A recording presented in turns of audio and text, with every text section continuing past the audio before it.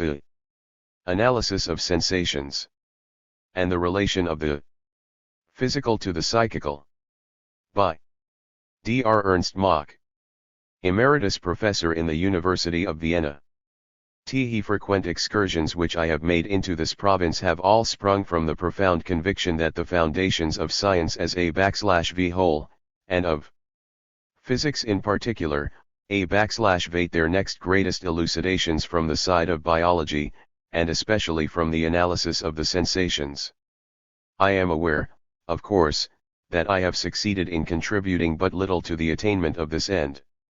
The very fact that my investigations have been carried on, not in the way of a profession, but only at odd moments, and frequently only after long interruptions, must detract considerably from the value of my scattered publications, or perhaps even lay me open to the silent reproach of desultoriness.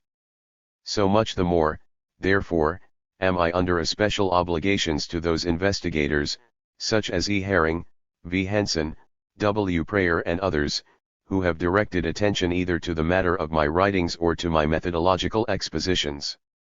The present compendious and supplementary presentation of my views will perhaps, place my attitude in a somewhat more favorable light, for it will be seen that in all cases I have had in mind the same problem, no matter how varied or numerous were the single facts investigated. Although I can lay no claim whatever to the title of physiologist, and still less to that of philosopher, yet I venture to hope that the work thus undertaken, purely from a strong desire for self-enlightenment, by a physicist unconstrained by the conventional barriers of the specialist, may not be entirely without value for others also, even though I may not be everywhere in the right. My natural bent for the study of these questions received its strongest stimulus 25 years ago from Fechner's Allelnent der Psychophysik, Leipzig, 1860, but my greatest assistance was derived from Herring's solution of the two problems referred to on pages 69 and 168. To readers who, for any reason, desire to avoid more general discussions, I recommend the omission of the first and last chapters.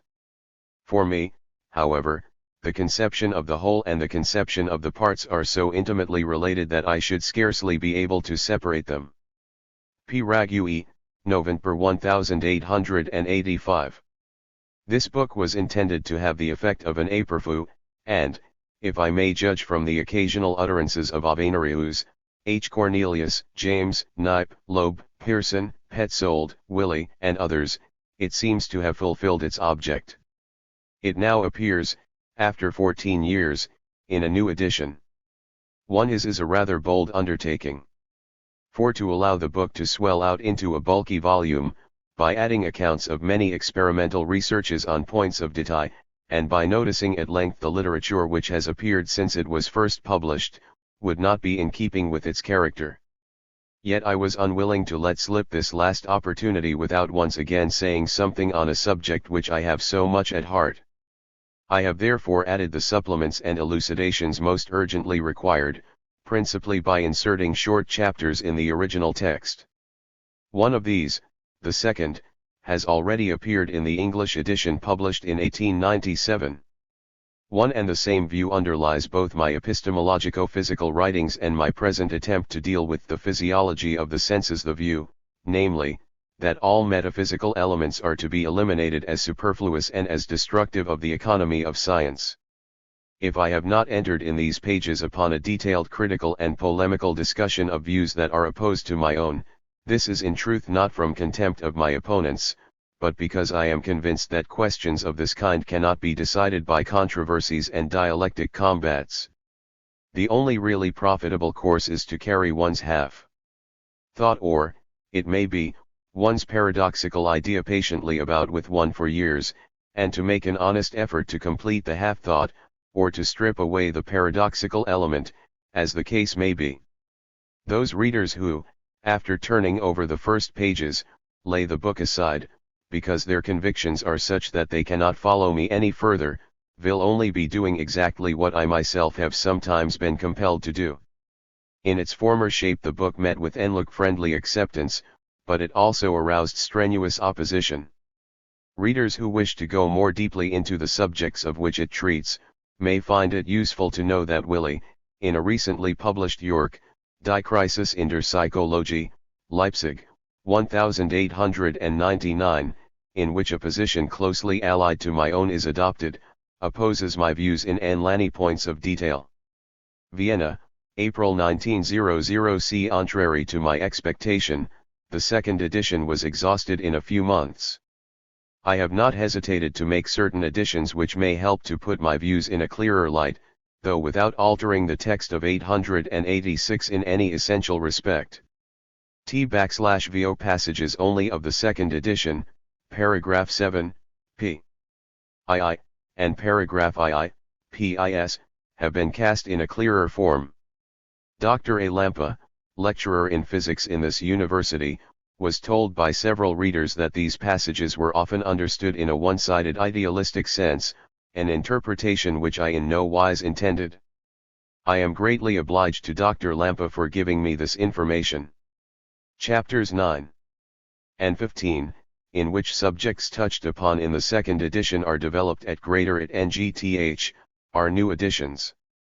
Unless all indications are deceptive, I no longer occupy, as regards my views, anything like so isolated a position as I did even a few years ago.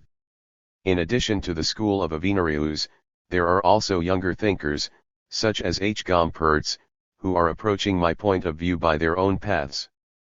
The differences that still remain over seem to Enl not irreconcilable. But it would be premature to dispute about them yet. But the question is one in which it is peculiarly difficult to make out precisely what another man means, and even what one means oneself. The author of this delightfully humorous remark was W. K. Clifford, the mathematician, On the Nature of Things in Themselves, Lectures, Volume 2 p. 88, a writer with an extremely close affinity to myself in the direction of his thought.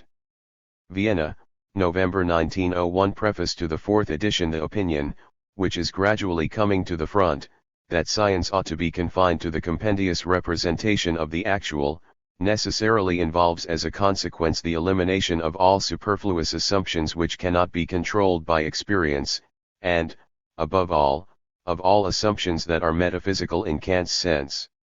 If this point of view is kept firmly in mind in that wide field of investigation which includes the physical and the psychical one, we obtain, as our first and most obvious step, the conception of the sensations as the common elements of all possible physical and psychical experiences, which merely consist in the different kinds of ways in which these elements are combined, or in their dependence on one another.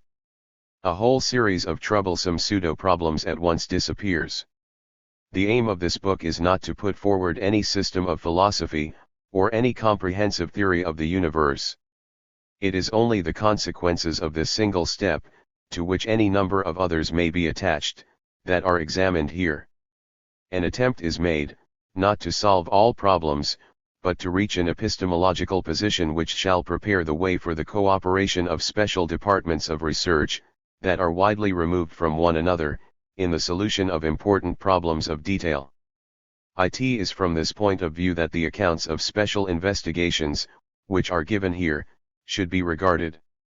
If there is no essential difference between the physical and the psychical, we shall hope to trace the same exact connection, which we seek in everything that is physical, in the relations between the physical and the psychical also.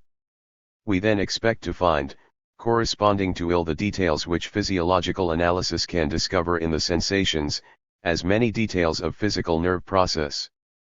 I have tried to describe this relation, so far as I have been able to do so. Expressions of extravagant praise and of equally extravagant blame, have come to my ears. I hope that what I have just said, by moderating both, may promote a sober judgment. When, about 35 years ago, I succeeded, by overcoming my own prejudices, in firmly establishing my present position and in setting myself free from the greatest intellectual discomfort of my life, I attained thereby to a certain satisfaction. At that time I was only acquainted with Kant and Herr Barth. Today I see that a whole host of philosophers, positivists, critical empiricists, adherents of the philosophy of immanence, and certain isolated scientists as well have all, without any knowledge of one another's work, entered upon paths which, in spite of all their individual differences, converge almost towards one point. If, in these circumstances, I cannot rate very high the value of my individual labors, I may nevertheless be permitted to believe that I have not merely pursued a subjective phantom, but have contributed to /vards the attainment of a goal at which many others besides myself have been aiming. It would of course be absurd, where ideas are concerned of which the leading threads reach back to antiquity, to set up any claims to priority. Dr. Joseph Pollack and Dr. Wolfgang Pauli, lecturers in the Faculty of Medicine in the University of Vienna, have been so extremely kind as to read the proofs, for which I thank them most heartily. Vienna, and 07 Jmelja 1902. The great results achieved by physical science in modern times, results not restricted to its own sphere but embracing that of other sciences which employ its help, have brought it about that physical ways of thinking and physical modes of procedure enjoy on all hands unwonted prominence, and that the greatest expectations are associated with their application. In keeping with this drift of modern inquiry, the physiology of the senses, gradually abandoning the method of investigating sensations in themselves, follow /ved by men like Goethe, Schopenhauer, and others, but with greatest success by Johannes Müller, has also assumed an almost exclusively physical character. This tendency must appear to us as not altogether appropriate, when we reflect that physics, despite its considerable development, nevertheless constitutes but a portion of a larger collective body of knowledge, and that it is unable, with its limited intellectual implements, created for limited and special purposes, to exhaust all the subject matter in question. Without renouncing the support of physics, it is possible for the physiology of the senses, not only to pursue its own course of development, but also to afford to physical science itself powerful assistance. The following simple considerations will serve to illustrate this relation between the two. 2. Colors, sounds, temperatures, pressures, spaces, times, and so forth, are connected with one another in manifold ways, and with them are associated dispositions of mind, feelings, and volitions. Out of this fabric, that which is relatively more fixed and permanent stands prominently forth, engraves itself on the memory, and expresses itself in language. Relatively greater permanency is exhibited, first, by certain complexes of colors, sounds, pressures, and so forth, functionally connected in time and space, which therefore receive special nan-1es, and are called bodies. Absolutely permanent such complexes are not. My table is now brightly, now dimly lighted. Its temperature varies. It may receive an ink stain. One of its legs may be broken. It may be repaired, polished, and replaced part by part. But, for me, it remains the table at which I daily write. My friend may put on a different coat. His countenance may assume a serious or a cheerful expression. His complexion, under the effects of light or emotion, may change. His shape may be altered by motion, or be definitely changed. Yet the number of the permanent features presented, compared with the number of the gradual alterations, is always so great, that the latter may be overlooked. It is the same friend with whom I take my daily walk. My coat may receive a stain, a tear. My very manner of expressing this shows that we are concerned here with the sum total of permanency, to which the new element is added and from which that which is lacking is subsequently taken away. Our greater intimacy with this sum total of permanency, and the preponderance of its importance for me as contrasted with the changeable element, impel us to the partly instinctive, partly voluntary and conscious economy of mental presentation and designation, as expressed in ordinary thought and speech. That which is presented in a single image receives a single designation, a single name. Further, that complex of memories, moods, and feelings, joined to a particular body, the human body, which is called the I or ego, manifests itself as relatively permanent. I may be engaged upon this or that subject, I may be quiet and cheerful, excited and ill-humored. Yet, pathological cases apart, enough durable features remain to identify the ego.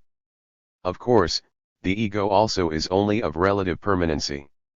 The apparent permanency of the ego consists chiefly in the single fact of its continuity, in the slowness of its changes. The many thoughts and plans of yesterday that are continued today, and of which our environment in waking hours incessantly reminds us, whence in dreams the ego can be very indistinct, doubled, or entirely wanting, and the little habits that are unconsciously and involuntarily kept up for long periods of time, constitute the groundwork of the ego.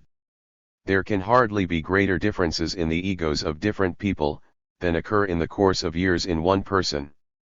When I recall today my early youth, I should take the boy that I then was, with the exception of a few individual features, for a different person, were it not for the existence of the chain of memories. Many an article that I myself penned 20 years ago impresses me now as something quite foreign to myself. The very gradual character of the changes of the body also contributes to the stability of the ego, but in a much less degree than people imagine. Such things are much less analyzed and noticed than the intellectual and the moral ego. Personally, people know themselves very poorly. When I wrote these lines in 1886, Ribot's admirable little book, The Diseases of Personality, 2nd edition, Paris, 1888, Chicago, 1895, was unknown to me. Ribot ascribes the principal role in preserving the continuity of the ego to the general sensibility. Generally, I am in perfect accord with his views. The ego is as little absolutely permanent as our bodies. That which we so much dread in death, the annihilation of our permanency, actually occurs in life in abundant measure. That which is most valued by us, remains preserved in countless copies, or, in cases of exceptional excellence, is even preserved of itself. In the best human being, however, there are individual traits, the loss of which neither he himself nor others need regret. Indeed, at times, death, viewed as a liberation from individuality, may even become a pleasant thought. Such reflections of course do not make physiological death any the easier to bear. After a first survey has been obtained, by the formation of the substance concepts body and ego, matter and soul, the will is impelled to a more exact examination of the changes that take place in these relatively permanent existences. The element of change in bodies and the ego, is in fact, exactly what moves the willy to this examination. Here the component parts of the complex are first exhibited as its properties. A fruit is sweet, but it can also be bitter. Also, other fruits may be sweet. The red color we are seeking is found in many bodies. The neighborhood of some bodies is pleasant, that of others, unpleasant. Thus, gradually, different complexes are found to be made up of common elements. The visible, the audible, the tangible, are separated from bodies. The visible is analyzed into colors and into form. In the manifoldness of the colors, again, though here ver in number, other component parts are discerned such as the primary colors, and so forth. The complexes are disintegrated into elements, that is to say, into their ultimate component parts, which hitherto ve have been not to be taken in the n1 ataphysical sense. Unable to subdivide any further. The nature of these elements need not be discussed at present. It is possible that future investigations may throw light on it. We need not here be disturbed by the fact that it is easier for the scientist to study relations of these elements than the direct relations between them. 3. The useful habit of designating such relatively permanent compounds by single names, and of apprehending them by single thoughts, without going to the trouble each time of an analysis of their component parts, is apt to come into strange conflict with the tendency to isolate the component parts. The vague image which we have of a given permanent complex, being an image which does not perceptibly change when one or another of the component parts is taken away, seems to be something which exists in itself. Inasmuch as it is possible to take away singly every constituent part without destroying the capacity of the image to stand for the totality and to be recognized again, it is imagined that it is possible to subtract all the parts and to have something still remaining. Thus naturally arises the philosophical notion, at first impressive, but subsequently recognized as monstrous, of a thing in itself, different from its appearance, and unknowable. Thing, body, matter, are nothing apart from the combinations of the elements, the colors, sounds, and so forth. Nothing apart from their so-called attributes.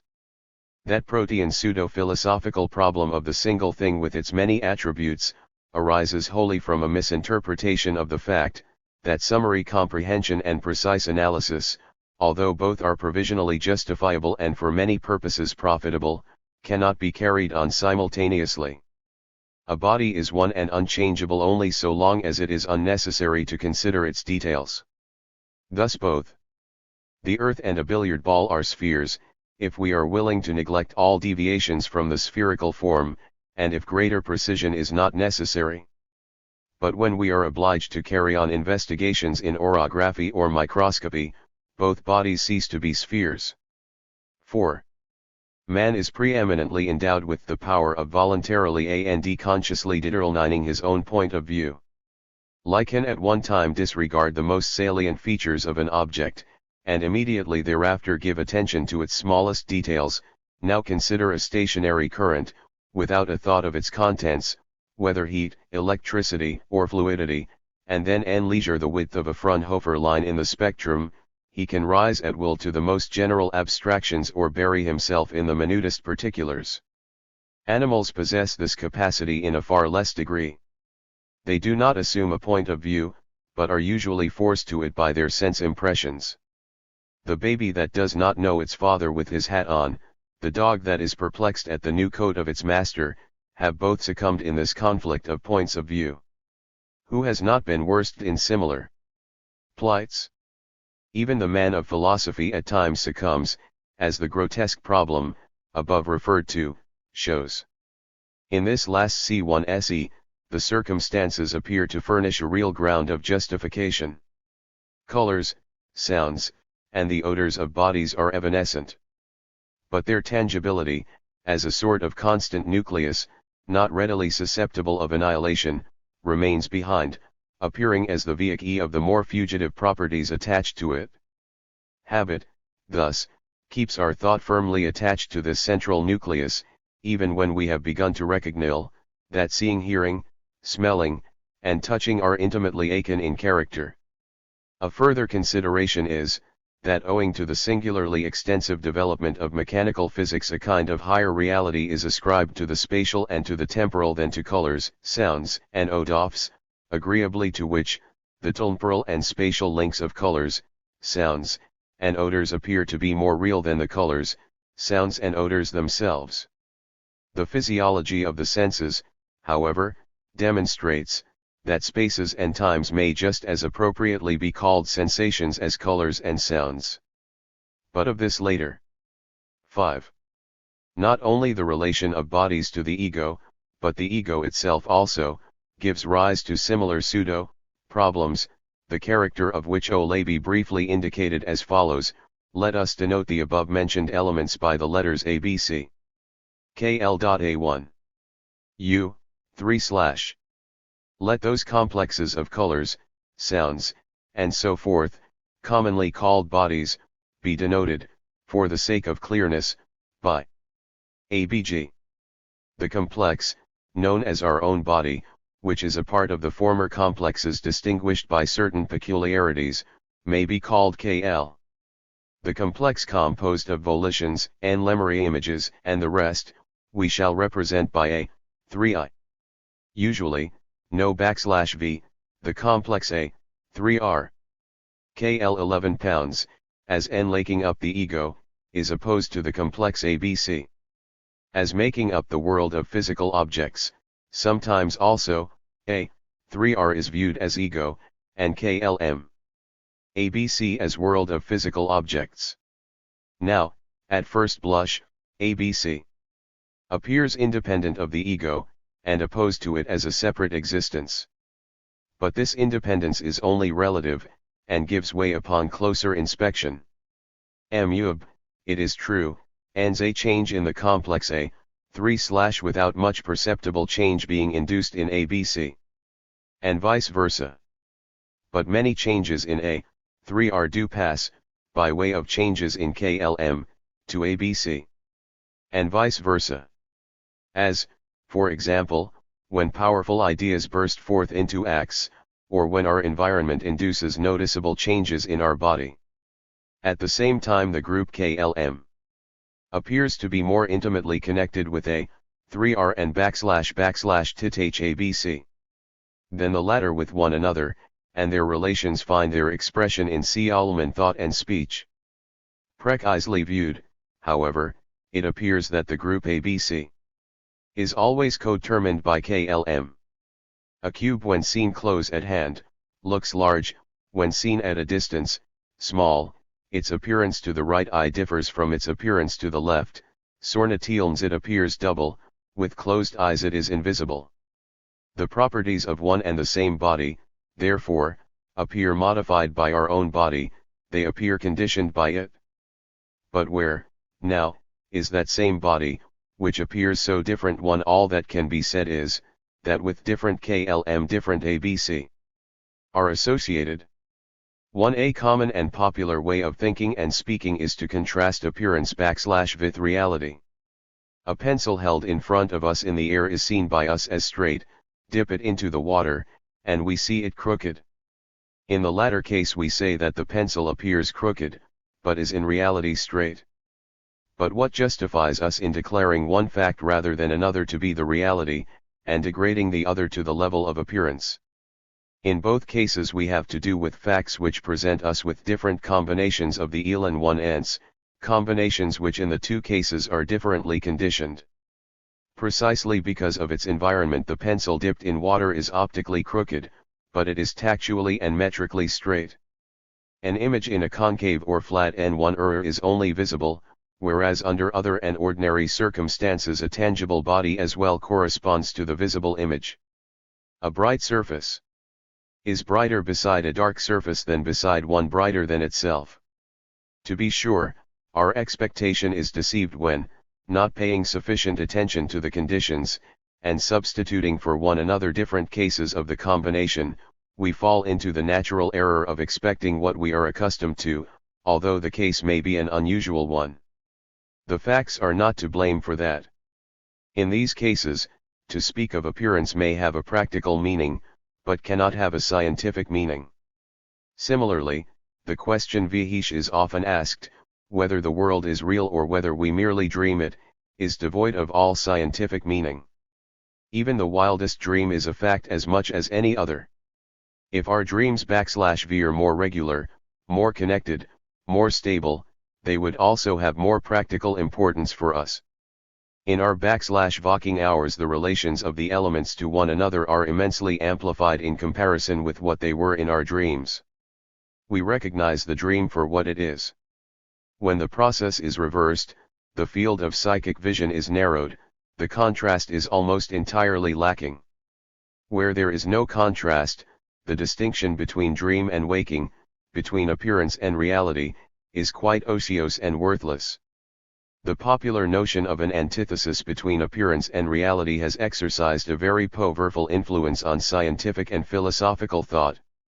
We see this, for example, in Plato's pregnant and poetical fiction of the cave, in Vihish, Vithar turned Tov, Ards the fire, /ve observe merely the shadows of /v hat passes, Republic, 7.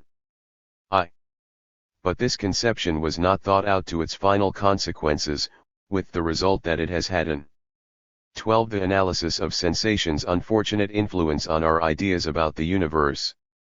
The universe, of which nevertheless we are a part, became completely separated from us, and as removed an infinite distance away. Similarly, many a young man, hearing for the first time of the refraction of stellar light, has thought that doubt was cast on the whole of astronomy, /v nothing is required but an easily effected and unimportant correction to put everything right again. 6. We see an object having a point S. If we touch S, that is, bring it into connection with our body, we receive a prick.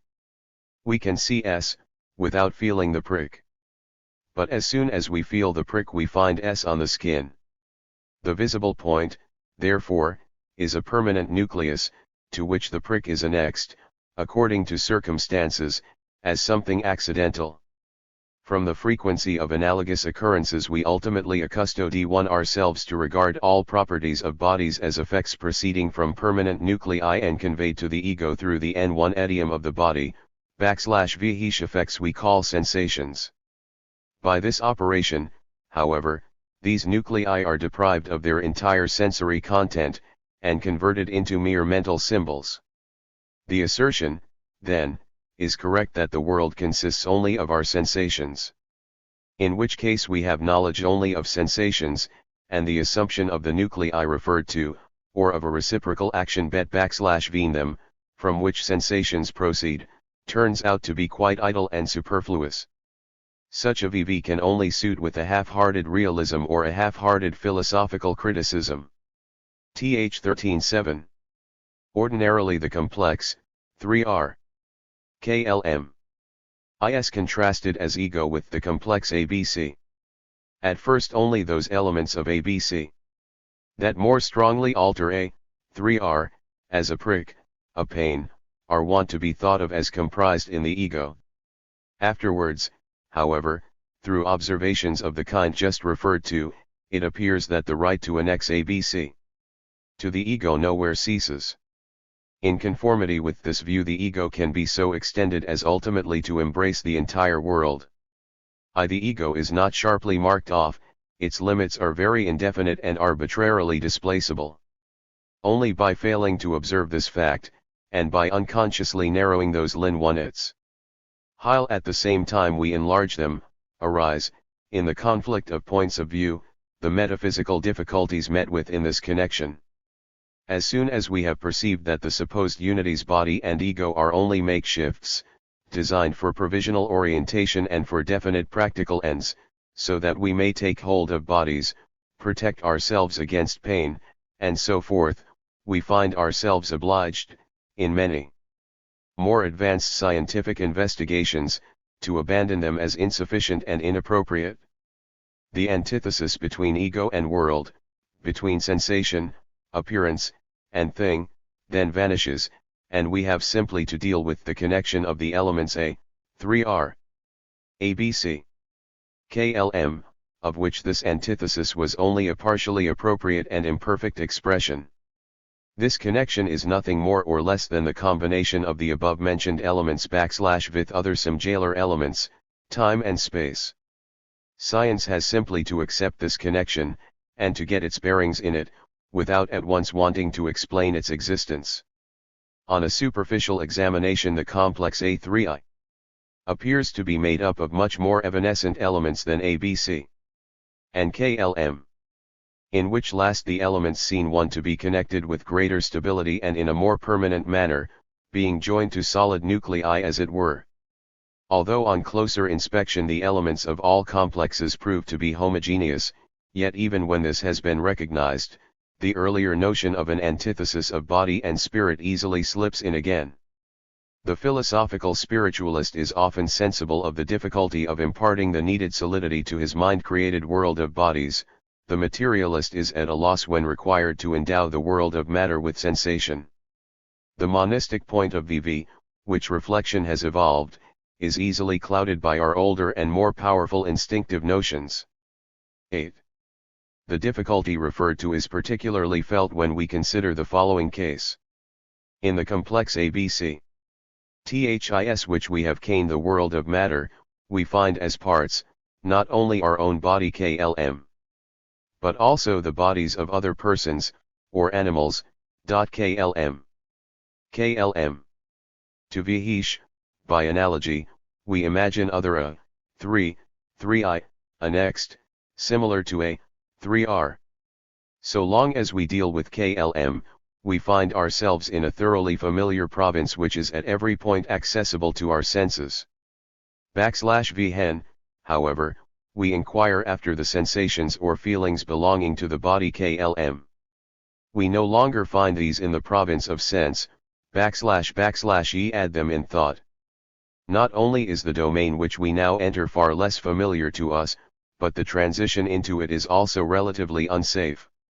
We have the feeling as if we were plunging into an abyss. One person's / who adopt this way of thinking only, will never thoroughly rid themselves of that sense of insecurity, which is a very fertile source of illusory problems.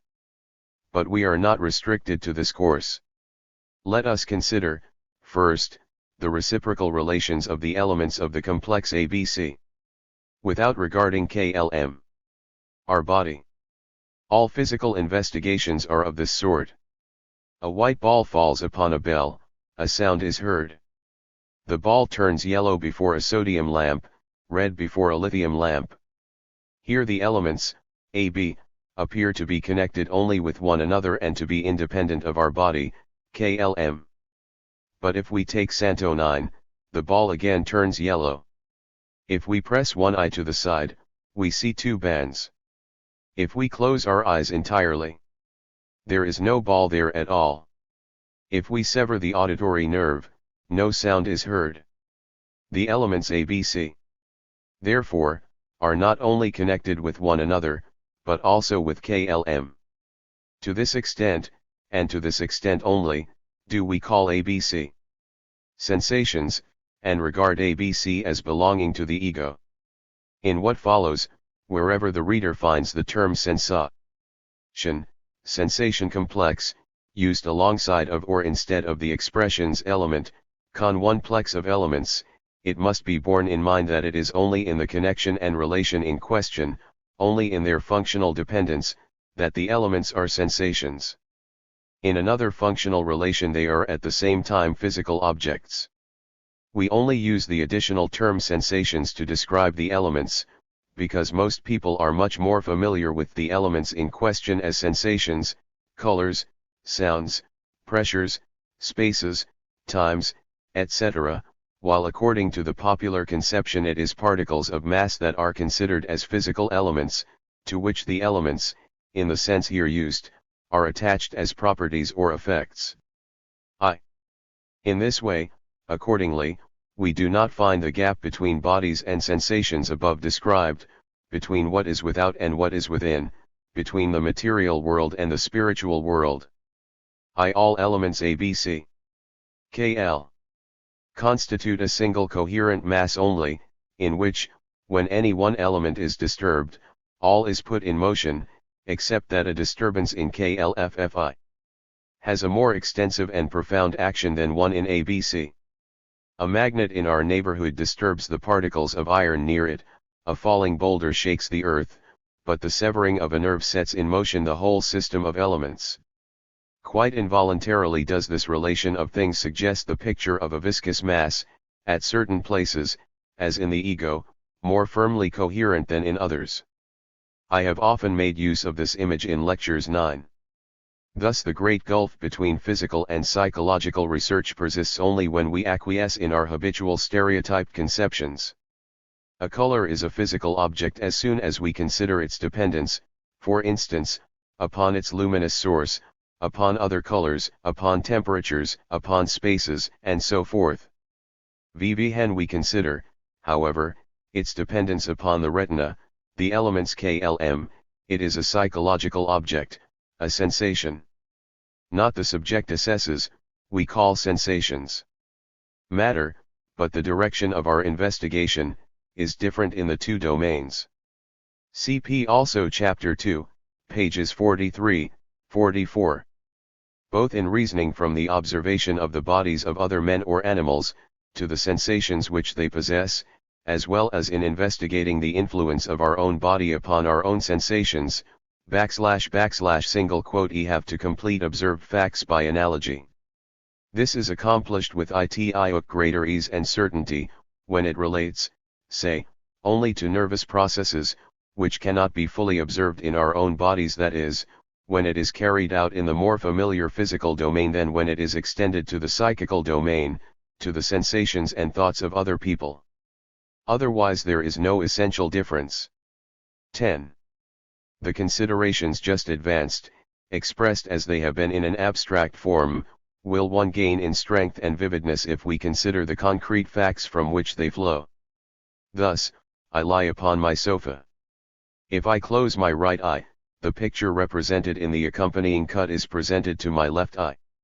In a frame formed by the ridge of my eyebrow //, by my nose, and by my mustache, appears a part of my body, so far as visible, with its environment. My body differs from other human bodies beyond the fact that every intense motor idea is immediately expressed by an involvement of it, and that, if it is touched, are touched by the circumstance, that it is only seen piecemeal, and, especially J is seen without a head. If I observe an element A within my field of vision, and investigate its connection with another element B // within the same field, I step out of the domain of physics into that of physiology or psychology, provided B, to use the 20. The analysis of sensations apposite expression of a friend one of mine made upon seeing this drawing, passes through my skin. Reflection 1s like that for the field of vision may be made with regard to the province of touch and the perceptual domains of the other senses. 2. Reference has already been made to the different character of the groups of elements denoted by A, B, C, and A, 3R. As a matter of fact, when we see a green tree before us, or remember a green tree, that is, represent a green tree to ourselves, we are perfectly aware of the difference of the two cases. One he represented tree has a much less determinate, a much more changeable form, its green is much paler and LTI or evanescent, and, what is of a special note, it plainly appears in a different domain. A movement that we want to execute is never more than a represented movement, and APPLRs in a different domain FROITI that of the executed MOVLT and \v always takes place when the image is vivid enough. No \v the statement that the elements A and A appear in different domains, in eons, if we go to the bottom of it, simply this, that these elements are united with different other elements. Thus far, therefore, the fundamental constituents of ABC, A, 3R, would seem to be the same: colors, sounds, spaces, times, motor sensations, and only the character of their connection different. Ordinarily pleasure and pain are regarded as different from sensations. Yet not only tactual sensations, but all other kinds of sensations, may pass gradually into pleasure and pain. Pleasure and pain also may be justly termed sensations. Only they are not so well analyzed and so familiar, nor, perhaps, limited to so few organs as the common sensations. In fact, sensations of pleasure and pain, however faint they may be, really constitute an essential part of the content of all so-called emotions. Any additional element that emerges into consciousness when we are under the influence of emotions may be described as more or less diffused and not sharply localized sensations. William James, I and after him Theodule Ribbett too have investigated the physiological mechanism of the emotions. They hold that what is essential is purposive tendencies of the body to action, tendencies which correspond to circumstances and are expressed in the organism. Only a part of these emerges into consciousness. We are sad because we shed tears, and not vice versa, says James. And Ribbett justly observes that a cause of the backward state of our knowledge of the emotions is that \ve have always confined our observation to so much of these physiological processes as emerges into consciousness. At the same time he goes too far when he maintains that everything psychical is merely out to the physical, and that it is only the physical that produces effects. For us this distinction is non-existent. Us, perceptions, presentations, volitions, and intentions, in short the whole inner and outer world, are put together, in combinations of varying evanescence and permanence, out of a small number of homogeneous elements. Usually, these elements are called sensations. But as vestiges of a one-sided theory inhere in that term, we prefer to speak simply of elements, as we have already done. The aim of all research is to ascertain the mode of connection of these elements. If it proves impossible to solve the problem by assuming one set of such elements, then more than one will have to be assumed. but for the questions under discussion it would be improper to begin by making complicated assumptions in advance. 12. That in this complex of elements, which fundamentally is only one, the boundaries of bodies and of the ego do not admit of being established in a manner definite and sufficient for all cases, has already been remarked. FO bring together elements that are most intimately connected with pleasure and pain into one ideal mental economical unity, the ego. This is a task of the highest importance for the intellect working in the service of the pain-avoiding, pleasure-seeking will. The delimitation of the ego, therefore, is instinctively affected, is rendered familiar, and possibly becomes fixed through heredity. Owing to their high practical importance, not only for the individual, but for the entire species, the composites ego and body instinctively make good their claims, and assert themselves with elementary force. In special cases, however, in which practical ends are not concerned, but where no \v is an end in itself, the delimitation in question may prove to be insufficient, obstructive, and untenable. The primary fact is not the ego, but the elements, sensations. What was said on P2I as to the term sensation must be borne in mind. The elements constitute the I. I have the sensation green, signifies that the element green occurs in a given complex of other elements, sensations, men one ores. When I cease to have the sensation green, when I die, then the elements no longer occur in the ordinary, familiar association. That is all. Only an ideal mental economical unity, not a real unity, has ceased to exist. The ego is not a definite, unalterable, sharply bounded unity. None of these attributes are important, for all vary even within the sphere of individual life. In fact, their alteration is even sought after by the individual. Continuity alone is important. This V accords admirably with the position which Weizmann has reached by biological investigations. Zuerfrage der Unsterblichkeit der Einzelnen, Biolog. Central Blue, Volume 4, NOS 21, 22, compare especially pages 654 and 655, where the size Zion of the individual into two equal halves is spoken of. But continuity is only a means of preparing and conserving what is contained in the ego. This content, and not the ego, is the principal thing. This content, however, is not confined to the individual. With the exception of some insignificant and valueless personal memories, it remains preserved in others even after the death of the individual. He elements that make up the consciousness of a given individual are firmly connected with one another, but with those of another individual they are only feebly connected, and the connection is only casually apparent. Contents of consciousness, however, that are of universal significance, break through these limits of the individual, and, attached of course to individuals again, can enjoy a continued existence of an impersonal, superpersonal kind, independently of the personality by means of which they were developed. Contribute to this is the greatest happiness of the artist, the scientist, the inventor, the social reformer, etc. The ego ltust be given up. It is partly the perception. 25 of this fact, partly the fear of it, that has given rise to the many extravagances of pessimism and optimism and to numerous religious, ascetic, and philosophical absurdities. In the long run we shall not be able to close our eyes to this simple truth, which is the immediate outcome of psychological analysis.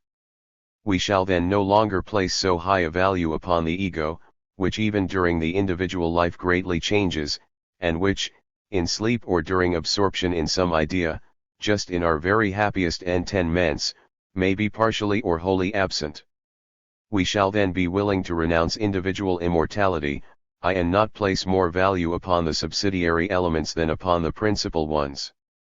In this way // shall arrive at a freer and more enlightened view of life, which will preclude the disregard of other egos and the overestimation of our own.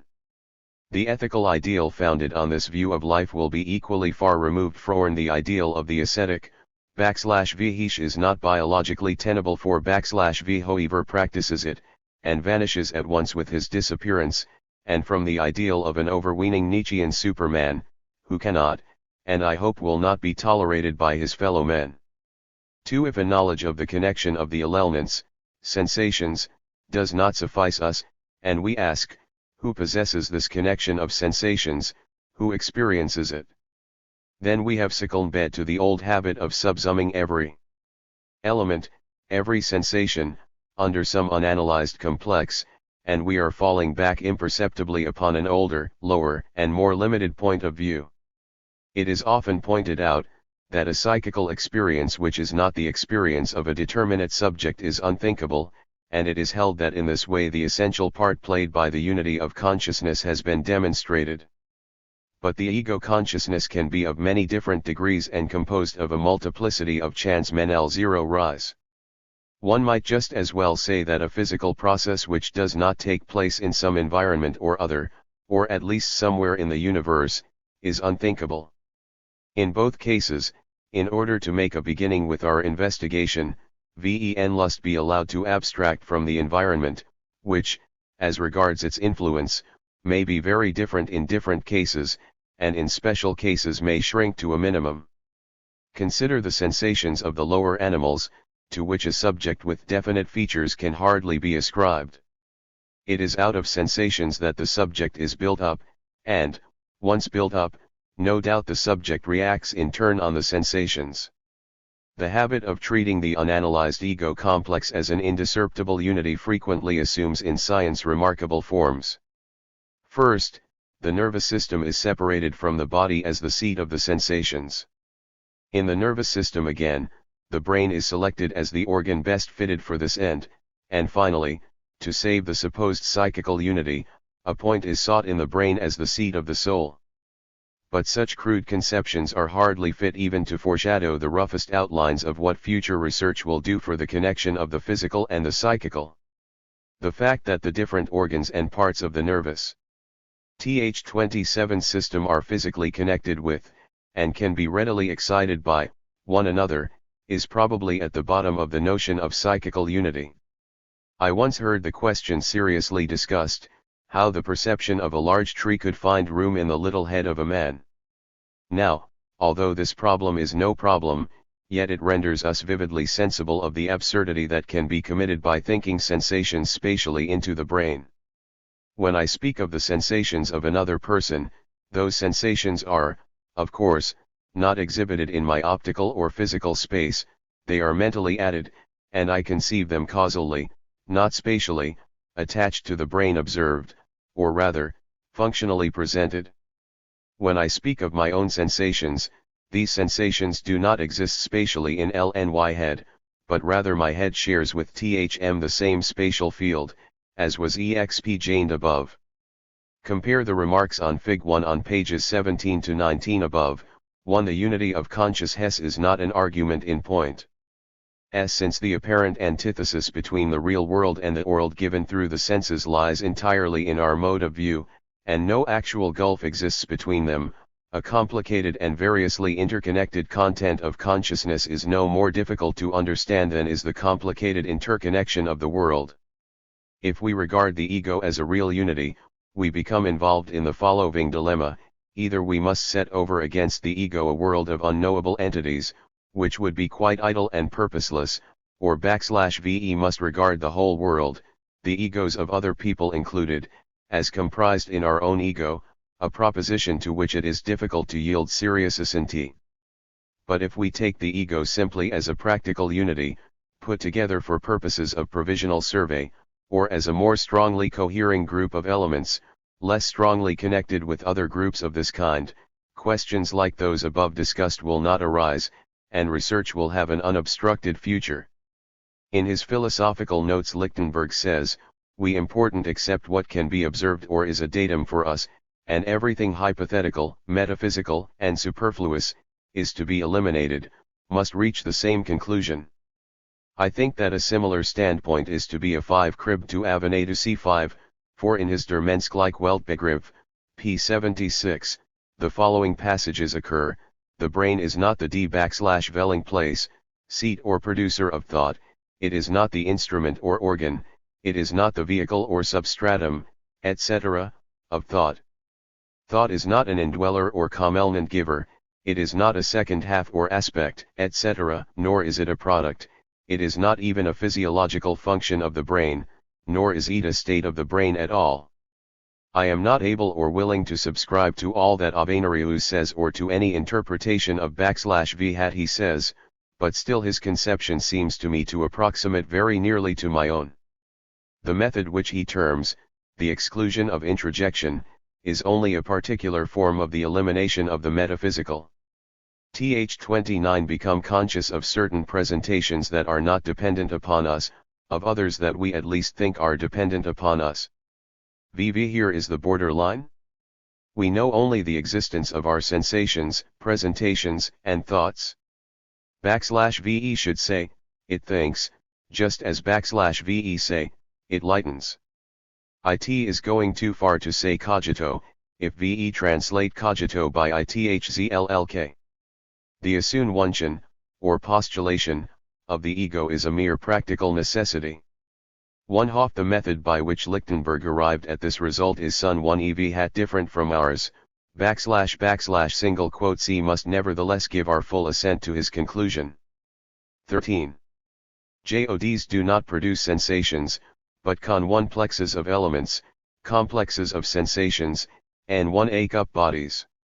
If, to the physicist, bodies appear the real, abiding existences, whilst the elan one-ents are regarded merely as their evanescent, transitory appearance, the physicist forgets, in the assumption cf such of E\V, that all bodies are but thought symbols for complexes of elements, complexes of sensations.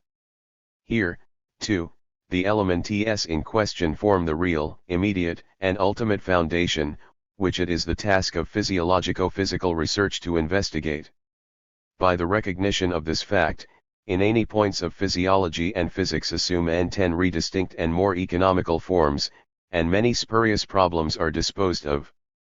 For us, therefore, the world does not consist of mysterious entities, which by their interaction with another, equally a mysterious entity, the ego, produce sensations, \V alone are accessible.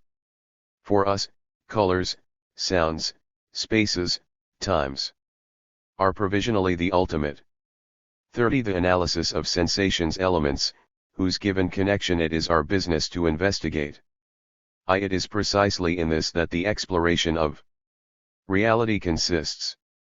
In this investigation we must not allow ourselves to be in one pedied by such abridgments and delimitations as body, ego, matter, spirit, etc., which have been formed for special, practical purposes and with \y wholly provisional and limited ends in view. On the contrary, the fittest forms of thought must be created in and by that research itself, just as is done in every special science. In place of the traditional, instinctive ways of thought, a freer, fresher view, conforming to developed experience, and reaching out beyond the requirements of practical life, must be substituted throughout. 14. Science \vase has its origin in the adaptation of thought to some definite field of experience. The results of the adaptation are thought elements, which are able to represent the whole field. The outcome, of course, is different, according to the character and extent of the field. If the field of experience is enlarged, or if several fields heretofore disconnected are united, the traditional, familiar thought elements no longer suffice for the extended field. In the struggle of acquired habit with the effort after adaptation, problems arise, \vh disappear when the adaptation is perfected, to make room for others which have arisen meanwhile. To the physicist, qua physicist, the idea of body is productive of a real facilitation of view, and is not the cause of disturbance. So, also, the person with purely practical aims, is materially supported by the idea of the I or ego. For, unquestionably, every form of thought that has been designedly or undesignedly constructed for a given purpose, possesses for that purpose a penient value. \V hen, however, physics and psychology innate, the ideas held in the one domain prove to be untenable in the other. G. Ramthiat and 1 pt. At mutual adaptation arise the various atomic and monoistic theories which, however, never attain their end. If we regard sensations, in the sense above defined, p. 13, as the elements of the world, the problems referred to appear to be disposed of in all essentials, and the first and most important adaptation to be consequently effected. This fundamental view, without any pretension to being a philosophy for all eternity, can at present be adhered to in all fields of experience. It is consequently the one that accommodates itself with the least expenditure of energy, that is, more economically than any other, to the present temporary collective state of knowledge. Furthermore, in the consciousness of its purely economical function, this fundamental view is eminently tolerant. It does not obtrude itself into fields in which the current conceptions are still adequate. It is also ever ready, upon subsequent extensions of the field of experience, to give way before a better conception. The presentations and conceptions of the average man of the world are formed and dominated, not by the full and pure desire for knowledge as an end in itself, but by th. 33 the struggle to adapt himself favorably to the conditions of life. Consequently they are less exact, but at the same time also they are preserved from the monstrosities which easily result from a one-sided and impassioned pursuit of a scientific or philosophical point of view. The unprejudiced man of normal psychological development takes the elements which we have called ABC to be spatially contiguous and external to the elements KLM. And he holds this view TNZ1-iately, and not by any process of psychological projection or logical inference or construction. Even were such a process to exist, he would certainly not be conscious of it. He sees, then, an external world ABC, different from his body KLM, and existing outside it, as he does not observe at first the dependence of the ABCs on the KLMs, which are always repeating themselves in the same way and consequently receive little attention, but is always dwelling upon the fixed connection of the ABCs with one another. There appears to him a world of things independent of his ego. This ego is foreknown by the observation of the special properties of the particular thing KLM, with which pain, pleasure, feeling, will, etc., are intimately connected. Further, he notices things KLM, which behave in a manner perfectly analogous to KLM, and whose behavior he thoroughly understands as soon as he has thought of analogous feelings, sensations, etc., as attached to them in the same way as he observed these feelings, sensations, etc., to be attached to himself. The analogy impelling him to this result is the same as determines him, when he has observed that a wire possesses all the properties of a conductor charged with an electric current, except one which has not yet been directly demonstrated, to conclude that the wire possesses this one property as well. Thus, since he does not perceive the sensations of his fellow vermin or of animals but only supplies them by analogy, while he infers from the behavior of his fellow men that they are in the same position over against himself, he is led to ascribe to the sensations, memories, etc., a particular ABC, KLM, of a different nature, always differently conceived according to the degree of civilization he has reached, but this process, as was shown above, is unnecessary, and in science leads into a maze of error, although the falsification is of small significance for practical life.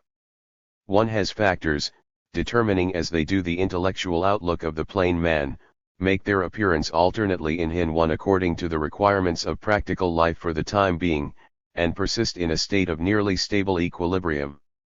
The scientific conception of the world, however, puts the emphasis now upon one, now upon the other factor, makes sometimes one and sometimes the other its starting point, and, in its struggle for greater precision, unity, and consistency, tries, so far as seems possible, to thrust into the background all but the most indispensable conceptions. In this way dualistic and monistic systems arise. The plain man is familiar with blindness and deafness, and knows from his everyday experience that the look of things is influenced by his senses, but it never occurs to him to regard the whole world as the creation of his senses. He would find an idealistic system, or such a monstrosity as solipsism, intolerable in practice. It may easily become a disturbing element in THIRD-WORLDISM scientific theorizing when a conception which is adapted to a particular and strictly limited purpose is intended in advance to be the foundation of all investigation. This happens, for example, when all experiences are regarded as effects of an external world extending into consciousness. This conception gives us a tangle of metaphysical difficulties which it seems impossible to unravel. But the specter vanishes at once when we look at the matter as it were in a mathematical light, and make it clear to ourselves that all that is valuable to us is the discovery of junctlow 1/al relations, and that ye want to know is merely the dependence of experiences on one another. It then becomes obvious that the reference to unknown fundamental variables which are not given, things in themselves, is purely fictitious and superfluous. But even when we allow /y this fiction, uneconomical though it be, to stand at first, /ve can still easily distinguish different classes of the mutual dependence of the elements of the facts of consciousness, and this alone is important for us. ABC. I, L1 if. A1y. ILLVI. AI1I. KLM. And FJI. RRHE system of the elements is indicated in the above scheme.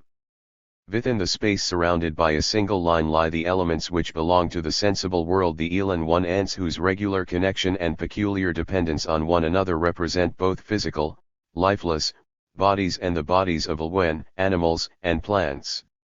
All these elements, again, stand in a relation of quite peculiar dependence to certain of the elements KLM, the nerves of our body, namely, by which the facts of sense physiology are expressed.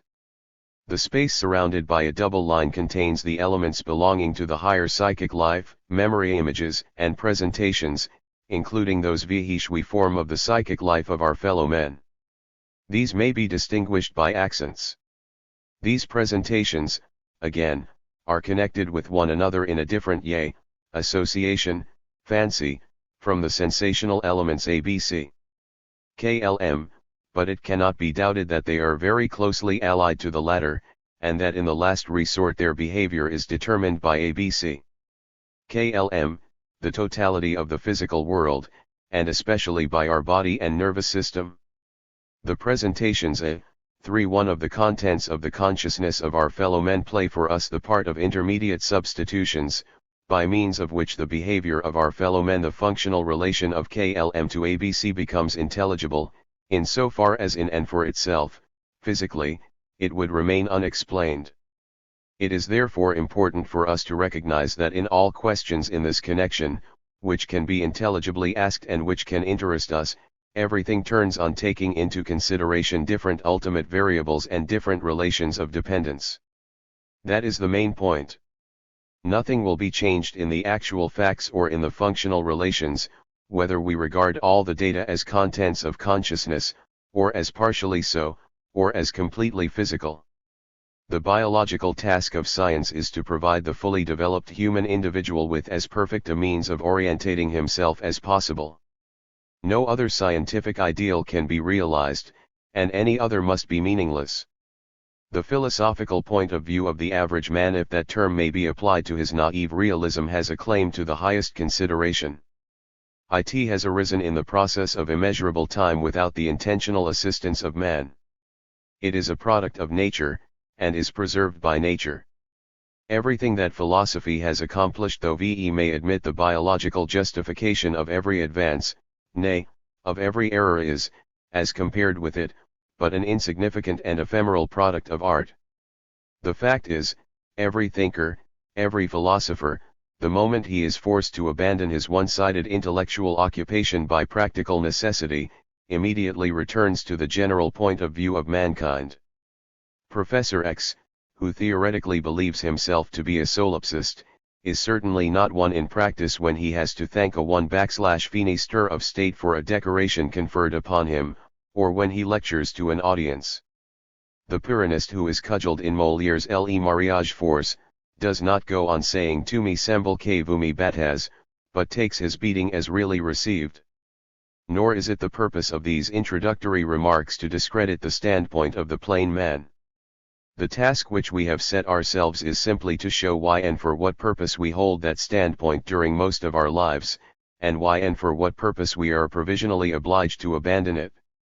No point of view has absolute, permanent validity. Each has importance only for some given end. The physicist has frequent occasion to observe how greatly our no\v of some field of research may be hampered, \v hen, instead of the unprejudiced investigation of that field for its own sake, s are transferred to it vh have been formed in some other department of knowledge. Far more serious is the confusion which arises from such transference of preconceived opinions from the field of physics to that of psychology. Let us illustrate this by a few examples. A physicist observes the inverted image on the retina of an excised eye, and puts to himself very naturally the question, how does a point situated low down in space come to be reflected on the upper part of the retina? He instat ver this question by the aid of studies in dioptrics. If, now, this question, which is perfectly legitimate in the province of physics, be transferred to the domain of psychology, only obscurity will be produced. The question why we see inverted retinal images the right \v up, has no meaning as a psychological problem. The light sensations of the separate spots of the retina are connected with space sensations from the very outset, and we give the name above to those positions in space that correspond to the parts of the retina situated lower down. For the subject having the sensation, such a question cannot present itself.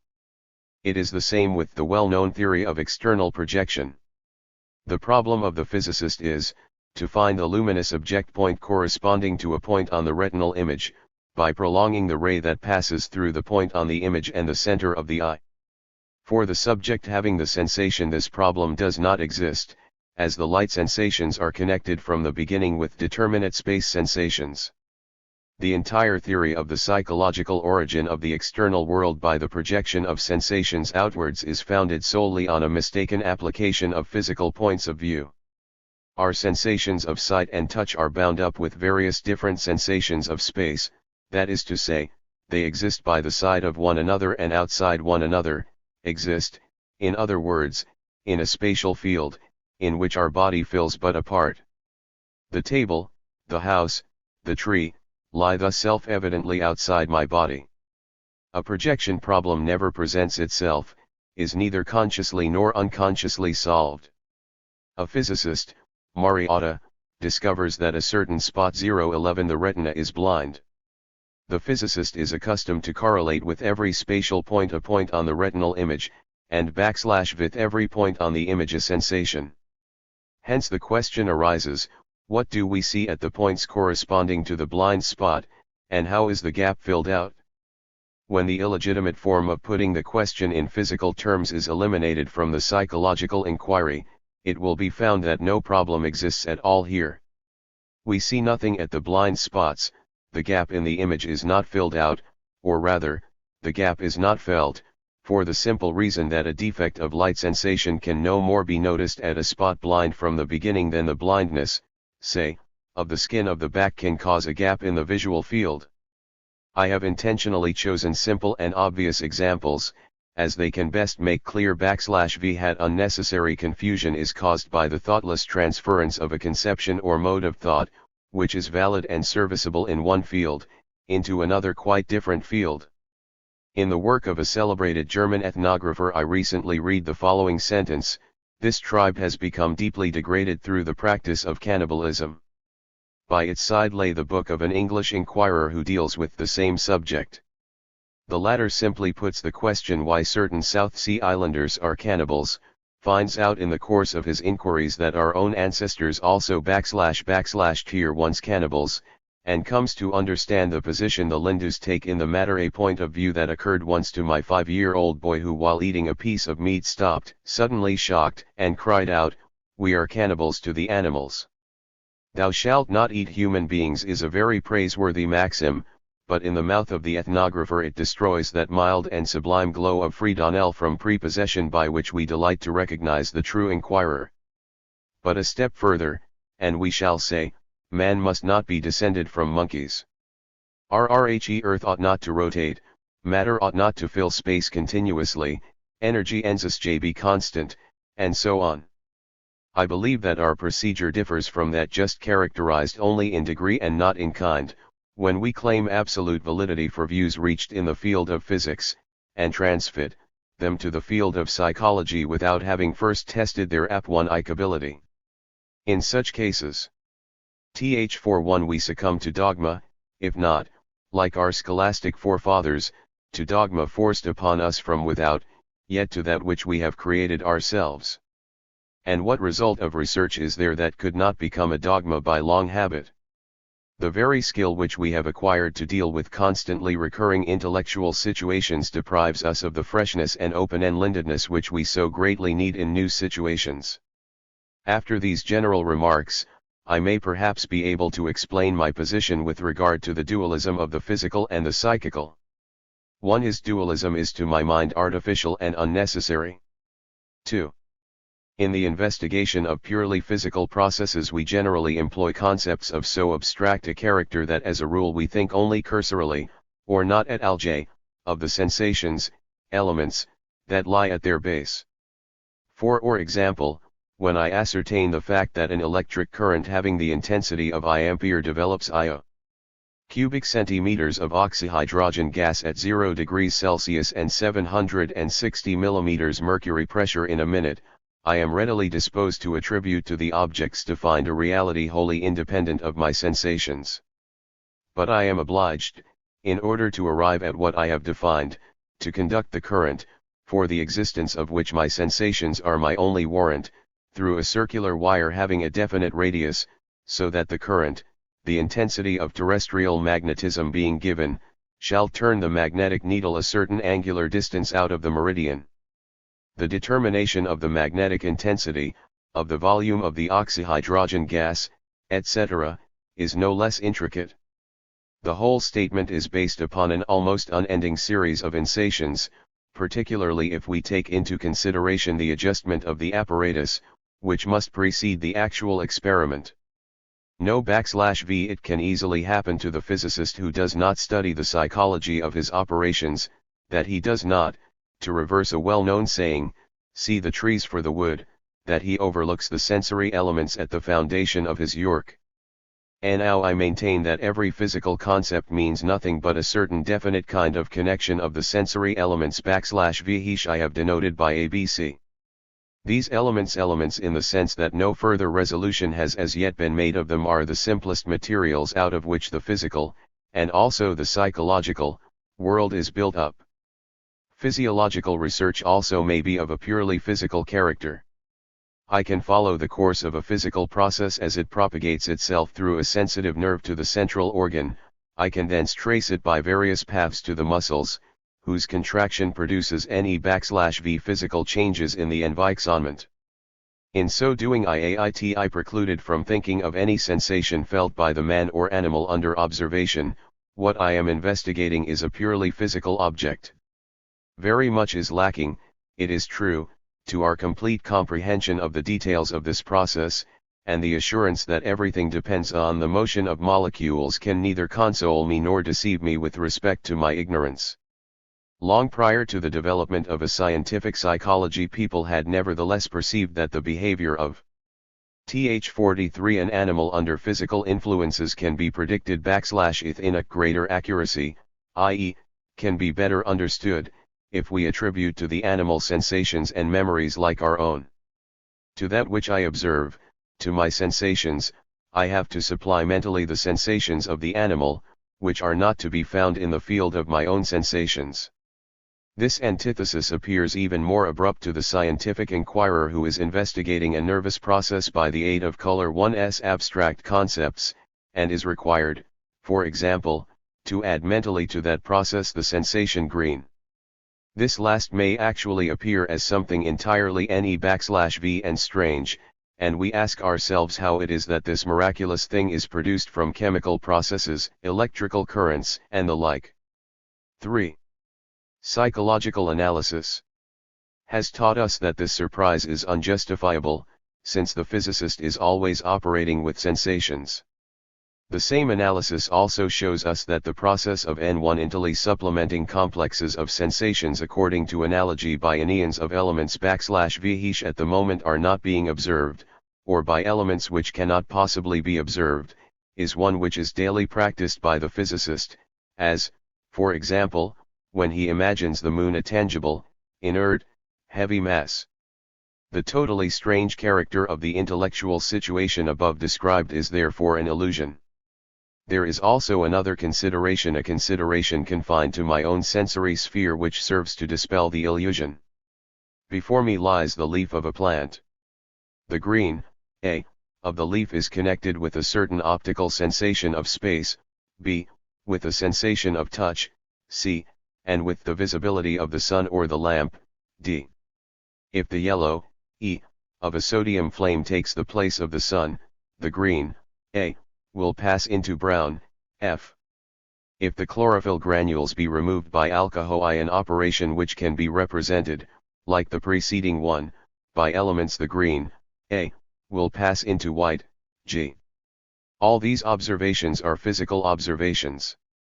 But the green, A, is also connected with a certain process of my retina.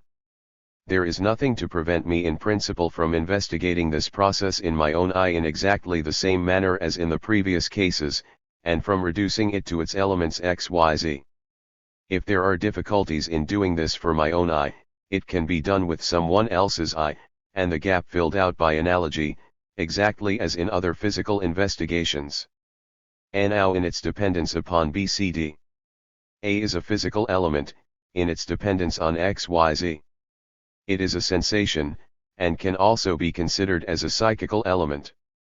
The green, A, however, is not altered at all in itself, whether we direct our attention to the one or to the other form of dependence. I see, therefore, no opposition of physical and psychical, but simple identity as regards these elements. In the sensory sphere of my consciousness everything is at once physical and psychical, CPP 17. 4. The obscurity of this intellectual situation has, I take it, arisen solely from the transference of a physical prepossess. Th 45 Zion to the field of psychology. The physicist says, I find everywhere bodies and the motions of bodies only, no sensations. Sensations, therefore, must be something entirely different from the physical objects I deal with. The psychologist accepts the second portion of this declaration. For him, as is proper, sensations are the primary data. But to these there corresponds a mysterious physical something which, conformably with the prepossession, must be quite different from sensations. But what is it that is the really mysterious thing? Is it the physis or the psyche? Or is it perhaps both? It would almost appear so, as it is now the one and now the other that appears unattainable and involved in impenetrable obscurity. Or are we here being led round in a circle by some evil spirit? I believe that the latter is the case. For me the elements A, B, C are immediately and indubitably given, and for me they can never afterwards be volatilized away by considerations which ultimately are always based on their existence. The task of specialized investigation in the sensory physico-psychical sphere, which has not been made superfluous by this general survey, is to ascertain the peculiar method of combination of the ABCs. This may be expressed symbolically by saying that it is the object of special research to find equations of the form J, AB equals 0, 0. 3. My relation to Richard Avenarius and other thinkers. I have already alluded to paints at which the views here advocated are in touch with those of various philosophers and philosophically inclined scientists. A full enumeration of these points of contact would require to begin /with Spinoza. That my starting point is not essentially different from Hume's is of course obvious. I differ from Comte in holding that the psychological facts are, as sources of knowledge, at least as important as the physical facts. My position, moreover, borders closely on that of the representatives of the philosophy of in one manence. This is especially true in the case of Schupp, with whose writings I became acquainted in 1902, his outline of theory of Nosvlege and logic, a York /Vihish is packed /with thought and /Vihish can be read without a special dictionary, struck a particularly sympathetic chord in me.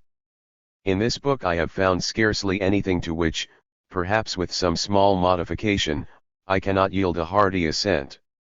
To be sure, his conception of the ego constitutes a point of difference between us, but not a point on which it would be hopeless to reach an understanding. As to the views of Avenarius, the affinity between Thelti and my own is as great as can possibly be. 4.6. Th 47 imagined where two writers have undergone a different process of development, work in different fields, and are completely independent of one another. The agreement is some /v had obscured by the great difference of form. Avenarius presents us with a scheme, exhaustive indeed but highly generalized, /Vihish is made more difficult to grasp by a strange and unfamiliar terminology. For constructions of this kind I had neither occasion nor vocation, neither inclination nor talent. I am a scientist and not a philosopher. What I aimed at was merely to attain a safe and clear philosophical standpoint, whence practicable paths, shrouded in no metaphysical clouds, might be seen leading not only into the field of physics but also into that of psychophysiology. With the attainment of this, my battle was won. Although my theory is the fruit of long years of meditation from earliest youth up /Vards, yet in its brevity it has the form of a mere aperfou, nor shall I be offended if it is regarded in that light. I willingly admit that in my distaste for an artificial terminology I have perhaps fallen into the opposite extreme to that of Avenarius. While Avenarius is often not to be understood, or only to be understood after much study, my words have often enough been misunderstood. One acute critic considers that many of my results are results which I ought not to have reached. He is therefore in a position to save himself the trouble of investigation, since he already knows the results to which investigation ought to lead, and proceeds to reproach me with being difficult to place, since I use ordinary language, and it is consequently impossible to see to what system I adhere.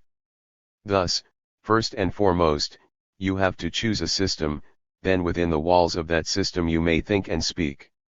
In this way all kinds of current popular views have been comfortably read into my words. I have been accused of idealism, Berkeleyanism, even of materialism, and of other isms, of all of which I believe myself to be innocent. The fact is that each of the two methods of exposition has its advantages and disadvantages. But the difference of form has had a prejudicial effect also on the mutual understanding between Avenarius and myself.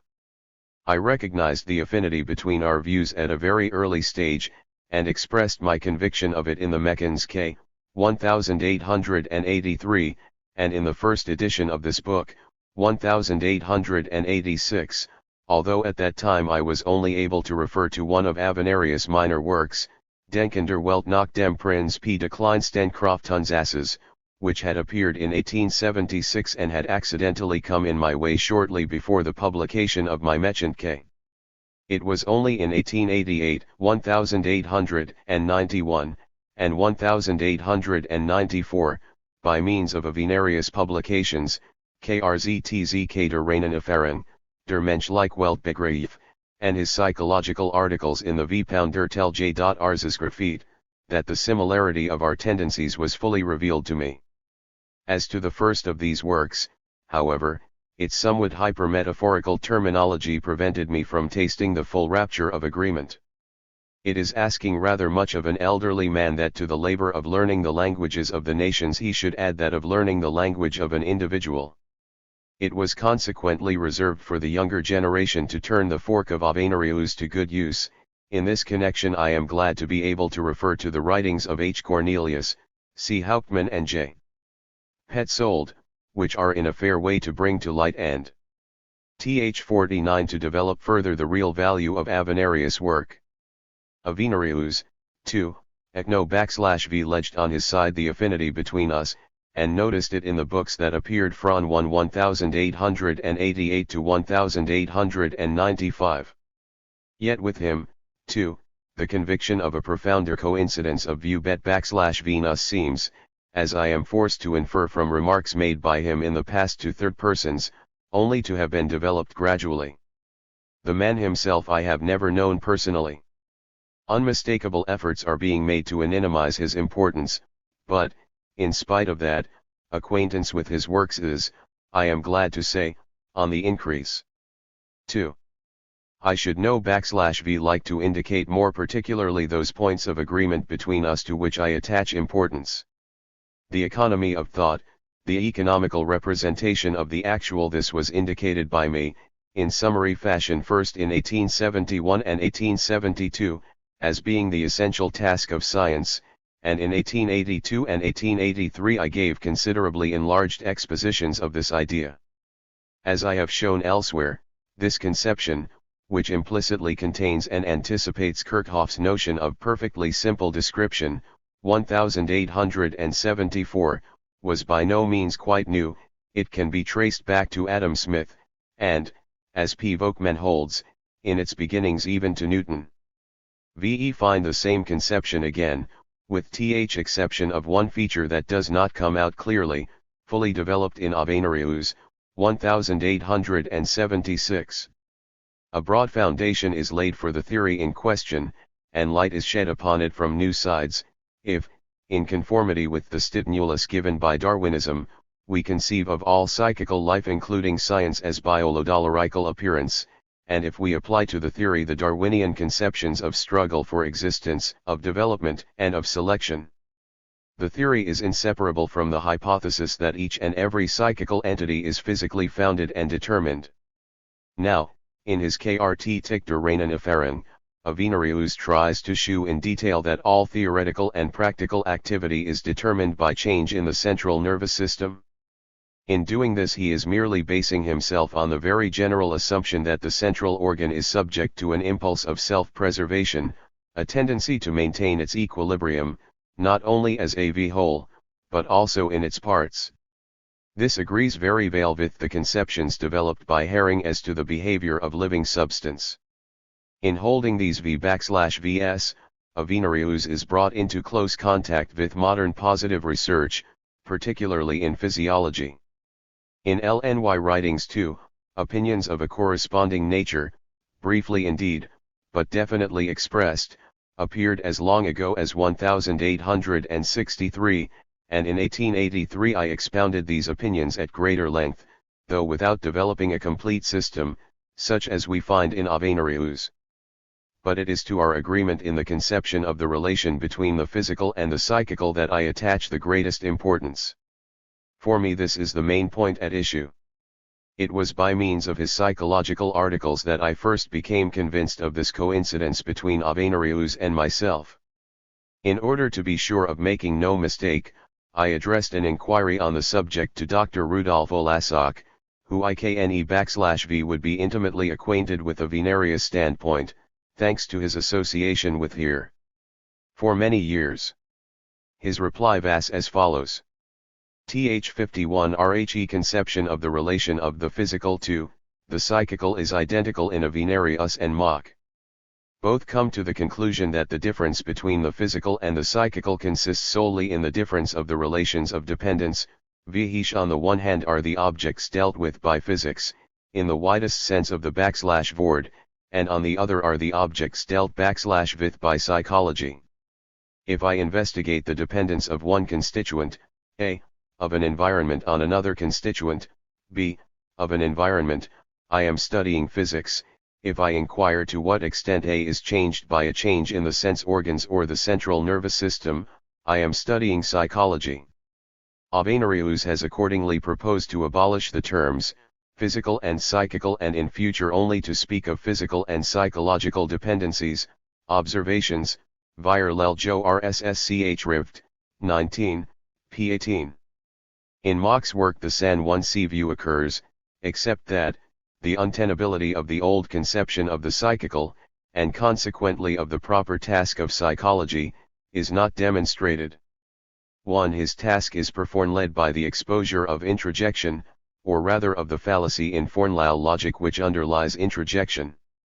Avenarius starts from 1. The fact that naive realism, the natural view of the world, stands at the beginning of all philosophizing. Within the limits of this natural v of the world it is possible for a relative delimitation of the complex self and the complex environment to be carried out without necessarily involving the dualism of body and soul, since, from the standpoint of naive realism, the constituents that belong to the self, to one's own body, are through and through comparable with the constituents of the environment. Even when the preliminary survey has advanced to the formation of concepts of substance, mach, analysis of sensations, p5, this does not mean that a complete and essential difference between body and soul is given.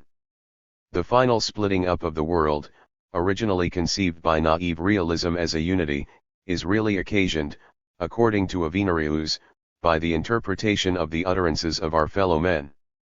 As long as I say, the tree does not exist for me alone, it also, as their utterances permit me to assume, exists for my fellow men in the same way as it exists for me.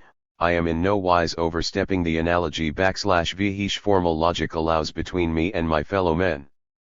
But I am overstepping this analogy, if I say that the tree exists as a copy, a sensation or a presentation in my fellow men, if I introduce or introject the tree, since I am then assuming something for my fellow men which I cannot discover in my own experience, which always shews me the constituents of my environment as standing in a definite relation to my body, and never as being in my consciousness or the like. Inasmuch as introjection is a way of passing beyond experience, every attempt to bring it into harmony with the facts of experience must become an inexhaustible source of pseudo-problems. This is N10st clearly seen in the different forms which, in the course of the history of philosophy, introjection has assumed. The oldest and crudest theories of perception exhibited it in its crudest and simplest form. They supposed that copies were detached from objects, and that these copies penetrated within the body.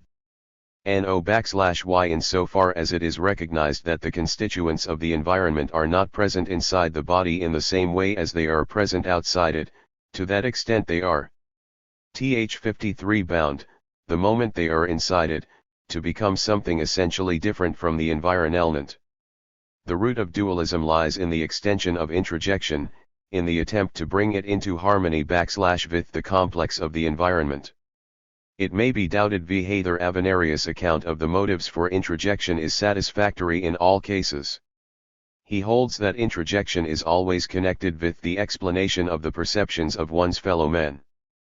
But it might well be urged that the fact that one and the same constituent of the environment is at one time given in sensations as a thing, and at another given as a memory, can be sufficient motive for conceiving this constituent as being present twice over, namely, first materially in the environment, and secondly in my consciousness, in my soul.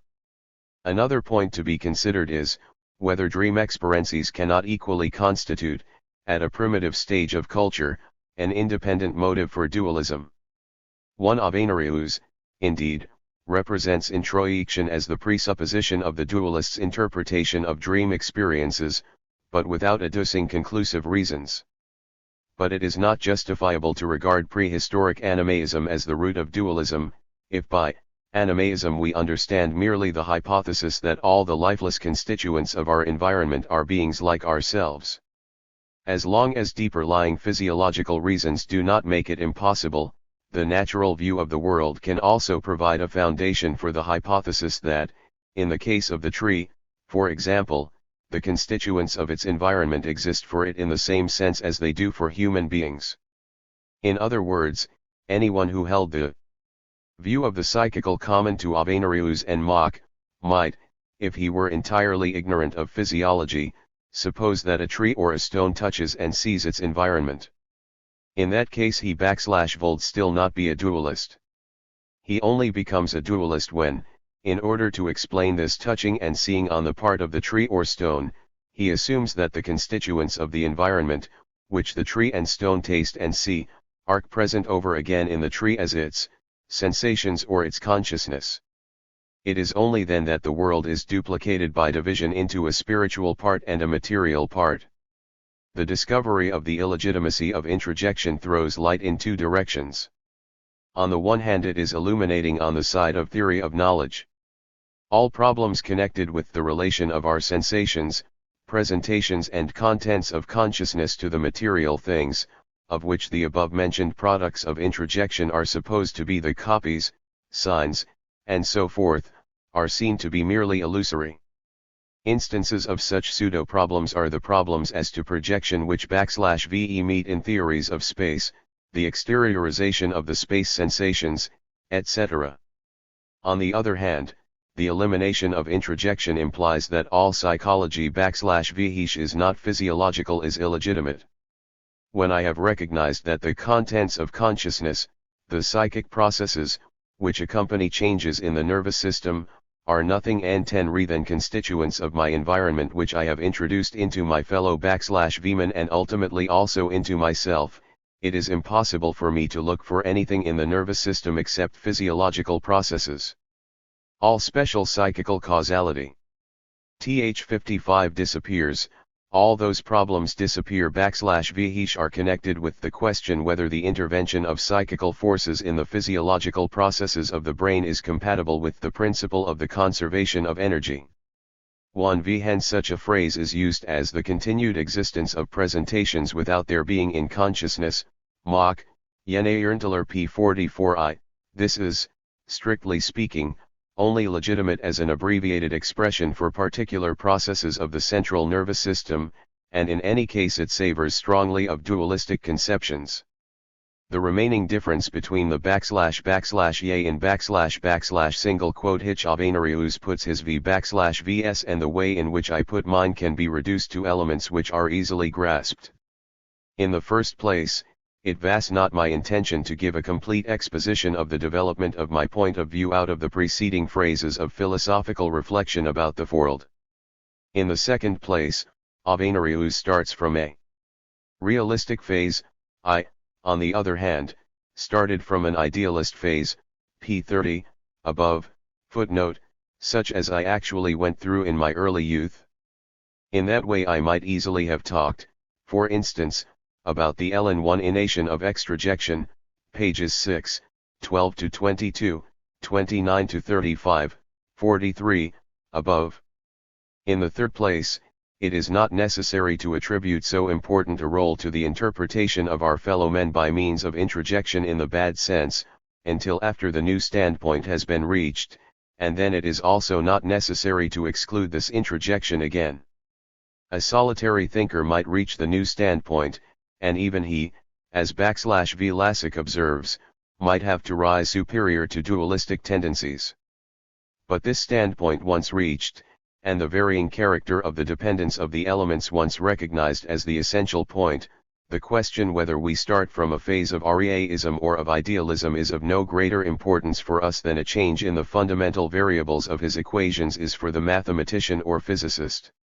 What Avenarius puts forward, and consequently what I also put forward, appears to me to contain scarcely anything that is not self-evident at least for every man who has shaken himself free from the pressure of the legacy of Wild philosophy, as one Ehler calls it. Science has /Vs required such self-evident propositions as a safe foundation upon which to build. When I see the paths pursued by different philosophical thinkers converging, and especially when I contemplate the close coincidence between general philosophical views and the views of scientific specialists, I think that I am justified in detecting here a hopeful presage of the mutual accommodation of the sciences to one another. 4. He chief points of view for 1 He investigation of the senses. In order to get our bearings, we will now try to obtain, from the standpoint we have reached, a broad view of the special problems that will engage our attention. When once the inquiring intellect has formed, through adaptation, the habit of connecting two things, A and B, in thought, it tries to retain this habit as far as possible, even where the circumstances are slightly altered. Wherever A appears, B is added in thought. The principle thus expressed, which has its root in an effort for economy, and is particularly noticeable in the work of the great investigators, may be termed the principle of continuity. Every actually observed variation in the connection of A and B\V is sufficiently large to be noticed and makes itself felt as a disturbance of the above mentioned habit, and continues to do so until the habit is sufficiently modified to prevent the disturbance being felt. Suppose, for instance, that we have become accustomed to seeing light deflected when it impinges on the boundary between air and glass. But these deflections vary noticeably in different cases, and the habit formed by observing some cases cannot be transferred undisturbed to new cases, until we are able to associate with every particular angle of incidence, a particular angle of refraction, b\V. 57. 58. The analysis of sensations are able to do by discovering the so-called law of refraction, and by making ourselves familiar with the rules contained in that law. Thus another and modifying principle confronts that of continuity. We will call it the principle of sufficient determination, or sufficient differentiation. The joint action of the two principles may be very well illustrated by a further analysis of the example cited. In order to deal with the phenomena exhibited in the change of color of light, the idea of the law V of refraction must be retained, but with every particular color a particular index of refraction must be associated. We soon perceive that with every particular temperature also, a particular index of refraction must be associated, and so on.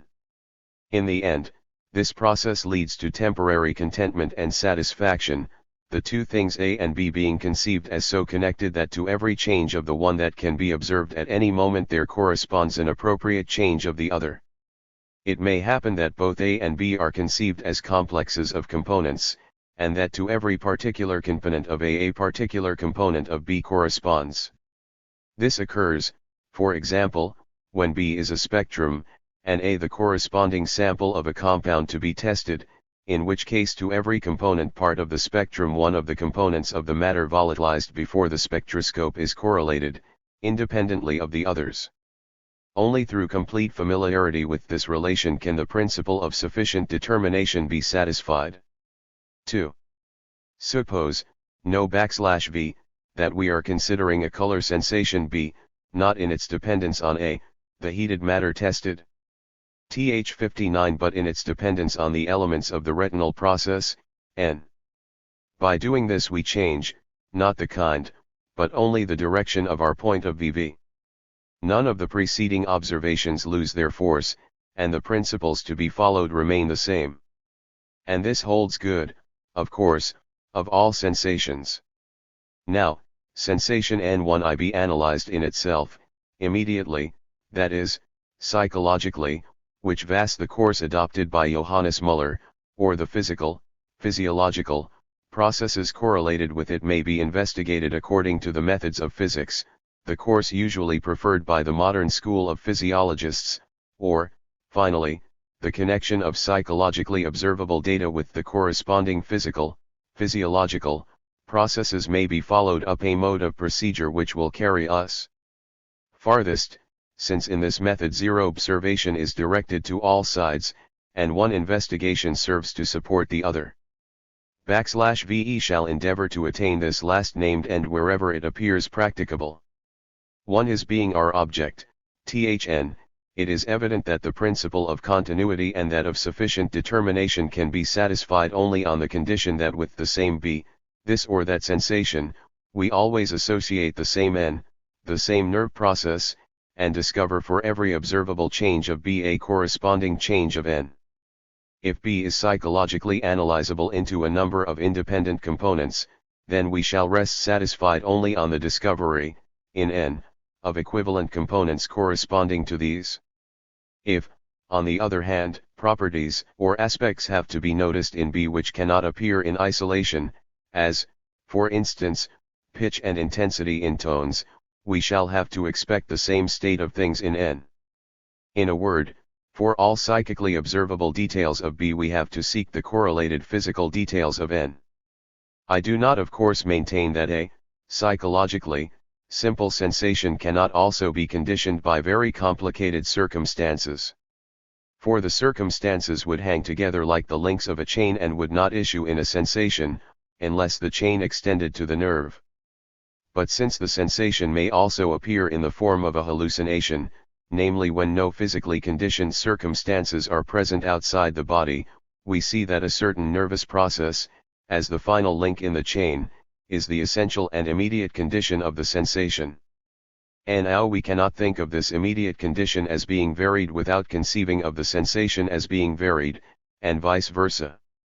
For the connection between this final link and the sensation we will regard the principle which we have laid down as valid. 3. We thus establish a guiding principle for the investigation of the sensations. This may be termed the principle of the complete parallelism of the PS, psyche and physical. According to our fundamental conception, Vihesh recognizes no gulf between the two provinces, the psychical and the physical. This principle is almost a matter of course, but we may also enunciate it, as I did years ago, without the help of this fundamental conception, as a heuristic principle of research. And 10 re-specialized. The general belief in question has been proved to be correct in many cases, and may be held to be probably correct in all cases. It constitutes moreover the necessary presupposition of all exact research. At the same time, the view here advocated is different from Fechner's conception of the physical and psychical as two different aspects of one and the same reality. In the first place, RV_V has no metaphysical background, but corresponds only to the generalized expression of experiences. Again, we refuse to distinguish two different aspects of an unknown tertium quid. The elements given in experience, whose connection we are investigating, are always the same, and are of only one nature, though they appear, according to the nature of the connection, at one moment as physical and at another as psychical elements. I have been asked whether the parallelism between psychical and physical is not meaningless and a mere tautology, if the psychical and physical are not regarded as essentially different. The question arises from a misunderstanding of the analysis which I have given above. When I see a green leaf, an event which is conditioned by certain brain processes, the leaf is of course different in its form and color from the forms, colors, etc., which I discover in investigating a brain, although all forms, colors, etc., are of like nature in themselves, being in themselves neither psychical nor physical. The leaf which I see, considered as dependent on the brain process, is something psychical, while this brain process itself represents, in the connection of Lis elements, something physical. And the principle of parallelism holds good for the dependence of the former immediately given group of elements on the latter group. Vihesh is only ascertained by means of a physical investigation. Vihesh may be extremely complicated. CPP 44. 4. I have perhaps stated the principle in rather too abstract a form. A few concrete examples may now he 1p to explain it. Wherever I have a sensation of space, whether through the sensation of sight or through that of touch, or in any other way, I am obliged to assume the presence of a nerve process of the same kind in all cases. For all time sensations, also, I must suppose like nerve processes. If I see figures /Vihesh are the same in size and shape but differently colored, I seek, in connection with the different color sensations, certain identical space sensations and corresponding identical nerve processes. If T/VO figures are similar, that is, if they yield partly identical space sensations, then the corresponding nerve processes also contain partly identical components. If two different melodies have the same rhythm, then, side by side with the different tone sensations, there exists in both cases an identical time sensation with identical corresponding nerve processes. If two melodies of different pitch are identical, then the tone sensations as well as their physiological conditions, have, in spite of the different pitch, identical constituents. If the seemingly one limitless multiplicity of or sensations is susceptible of being reduced, by psychological analysis, self-observation, to 6 elements, fundamental sensations, A like simplification may be expected for the system of nerve processes. If our system of space sensations appears in the character of a threefold manifold, the system of the correlated nerve processes will likewise present itself as such. 5. This principle has, moreover, always been more or less consciously, more or less consistently, followed. For example, Helmholtz 1 assumes for every tone sensation a special nerve fiber, with its appurtenant nerve process, \V. He resolves clangs, or compound sounds, into tone sensations, V. He reduces the affinity of compound tones to the presence of like tone sensations, and nerve processes. We have in this method of procedure a practical illustration of our principle. It is only the application that is not complete, as will be later shown. Brewster 2.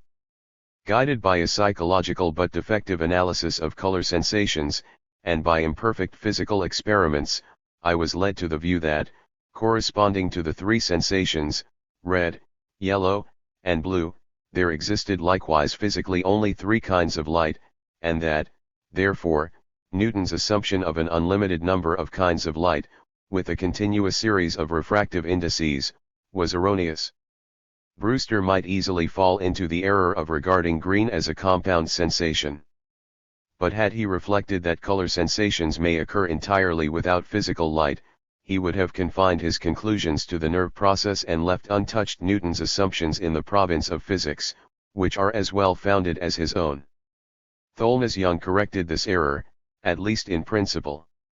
He perceived that an unlimited number of kinds of physical light with a continuous series of refractive indices, and wavelengths, was compatible with a small number of color sensations and nerve processes, that a discrete number of color sensations did answer to the continuum of deflections in the prism, to the continuum of the space sensations.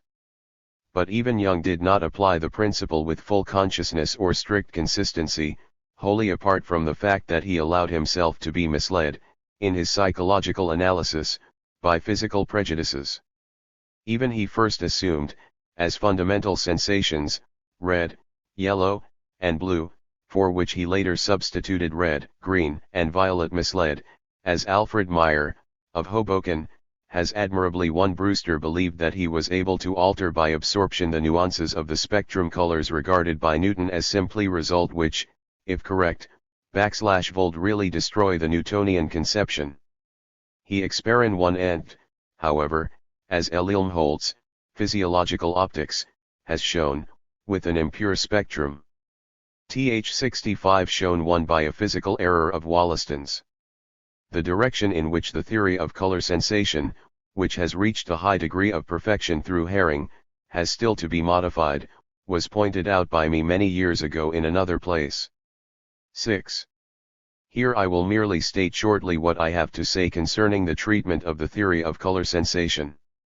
We frequently meet with the assertion, in recent works, that the 6 fundamental color sensations, white, black, red, green, yellow, blue, which Hering adopted, were first proposed by Leonardo da Vinci, and later by Mach and Aubert. From the very first it seemed to me highly probable, in view of the conceptions prevalent at this time, that the assertion was founded upon an error, as far as Leonardo da Vinci was concerned. Let us hear what he himself says in his book of Palms NG, NOS 254 and 255 in the translation of Heinrich Ludwig, Quellenschriften zur Kunstgeschichte, Vienna, Vermeer, 1882, Volume 18. 254. Of simple colors there are 6. 1. He first of these is white, although philosophers admit neither \white nor black into the number of colors, since the one is the cause of color, the other of its absence. But, inasmuch as the painter cannot do without thens, we shall include these 2 also among the other colors and say that white in this classification is the first among the simple colors, yellow the second, green the third, blue the fourth, red the fifth, black the sixth. And the white \violet represent the light, without which one can see no color, the yellow the earth, the green the water, blue the air, red fire, and black the darkness which is above the element of fire, because in that place there is no matter or solid substance upon which the sunbeams can exert their force, and which as a result they might illumine. 255. Blue and green are not simple colors by themselves. For blue is composed of light and darkness, as, the blue of the air, which is made up of the most perfect black and perfectly pure /white. Green is composed of a simple and a composite color, namely, of yellow and blue. This will suffice to show that Leonardo da Vinci is concerned partly with observations concerning pigments, partly with conceptions of natural philosophy, but not with the subject of fundamental color sensations. The many remarkable and subtle scientific observations of all sorts which are contained in Leonardo da Vinci's book lead to the conviction that the artists, and among them especially he in oneself, were the true forerunners of the great scientists who came soon afterwards. These men were obliged to understand nature in order to reproduce it agreeably, they observed themselves and others in the interest of pure pleasure. Yet Leonardo was far from being the author of all the discoveries and inventions which Groth, for example, Leonardo da Vinci als Ingens EU1 und Philosoph, Berlin, 1874, ascribes to him. My own scattered remarks concerning the theory of color sensations were perfectly clear. I assumed the fundamental sensations white, black, red, yellow, green, blue, and 6 different corresponding, chemical, processes, not nerve fibres, in the retina. Compare Reichert's und Dubas s Archs v. 186-5, p. 633, etseq. As a physicist, I was of course familiar with the relation of the complementary colors. My conception, Ho/Weber, /vas th1t the two complementary processes together excited anew the white process. LOCCLT, p. 634. I gladly acknowledge the great advantages of Hering's theory. They consist for me in the following. First, the black process is regarded as a reaction against the white process. I can appreciate all the better the facilitation involved in this, as it was just the relation of black and white that for me presented the greatest difficulty. Further, red and green, as also yellow and blue, are regarded as antagonistic processes which do not produce a new process, but mutually annihilate each other. According to this conception, white is not subsequently produced but is already present beforehand, and still survives on the annihilation of a color by the complementary color.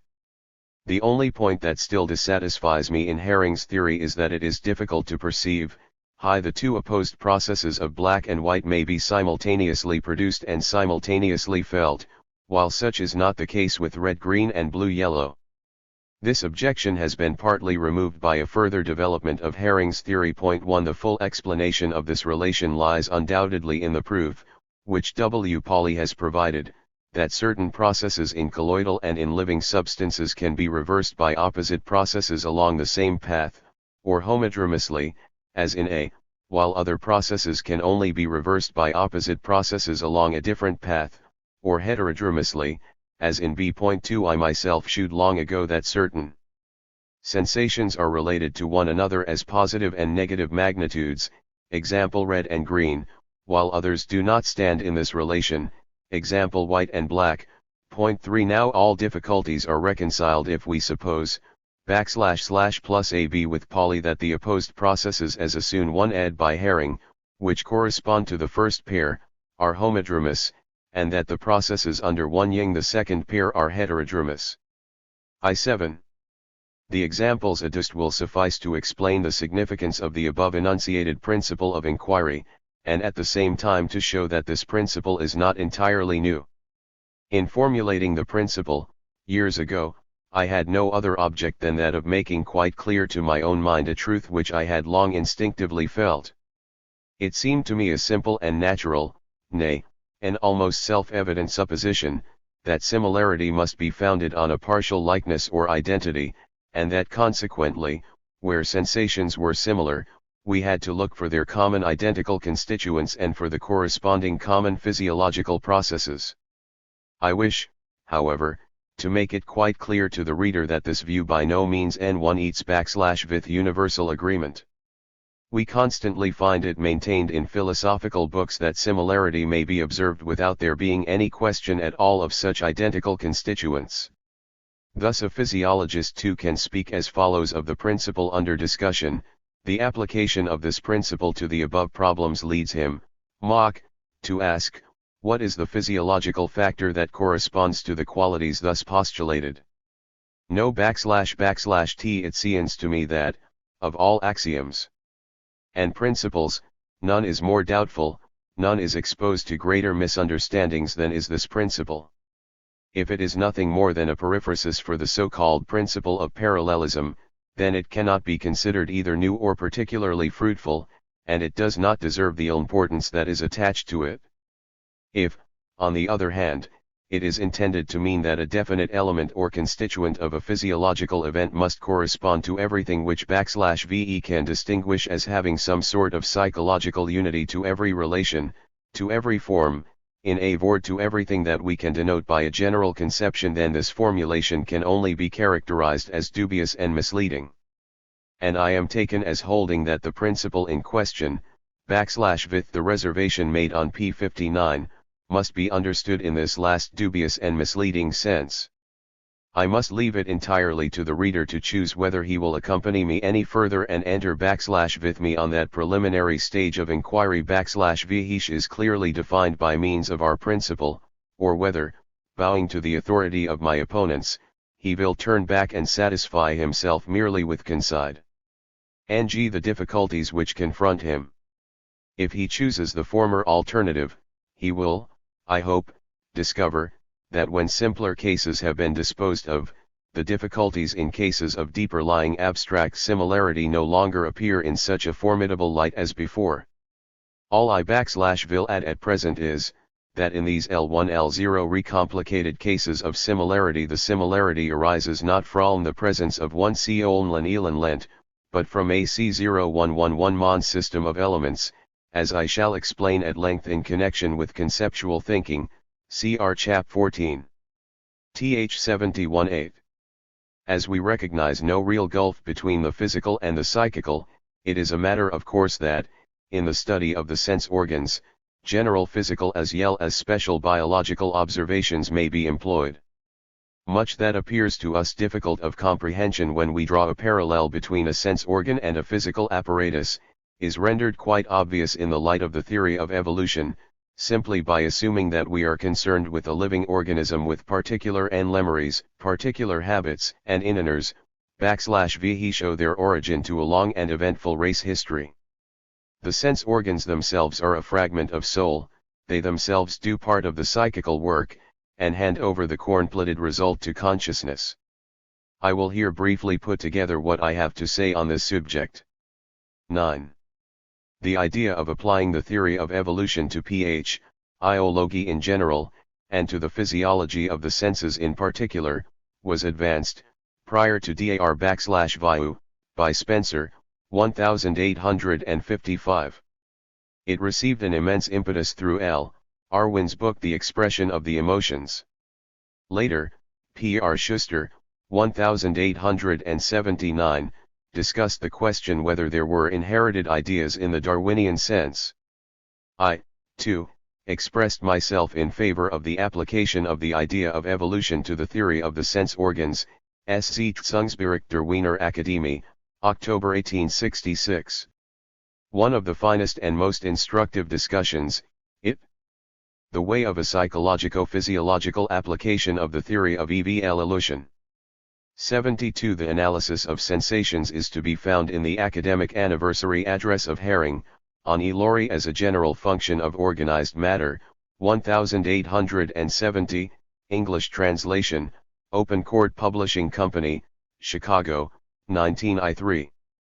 As a fact, memory and heredity almost coincide in one concept if we reflect that organisms, which were part of the parent body, emigrate and become the basis of new individuals. Heredity is rendered almost as intelligible to us by this thought as, for example, is the fact that Americans speak English, or that their state institutions resemble the English in many respects, etc. The problem involved in the fact that organisms possess memory, a property which is apparently lacking to inorganic matter, is, of course, not affected by these considerations, but still exists. CP chapters v. 11. If we want to avoid criticizing Hering's theory unfairly, we must observe that he uses the conception of memory in a rather broad sense. He perceived the affinity between the lasting traces imprinted on organisms by their racial history, and the more evanescent impressions which the individual life leaves behind it in consciousness. He recognizes that the spontaneous reappearance, in response to a slight stimulus, of a process which has once been set up, is essentially the same event, whether it can be observed within the narrow framework of consciousness or not. The perception of this Compton feature in a long series of phenomena is an essential step in advance, even though this fundamental feature itself still remains unexplained. I recently Weissmann, C. Tieber die Dauer des Lebens, 1882, has conceived death as a phenomenon of heredity. This admirable book, also, has a very stimulating effect. RRHE 3. Difficulty which might be found in the fact that a characteristic should be inherited which can make its appearance in the parent organism only after the process of inheritance is ended, lies probably only in the manner of statement. It disappears when \ye consider that the power of the S0111 adic cells to multiply can increase, as Weissmann shows, at the cost of the increase of the germ cells. Accordingly, we may say that greater one-inch of life on the part of the cell society and lessened propagation are two phenomena of adaptation which mutually condition each other. While a gymnasium student, I heard it stated that plants from the southern hemisphere bloom in our latitudes, when it is spring in their native place. I recall clearly the mental shock which this communication caused me. If it is true, we may actually say that plants have a sort of memory, even though it be admitted that the chief point involved is the periodicity of the phenomena of life.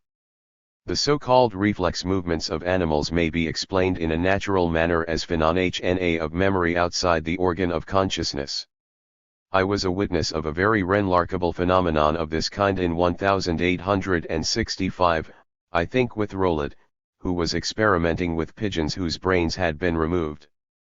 These birds drink whenever their feet are placed in a cold liquid, whether the liquid is water, mercury, or sulfuric acid. Now since a bird must ordinarily wet its feet when it seeks to quench its thirst, the view arises quite naturally that we have here a habit adapted to an end, which is conditioned by the mode of life and fixed by inheritance, and which, even \v hen consciousness is eliminated, takes place with the precision of clockwork on the application of the stimulus appropriate to its excitation. Goltz, in his wonderful book Die Nerven CE 111, De Frosches, 1869, and in later writings, has described many phenomena of the sort. I will take this opportunity of mentioning some further observations which I recall with a great deal of pleasure. In the autumn vacation of 1873, my little boy brought me a sparrow a few days old, which had fallen from its nest, and wanted to bring it up. But the matter was not so easy.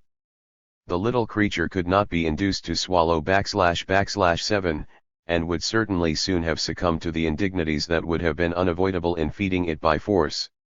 I then fell into the following train of thought: whether or not the Darwinian theory is correct, the newborn child would certainly perish if it had not the specially formed organs and inherited impulse to suck, which are brought into activity quite automatically and mechanically by the appropriate stimulus.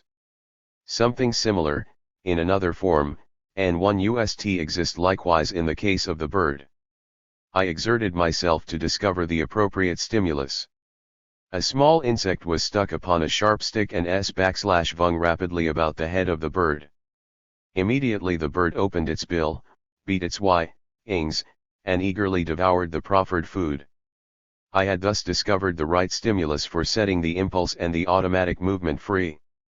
The creature \v perceptibly stronger and greedier, it began to snatch at the food, and once seized an insect that had accidentally fallen from the stick to the table.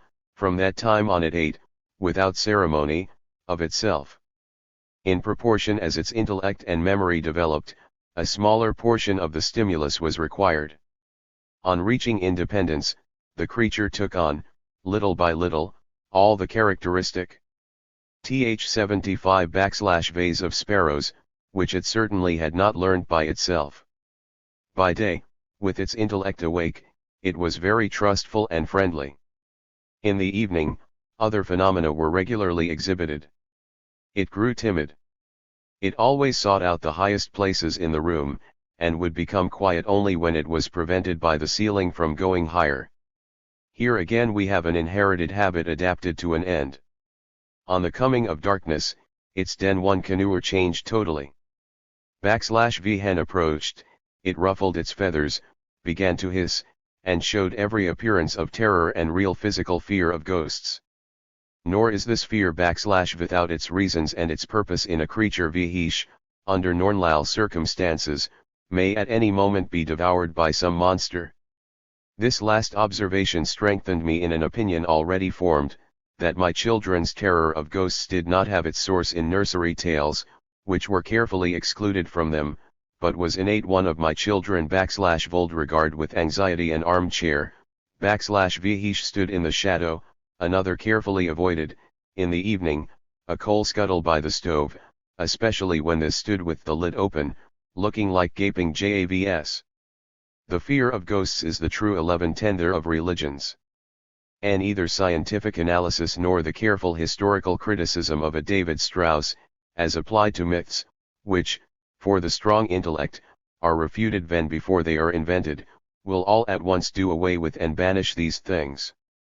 A motive which has so long answered, and in a measure still answers, to actual economic needs, fear of something worse, hope of something better, will long continue to exist in mysterious and uncontrollable instinctive trains of thought. Just as the birds on uninhabited islands, according to Darwin, learn the fear often one and only after the lapse of generations, so we shall unlearn, only after many generations, that useless habit known as the creeping of flesh. Every presentation of Faust may teach us the extent to which we are still in secret sympathy with the conceptions of the age of witchcraft. The exact knowledge of nature and of the conditions of this life gradually becomes more useful to man than fear of the unknown. And in time the most important thing of all for him is to be on his guard against his fellow men who want to oppress him violently or abuse him treacherously by misleading his understanding and emotions. I will here relate one other curious observation, for the knowledge of which I am indebted to my father, an enthusiastic, Vinian and in the latter part of his life a landed proprietor in Carniola. My father occupied himself much with silk culture, raised the yamamai in the open oak woods, etc. The ordinary mulberry silkworm has, for many generations, been raised indoors, and has consequently become exceedingly helpless and dependent. When the time for passing into the chrysalitic state arrives, it is the custom to give the creatures bundles of straw, upon which they spin their cocoons. And now it one day occurred to my father not to prepare the usual bundles of straw for a colony of silkworms. The result was that the L11 majority of the worms perished, and only a small portion, the geniuses, those with the greatest power of adaptation, spun their cocoons. Whether, as my sister believes she has observed, the experiences of one generation are utilized, in noticeable degree, in the very next generation, is a question which probably requires to be left to further investigation. 1. He experiments made by C. Lloyd L. Villorgan, Kant Parrots v. Th77 Psychology, Iondon, 1894, with young chickens, ducks, etc., shew that, at any rate in the case of the higher animals, anything is innate but the reflexes. The newly hatched chick at once begins to peck with great assurance at everything that it sees, but it has to learn what is suitable to pick up by its individual experience. The simpler the organism, the smaller the part played by individual memory. From all these remarkable phenomena we need derive no mysticism of the unconscious.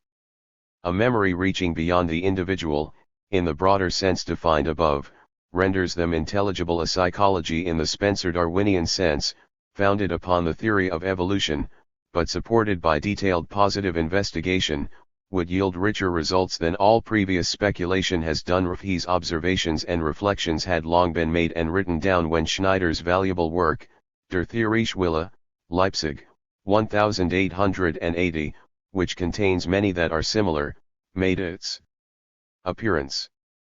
I agree with the details of Schneider's discussions, insofar as they have not been made problematical by Lloyd Morgan's experiments, almost throughout, although his fundamental conceptions in the realms of natural science with regard to the relation of sensation and physical process, the significance of the survival of species, etc., are essentially different from mine, and although I hold, for instance, the distinction between sensation impulses and perception impulses to be quite superfluous, an important revolution in our views on heredity may perhaps be produced by Weismann's work, Über die Vererbu 1 LG, JENA, 1883, English translation, Essa, J.S. on Heredity and Kindred Biological Problems, Oxford, The Clarendon Press, 1889. Weismann regards the inheritance of traits acquired by use as highly improbable, and finds in chance variation of the germ elements and in the selection of the germ elements the most important factors. \v whatever attitude we adopt towards Weismann's theories, the discussion initiated by him must contribute to the elucidation of these questions. No one will refuse to recognize the almost mathematical acuteness and depth of the way in which he states the problem, and it cannot be denied that his arguments have much force. He makes, for instance, the extremely suggestive remark that it is impossible that the peculiar and unusual forms of sexless ants, which must apparently be referred to use and adaptation, and which moreover deviate so remarkably from the forms of ants that are capable of propagation, should be produced by inheritance of characteristics acquired by use. That the germ elements themselves may be altered by external influences appears to be clearly shown by the formation of new races, \vh maintain themselves as such, transmit their racial traits by inheritance, and are themselves, again, capable of transformation, under other circumstances. Accordingly, some influence must certainly be exerted on the germplasm by the body which envelopes it, as Weismann himself admits. Thus an influence of the individual life upon its descendants can certainly not be entirely excluded, even although a direct transmission to the descendants of the results of use in the individual can, according to Weismann, no longer be expected. In entertaining the notion that the germ elements vary accidentally, VE must bear in N1 that chance is not a principle of action.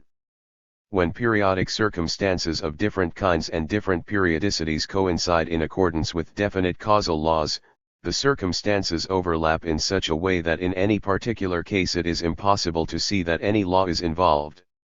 But the law reveals itself with the lapse of a long enough time, and permits us to calculate on certain average values or probabilities of effects. Without some such principle of action, chance, or probability is meaningless. And \v hat principle of action can be conceived as exercising more influence on the variation of the germ elements than the body of the parent. Personally, I cannot understand how it is possible that the species should succumb to the influence of varying circumstances, and yet that these circumstances should not affect the individual. Moreover, I am certain that I myself vary with every thought, every memory, every experience. All these factors undoubtedly change my \v whole physical behavior. 2. Although it is scarcely necessary, I should like to add explicitly that I regard the theory of evolution, in whatever form, as a working scientific hypothesis, capable of being modified and of being made more precise, which is valuable in so far as it facilitates the provisional understanding of what is given in experience. I have been a witness of the powerful impetus which Darwin's work gave in my time not only to biology, but to all scientific inquiry, and it is not likely that I should underestimate the value of the theory of evolution. But I would not quarrel with anyone who held rate its value very low. As long ago as 188 and 1886 I dwelt on the necessity of advancing by means of more precise conceptions obtained by the study of biological facts for their own sakes. I am by no means committed to a refusal to understand investigations such as those of Driesch. But whether Driesch's criticism of my attitude towards the theory of evolution is justified I leave to anyone to decide who, even after this criticism, still cares to be at the pains of reading my works. 10. Teleological conceptions, as aids to investigation, are not to be shunned. It is true, our comprehension of the facts of reality is not enhanced by referring them to an unknown world purpose, itself problematical, or to the equally problematical purpose of a living being. Nevertheless, the question as to the value that a given function has for the existence of an organism, or as to what are its actual contributions to the preservation of the organism, may be of great assistance in the comprehension of this function itself. 3 Of course we must not suppose, on this account, as many Darwinians have done, that we have mechanically explained a function, when we discover that it is necessary for the survival of the species. Darwin in oneself is doubtless quite free from this short-sighted conception. By what physical means a function is developed, still remains a physical problem, while the how and why of an organism's voluntary adaptation continues to be a psychological problem. The preservation of the species is only one, though an actual and very valuable, point of departure for inquiry, but it is by no means the last and the highest. Species have certainly been destroyed, and new ones have as certainly arisen. The pleasure-seeking and pain-avoiding will, therefore, is directed perforce beyond the preservation of the species. It preserves the species when it is advantageous to do so, and destroys it when its survival is no longer advantageous. Were it directed merely to the preservation of the species, it would move aimlessly about in a vicious circle, deceiving both itself and all individuals. This would be the biological counterpart of the notorious perpetual motion of physics. The same absurdity is committed by the statesman who regards the state as an end in itself. It often happens that the development of two different fields of science goes on side by side for long periods, without either of them exercising an influence on the other. On occasion, again, they may come into closer contact, when it is noticed that unexpected light is through on the doctrines of the one by the doctrines of the other. In that case a natural tendency may even be manifested to allow the first field to be completely absorbed in the second. But the period of buoyant hope, the period of overestimation of this relation which is supposed to explain everything, is quickly followed by a period of disillusionment, when the two fields in question are once more separated, and each pursues its own aims, putting its own special questions and applying its own peculiar methods. But on both of them the temporary contact leaves abiding traces behind. Apart from the positive addition to knowledge, which is not to be despised, the temporary relation between them brings about a transformation of our conceptions, clarifying them and permitting of their application over a wider field than that for which they were originally foreknowledge. We're living at present in such a period of complicated cross-relations, and the consequent fermentation of ideas gives rise to very remarkable phenomena. While many physicists are concerned to purify physical conceptions by psychological, logical, and anathematical methods, other physicists, mistrustful of this tendency, and more philosophical than the philosophers themselves, are corning forward as advocates of the old metaphysical conceptions which the philosophers have already largely abandoned. Philosophers, psychologists, biologists, and chetnists, all make the most widely extended applications of the principle of energy and of other physical conceptions, with a freedom \vh the physicist would hardly venture to use in his O\vn field. We may almost say that the customary roles of the special departments have been interchanged. The success of this movement may be partly positive and partly negative, but in any case the result of it will be a more precise determination of our conceptions, a more accurate delimitation of the sphere to which they apply, and a clearer idea of the difference and the affinity between the methods of the departments in question. 3. We are here concerned in particular with the relations between the physical and biological fields in the broadest sense. The distinction between effective causes and final causes, or ends, dates from Aristotle. It has been generally assumed that physical phenomena are throughout Th85 determined by effective causes, and biological phenomena by final causes. The acceleration of a body, for example, is determined solely by the effective causes by the circumstances of the movement, such as the presence of other gravitating magnetic or electrical bodies.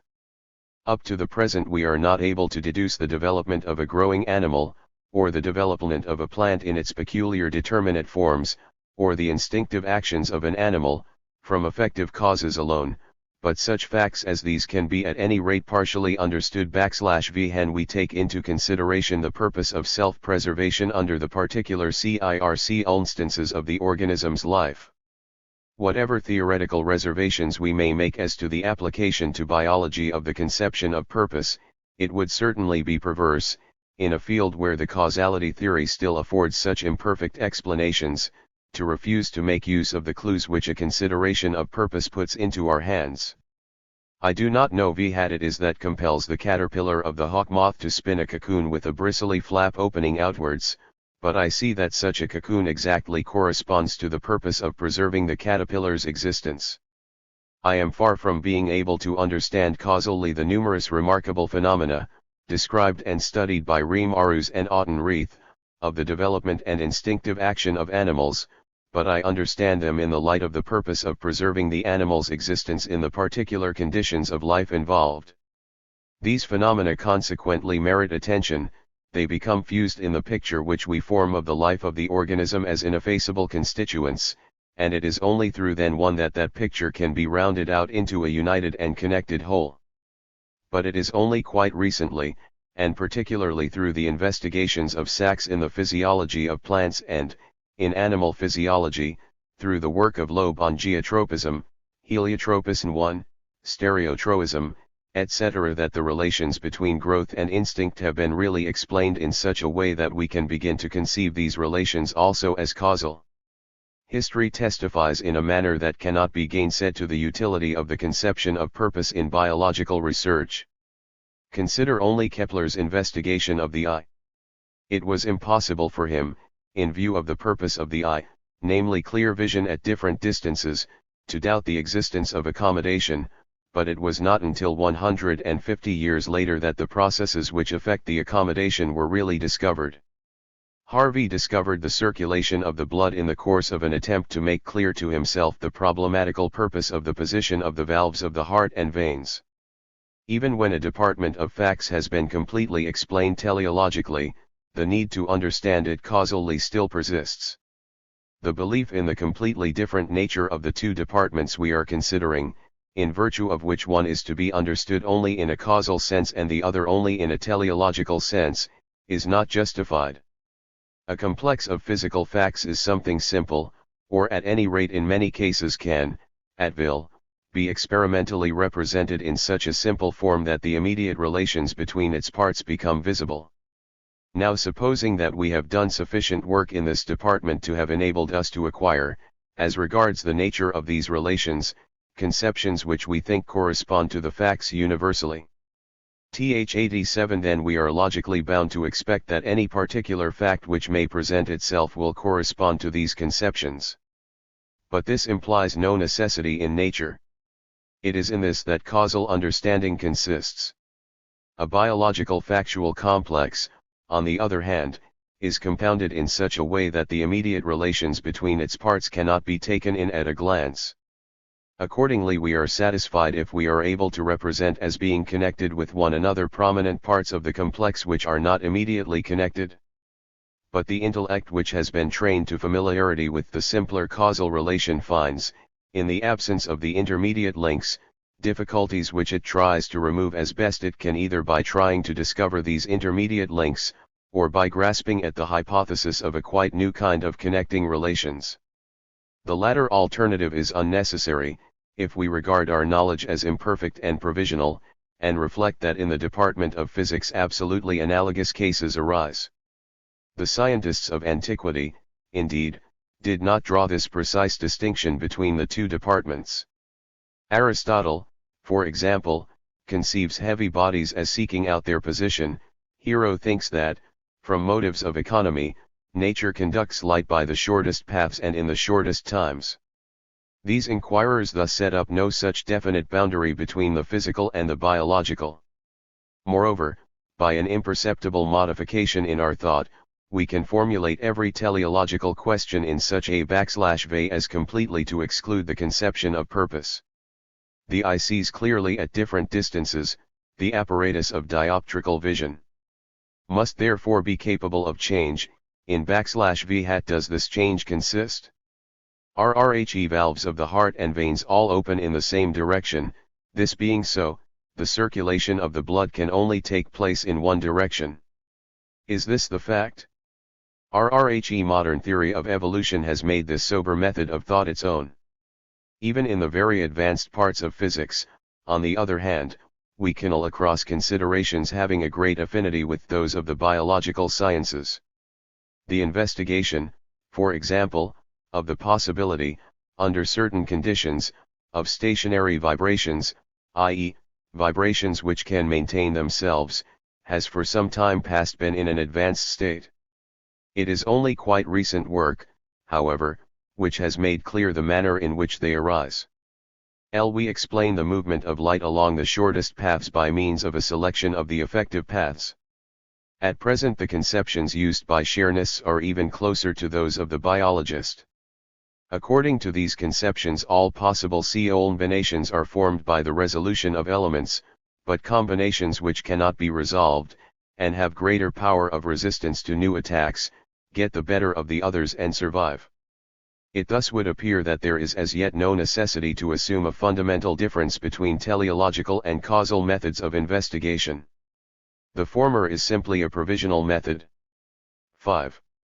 To confirm this conclusion in greater detail, let us return to the various conceptions of causality. The old traditional conception of causality is of something perfectly rigid. A dose of effect follows on a dose of cause. A sort of primitive, pharmaceutical conception of the universe is expressed in this view, as in the doctrine of the four elements he very word cause and makes this clear. The connections of nature are seldom so simple, that in any given case we can point to one cause and one effect. I therefore long ago proposed to replace the conception of cause by the mathematical conception of function, that is to say, by the conception of the dependence of phenomena on one another, or, more accurately, the dependence of the characteristics of phenomena on one another. His conception is capable of any extension or limitation that may be desired, according to what is required by the facts under investigation. Perhaps, therefore, great importance need not be attached to the objections that have been raised against it. To consider, as a simple example, the relation of gravitating masses. If a mass B corns into opposition to a n-lass A, a movement of A towards B follows. Is the old formula.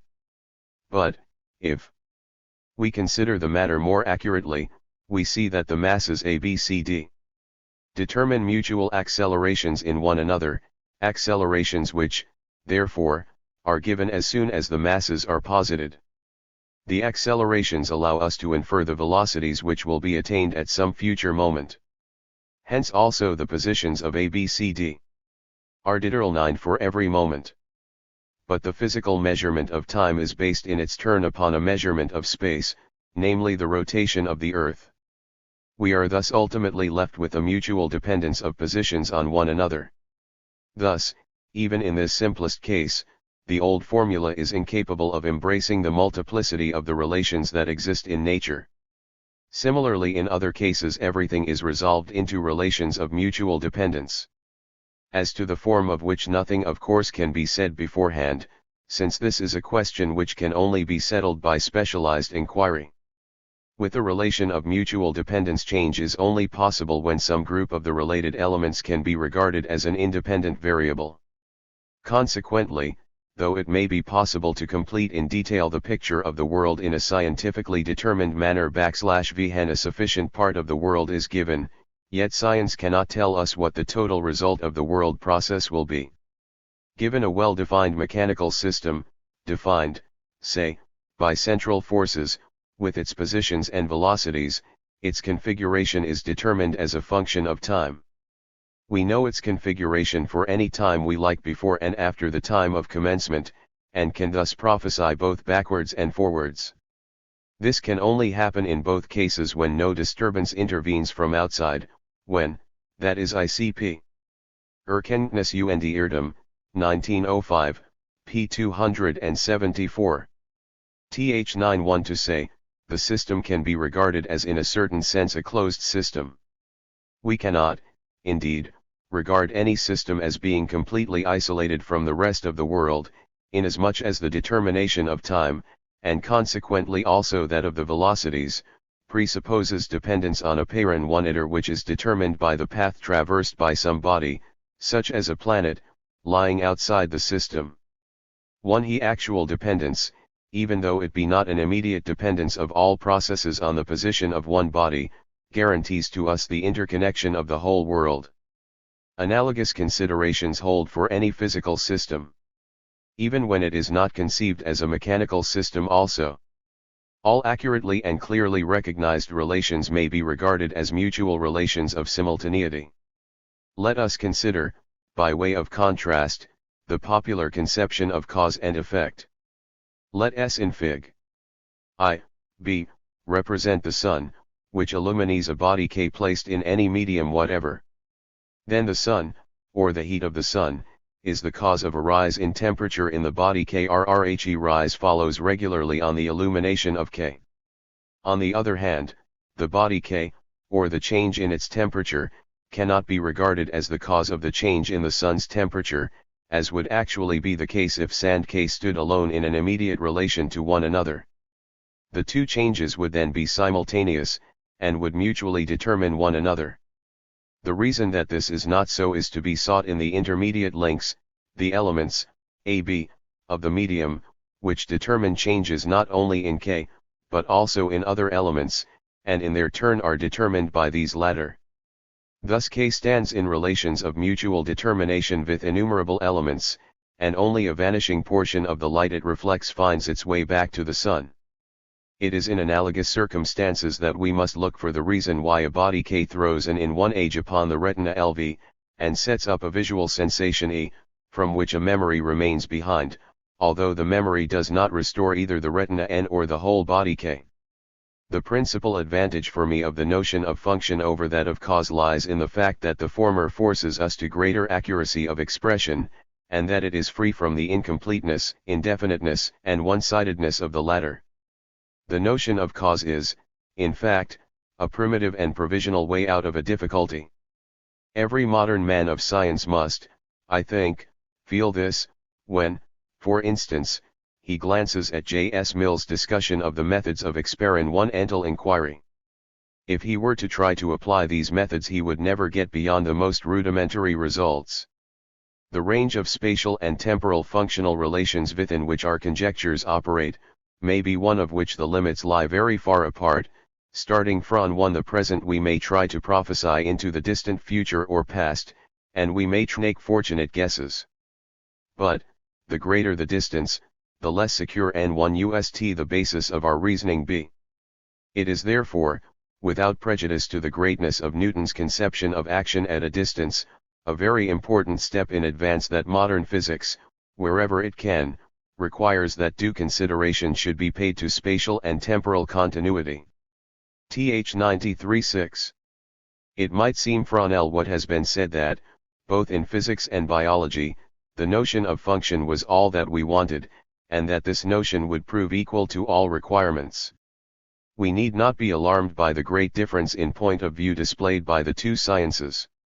Quite closely related groups of physical phenomena, as for example frictional electricity and galvanic electricity, look so different that at first sight it might seem impossible to expect that the TVO should be capable of reduction to the sanal fundamental facts. The magnetic and genlical phenomena, \vh are scarcely observable in the case of frictional electricity, and could only with difficulty have been discovered there at all, are extremely prominent in galvanic electricity, whereas, contrariwise, it is only in the case of the former that ponderomotive phenomena and phenomena of tension present then oneself easily and unsought for. Now it is well known that each of these two studies supplements and throws great light on the other, So much so that we have reached the point of discovering the chemical nature of frictional electricity by means of galvanic electricity. An analogous relation also holds between physics and biology. Both contain the same fundamental facts, but many sides of these facts come to light only in one of them, while other sides are only noticeable in the other, so that physics, standing side by side with biology, can afford help to and throw light upon biology, and vice versa. None can deny that the application of physics to biology has akin 1 plus d1 uk, but against these achievements we have to set other cases in which it was reserved for biology to bring to light new physical facts, galvanism, Pfeffer's cells, etc. Physics will accomplish much more in biology, if only she will submit to have additions made to her by the latter. 7. If anyone familiar with the physical sciences alone were to turn to the study of biology, and thereupon were to suppose that an animal grows special organs which it finds ready to be applied to some useful purpose at a later stage of its life, or that it can perform instinctive actions which it cannot have learned and which can only inure to the advantage of future members of the race, or that it adapts its coloration to its environment in order to avoid possible future enemies, on such suppositions he would in fact easily arrive at the assumption that quite peculiar factors /V are here at work. One excellent reason why this mysterious operation of the future at a distance cannot be compared with any physical relation, is that the operation does not take place exactly and without exception, since many organisms prepare themselves for a later stage of their life, but are destroyed before attaining it. It is in one possible to regard something which is not determined for ourselves, or is only partially determined, namely the uncertain past or the uncertain future, as being the determining factor in a present process which is going on before our eyes. But when we reflect that the processes in the life of generations return periodically, we see that the conception of a particular stage of life as being in the future and operating at th95 a distance is an arbitrary and hazardous conception, and that the stage of life in question can also be regarded as a process in the past, as something given which has left its traces behind. In this way the element of the unfamiliar and incomprehensible is greatly decreased. What we then have is not a possible future which mtght produce an effect, but a past which certainly has recurred countless times, and which certainly has produced an effect. As an example of our contention that physics is capable of cooperating fruitfully in the solution of /V are apparently specifically biological problems, we have only to remember the remarkable progress made by experimental embryology and the mechanism of development with its physico-chemical methods. We have another very remarkable fact in O. Wiener's demonstration of the probable connection between color photography and color adaptation in nature. 2. By means of stationary light waves stratification may be formed in a medium that is sensitive to light, and then the incident light may be reflected back as an interference color, but there is yet another way in which a coloration corresponding to the illumination may arise. Of materials that are sensitive to light, there are some which can take on almost any hue. When such materials are exposed to a colored illumination, they retain the color of the illumination, because they do not absorb the rays of the same color as themselves, and consequently the light is incapable of producing any further change in them. According to Poulton's observations, it is probable that many of the adaptive colors of chrysalises arise in this manner. Thus in such cases we do not need to look far afield from the means that produce the effect, in order to find the purpose that is attained. Avoiding all rashness of statement, we may say that the equilibrium is determined by the circumstances under which it is attained. 8. The conceptions of effective cause and of purpose both have their origin in analytic views, as is quite clearly seen from the scientific attitude of antiquity. The savage, no doubt, does not puzzle his head by reflecting on his own movements, which seem one to him quite spontaneous, natural and self-evident. But as soon as he perceives unexpected and striking movements in nature, he instinctively interprets these movements on the analogy of his own. In this way the distinction between his own and someone else's volition begins to dawn upon him. 2. Gradually the similarities and differences between physical and biological processes stand out alternately with ever greater clearness against the background of the fundamental scheme of volitional action. Where volitional action is conscious, cause and purpose still coincide. As regards physical processes, their great simplicity and their susceptibility to calculation cause the animistic conception to fade gradually away. Through a series of rigid forms, the conception of cause merges by degrees into the conceptions of dependence and function. It is only for the phenomena of organic life, which offer less resistance to the animistic view, that the conception of purpose, the notion of an activity that is conscious of its end, is still maintained, and where conscious purposive action cannot be ascribed to the organism itself, some higher entity that strives towards a goal, nature, or the like, is assumed as watching over the organism and guiding its activities. Animism, or anthropomorphism, is not an epistemological fallacy. If it were, every analogy would be such a fallacy. The fallacy lies merely in the application of this view to cases in which the premises for it are lacking or are not sufficient. Nature, in producing man, has created a profusion of analogies between lower, and doubtless also between higher, stages of evolution. When any process which is completely determined by the circumstances of the moment, and which remains limited to itself without further consequences, occurs in an inorganic, or even in an organic, body, we should scarcely speak of a purpose as, for instance, when a sensation of light or a muscular contraction is excited by a stimulus. But when the hungry frog snaps at the fly which it sees, and swallows, and digests it, we naturally 98. The analysis of sensations adopt the notion of purposive action. Purposiveness only comes in when the organic functions are resolved into one another, when they are seen as interconnected, as not limited to the immediate, as proceeding by way of detours. In the sphere of the organic, a much larger section of the world process is manifested. We are aware of the influence of a wider spatial and temporal environment. That is why the organic is more difficult to understand. Real understanding is attained when, and only when, we have succeeded in resolving the complex into its immediately connected parts. Accordingly, the peculiar characteristics of the organic must be regarded only as provisional clues. The perusal of recent biological writings, Driesch, Reinke, etc., though perhaps they are opposed to my own tendencies, only confirms me in this view. And if teleological investigation can only be provisional, the same is true of historical investigation also, since all historical research needs to be supplemented by causal explanation, a point which is very properly emphasized in Loeb's Biological Yorks, and in K. Menger's writings on economics. 9. Every organism together with its parts is subject to the law/Vs of physics. Hence the legitimate attempt gradually to conceive of an organism as something physical, and to establish the consideration of it in a causal point of view as alone valid.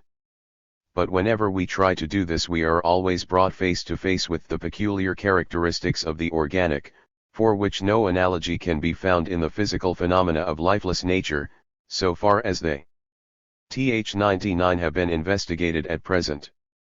Every organism is a system that is able to maintain its peculiar properties, its chemical composition, its temperature, and so forth in the face of external influences, and which manifests a state of dynamic equilibrium of considerable stability. By an expenditure of energy, the organism is able to draw more energy to itself from its environment, and thus to replace the loss of energy by an equal or a greater amount. A steam engine which should fetch its coal itself and heat itself, is only a feeble and artificial image of an organism. The organism possesses these properties even in its minuter parts. It regenerates itself from these parts, that is to say, it grows and propagates itself. Physics therefore still has much that is new to learn from a study of the organic before it is in a position to control the organic. 3. The best physical image of a living process is still afforded by a conflagration, or some similar process, which automatically transfers itself to the environment. A conflagration keeps itself going, produces its own combustion temperature, brings neighboring bodies up to that temperature and thereby drags them into the process, assimilates and grows, expands and propagates itself. Nay, Animal life itself is nothing but combustion in complicated circumstances. 4. 10. Let us compare our volitional action with some reflex movement which we have observed in ourselves, and which causes us surprise when it occurs, or with the reflex movement of an animal. In the two latter cases we can detect an inclination to regard the whole process as physically determined by the momentary circumstances of the organism. Now what we call volition is nothing more than the totality of those conditions of a movement which enter partly into consciousness and are connected with the prevision of the result. If we analyze these conditions so far as they enter into consciousness, we find nothing more than memory traces of former experiences and their interconnection, association. It seems that the preservation of such traces and their associations is a fundamental function of elementary organisms, even though, in the case of such organisms, we are no longer able to speak of consciousness or of any arrangement in a system of memories. If we may take memory and association, in Hering's wider sense, to be fundamental properties of elementary organisms, then adaptation would become intelligible. One favorable combinations occur more often than in the ratio of compound probability, and remain associated.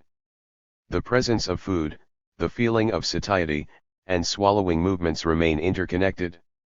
The fact that phylogenesis is repeated in ontogenesis in an abbreviated form, would constitute a parallel to the well-known phenomenon by which thoughts return by preference along the paths which they have once taken, similar thoughts under similar conditions evoking similar thoughts. We do not indeed know what are the physical counterparts to memory and association. All the explanations that have been attempted are very much forced. In this respect it seems as if there were almost no analogy between the organic and the inorganic. It is possible, however, that, in the physiology of the senses, psychological observation on the one side and physical observation on the other, may make such progress that they will ultimately come into contact, and that in this way new facts may be brought to light. One result of this investigation will not be a dualism, but rather a science which, embracing both the organic and the inorganic, shall interpret the facts that are common to the two departments. 6. The space sensations of the eye.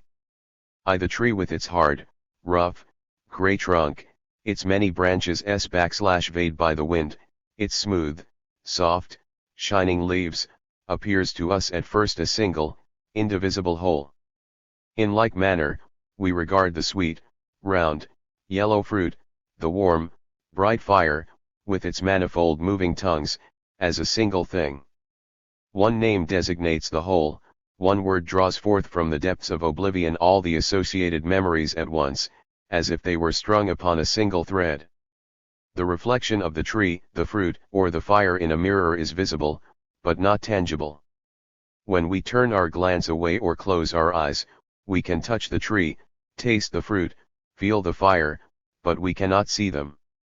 Thus the apparently indivisible thing separates into parts, which are not only attached to one another but also to other conditions. The visible is separable from the tangible, from that which may be tasted, etc. What is merely visible also appears at first sight to be a single thing. But we may see a round, yellow fruit together with a yellow, star-shaped blossom. A second fruit may be just as round as the first, but is green or red. Two things may be alike in color but unlike in form, they may be different in color but like in form. Thus sensations of 102. Th 103 sight are separable into color sensations and space sensations, which are different from one another even though they cannot be represented in isolation from another. 2. Color sensation, into the details of which we shall not enter here, is essentially a sensation of favorable or unfavorable chemical conditions of life. In the process of adaptation to these conditions, color sensation has probably been developed and modified. Light introduces organic eye. Compare Grant Allen, The Color Sense, London, Triebner & Co., 1879. The attempt of H. Magnus to show a considerable development of the color sense within historical times, cannot, I think, be regarded as felicitous. Immediately after the appearance of the writings of Magnus, I corresponded with a philologist, Professor F. Paul of Dresden, on this subject, and both of us soon came to the conclusion that the views of Magnus could not hold their own before the critical examination either of natural science or of philology.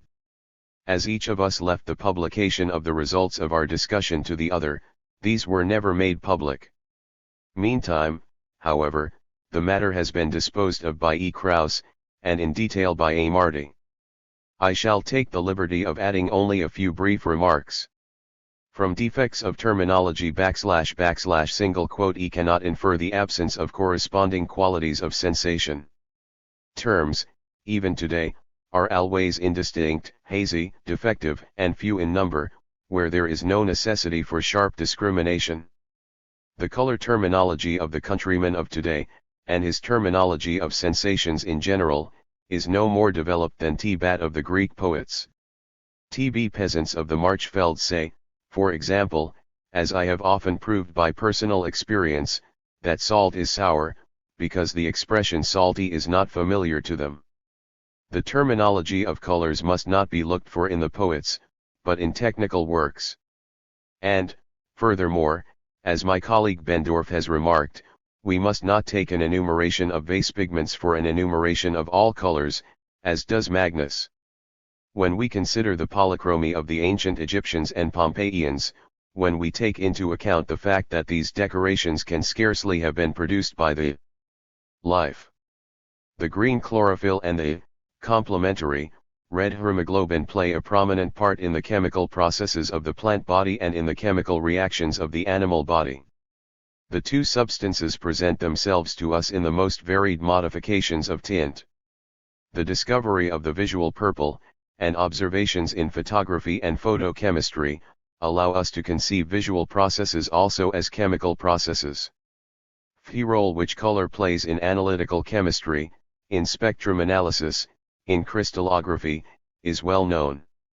It suggests a new conception for the so-called vibrations of light, according to which they should be regarded, not as mechanical, but as chemical vibrations, as successive union and separation, as an oscillatory process of the same sort that takes place, though only in one direction, in photochemical phenomena.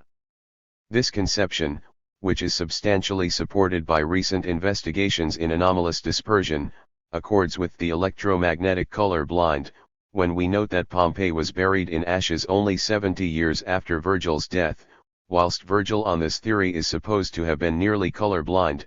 The untenability of the whole conception is sufficiently apparent.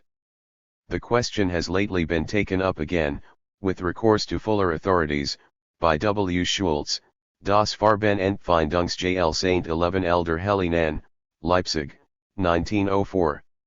Applications of the Darwinian theory are also to be made with caution in another direction. We like to picture to ourselves a condition in which the color sense is lacking, or in which little color sense exists, as preceding another in which the color sense is highly developed. For the beginner it is natural to proceed from the simple to the complex. But this is not necessarily the path of nature. The color sense exists, and it is probably variable. But whether it is being enriched or impoverished, who can tell? Is it not possible that, with the awakening of intelligence and the use of artificial contrivance, the whole development will be shifted to the intellect, which certainly is chiefly called into play from this point on, and that the development of the lower organs of man will be relegated to second place? Th. 105 Theory of light. In the case of electrolysis, in fact, chemistry yields the most intelligible conception of the electric current by regarding the two components of the electrolyte as passing through each other in opposite directions. It is likely, therefore, that in a future theory of colors, many biologico-psychological and chemico-physical threads will be united. 3. Adaptation to the chemical conditions of life which manifest themselves in color, renders locomotion necessary to a far greater extent than adaptation to those which manifest themselves through taste and smell.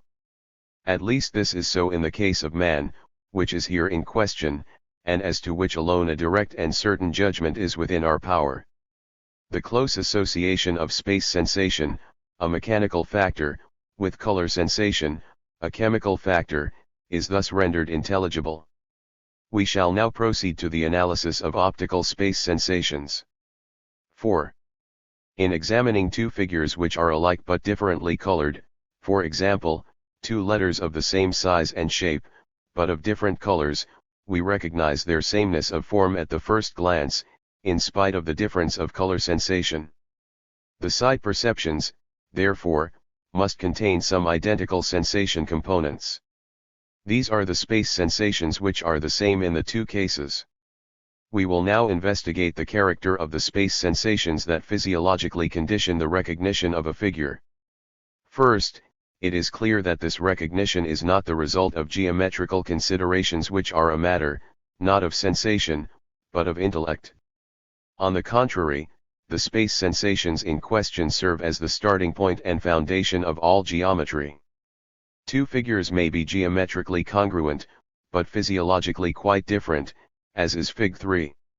Shown by the two adjoined squares, Fig 3, which could never be recognized as the same without mechanical and intellectual operations. A few simple experiments will render us familiar with the relations here involved. Look at the spot in Fig 4. Place the same spot twice or several times in Fig 4. Exactly the same position in a row, Fig 5, the result is a peculiar, agreeable impression, and we recognize at once and without difficulty the identity of all the figures. When, however, we turn one spot far enough round with respect to the other, Fig 6, their identity of form is not recognizable without intellectual assistance. On the other hand, if we place two of the spots in position sim metrical to the median plane of the Fig 6 observer, Fig 7, the relationship of form is strikingly apparent. But if the plane of symmetry diverges considerably from the median plane of the observer, as in Fig 8, the affinity of form is recognizable only by turning the figure around or by an intellectual act. On the other hand, the affinity of form is again apparent on contrasting with such a spot. The same spot rotated through an angle of 180 degrees. In the same plane, Fig 9. In this case we have the so-called centric symmetry. If we reduce all the dimensions of the spot proportionately, we obtain a geometrically similar Fig 8 spot. But as the geometrically congruent is not necessarily physiologically, optically, congruent, nor the geometrically symmetrical necessarily optically symmetrical, analogously the geometrically similar is not necessarily optically similar. It is only when the two geometrically similar spots are placed beside Fig 9, each other in the same relative positions, Fig 10, that they will also appear optically similar. Turning one of the spots round destroys the resemblance, Fig II. If we substitute for one of the spots a spot symmetrical to the other in respect of the median plane of the observer, Fig 12, a symmetrical similarity will be produced which has also an optical value. The turning of one of the figures through 180 degrees in its own plane, producing thereby centrically symmetrical similarity, has also a physiologico-optical value, Fig J3. 1. Lya Fig 10. Fig 2. I. Y Fig J, Fig 13. 6. In what, now, does the essential nature of optical similarity, as contrasted with geometrical similarity, consist? In geometrically similar figures, all homologous distances are proportional. But that is an affair of the intellect, not of sensation. If we place beside a triangle with the sides A, B, C, a triangle with the sides 2A, 2B, 2C, we do not recognize this simple relation between the two immediately, but intellectually, by measurement. If the similarity is to become optically perceptible, the proper position must be added. That a simple relation of two objects for the intellect does not necessarily condition a similarity of sensation, may be perceived by comparing two triangles having respectively the sides, A, B, C, and A plus NT, B plus M, C plus M. The two triangles do not look at all alike. Similarly, all conic sections do not look alike, although all stand in a simple geometric relation to each other, still less do curves of the third order exhibit optical similarity, etc. THIRD 7. The geometrical similarity of two figures is determined by all their homologous lines being proportional or by all their homologous angles being equal. But to appear optically similar, the figures must also be similarly situated, that is, all their homologous directions must be parallel or, as we prefer to say, must be the FJ. For same, Fig 14. The importance of direction for sensation will be evident upon a careful consideration of Fig 3. It is by identity of direction, accordingly, that are determined the identical space sensations which are characteristic of the physiologico-optical similarity of the figures. We may obtain an idea of the physiological significance of the direction of a given straight line or curve element, by the following reflection. Let y' equals f, x, be the equation of a plane curve. We can read at a glance the course of the values of dyj dx on the curve, for they are determined by its steepness, and the eye gives us, likewise, qualitative information concerning the values of dl/dx2, for they are characterized by the curvature. The question naturally presents itself, why can we not arrive at as immediate conclusions concerning the values d3x3, d4y/dx4, etc.? The answer is easy.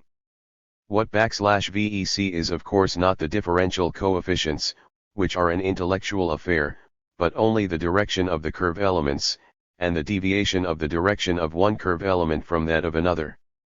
In fine, since we are immediately cognizant of the similarity of figures lying in similar positions, and are also able to distinguish at once the special case of congruity, therefore our space sensations yield us information concerning identity or difference of directions and equality or inequality of dimensions. 8. It is a priori extremely probable that sensations of space are connected in some way with the motor apparatus of the eye. Without entering into particulars, we may observe, first, that the whole apparatus of the eye, and especially the motor apparatus, is symmetrical with respect to the median plane of the head. Hence, symmetrical movements of looking will be connected with like or approximately like space sensations. Children constantly confound the letters band D, P, and Q.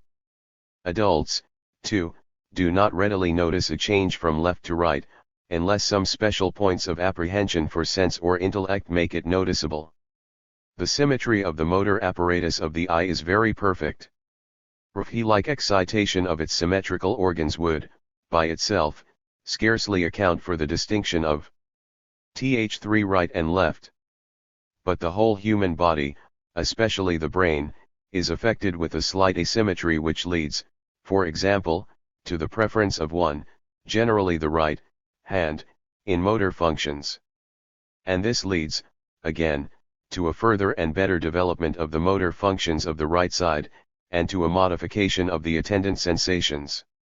After the space sensations of the eye have become associated, through writing, with the motor sensations of the right hand, a confusion of those vertically symmetrical figures with which the art and habit of writing are concerned no longer ensues.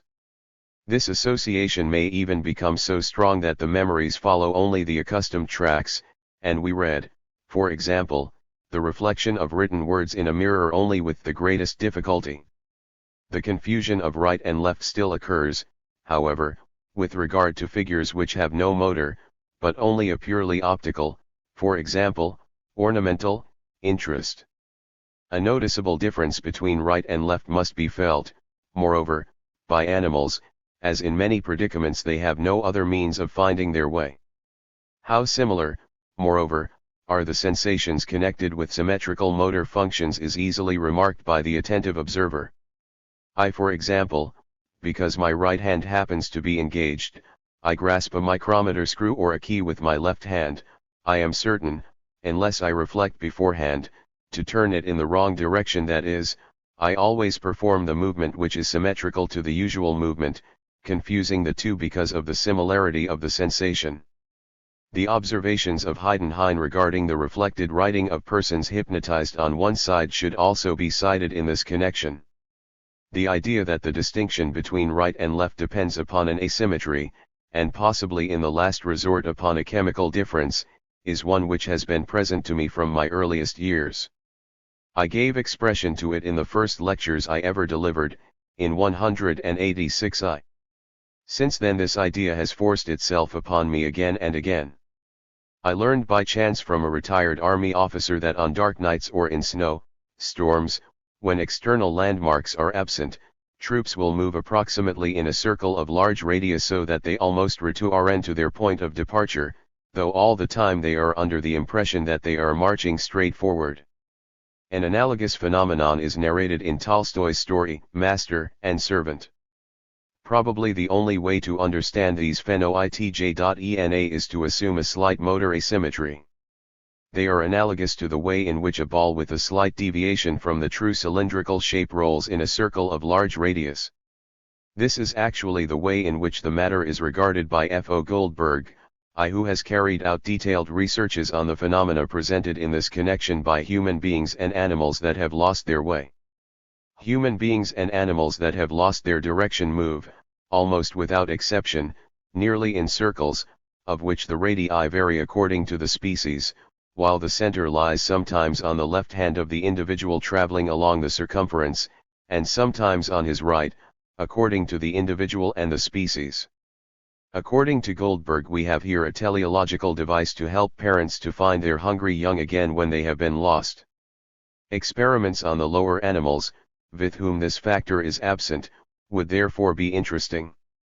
For the rest, we should expect, on grounds of general probability, to find imperfect symmetry in the lower animals also.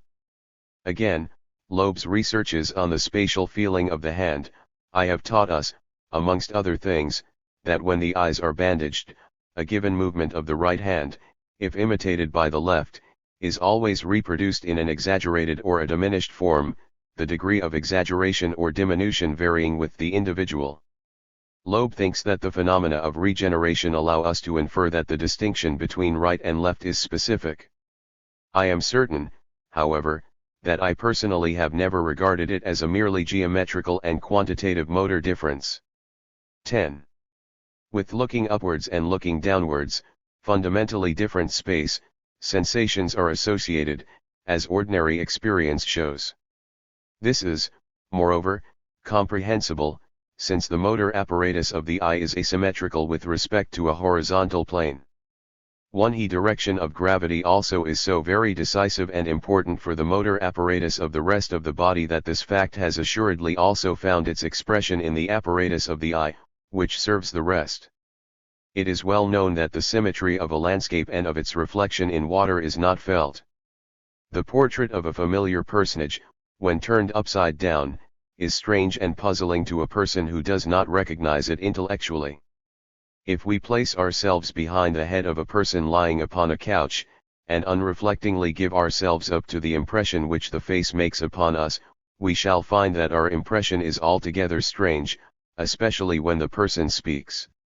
The letters band P and D and Q are not confused even by children.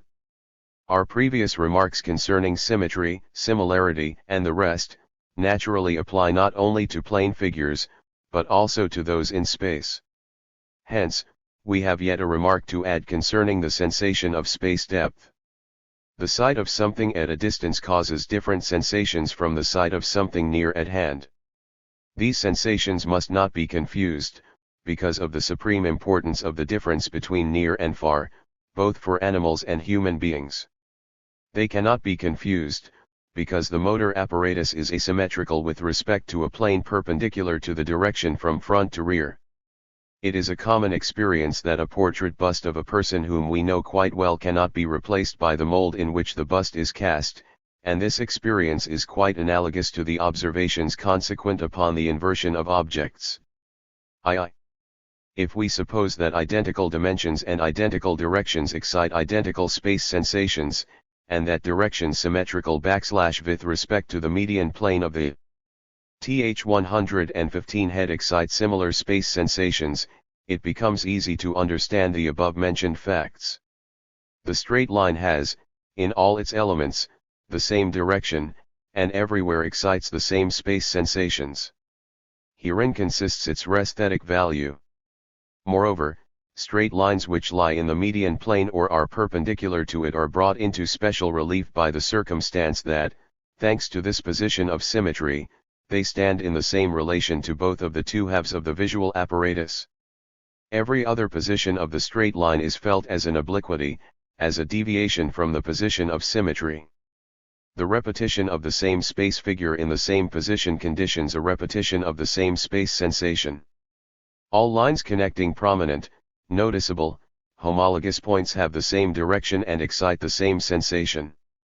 Likewise, when merely geometrically similar figures are placed side by side in the same positions, this relation holds. The sameness of the dimensions alone is absent. But when the positions are disturbed, this relation, and with it, the impression of unity, the resthetic impression, are also disturbed. In a figure symmetrical with respect to the median plane, similar space sensations corresponding to the symmetrical directions take the place of the identical space sensations. The right half of the figure stands in the same relation to the right half of the visual apparatus as the left half of the figure does to the left half of the visual apparatus. If we alter the sameness of the dimensions, the sensation of symmetrical similarity is still felt. An oblique position of the plane of symmetry upsets the whole relation. If we turn a figure through 180 degrees, contrasting it with itself in its original position, centric symmetry is produced. That is, if two pairs of homologous points be connected, the connecting lines / will cut each other at a point 0, through which, as their point of bisection, all lines connecting homologous points will pass. Moreover, in the case of centric symmetry, all lines of connection between homologous points have the same direction, a fact which produces an agreeable sensation. If the sameness of the dimensions is eliminated, there still remains, for sensation, centrically symmetrical similarity. Regularity appears to have no special physiological value, in distinction from symmetry.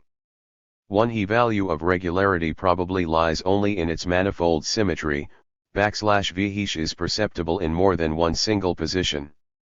12. The correctness of these observations will be apparent on glancing over the work of Owen Jones, A Grammar of Ornament, I. London, 1865. In almost every plate one finds new and different kinds of symmetry as fresh testimony in favor of the conceptions above advanced. The art of decoration, which, like pure instrumental music, aims at no ulterior end, but ministers only to pleasure in form and color, is the best source of N1 material for our present studies. Writing is governed by other considerations than that of beauty.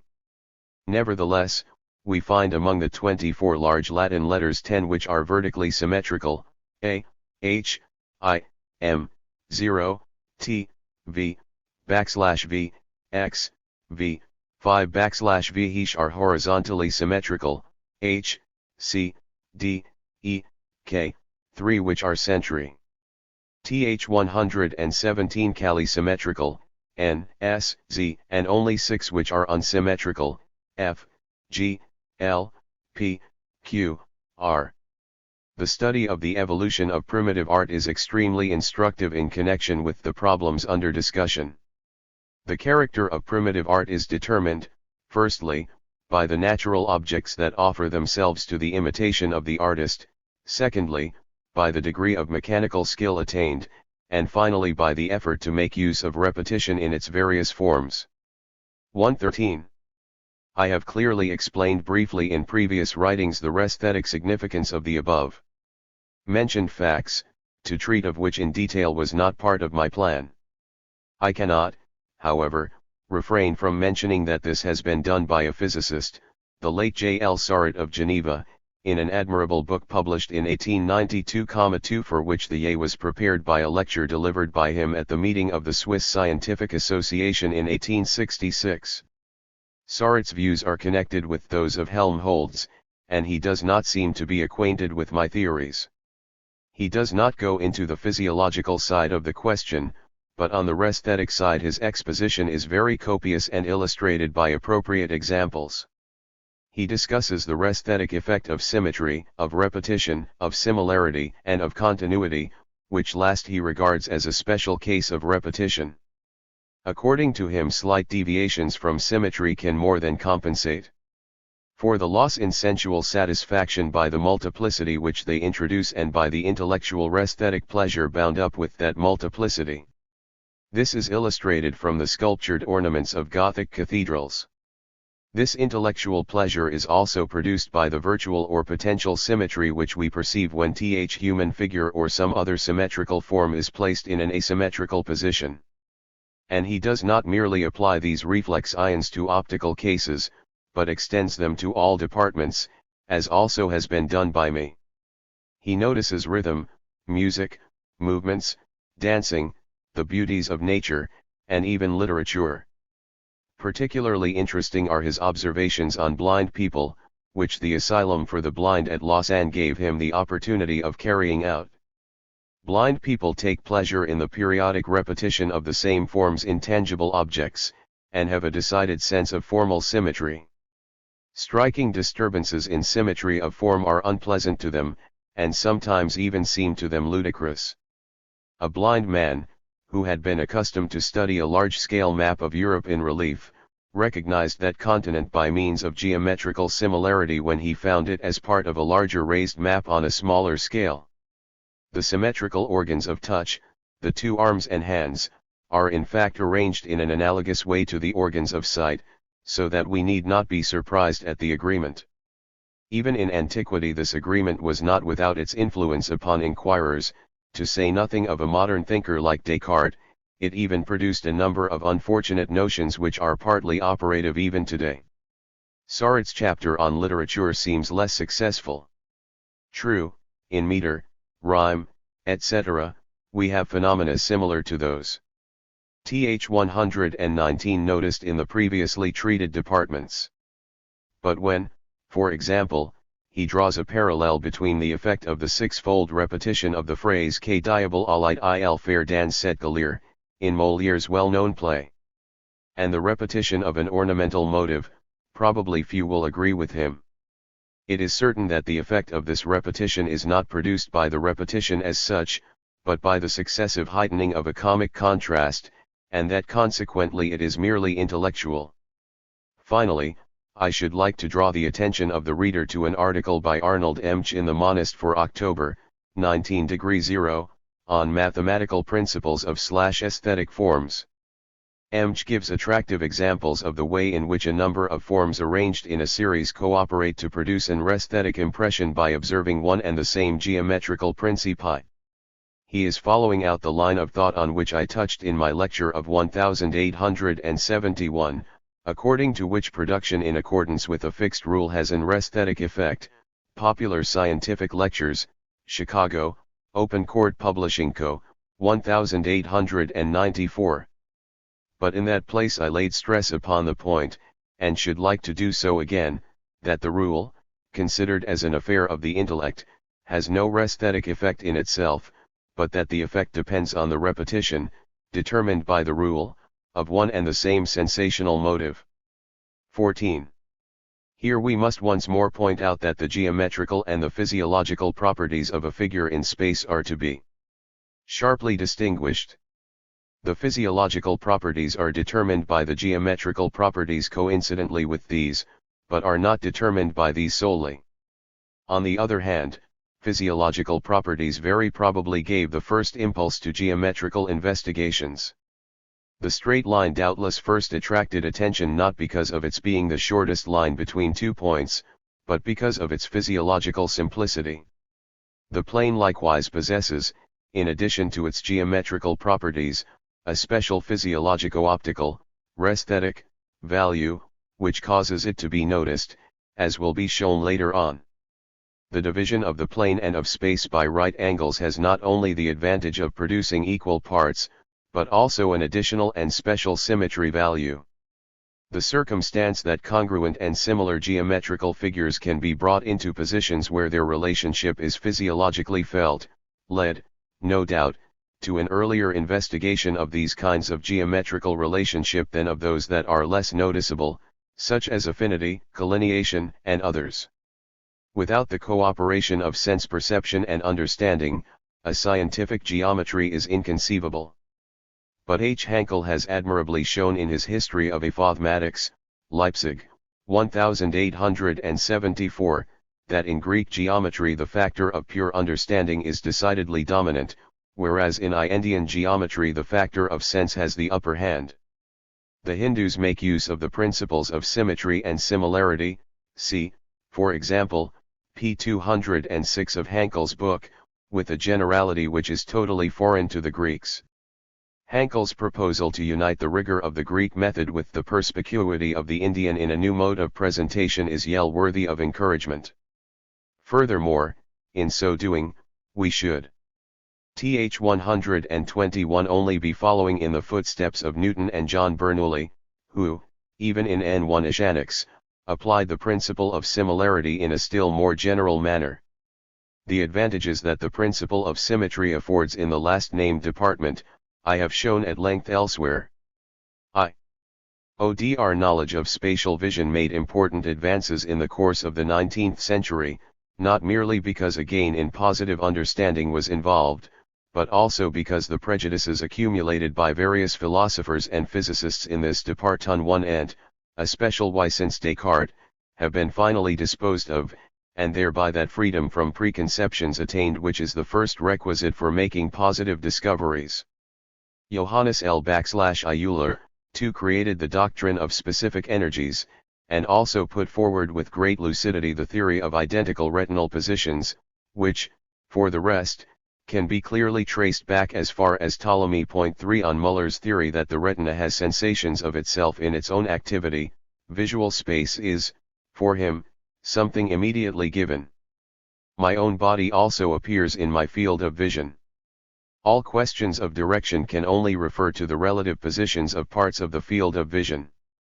The direction of vision depends exclusively on the arrangement of the sensitive parts of the retina. All theories as to projection, and problems as to why we see things upright, disappear. But estimation of the distance of an object seen is, for M. Tiller, still through and through an affair of the intellect. Wheatstone's one discovery of the spectroscope led at once to the conviction that in certain circumstances images could be seen as simple, and with different degrees of depth according to the stereoscopic difference, not only when the images fell upon identical parts of the retina, but also when they fell upon other parts, provided the difference between the parts was not too great. The result of this was to throw doubt on the doctrine of identity, and to stimulate the formulation of psychological explanations of how we come to see things as having depth.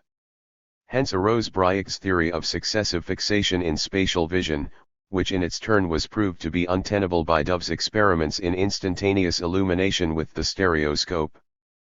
Putnam too opposed these theories with arguments of great force, and by admirably contrived experiments. Taking his stand on the phenomenon of binocular rivalry and the prominent part played therein by contours, he came to the conclusion that our seeing things as having depth depends upon a reciprocal action, or synergy, of the two retinera, and that the sensation of depth is an innate specific energy. The more similar the two monocular images, and especially the contours, are in form, color, and position, the more easily do they coalesce into a single binocular image, of which the depth is determined by the stereoscopic difference. But Putnam still maintains that this depth corresponds to what is given by means of lines of projection. It is to Herring one that we owe the most thorough clearing away of old prejudices. His starting point is the view that our immediately given visual space must be completely distinguished from the conceptual space which we obtain by means of experiences of a special kind. He proves by decisive experiments that the direction in which we see an object is different from the line of vision, or of projection between the object and the retinal image.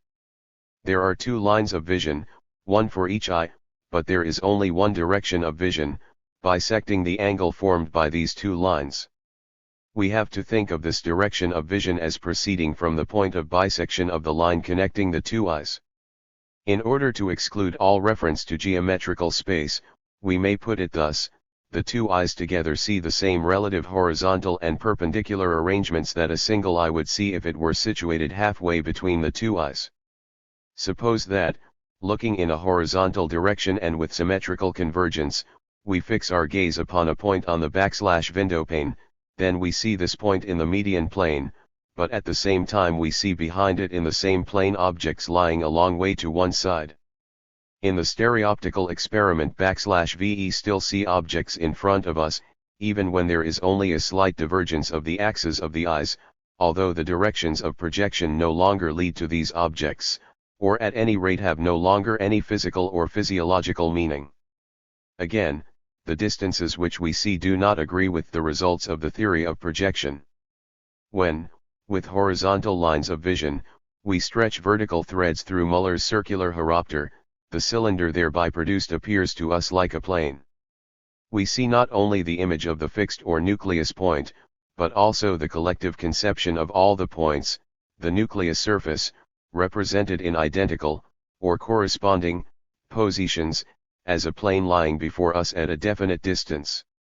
It is impossible to explain these and many other analogous facts on the theory of projection. Hering reduces spatial vision to a simple principle. Identical, or corresponding, points on the retina have identical height and breadth values.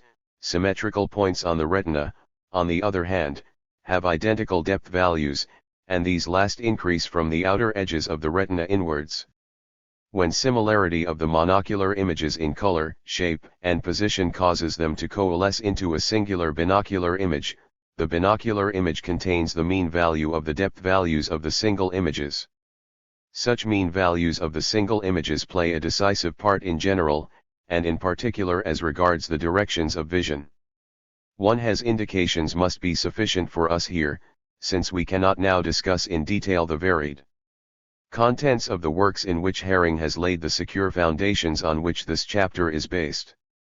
The only further remark I will make is, that, according to him, the two eyes are to be conceived as a single united organ, the associated movements of which rest on an innate anatomical foundation, a point that had already been brought out by Johannes Müller. Biological and psychological research combine to confirm the conclusion that, as regards the intuition of space, the nativistic view can afford or be maintained. The chick has scarcely broken from its shell than it is seen to be at home in space and pecking at everything that excites its attention. For the newborn human being we can at most suppose only a lower degree of maturity, but otherwise the conditions must be essentially the same. Panem has brought out this point.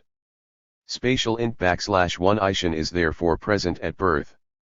Whether we shall ever be in a position to explain it, in the sort of way attempted by Helmholtz, by means of the history of evolution or the history of the race, is a separate question. Perhaps clues towards the solution of this problem may be found in the facts of phylogenetic development and the variation of retinal correspondence, investigated by Johannes Müller III, which takes place at the transition between one animal species and another. Another promising field for research is presented by the pathological anomalies of people who squint and the phenomena of adaptation to be observed in these cases. That space sensation is connected with motor processes has long since ceased to be disputed. Opinions differ only as to how this connection is to be understood. If two congruent images of different colors fall in succession on the same parts of the retina, they are at once recognized as identical figures. We may, therefore, regard different space sensations as connected with different parts of the retina. But that these space sensations are not unalterably connected with particular parts of the retina, we perceive on moving our eyes freely and voluntarily, whereby the objects observed do not change their position or form, although their images are displaced on the retina. If I look straight before me, fixing my eyes upon an object 0, an object A, which is reflected on the retina in A, at a certain distance below the point of most distinct vision, appears to me to be situated at a certain height. If I now raise my eyes, fixing them upon A retains its former height. It would necessarily appear lower down if the position of the image on the retina, or the arc OA, alone determined the space sensation. I can raise my glance as far as A and farther without any change in this relation. Thus, the physiological process which conditions the voluntary raising of the eye, can entirely or partly take the place of the height sensation, is homogeneous with it, or, in brief, algebraically cernmable with it. If I turn my eyeball upward by a slight pressure of the finger, the object A actually appears to sink, proportionately to the shortening of the arc OA. The same thing happens when, by any other unconscious or involuntary process, for example, through a cramp of the muscles of the eyeball is turned upward. According to an experience now familiar to oculists for sonal decades, patients with paralysis of the rectus externus reach too far to the right in attempting to grasp objects at the right. Since they need to exert a stronger impulse of the will than persons of sound eyes, in order to fix their glance upon an object to the right, the thought naturally suggests itself that the will to look to the right determines the optical space sensation right. Some years ago, I put this observation into the form of an experiment, which everyone can try for himself. Let the eyes be turned as far as possible towards the left and 2 large lumps of moderately hard putty firmly pressed against the right side of each eyeball. If, now, we attempt to glance quickly to the right, we shall succeed only very imperfectly, owing to the imperfectly spherical form of the eyes, and the objects will suffer a strong displacement to the right. Thus the mere will to look to the right imparts to the images at certain points of the retina a larger rightward value, as we may term it for brevity. The experiment is, at first, surprising.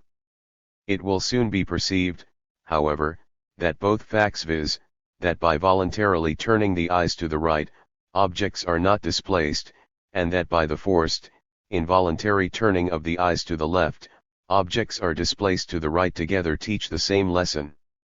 My eye, which I wish to, and cannot, turn to the right, may be regarded as voluntarily turned to the right and compulsorily turned back by an external force. Professor W. James I could not get the experiment just mentioned to succeed. I have often repeated it, and always found it confirm one ed. I think that the fact is certain, but of course that decides nothing as to its correct interpretation. 3. The will to perform movements of the eyes, or the innervation to the act, is itself the space sensation. This follows naturally from the preceding consideration.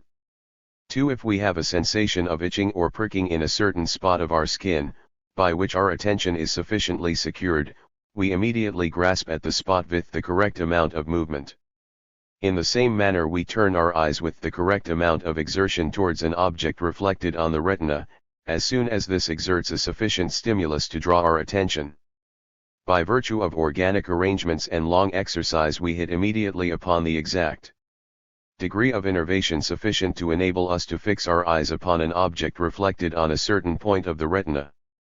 If the eyes are already turned towards the right, and we begin to give our attention to an object further to the right or the left, a new innervation of the same sort is algebraically added to that already present.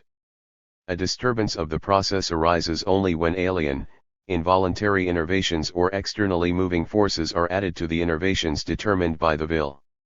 4. Years ago, while occupied with the questions now under discussion, I noticed a peculiar phenomenon, which has not yet, so far as I know, been described. In a very dark room we fix our eyes upon a light A, and then suddenly look at a light lower down, B. At this, the light A appears to make a rapid sweep A, quickly ended, upwards. The light B, of course, does the same, but to avoid complications, this is not indicated in the diagram.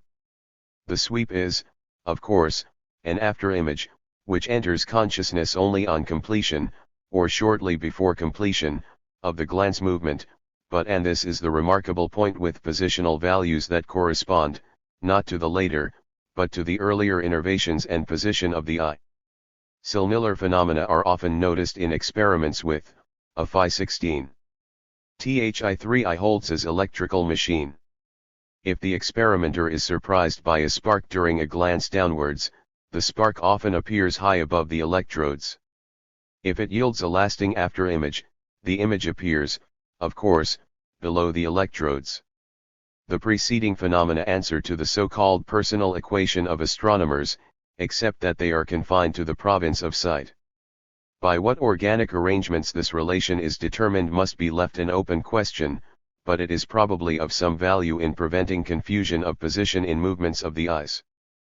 For the sake of simplicity we have hitherto regarded only the eyes as in motion, and have considered the head and the body generally as at rest. If, now, we move the head about without intentionally fixing the eyes upon any object, the objects seen remain motionless. But at the same time another observer may notice that the eyes, like frictionless, inert masses, take no part in the turning movements. Still more noticeable is the pheno_menon if VE turn with continuous motion, actively or passively, about a vertical axis, as viewed from above, say, in the direction of the hands of a clock. In this case, as Breuer has observed, the open or closed eyes turn, about 10 times to a full revolution of the body, in the opposite direction to that of the clock hands, with a uniform motion, and as frequently back again in the opposite direction by jerks. The process is represented in the diagram of Fig 17. On 0t, the times are laid off as abscissae, the angles described in the direction of the clock hands are laid off as ordinates upwards, and the angles described in the opposite direction as ordinates downwards. The curve 0a corresponds to the rotation of the body, 0bb to the relative, and 0cc to the absolute, rotation of the eyes. Noon, on repeating the experiment, can avoid the conclusion that we are concerned here with an automatic, unconscious, movement of the eyes, reflexively excited by the rotation of the body. This movement disappears as soon as the passive rotation is no longer felt. How it is brought about remains, naturally, to be investigated. A simple way of looking at it would be that there are two antagonistic organs of innervation, and that the stimulus which reaches them both uniformly when the body rotates, is answered by one with a uniform stream of innervation, while the other delivers its impulse of innervation only after the lapse of a certain time, like a rain gauge suddenly tipping up when it is full. For us it suffices, provisionally, to know that this automatic, unconscious compensational movement of the eye is actually present. The compensational wheel-like movement of the eyes, which takes place when the head is inclined to one side, is well known. Nagel has proved that it amounts to from 1/10 to 1/6 of the angle of inclination of the head. And recently Breuer and Kreidel too have made similar experiments in the rotatory apparatus also, with the following results. We have a sensation, as Pourcagne and Mach have maintained, of the direction of the acceleration of masses. When this direction is changed by the interference of a horizontal acceleration affecting the body on one side, a wheel-like movement of the eyes is set up and persists as long as the interference lasts. It amounts to 0.5 or 0 feet 6 inches of the angle of deviation. The rotation of visual space, and the appearance of vertical lines as oblique, which takes place under such conditions, depend therefore on an actual but unconscious rotation of the eyes. I must also mention here two papers by Crum-Brown on compensating movements of the eyes. 6. The slower unconscious compensating movement of the eye, the jerking movement leaves behind it no optical impression, is thus the reason why, when the head is turned, objects seem to retain their position, a fact which is very important for orientation. If, no \v, in turning our head, \te also voluntarily turn the eyes in the san 1e direction, fixing them upon one object after another, \e must overcompensate the automatic, involuntary innervation by the voluntary innervation. We need the same innervation as if the whole angle turned through were described by the eye alone. In this way is explained why, when we turn about, the whole optical space appears to us a continuum and not an aggregation of fields of vision, and why, at the same time, the optical objects remain stationary. That which we see of our own body, in turning, we see, for obvious reasons, optically in motion. Thus we arrive at the practically valuable conception of our body as in motion in a fixed space. We understand why it is that, in our numerous turnings and ramblings in the streets and in buildings, and in our passive turnings in a wagon or in the cabin of a ship, even in the dark, we do not lose our sense of direction, though it is true that the primary coordinates from which we started gradually sink unnoticed into unconsciousness, and we soon begin to reckon from new objects around us. That peculiar state of confusion as to locality in which we sometimes find ourselves on suddenly awaking at night, where we look about helplessly for the window or the table, is probably due to dreams of movement immediately preceding our awaking. Similar phenomena to those which manifest themselves on the rotation of the body make their appearance in connection with the movements of the body generally. If I move my head or my whole body sidewise, I do not lose sight of an object on which my eyes rest. The latter seems to continue motionless, while the more distant objects undergo a displacement in the same direction as that of the body, and nearer objects a parallactic displacement in the opposite direction.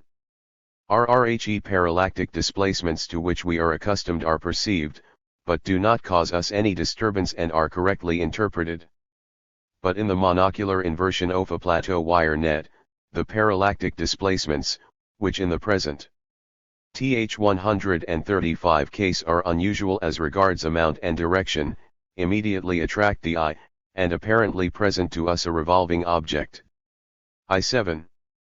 When I turn my head, I not only see that part of it turning which I am able to see, as will be immediately understood from the foregoing, but I also feel it turning.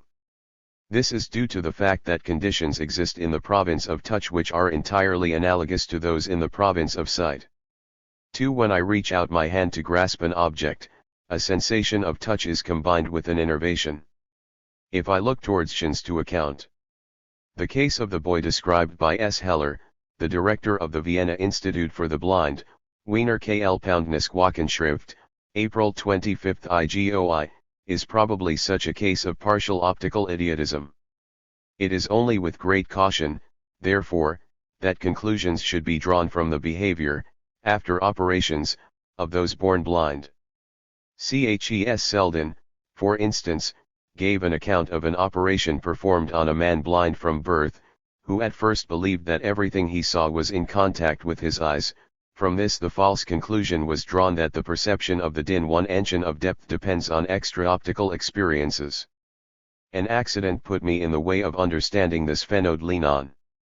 Once when I was /J/O alking on a dark night in a district with which I was unfamiliar, I was all the time afraid of running up against a large black object. This turned out to be a hill several kilometres distant, which brought about this phenomenon through my being unable to fix and accommodate my sight, in much the same way as people who have been newly operated must be unable to do. If anyone is not convinced by his own stereoscopy that the dimension of depth also is optically given, he is not likely to be convinced by the experiences of truncated people without arms and legs, such as Eva Lark and Kobalkov, G. Hirth, Energpound Sche Epigenesis, 18G 8P 165. All systems of space sensation, however different they may be, are connected by a common associative link, the movements which they serve to guide. If Locke was wrong, how could the blind Saunderson have written a geometry intelligible to those who are not blind? Without doubt there are analogies between the sense of space given through sight and that given through touch. I have already mentioned something of this sort in discussing Sartre's work, p. I-18, above, and N. of these phenomena were known to the Aristotelian school. Th. 1s in the Parva J.V. Potteralia we find mentioned the experiment by which a little ball is felt as double when touched by the index finger and the middle finger placed across it. With me this experiment produces an even more striking effect when I cross my fingers and move them up and down a little stick, and when I take two parallel sticks, and arranging my fingers in this run them between them, I feel the two sticks as single. The analogy with seeing the single as double and seeing the double as single is here complete. But the differences also are so great that the man of normal sight finds it difficult to picture to himself a blind man's space presentation, since the object, a luminous sensation, is substituted for the sensation of touch. Even where objects are not touched, skin sensations may always be perceived when the attention is turned to them, and these, combined with changing innervations, also yield the conception of our body as in motion, which quite accords with that acquired by optical means. 1 Hus, in active movements, the skin sensations are delocalized, as we may briefly express it. In passive movements of the body, reflex, unconscious compensatory innervations and movements of compensation make their appearance.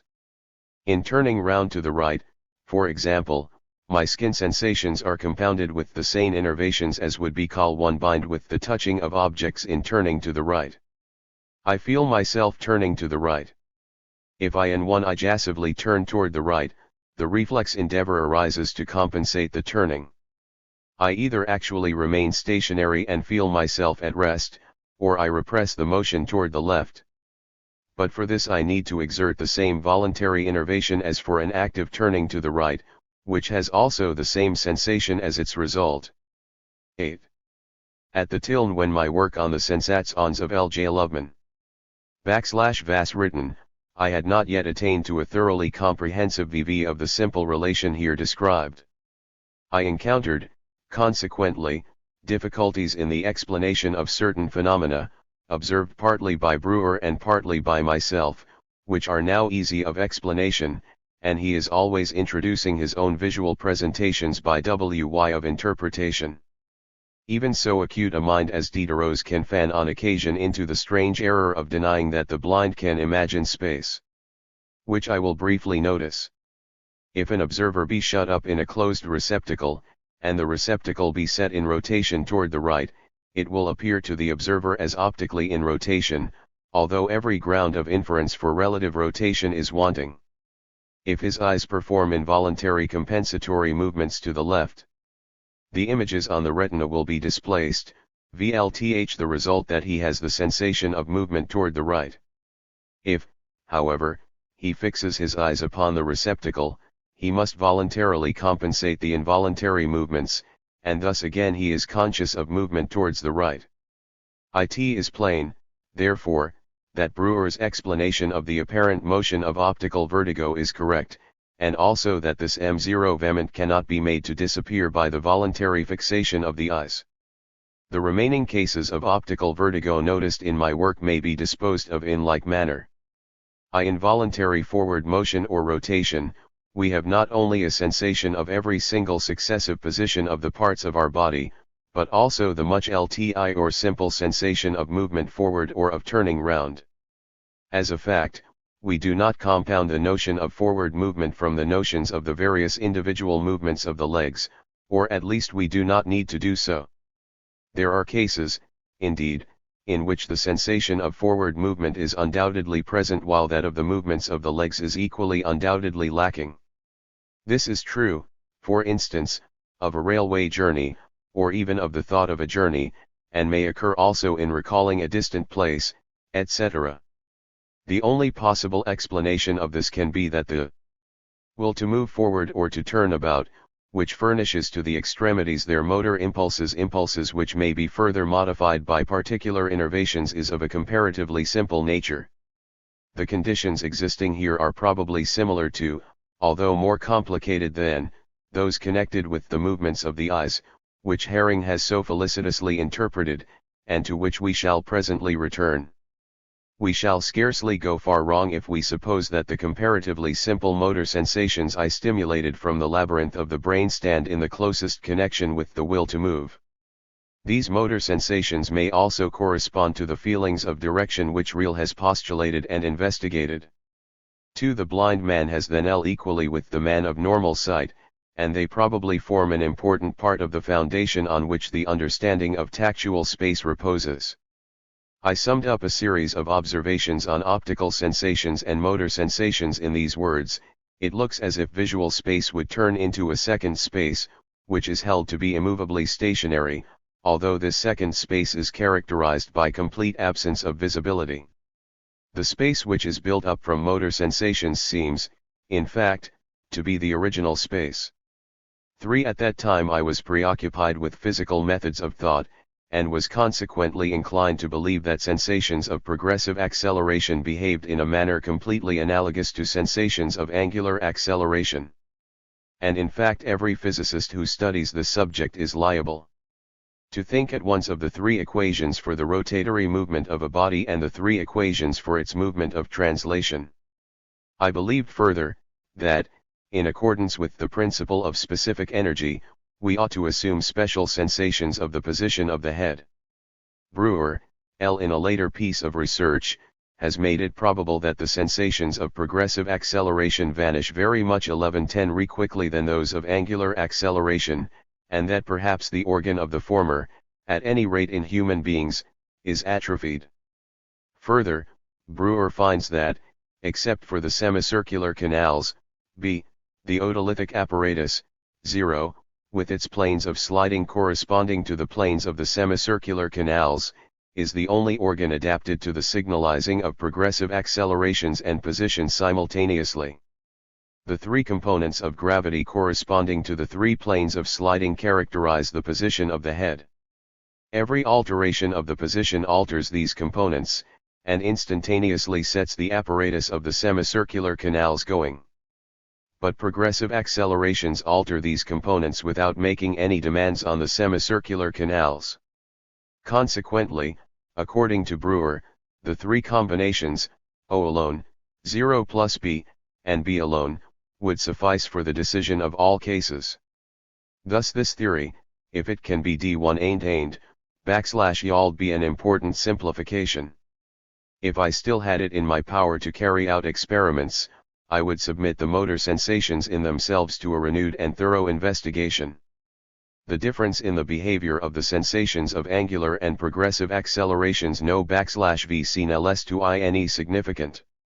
Acceleration of rotation gives rise to a sensation which, long after the acceleration has become nil, persists with a decreasing force which can be quantitatively measured. Progressive acceleration is felt in its pure form only in the case of vertically accelerated falling or rising. When the acceleration vanishes, the sensation also disappears quickly. The simplest means of producing a constant acceleration in a constant direction with respect to the body is by uniform rotation. We soon cease to have any sensation of uniform rotation. But a constant centrifugal acceleration also does not evoke the illusion of flying away in its direction, but rather calls up the sensation of changed position, which sensation again vanishes immediately with the disappearance of the centrifugal acceleration. Does this mean that progressive acceleration exhausts itself as a stimulus, or that when the stimulus becomes constant the sensation changes in character? In that case we shall have to suppose that the sensation is composed of two elements. We have sensations, not of uniform motion, but only of acceleration. To the elements of the change in progressive and angular velocity there correspond elements of the motor sensations, and, of these, those sensations at any rate which correspond to angular velocities persist with gradually decreasing force, and moreover are algebraically one-mable just like the sensations corresponding to progressive velocities, so that a sensation p, corresponding to the total change in velocity, and consequently to the velocity attained v, is correlated with a movement, usually of velocity nil upwards, set up in a short time. 2nov The aggregate of sight and touch impressions that we passed in review increases with p and with the time t. We need not therefore be surprised that experience teaches us to interpret p conceptually as a velocity and pi as a path, although of course p in itself has nothing to do with concepts of spatial measurement. In this way it seems to me that \ve get rid of the last remaining paradox in the theory of the motor sensations. This paradox still troubled me in 1875, and I see that it has also troubled others. 1-9. The following experiments and reflex ions, which form a sequel to an earlier publication of mine too, will perhaps assist us in obtaining a correct view of these phenomena. If we take our stand upon a bridge, and look fixedly at the water flowing beneath, we shall generally have the sensation of being ourselves at rest, whilst the water will seem in motion. Prolonged gazing, however, as is well known, almost invariably results in the sensation that suddenly the bridge, with the observer and his whole environment, begins to move in the direction opposite to that of the water, while the water assumes the appearance of being at rest. 3. The relative motion of the objects is in both cases the same, and there must therefore be some adequate physiological reason why at one time one, and at another, part of them is felt to move. In order to investigate the matter at my leisure, I had the simple apparatus constructed which is represented in Fig 18. An oilcloth of simple pattern is drawn horizontally over 2 rollers, 2 meters long and fixed 3 meters apart in bearings, and is kept in uniform motion by means of a crank. Across the oilcloth and about 30 centimeters above it, is stretched a string IV, with a knot K, which serves as a fixation point for the eye of the observer stationed at A. Now, if the oilcloth be set in motion in the direction of the arrow, and the observer follow the pattern with his eyes, he will see it in motion, himself and his surroundings at rest. On the other hand, if he gazes at the knot, he and the whole room will presently appear in motion in the contrary direction to the arrow, while the oilcloth will stand still. This change in the aspect of the motion takes more or less time according to the mental condition of the observer, but usually requires only a few seconds. If we once get the knack of it, the two impressions may be made to alternate with some rapidity and at will. Every following of the oilcloth brings the observer to rest, every fixation of K, or non-attention to the oilcloth, by which its pattern becomes blurred, sets the observer in motion.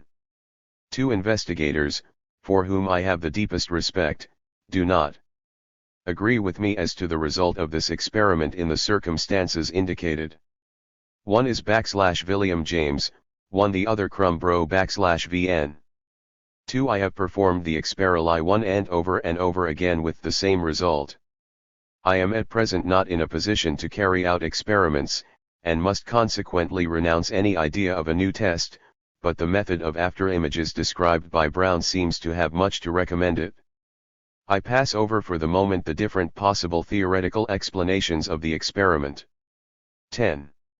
This phenomenon, of course, must not be confounded with the familiar plateau-opal phenomenon, which is a local retinal effect. In the preceding experiment, the entire environment, so far as it is distinctly visible, is in motion, whilst in the latter a moving veil is drawn along in front of the object, which is at rest.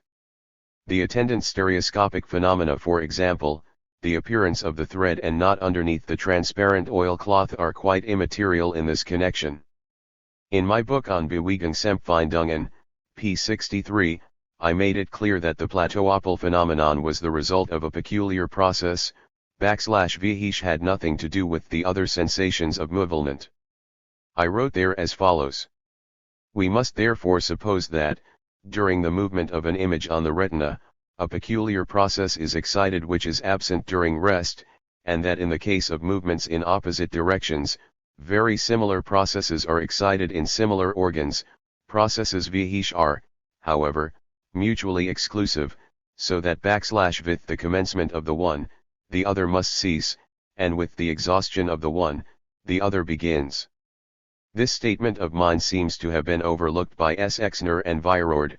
\Vho subsequently expressed similar views on the same subject. Before we proceed to the explanation of the experiment, Fig 18, it will be well to introduce a few variations. An observer stationed at B seems, under the same conditions, to be speeding, with all his surroundings, towards the left. We now place above the oilcloth TT, Fig 19, a mirror SS, inclined at an angle of 45 degrees to the horizon. We observe the reflection TT in SS, after having placed on our nose a shade NN, which intercepts the direct view of TT from the eye, OFT. If TT moves in the direction of the XX arrow, while we are looking at X, the II reflection of K, we shall presently fancy ourselves sinking downward with the IJ.K whole room, whereas if the motion be I reversed, we shall seem to ascend as if in a balloon. Finally, the experiments with the paper drum, which I have elsewhere described, one and to which the following explanation also applies, should be cited here. And one of these phenomena are purely optical, but all are accompanied by unmistakable motor sensations of the whole body. 12. What form, now, must our thoughts take on, in order to acquire the simplest explanatory setting for the preceding phenomena? Objects in motion exert, as is well known, a peculiar motor stimulus upon the eye, and draw our attention and our gaze after them. If the eye really follows them, we must assume, from what has gone before, that the objects appear to move. But if the eye is kept for some time at rest in spite of the moving objects, the constant motor stimulus proceeding from the latter must be compensated by an equally constant stream of innervation flowing to the motor apparatus of the eye, exactly as if the motionless point on which the eyes rest were moving uniformly in the opposite direction, and we were following it with our eyes. But when this process begins, all motionless objects on which the eyes are fastened must appear in motion. It is obviously unnecessary that the stream of innervation should always be consciously and deliberately called into action. All that is requisite is that it should proceed from the same center and by the same paths as voluntary fixation. No special apparatus is necessary for observing the foregoing phenomena. They are to be met with on all hands. I walk forward by a simple act of the will. My legs swing to and fro without my having to attend to them particularly. My eyes are fixed steadfastly upon my goal without suffering themselves to be drawn aside by the motion of the retinal images consequent upon progression. All this is brought about by a single act of the will, and this act of the will itself is the sensation of forward movement. The same process, or at least a part of it, must also be set up, if the eyes are to resist for any length of time the stimulus of a mass of moving objects. Hence the motor sensations experienced by the above experiments. The eyes of a child in a railway train will be observed to follow almost uninterruptedly and with a jerking motion the objects outside, which appear to it to be running. The adult has the same sensation if he will passively yield himself to the natural impressions. If I am riding forwards, the whole space to my left, for obvious reasons, rotates, in the direction of the hands of a watch, about a very distant vertical axis, and the space to my right does the same, but in the opposite direction. Only when I resist following the objects with my eyes, does the sensation of forward motion arise. 13. My views regarding the sensations of movement have been repeatedly attacked, as is well known, but invariably the adverse arguments have been aimed solely at the hypotheses, to which I attached comparatively little importance. That I am ready and willing to modify my views in accordance with newly discovered facts, the present work will testify. The decision as to how far I am in the right I will cheerfully leave to the future. On the other hand, I should like to mention that observations have been made that strongly favor the theory propounded by myself, Brewer, and Brown.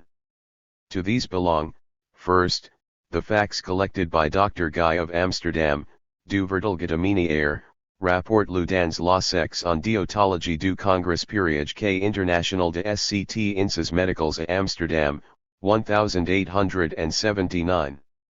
Guy observed, in diseases of the middle ear, that reflex turnings of the head were induced when air was blow/vn into the cavity of the tympanum, and found a patient /vho/vas able to state exactly the direction and none one burr of the turnings which he had felt during the injection of liquids prof. Crumbro vn, on a case of dyspeptic vertigo, Proceedings of the Royal Society of Edinburgh, 1881-1882, has described an interesting case of pathological vertigo observed in himself, which admitted of explanation, as a whole, by the increased intensity and lengthened duration of the sensation incident upon every turning of the body. But most remarkable of all are the observations of William James, the sense of dizziness in deaf mutes, A1 Narracan of Otology, Volume 4, 1882.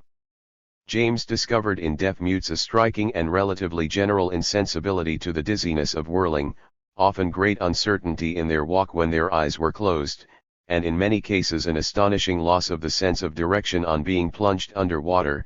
In /vh case there always resulted a LRLTI and complete uncertainty as to up and down. These facts speak very strongly in favor of the view, which naturally follows from my conception, that in deaf mutes the sense of equilibrium proper is considerably degenerated, and that th 149 the two other senses that give direction, the sense of sight and the inoscular sense, the latter of which loses all its points of reference when the weight of the body is neutralized by immersion in water, are rendered proportionately more necessary. It is impossible to maintain the V that we arrive at knowledge of equilibrium and of movement solely by means of the semicircular canals. On the contrary, it is extremely probable that lower animals, in whom this organ is entirely wanting, also have sensations of movement. I have not yet been able to undertake experiments in this direction. But the experiments which Lubbock has described in his work, Ants, Bees, and Wasps, become much more comprehensible to me on the assumption of sensations of movement. As experiments of this sort may be interesting to others, it will not be amiss perhaps to consider an apparatus which I have briefly described before, a 1th der Wiener Akademie, December 30, 1876. Other apparatuses of the same kind have since been constructed by Govey and Ewald. They have been called cyclostats. The apparatus serves for the observation of the conduct of animals while in rapid rotation. Since, however, the view of the animal will necessarily be effaced by the rotatory motion, the passive rotation must be optically nullified and eliminated, so that the active movements of the animal alone shall be left and rendered observable. The optical neutralization of the rotatory motion is attained simply by causing a totally reflecting prism to revolve, with the aid of gearing, above the disk of the whirling machine, about exactly the same axis, in the same direction, and with half the angular velocity of the disk. IIG 20 gives a view of the apparatus. On the disk of the whirling machine is a glass receiver, G, in which the animals to be observed are enclosed. By means of gearing the eyepiece 0 is made to revolve with half the angular velocity and in the same direction as G. The following figure gives the gearing in a separate diagram. He eyepiece 00, and underscore equals, 2 equals, underscore fig 20. The receiver GG, revolve about the axis A, while a pair of cogwheels, rigidly connected together, revolve about EE. Let the radius of the cogwheel A, rigidly connected with GG, be equals R. Then R is the radius of BB, and 2R/3 is the radius of CC, but the radius of DD is equals 4R/3, wherewith the desired relation of velocity between 00 and GG is obtained. In order to center the apparatus, a mirror S, provided with leveling screws, is laid upon the bottom of the receiver. TH15-1 and so adjusted that, on rotation, the reflex ions in it remain at rest. It is then perpendicular to the axis of rotation. A second small mirror, S, in the silvering of which is a small hole L, is so adjusted to the open tube of the eyepiece, with its reflecting surface downward, that, on rotation, the images seen through the hole, in the mirrored reflexion of S in S, remain motionless. Then S stands perpendicular to the axis of the eyepiece. With the aid of a brush we may now mark upon the mirror S a point P, whose position is not altered on rotation, a result which is easily accomplished after a few trials, and so place the hole in the mirror S that it also a ren 1 and stationary on rotation. In this way D points on both axes of rotation are found.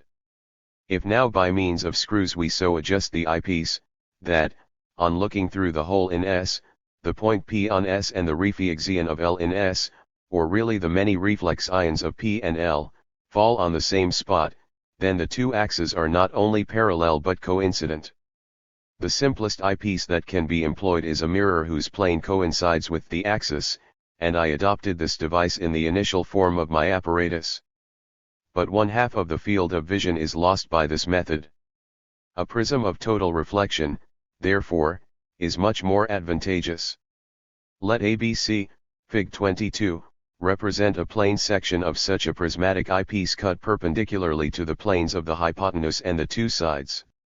Let this section include, also, the axis of rotation O and PQ, which is parallel to a RRHE ray which passes along the axis QP must, after refraction and reflection in the prism, proceed again along the axis NO and will meet the I0 in the prolongation of the axis. This done, the points of the ax 1s can suffer no displacement from rotation, and the apparatus is centered. The ray in question must accordingly fall at M, the radial point of a B, and, hence, since it falls on crown glass at an angle of incidence of 45 degrees, will meet up at about 16 degrees 40 minutes. Therefore, op must be distant about OL15 up from the axis, a relation which can best be obtained by trial, by so moving the prism in the eyepiece that oscillations of the objects in GG during rotation are eliminated. Fig 22 also shows the field of vision for the eye at O. The ray OA, which falls vertically upon AC, is reflected at up in the direction AC and passes out towards S.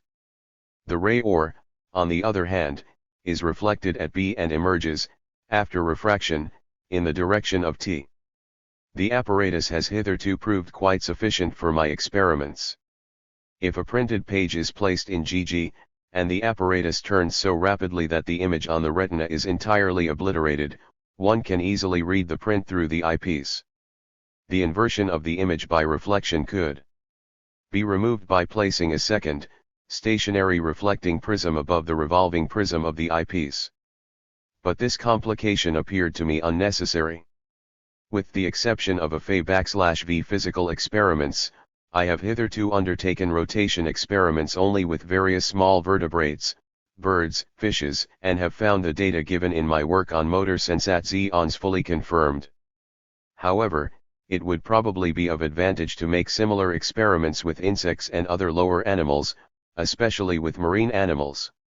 Such experiments have subsequently been carried out, with N10st instructive results, by Schaefer, Naturwissenschaftliche Wissenschaft, number 25, 1891, by Loeb, Heldsautruppsmeister, Weiertberg, 1890, p. 117, and by others.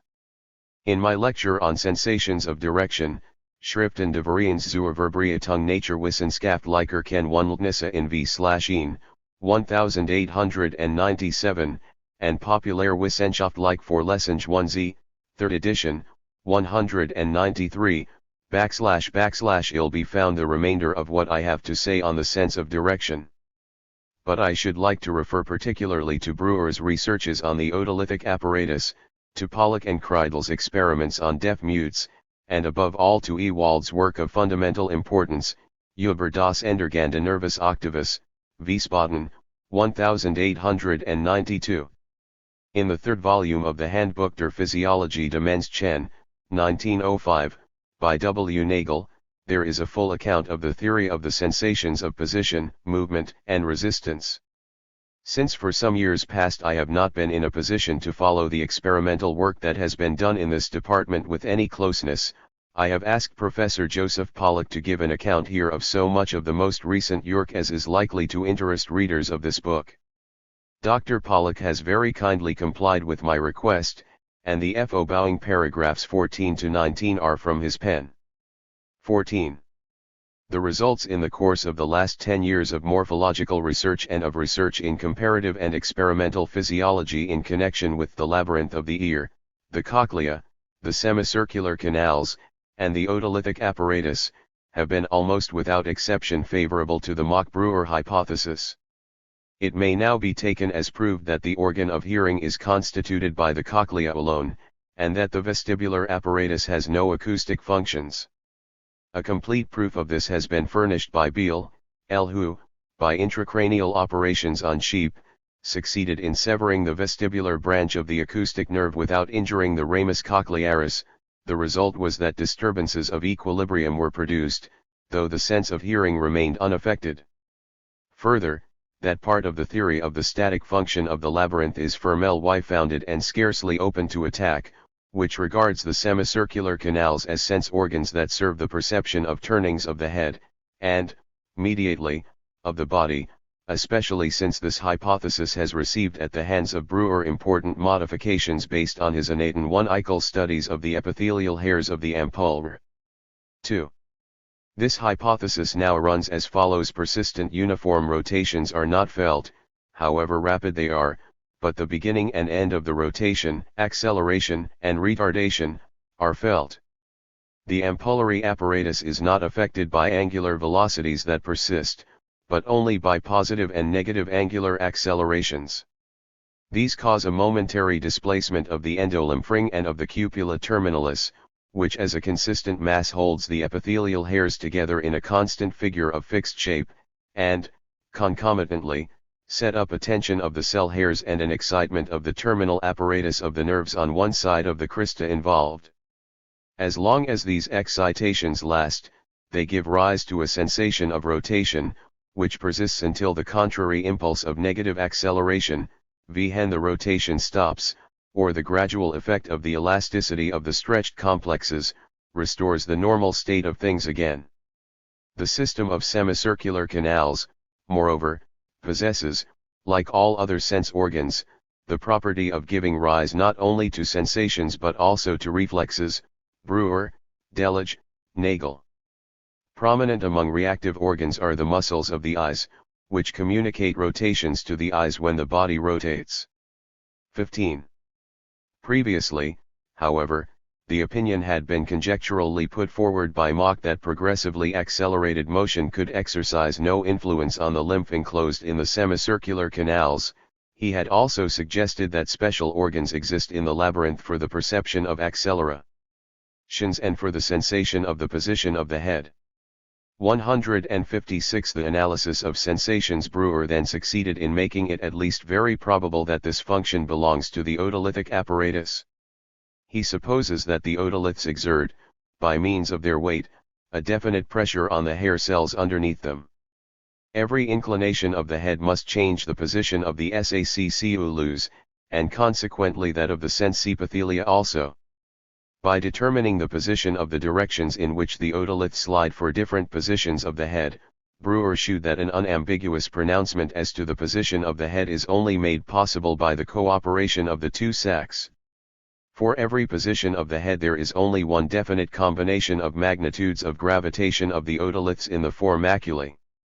\Vhen, as we suppose, the gravitation of the otoliths is felt, then every position of the head is characterized by a definite combination of these sensations. In the case of acceleration in a straight line, every shock that causes motion will evoke, owing to the inertia of the otolithic masses, a relative acceleration of these masses in the opposite direction, this relative acceleration representing the adequate sensational stimulus. Heuristically, this part of the hypothesis is now on a very firm footing. It has become the basis of research on the lower animals in which otoliths alone occur, and in the case of higher animals also it has pointed the way to the isolation and experimental testing of the functions of the otoliths. From the mass of facts concerning the lower animals, which have been discovered of recent years, I will only select a few pregnant instances. The phenomena that result on the removal of the otoliths have been studied.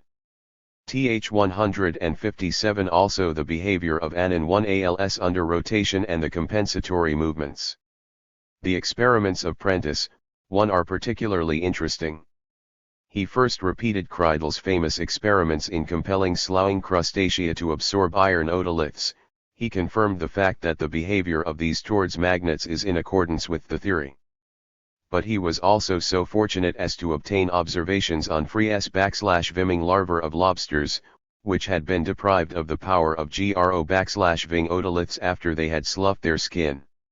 He was able to convince himself that they present the same phenomena as full-grown shrimps, from which the otoliths have been removed. They roll from one side to another, swim with belly upwards, are more easily turned over onto their backs than normal larvae, and, when they are blinded, the loss of equilibrium is still more striking. The same writer also describes as follows the behavior of a crustacean, Verbius zostertcula, in which the staticist is normally absent. It is not a free-swimming form, but attaches itself to grasses, in the positions that are independent of gravity. If it is compelled to s\Vim, it does so in a very uncertain manner, but gene back upwards. It is easily turned over onto its back, and, once in this position, is very slow at setting itself right. Its uncertain manner of swimming is reminiscent of that of other crustacea after their statists have been destroyed. If the eyes are covered with lampblack, all sense of direction in swimming is lost. The experiments of Prentice recall those of K.L. Schaefer. One Schaefer rotated the larvae of frogs, and discovered that the first appearance of rotatory vertigo coincides in time with the completion of the formation of the semicircular canals. ACH's two researches on frogs are important. He discovered that the otoliths are connected with the lid reflex of the crossed side, from the fact that, in the case of a frog deprived of its otoliths and subjected to rapid movement, the lid reflex vanishes both horizontally and vertically. He concluded that the function of the otoliths is to subserve displacements of the body in a straight line in space. 16. On the other hand, the wheel-like movements of the eyes that take place when the position of the head undergoes a series of changes, and the nystagmic movements caused by rotation and by passing a galvanic current through the head, have long been known and have been sufficiently analyzed. The typical movements of the head, and the jerking movements of the eyes which are repeated at regular intervals when the head is continuously rotated or when a galvanic current is passed through it, and which can also be easily felt through the closed eyelids, are sure objective signs of vertigo. Nystagmus of eyes and head is completely absent in animals without a labyrinth, as has been shown by Ewald in the case of doves, and by Brewer. In the case of cats, whose nervus octavus had been severed on both sides. Brewer and Kreidel have proved that the optical distortion of the vertical, experienced by anyone who rides in a whirling chair or sits in a railway train passing quickly enough over a sharp curve, depends upon a real wheel-like movement of the eyes. Again, we owe to Brewer the proof that individual ampullae, even when isolated, can be galvanically stimulated. When that is done, they produce a movement of the head in the plane of the canal involved, whereas, according to Brewer, the consequence of digest stimulation is the so-called galvanotropic reaction, consisting in an inclination of the head towards the anode.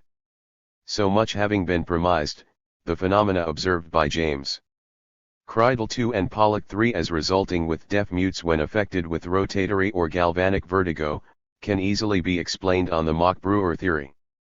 According to McGinn, 4 out of 118 deaf mutes subjected to an anatomical examination, pathological changes of the vestibulary apparatus were present in 56%, 50 to 58% of the deaf mutes experimented on by Kreidel felt no rotatory vertigo. 2% of those on whom Kreidel reproduced the conditions of Mach's experiment with the whirling chair, did not succumb to the illusion as to position with respect to the vertical, which is inevitable. In normal persons, they also without exception displayed, when rotated, no reflex movements of the eyes.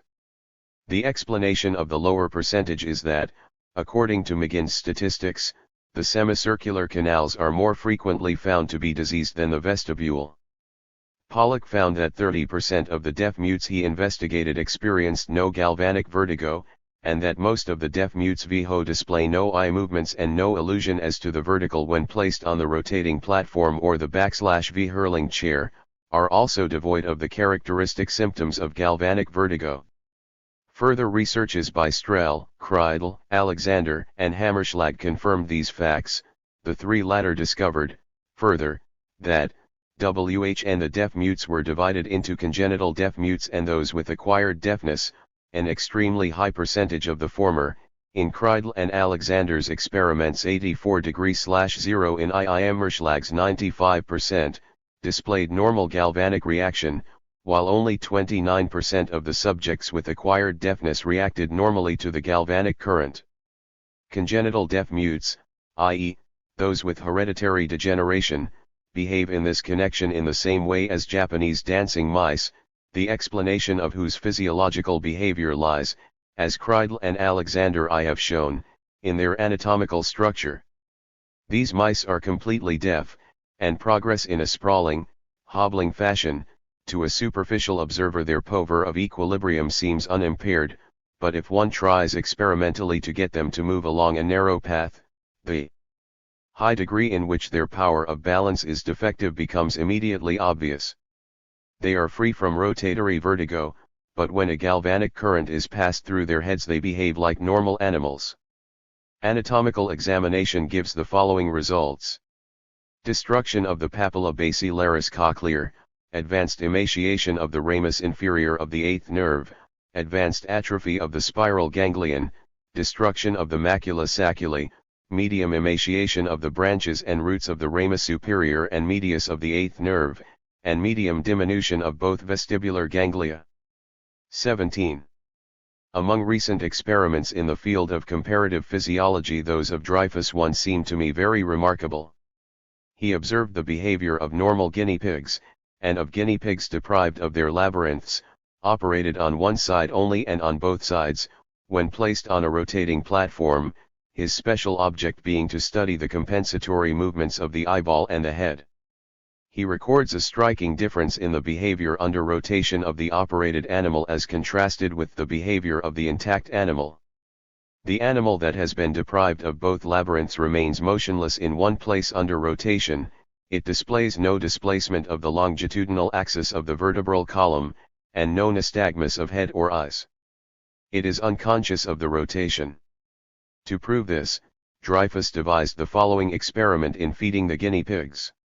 If 4 of them -1 normal, 1 with the left, 1 with the right, and 1 with both labyrinths destroyed are placed on the rotating platform, and the experimenter waits until they have all begun to feed, the normal guinea pig stops eating during rotation, the guinea pig without the right labyrinth goes on eating while the rotation is to the right, and stops when it is to the left, the one without the left labyrinth goes on eating when the rotation is to the left, and stops when it is to the right, and the one with neither labyrinth goes on eating, whichever the direction of rotation.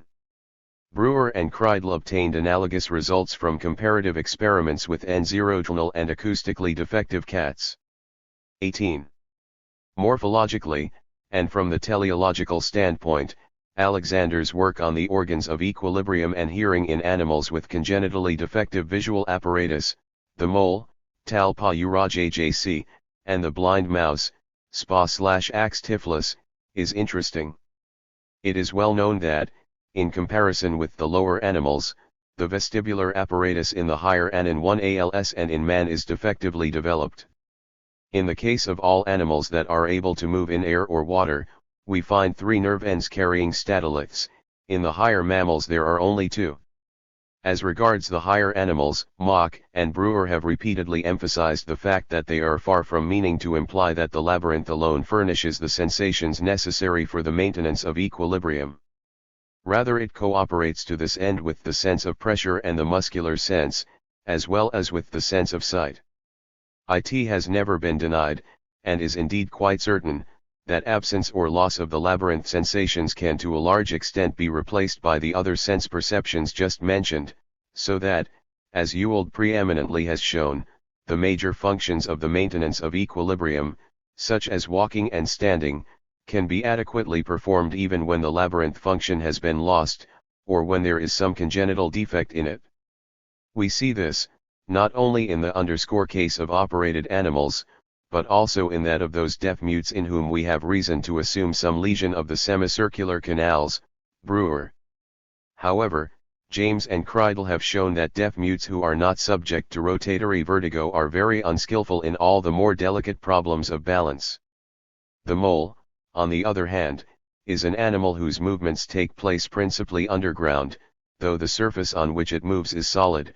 Moreover, it dispenses almost completely with any sense of orientation by means of the organ of sight, and Alexander has shown that this is fully compensated by its exquisite power of balance.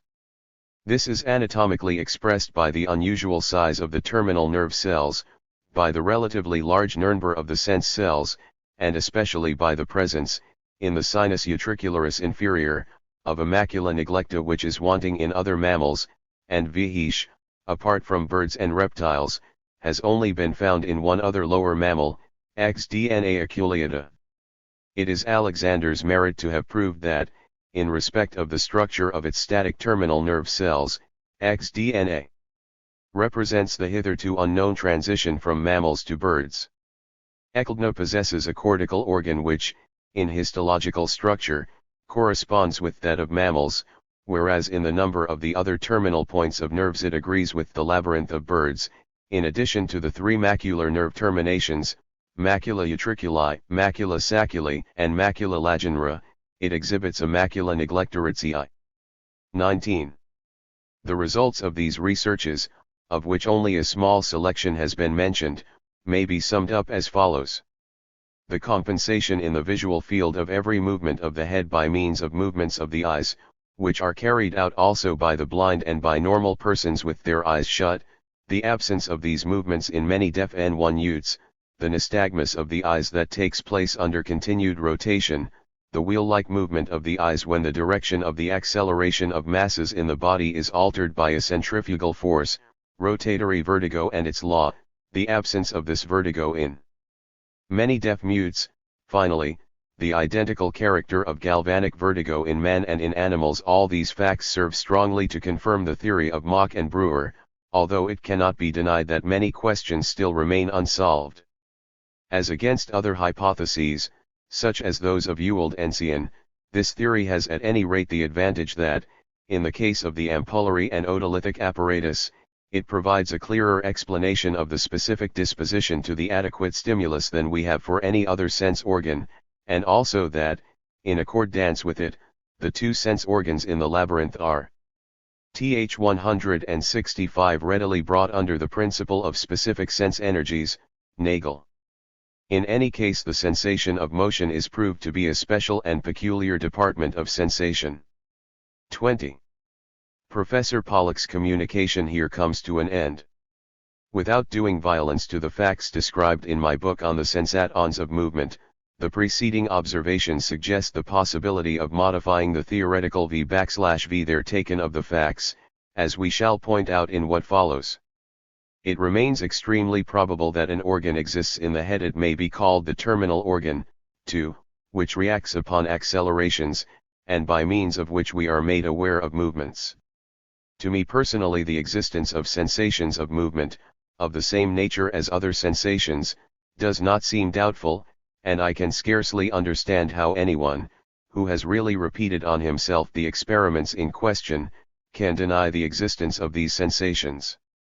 But instead of imagining that the terminal organ excites special motor sensations, which proceed from this apparatus as from a sense organ, we might also assume that this organ simply disengages innervations after the manner of reflexes. Innervations may be voluntary and conscious or involuntary and unconscious. The two different organs from which these proceed may be designated by the letters WI and UI. Both sorts of innervation may pass to the oculomotor apparatus, OM, and to the locomotor apparatus, LM. Let us now consider the accompanying diagram. We induce by the will, that is by a stimulus from WI, an active movement, which passes in the direction of the unfeathered arrows to OM and LM. The appropriate innervation, whether it precedes or follows the movement, is directly felt. In this case, therefore, a specific sensation of movement, differing from the innervation, is unnecessary. If the motion in the direction of the unfeathered arrows is a passive one, taking us by surprise, then, as experience shews, reflexes pass from to UI, which produce compensatory moven 1 indicated by the feathered arrows. If WI takes no part in the process, and the compensation is effected, both the motion and the necessity for motor sensation are absent.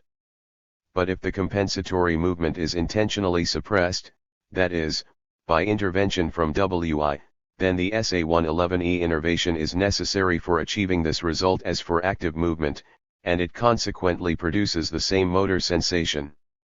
The terminal organ too is accordingly so adjusted to WI and UI that upon a given motor stimulus in the first, contrary innervations are set up in the last two.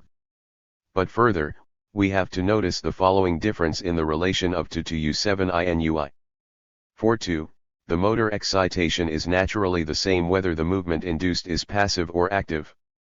In active movements, 2, the innervations proceeding from WI would eventually be neutralized by 2 and UI, did not an inhibitory innervation proceed simultaneously with the willed innervation from WI to 2 or UI. The influence of 2 upon WIN must be conceived as much weaker than its influence upon UI. If we should picture to ourselves 3 animals, WI, UI, and 2, between whom there was a division of labor, such that the first executed only movements of attack, the second only those of defense or flight, while the third filled the post of sentinel, all of whom were united into a single new organism in which Wi held the dominant position, we should have a conception approximately corresponding to the relation represented. There is much in favor of such a conception of the higher animals. I do not offer the preceding view as a complete and perfectly apposite picture of the facts. On the contrary, I am fully aware of the defects in any treatment. But the attempt to reduce to one and the same quality of sensation, in accordance with the cardinal principle evolved in our investigation, p. 62, all sensations of space and movement which arise in the province of sight and touch during change of place, and which, even when locomotion is only remembered, or a distant spot only thought of, arise in a shadowy form, will be found to be not without justification. The assumption that this quality of sensation is the will, so far as the will is occupied with position in space and spatial movement, or that it is innervation, does not forestall future investigation and only represents the facts as they are known at the present time. 2. From the discussions of the previous chapter relative to symmetry and similarity, we may immediately draw the conclusion that to like directions of lines which are seen, the same kind of innervation sensations, and to lines symmetrical with respect to the median plane very similar sensations of innervation correspond, but that with looking upwards and looking downwards, or with looking at objects afar off and at objects near at hand, very different sensations of innervation are associated as we should naturally be led to expect from the symmetrical arrangement of the motor apparatus of the eye. With this single observation we explain at once a long chain of peculiar physiologico-optical phenomena, which have as yet received scarcely any attention. I now come to the point which, at least from the physical point of view, is the most important.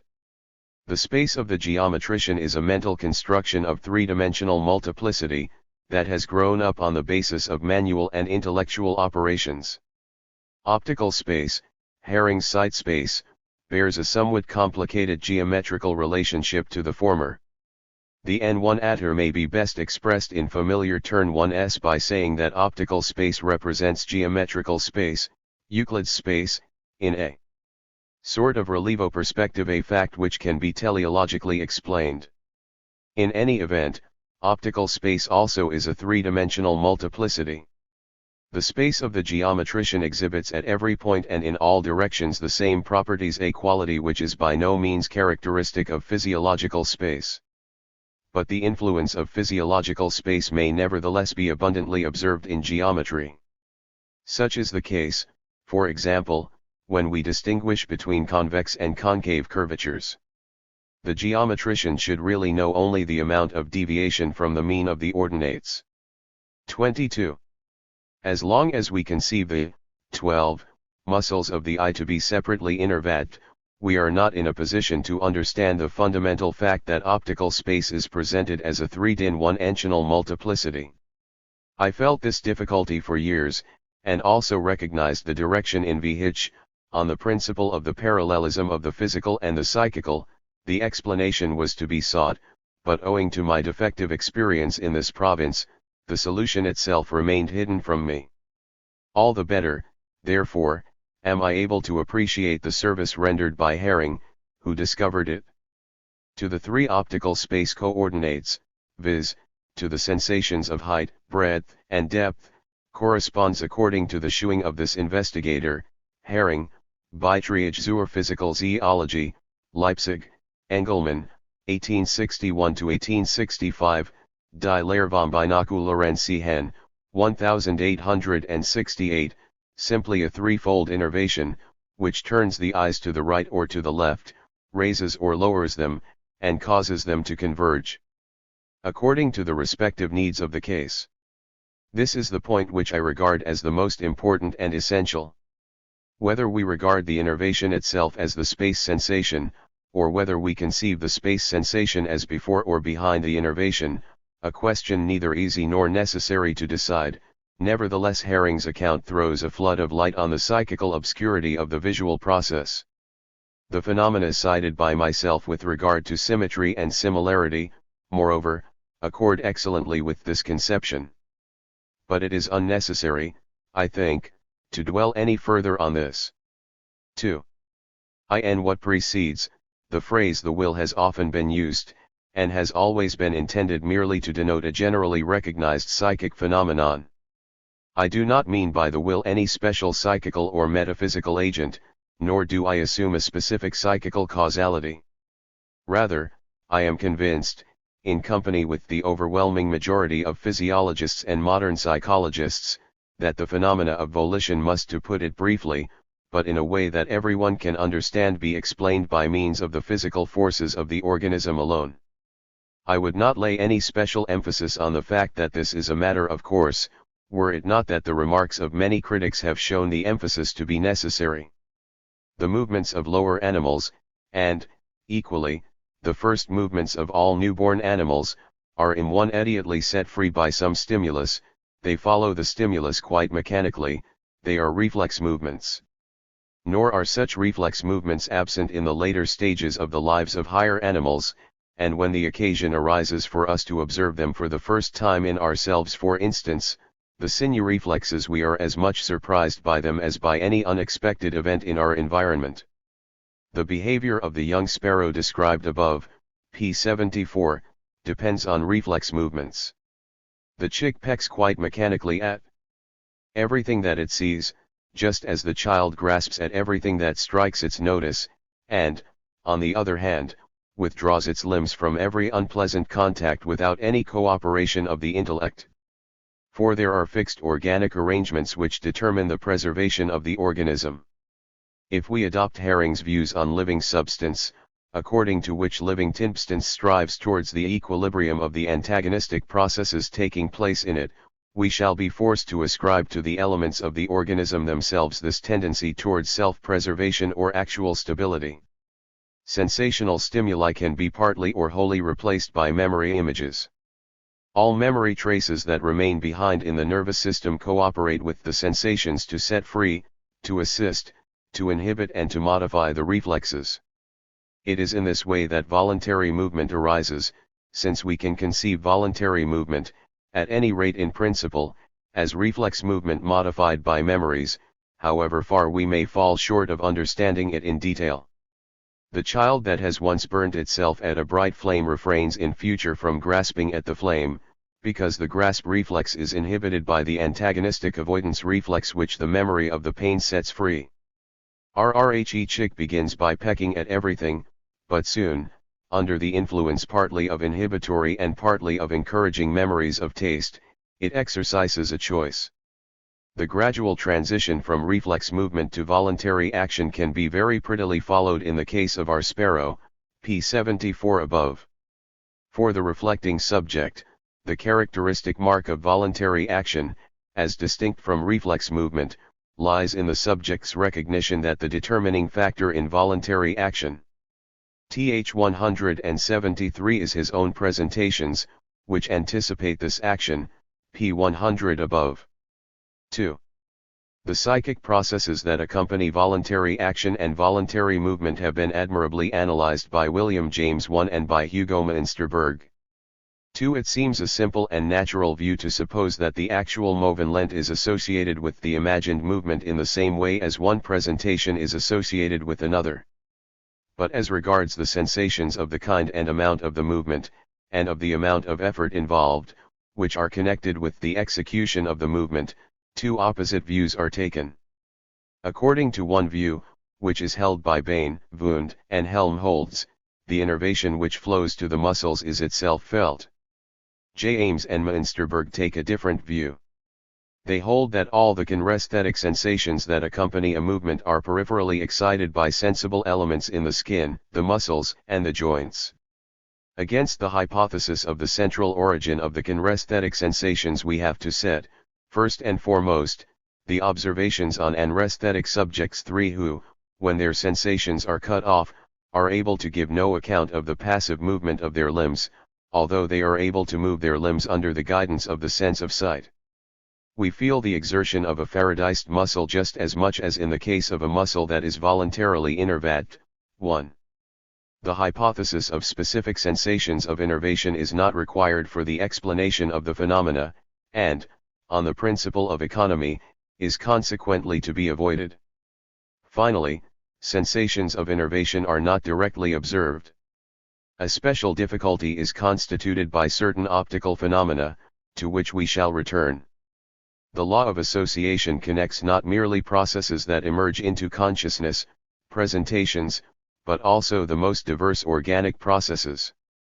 The man who blushes readily when he is embarrassed, whose hands sweat readily, etc., generally observes these processes taking place in himself the moment he is reminded of them.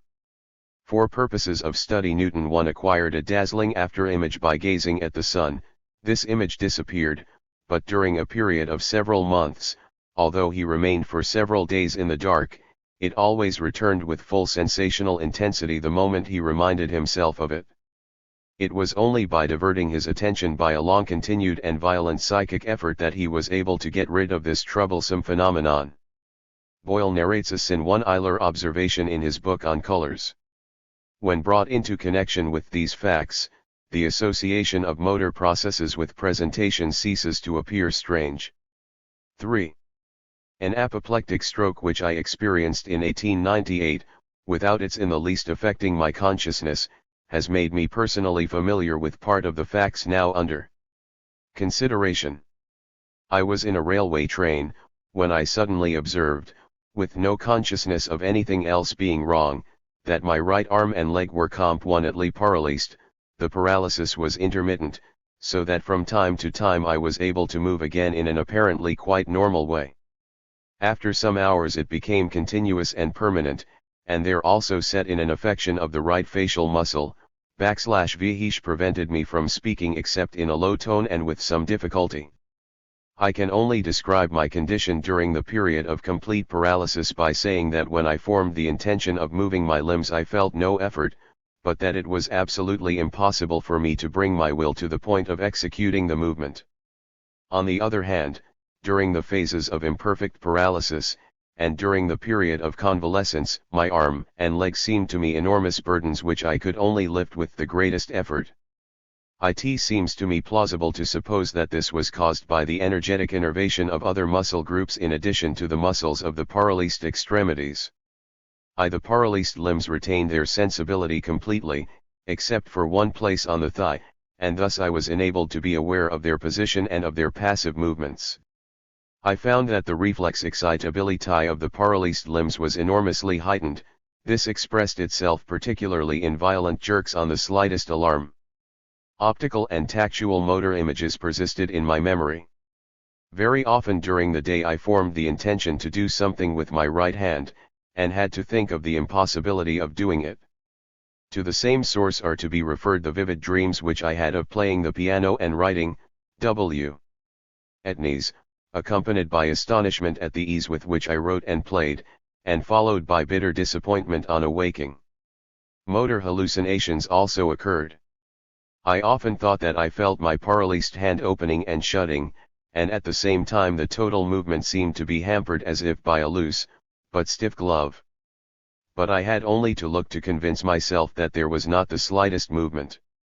Over the flexors of this hand I have acquired a very slight control, but over the extensors none at all.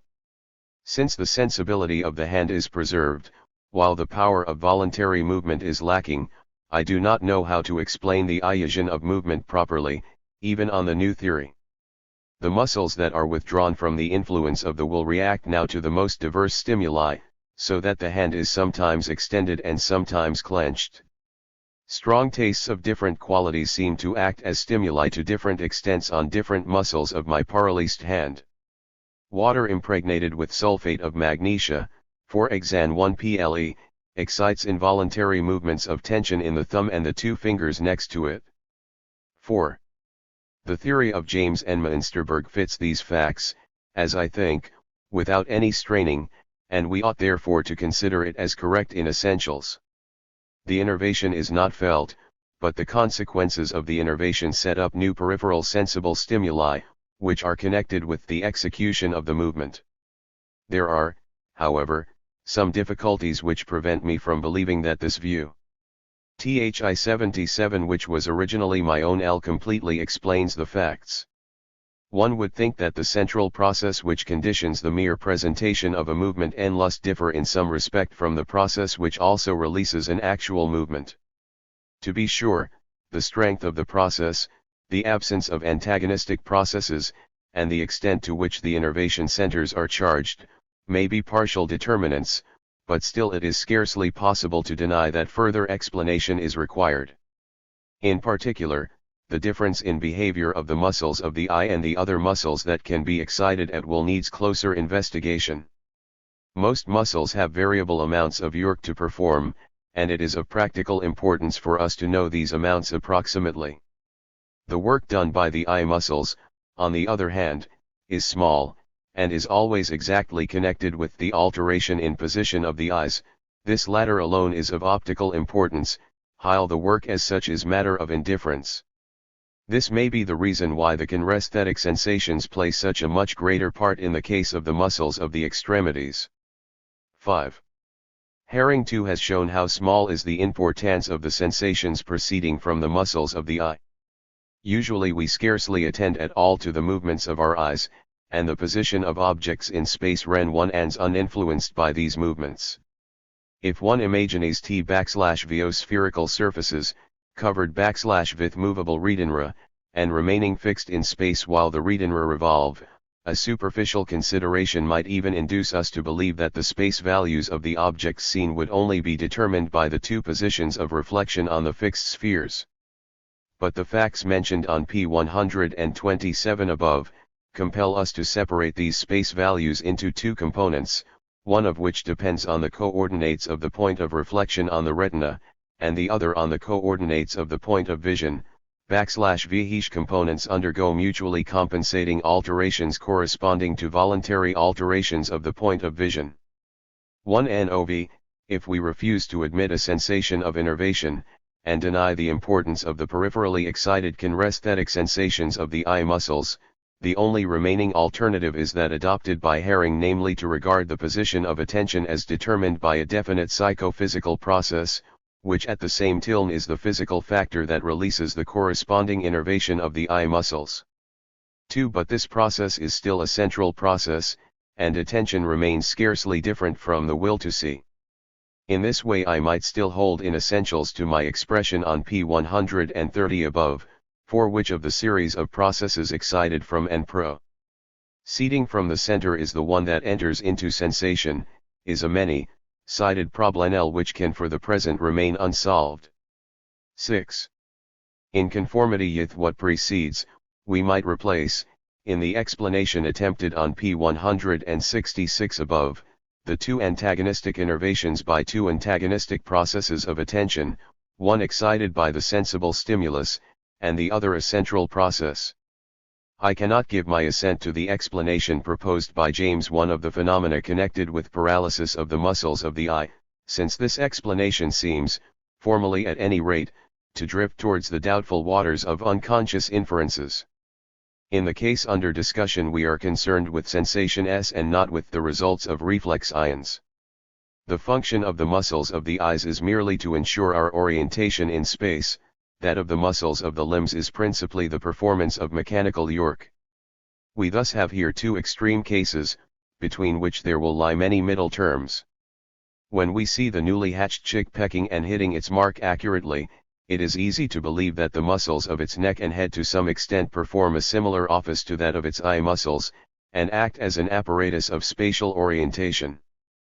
Probably the jerking and tenvements of the head which take place in birds when they walk forward, are executed, like nystagmic movements of the head under rotation, in the interests of orientation. The muscles of the extremities also cannot be entirely without analogy to the eye muscles. Otherwise how could /ve understand the blind man's tactual presentation of space? For it is not easy to combine a nativistic theory of visual space with an empirical theory of tactual space. 1. We have already repeatedly had occasion to notice how very different the system of our space sensations, our physiological space, if we may use the expression, is from geometrical, by which is here meant Euclidean, space. Res is true, not only as regards visual space, but also as regards the blind man's tactual space in comparison with geometrical space. Geometrical space is of the same nature everywhere and in all directions, it is unlimited and, in Riemann's sense, infinite. Visual space is bounded and finite, and, what is more, its extension is different in different directions, as a glance at the flattened vault of heaven teaches us. Bodies shrink when they are removed to a distance, when they are brought near they are enlarged. In these features visual space resembles many constructions of the metageometricians rather than Euclidean space. The difference between above and below, between before and behind, and also, strictly speaking, between right and left, is common to tactual space and visual space. In geometrical space there are no such differences. For man, and for animals of similar structure to man, physiological space is related to geometrical very much as a triclinal is to a tessarol medium. This is true for men and animals, so long as they are not endowed with freedom one of movement and of orientation. When mobility is added, physiological space approximates to Euclidean, though without completely attaining to the simplicity of the properties of Euclidean space. 3-in-1-dimensional multiplicity and continuity are common to geometrical and to physiological space. To the continuous movement of a point A in geometrical space, corresponds a continuous movement of a point A in physiological space. We have only to remember the difficulties which the doctrine of the antipodes had to overcome, to see how geometrical space presentations can be disturbed by physiological. Even our most abstract geometry does not employ purely metrical notions, but uses also such physiological conceptions as direction, sense, right, left, etc. In order to keep the physiological and geometrical factors completely apart, we have to reflect that our space sensations are determined by the dependence of the elements which we have called ABC upon the elements of our body KLM.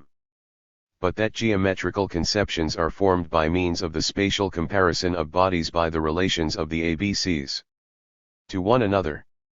If we consider the spatial sensations not as isolated phenomena, but in their biological connection, in their biological function, they become easier to understand, at any rate teleologically. As soon as an organ or a system of organs is stimulated, movements take place as reflex reactions. These movements are generally purposive, and may be defensive or offensive, according to the nature of the stimulus. For example, different places on the skin of a frog may be successively stimulated by dropping acid on them. For each excitation the frog will reply by a specific defensive movement according to the spot stimulated. The stimulation of places on the retina sets free the equally specific reflex of snapping. That is to say, alterations that make their entrance into the organism by different paths are reproduced externally also by different paths on the animal's environment. Now, let us suppose that, in complicated conditions of life, such reactions can also arise spontaneously by memory, that is to say, on a slight impulse, and that they can be modified by memories, then traces, corresponding to the nature of the stimulus and to the stimulated organs, must remain behind in the memory. As our observation of ourselves teaches us, we not only recognize identity of quality in the stimulus of burning, whatever be the spot burnt, but at the same time we distinguish between the spots stimulated. We must therefore suppose that there is attached to the qualitatively identical sensation an element of difference, which depends on the specific nature of the elementary organ stimulated, on the spot stimulated, or, to use Herring's expression, on the place of attention. It is precisely in the perception of space that the intimate and mutual biological adaptation of a multiplicity of connected elementary organs is displayed with peculiar clearness. 3. Let us assume only one kind of eel and one end of consciousness, namely sensations. In so far as we have spatial perceptions, these depend, according to our theory, on sensations. What is the nature of these sensations, and /v organs are active in connection with them, /ve must leave an open question.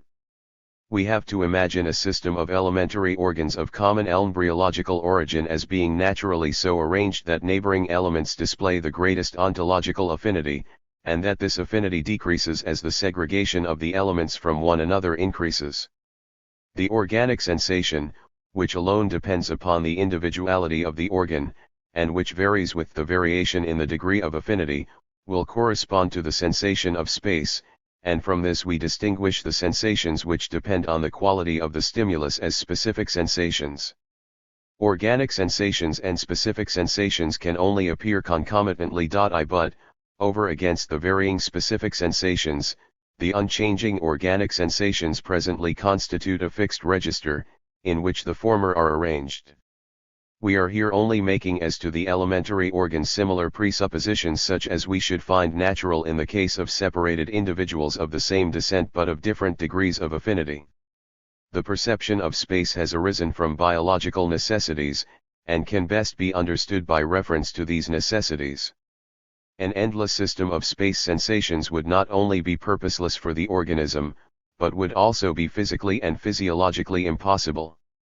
Space sensations \vh should be orientated with reference to the body would also be valueless. It is also advantageous that, in visual space, the sensation indices for nearer objects, which are biologically the most important, should be more sharply graded, while as regards more remote, and consequently less important, objects, the limited supply of indices is used economically. This relation, again, is the only one physically possible. The following considerations enable us to understand the motor organization of the visual apparatus. The greater clearness and the finer distinctions that exist at a given spot on the retina of the eye of a vertebrate are an economic arrangement. By this means a movement of the eyes that follows a change of attention is recognized as advantageous, just as the influence of a voluntary movement of the eyes on the space sensation caused by objects at rest is recognized as disadvantageous, if it is misleading. Less the displacement of images on the retina, which itself remains at rest, is biologically necessary, in order to enable us to perceive moving objects with our eyes at rest. The only case in which it is unnecessary for the organism, is the very rare one when it is required to perceive an object at rest when the eye is moved by some cause that does not emerge into consciousness, such as an external mechanical force or a twitching of the muscles.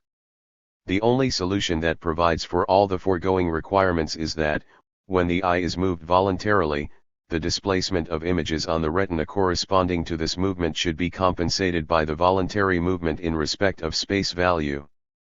But from this it follows, that when the eye is kept still, the mere intention to move the eye must cause objects at rest to undergo some displacement in visual space.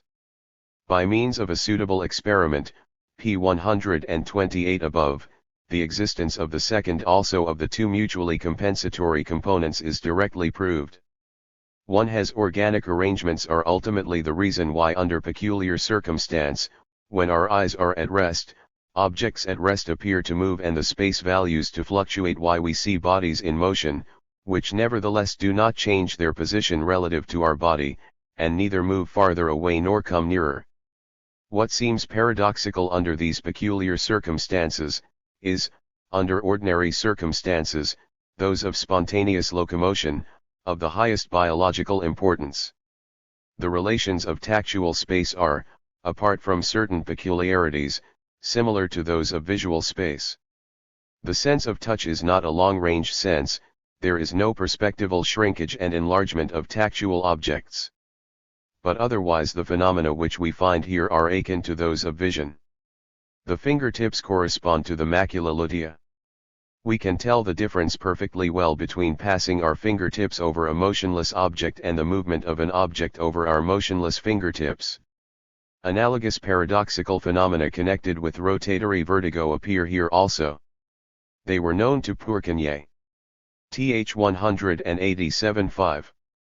Biological considerations of a general nature force us to conceive optical and tactual space as homogeneous. A newly hatched chick notices a small object and at once both looks and pecks at it. The stimulus excites a certain tract of the sense organ and of the central organ, by means of which both the looking movement of the eye muscles and the pecking movement of the muscles of the head and neck are released perfectly automatically.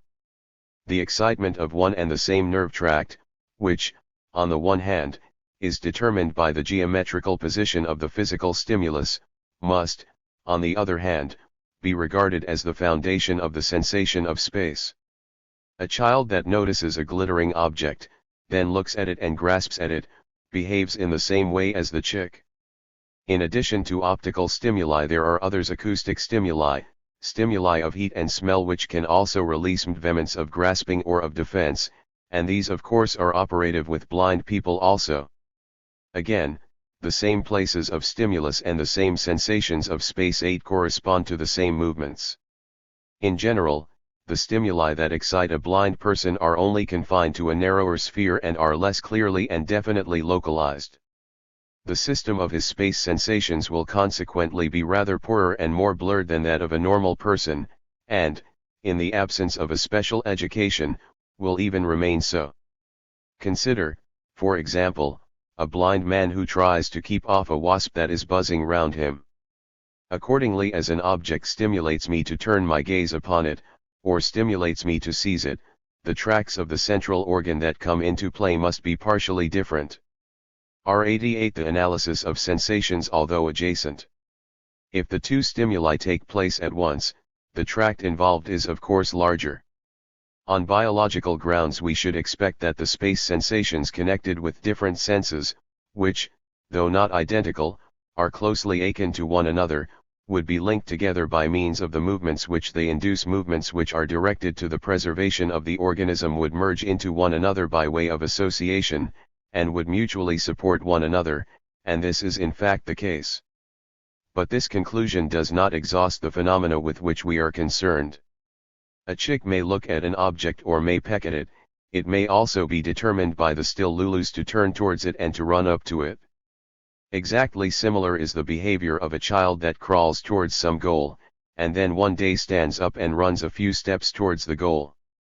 All these cases pass gradually over into one another, and we have to think of them all as homogeneous. Probably there are always certain parts of the brain which, when stimulated in a relatively simple manner, determine space sensations on the one hand, and on the other hand release automatic movements which are sometimes extremely complicated. Optical, thermal, acoustic, chemical, and galvanic stimuli can excite a great deal of locomotion and change of orientation, and these effects can be produced even in animals that are blind, either originally or by degeneration. 6. When we observe a millipede, lulus, crawling regularly on its way, we cannot resist the thought that a uniform Th189 rent of stimulus proceeds from some one of the insect's organs, and that the motor organs of the successive segments of the body reply to this current with rhythmic automatic movements. The longitudinal wave, which seems to pass along the insect's rows of feet with machine-like regularity, arises from the difference in phase of the segments behind as compared with those in front. We should expect to find analogous processes in the more highly organized animals, and in fact such processes occur. I need only refer to the phenomena connected with stimulations of the labyrinth, for instance to the well-known nystagmic movements of the eyes, which are released under active and passive rotation.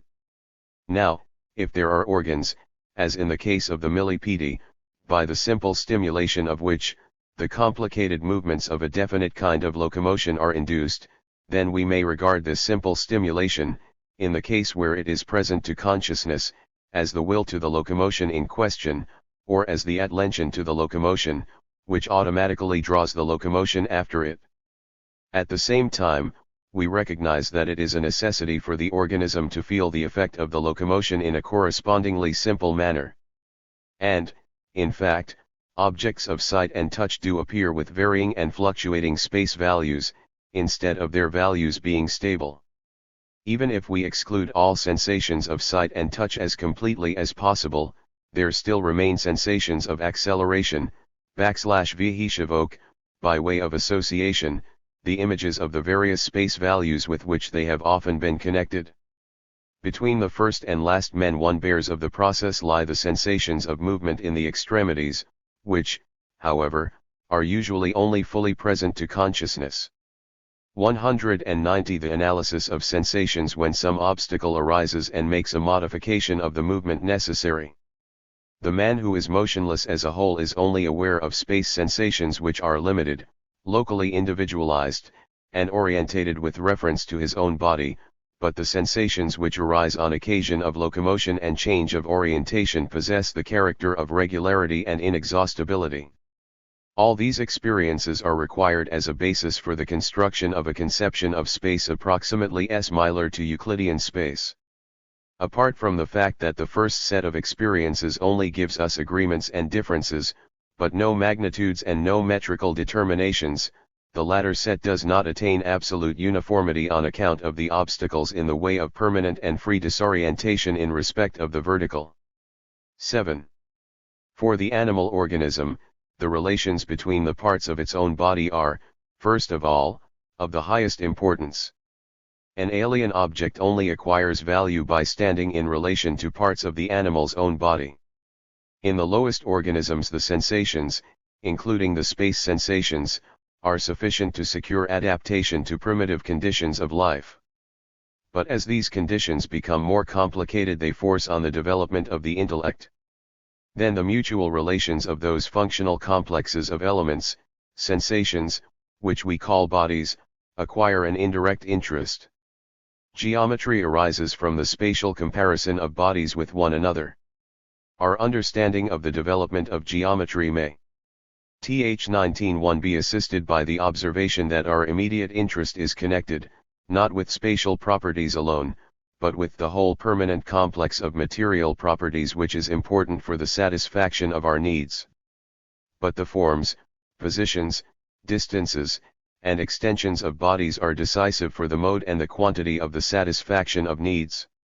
Mere perception by itself, estimation, ocular measurement, and memory, proves to be too much under the influence of physiological circumstances that are not easily controlled, for us to build securely upon it, when the question is one of judging accurately the spatial relations of bodies to one another. We are therefore compelled to look to the bodies themselves for trustworthy indications. Everyday experience brings home to us the permanence of bodies.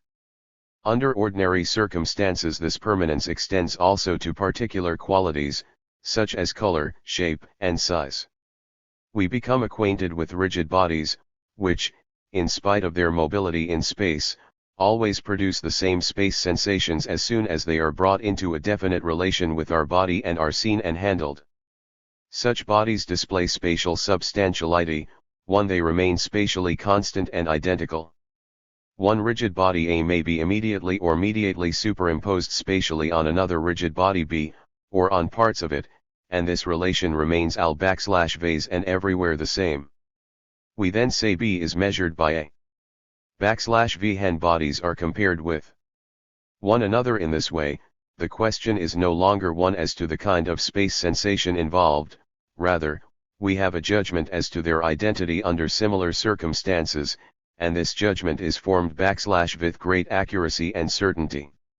Variations in the results of measurement are, in fact, negligible in comparison with the element of error involved in immediate spatial judgments as to juxtaposed or successive bodies, and it is in this fact that the advantage and the rational justification of the process of measurement consist.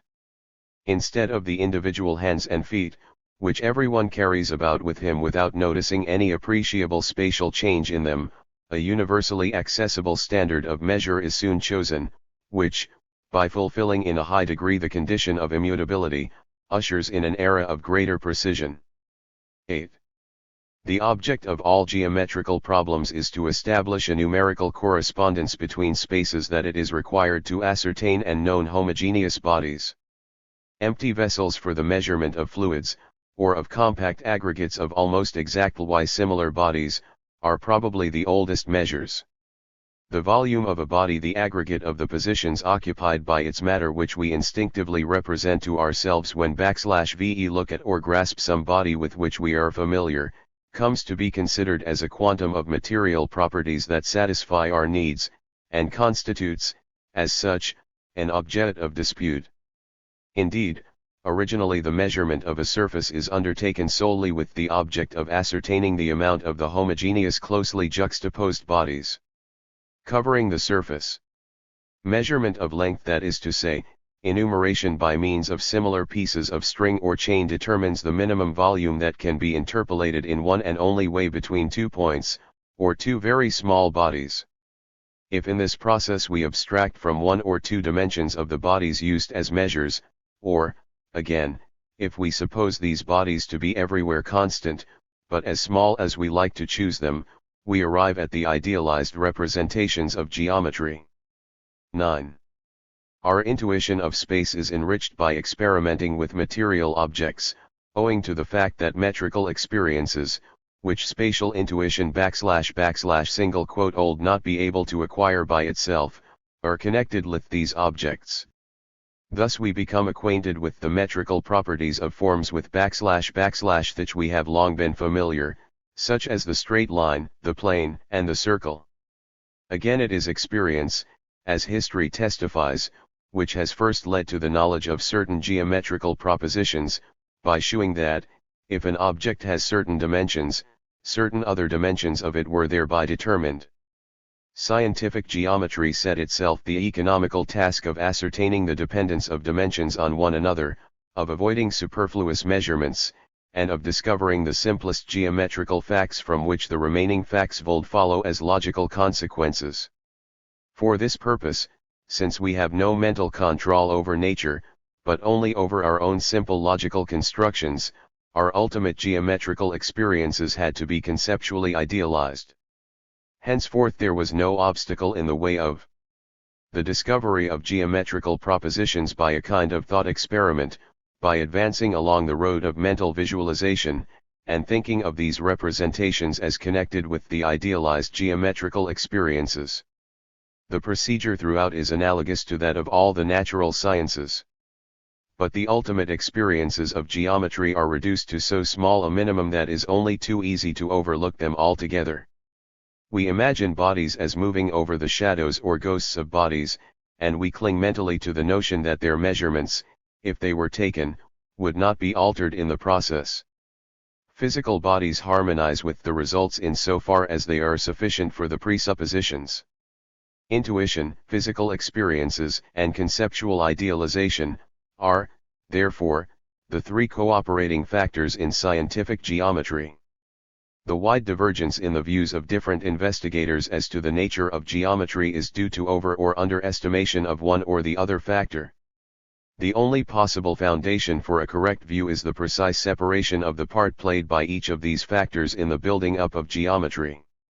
For instance, our anatomically symmetrical motor organization, which has been acquired for purposes of rapid locomotion, causes our intuition to make the two halves of a spatially symmetrical construction appear to us as equivalent, but this is by no means true from a physico-geometrical point of view, since they cannot be brought into congruence.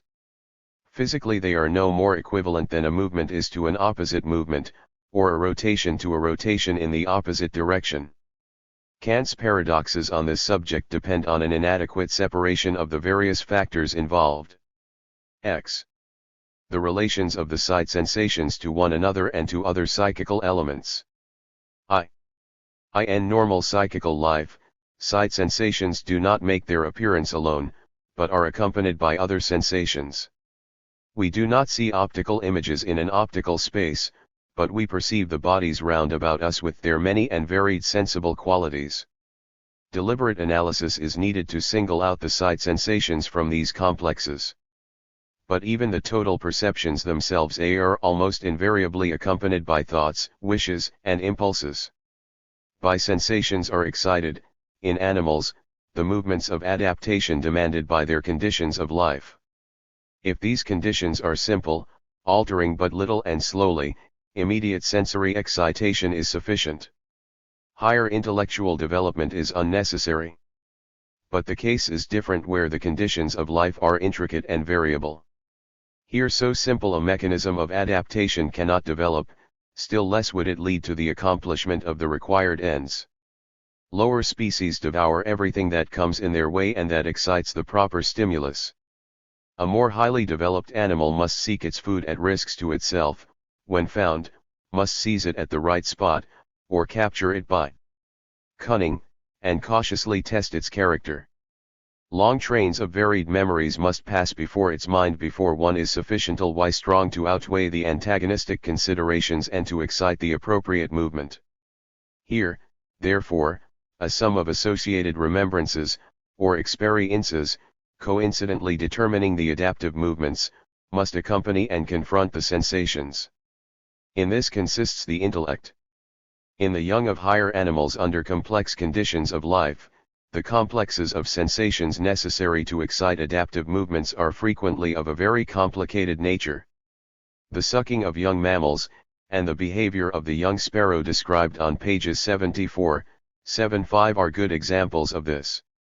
With the development of intelligence, the parts of these complexes necessary to produce the excitation constantly diminish, and the sensations are more and more supplemented and replaced by the intellect, as may be daily observed in children and adolescent animals. In a note to the edition of 1886 I uttered a warning against the tendency, which was still widespread at that time, to overestimate the intelligence of the lower animals. My view was based solely on occasional observations on the machine-like movement of beetles, the flight of moths towards the light, etc. Subsequently the important works of J. Loeb appeared, and provided a solid experimental basis for this view. At the present moment, 1906, the psychology of the lower animals has again become the field of much controversy. While A. Beta 1 advocates an extreme reflex theory, based on ingenious and interesting experiments on ants and bees, according to which these insects are to be regarded as Cartesian machines, other careful critical observers, such as E. Wasman L. H. von Budel-Riepen II and A. Farrell III ascribe to the same insects a high degree of psychic development.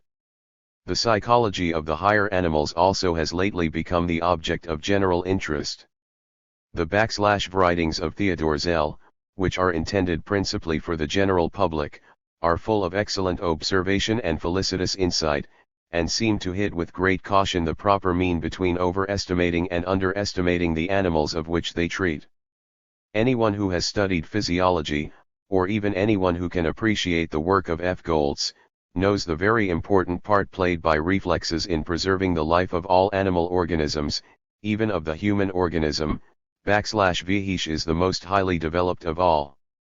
To anyone, again, who has observed the striking way in which the influence exercised upon the biological reactions by a memory that registers the experiences of the individual, decreases with the synwunplification of the organism, it will naturally occur to try whether and to what extent the behavior of simpler organisms can be explained solely by reference to reflexes.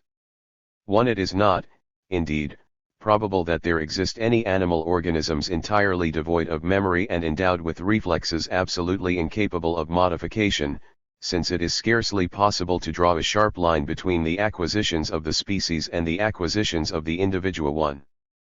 Still, I should consider such an attempt as well worth making, although a critical analysis of the result would be still more valuable. I hope that we shall still learn a great deal for our own psychology, not only from our children, but also from our younger brothers the animals.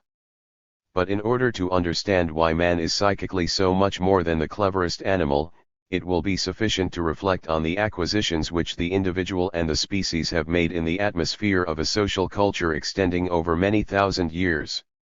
2. Representation by images and ideas, therefore, has to supply the place of sensations, where the latter are imperfect, and to carry to their issue the processes initially determined by sensations alone. But in normal life, representation cannot permanently supplant sensation. Where this is at all present, except with the greatest danger to the organism. As a fact, there is, in normal psychical life, a marked difference between the two species of psychical elements.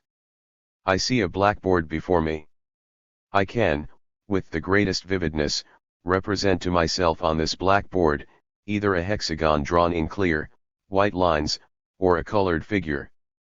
But, pathological cases apart, I always distinguish what I see and what I represent to myself. In the transition to mental imagery, I am aware that my attention is turned from my eyes, and directed elsewhere. In consequence of this attention, the spot seen upon the blackboard and the one represented to myself as situated in the same place differ as by a fourth coordinate. It would not be a complete description of the facts to say that the image is superimposed on the object as the images reflected in a transparent plate of glass are superimposed on the bodies seen through it. On the contrary, what is represented seems to me to be supplemented by a qualitatively different and opposite sensational stimulus, which stimulus it in its turn sometimes supplants. We are confronted here, for the time being, with a psychological fact, the physiological explanation of which will sometime undoubtedly be discovered. It is natural to suppose that, when mental images occur, the interaction of the organs of the nervous system causes the repetition of organic processes partially identical with those which were determined by the physical stimulus on occasion of the corresponding sensations. Images are normally distinguished from sensations by being less intense, and above all by their instability. When I draw a geometrical figure in imagination, it is as if the lines faded. Immediately after they are drawn, as soon as my attention is directed to ether lines, when one comes back to them they have vanished, and must be reproduced over again. This is the principal reason of the advantage in point of convenience which an actual material geometrical drawing possesses over a merely imagined one. It is easy enough to hold firmly before the mind a small number of lines, for instance an arc of a circle with the angles at the center and circumference and a pair of coincident or intersecting sides, but if in this case we proceed to add the diameter drawn through the apex of the angle at the circumference, it at once becomes more difficult to deduce in imagination the relative sizes of the angles, without continually renewing and completing the figure. Our RHE power of replacing the figure with ease and rapidity, is, however, enormously increased by practice. When I was studying the geometry of Steiner and von Staudt, I was able to do this to a much greater extent than I can now. Where the development of intelligence has reached a high point, such as is presented now in the complex conditions of human life, mental images may frequently absorb the whole of attention, so that events in the neighborhood of the reflecting person are not noticed, and questions addressed to him are not heard, a state which persons unused to it are wont to call absent-mindedness, although it might with enough appropriateness be called present-mindedness. If the person in question is disturbed in such a state, he has a very distinct sensation of the labor involved in the transference of his attention. Th 201-3. It is when to note this sharp division between images and sensations, as it is an excellent safeguard against carelessness in psychological explanations of sense phenomena. The well-known theory of unconscious inferences would never have reached its present extended development if more heed had been paid to this circumstance. One he organ, of /vh the state's digital images, can provisionally be conceived as one which, in a diminished degree, is capable of all the specific energies of the sense and motor organs, so that the specific energy now of one, now of another, sense organ can play upon it, according to the nature and direction of its attention for the time being. Such an organ is eminently qualified to effect physiological relations between the different energies. As is shown by experiments with animals whose cerebrum has been removed, there are probably, in addition to the organ of representation, a number of other analogous organs of mediation, which are less intimately connected with the cerebrum, and whose processes consequently do not appear in consciousness. That will th of representative life with which // are personally acquainted from self-observation, doubtless made its first appearance with man. But the beginnings of this expression of life, in which nothing but the relations of the various parts of the organism to one another is manifested, go back with no less certainty to quite primitive stages in the animal scale. But the parts of single organs must also, in virtue of their reciprocal tension, stand to one another in a relation analogous to that in which the parts of the 202 the analysis of sensations organism as a whole stand to one another. The T/VO retinera, with their motor mechanism of accommodation and of luminous adjustment, dependent on light sensations, afford a very clear and familiar example of such a relation. Physiological experiment and simple self-observation teach us that such an organ has its own purposive habits, its own peculiar memory, one might almost say its own intelligence. 4. The most instructive observations in this connection are probably those of Johannes Müller, collected in his admirable work on the phantasms of sight, Über die phantastische Gesichtserscheinungen, Koblenz, 1826. The sight phantasms observed by Müller and others in the waking state are entirely withdrawn from the influence of either the will or the reason. They are independent phenomena, essentially connected with the sense organs, and characterized by complete visual objectivity. They are veritable imagination and memory phenomena of sense. Müller considers that the free individual existence of hallucinations is a part of the life of the organism, and that it cannot be brought under the so-called laws of association, in which he indicates that he does not believe. It seems to me that the continuous alteration of the phantasms, as described by him, is no evidence against the laws of association. These processes can, on the contrary, be conceived as recollections of slow perspectival changes in visual in one ages. The element of desultoriness in the common connection of a train of representations by way of association, only comes in when sometimes one, and sometimes another. Th. 203 Department of Sensation begins to be involved, see Chapter 11. Those processes which, according to Müller, are normally induced in the visual substance by excitations of the retina, and which condition the act of seeing, may also, under exceptional conditions, be spontaneously produced in the visual substance without excitation of the retina, and thus become the source of phantasms or hallucinations. We speak of sense memory when the phantasms are closely allied in character to objects seen before, of hallucinations when the phantasms arise more freely and independently. But no sharp distinction between the two cases can be maintained. I am acquainted with all manner of sight phantasms from my own experience. The mingling of phantasms with objects indistinctly seen, the latter being partly supplanted, is probably the most common case. In my own case, these phenomena are particularly vivid after a tiring night's journey in the train. Rocks and trees then assume the most fantastic shapes. Years ago, while engrossed with the study of pulse tracings and sphygmography, the fine white curves on the dark background often came up before my eyes, in the evening or in the dim light of day, with the full semblance of reality and objectivity. Later also, during N1 Isolanius' work in physics, I witnessed analogous phenomena of sense memory. More rarely, images of things which I have never seen before, have appeared before my eyes in the daytime.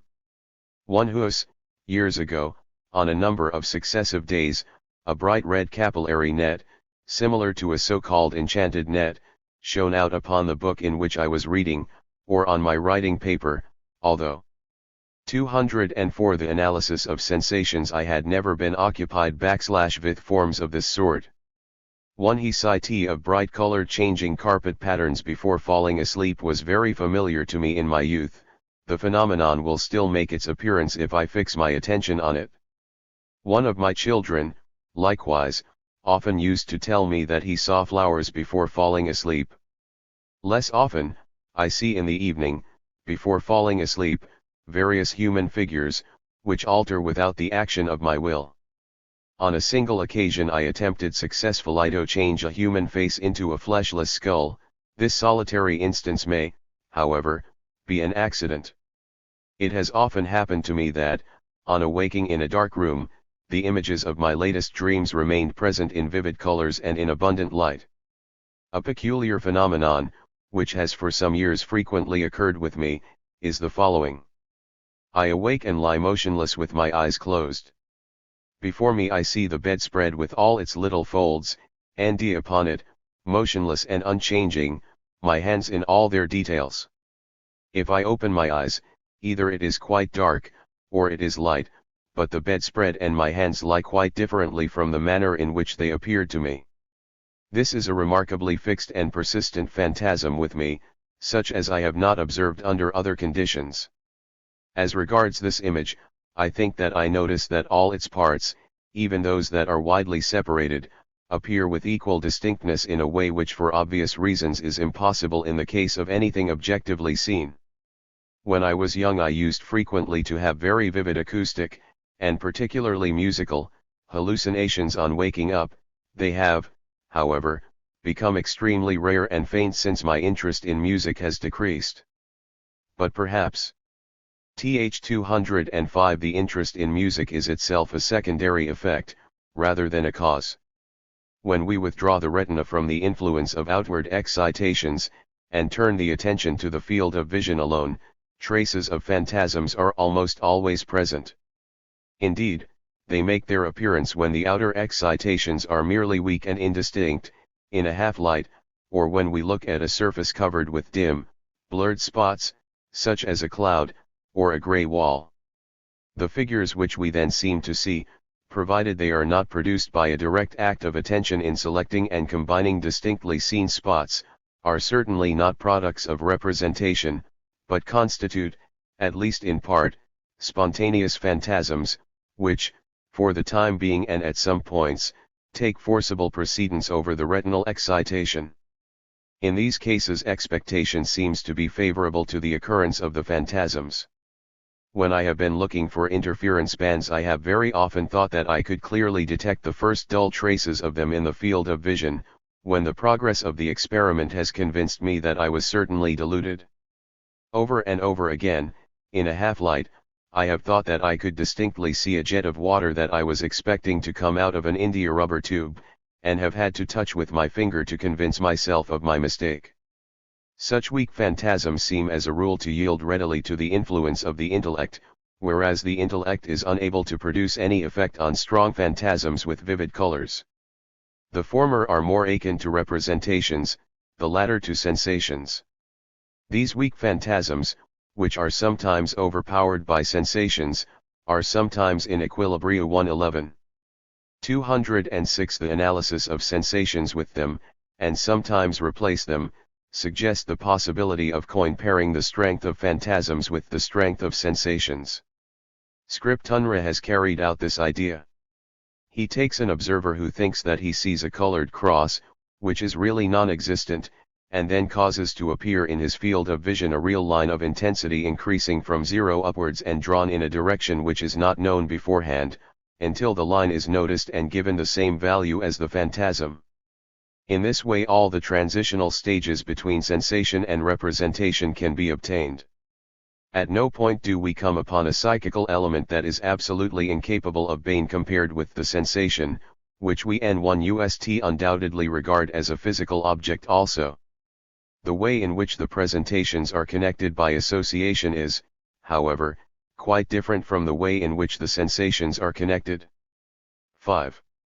Leonardo da Vinci discusses the mingling of phantasms with objects seen, cp 66 above, in the following words.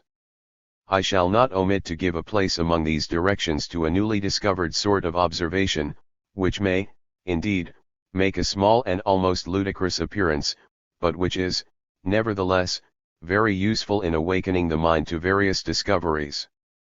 It consists in this, that thou shouldst regard various walls which are covered with all manner of spots, or stone of different composition. If thou hast any capacity for discovery, thou mayest behold there things which resemble various landscapes. Dec J. Scripture, the N.E. Psychology, London, 1897, p. 484. Th207 with mountains, rivers, cliffs, trees, large plains, hills, and valleys of many a sort. Thou canst also behold all manner of battles, lifelike positions of strange, unfamiliar figures, expressions of face, costumes, and numberless things which thou mayest put into good and perfect form. The experience with regard to walls and stone of this sort is similar to that of the ringing of bells, in the strokes of which thou willst find anew every name and every word that thou mayest imagine to thyself. Do not despise this opinion of mine when I counsel thee sometimes not to let it appear burdensome to thee to pause and look at the spots on walls, or the ashes in the fire, or the clouds, or mud, or other such places. Thou wilt make very wonderful discoveries in them, if thou observest them rightly. For the mind of the painter is stimulated by them to many new discoveries, be it in the composition of battles, of animals, and human beings, or in various compositions of landscapes, and of monstrous things, as devils, and the like, /vihesh are calculated to bring the honor. For through confused and undefined things the mind is awakened to new discoveries. But take heed, first, that thou understandest how to shape well all the members of the things that thou wishest to represent, for instance, the limbs of two living beings, as also the parts of a landscape, namely the stones, trees, and the like. All marked and independent appearance of phantasms without excitation of the retina dreams and the half-waking state accepted must, by reason of their biological purposelessness, be accounted pathological. In like manner, /ve are constrained to regard every abnormal dependence of phantasms upon the will as pathological. Such, very likely, are the states that occur in insane persons who regard themselves as very powerful, as God, etc. But the delusions of the megalomaniac can equally be produced by the mere absence of inhibitory associations. For instance, one can believe in a dream that one has solved the most tremendous problems, because the associations that reveal the contradiction do not take place. 6. After these introductory remarks /ve may now turn to the consideration of a few physiologico-optical phenomena, the full explanation of which, it is true, is still distant, but which are best understood as the expressions of an independent life on the part of the sense organs. We usually see with both eyes, and agreeably to definite needs of life, not colors and forms, but bodies in space. It is not the elements of the complex, but the whole physiologico-optical complex that is of importance. This complex the eye seeks to fill out and supplement, according to the habits acquired, or inherited, in its environment, whenever, as a result of special circumstances, the appearance of the complex is incomplete. This occurs oftenest in monocular vision, but is also possible in the binocular observation of very distant objects where the stereoscopic differences consequent upon the distance of the eyes from each other vanish. We generally perceive, not light and shadow, but objects in space. The shading of bodies is scarcely noticed. Differences in brightness produce differences in the sensation of depth, and help to produce the modeling of bodies when the stereoscopic differences are insufficient for this. Th 209 purpose a condition which is very noticeable in the observation of distant mountains. Very instructive, from this point of view, is the image on the dull plate of the photographic camera.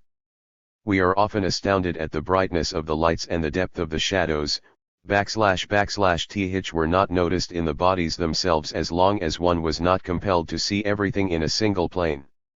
I remember quite well that, in my childhood, all shading of a drawing appeared to me an unjustifiable disfigurement, and that an outline drawing was much more satisfactory to me. It is likewise well known that whole peoples, for instance the Chinese, despite a well-developed artistic technique, do not shade at all, or shade only in a defective manner. The following experiment, which I made many years ago, one illustrates very clearly the relation in question between the sensation of light and the sensation of depth. We place a visiting card, bent crosswise before us on the desk, so that its bent edge B is towards us. Let the light fall from the left. The half A beta is then much lighter, the half B eel much darker, a fact which is, however, scarcely e fig 24. Perceived in unprejudiced observation. We now close one eye. Hereupon, part of the space sensations disappear. Still we see the bent card spatially and nothing noticeable in the illumination. But as soon as we succeed in seeing the bent edge depressed instead of raised, the light and the shade stand out as if painted thereon. I pass over for the mon one and the perspectival reversal of the card, which can easily be explained. Such an inversion is possible, because depth is not determined by a monocular image.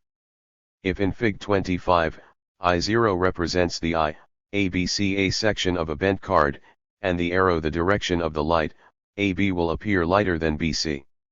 Also in 2, AB will appear lighter than BC. Plainly, the eye must acquire the habit of varying the fall in the sensation of depth concomitantly with the change in brightness of the surface elements that it sees. The fall and the depth diminish, with diminishing illumination, towards the right, when the light falls from the left, I, contrariwise, when it falls from the right. Since the wrappings of the bulb in which the retina is embedded are translucent, it is not a matter of indifference for the distribution of light upon the retina whether the light falls from the right or the left. Accordingly, things are so arranged that, without any aid of the judgment, a fixed habit of the eye is developed, by means of which illumination and depth are connected in a definite way. If now, by virtue of another habit, it is possible to bring a part of the retina into conflict with the first habit, as in the above experiment, the effect is made manifest in remarkable sensations. Certain experiments of Fechner's have shown how important the effect of the light that penetrates through the wrappings of the bulb can become. One observation in this connection is as follows. Beneath my writing table is a gray-green rug, a small piece of which I can see as I write.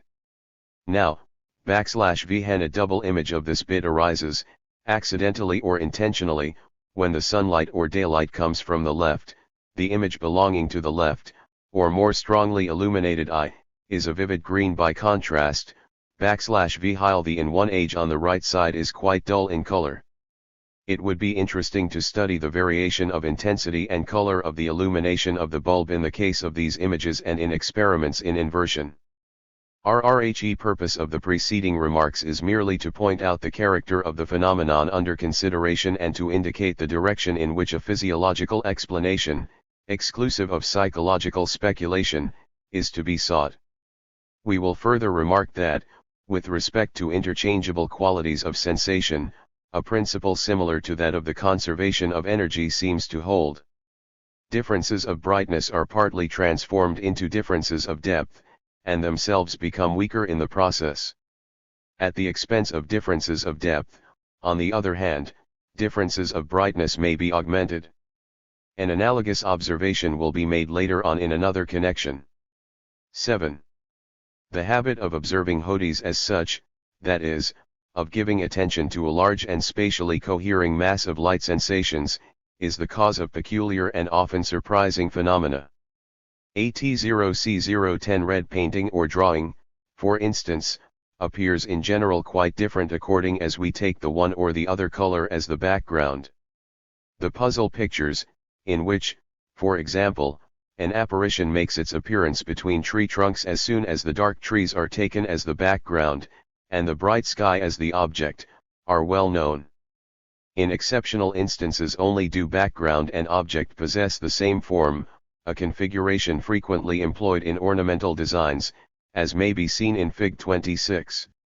The phenomena of space vision which accompany the monocular observation of a perspective drawing, or, what amounts to the same thing, the monocular observation of an object, are generally very lightly passed over, as being self-evident in nature.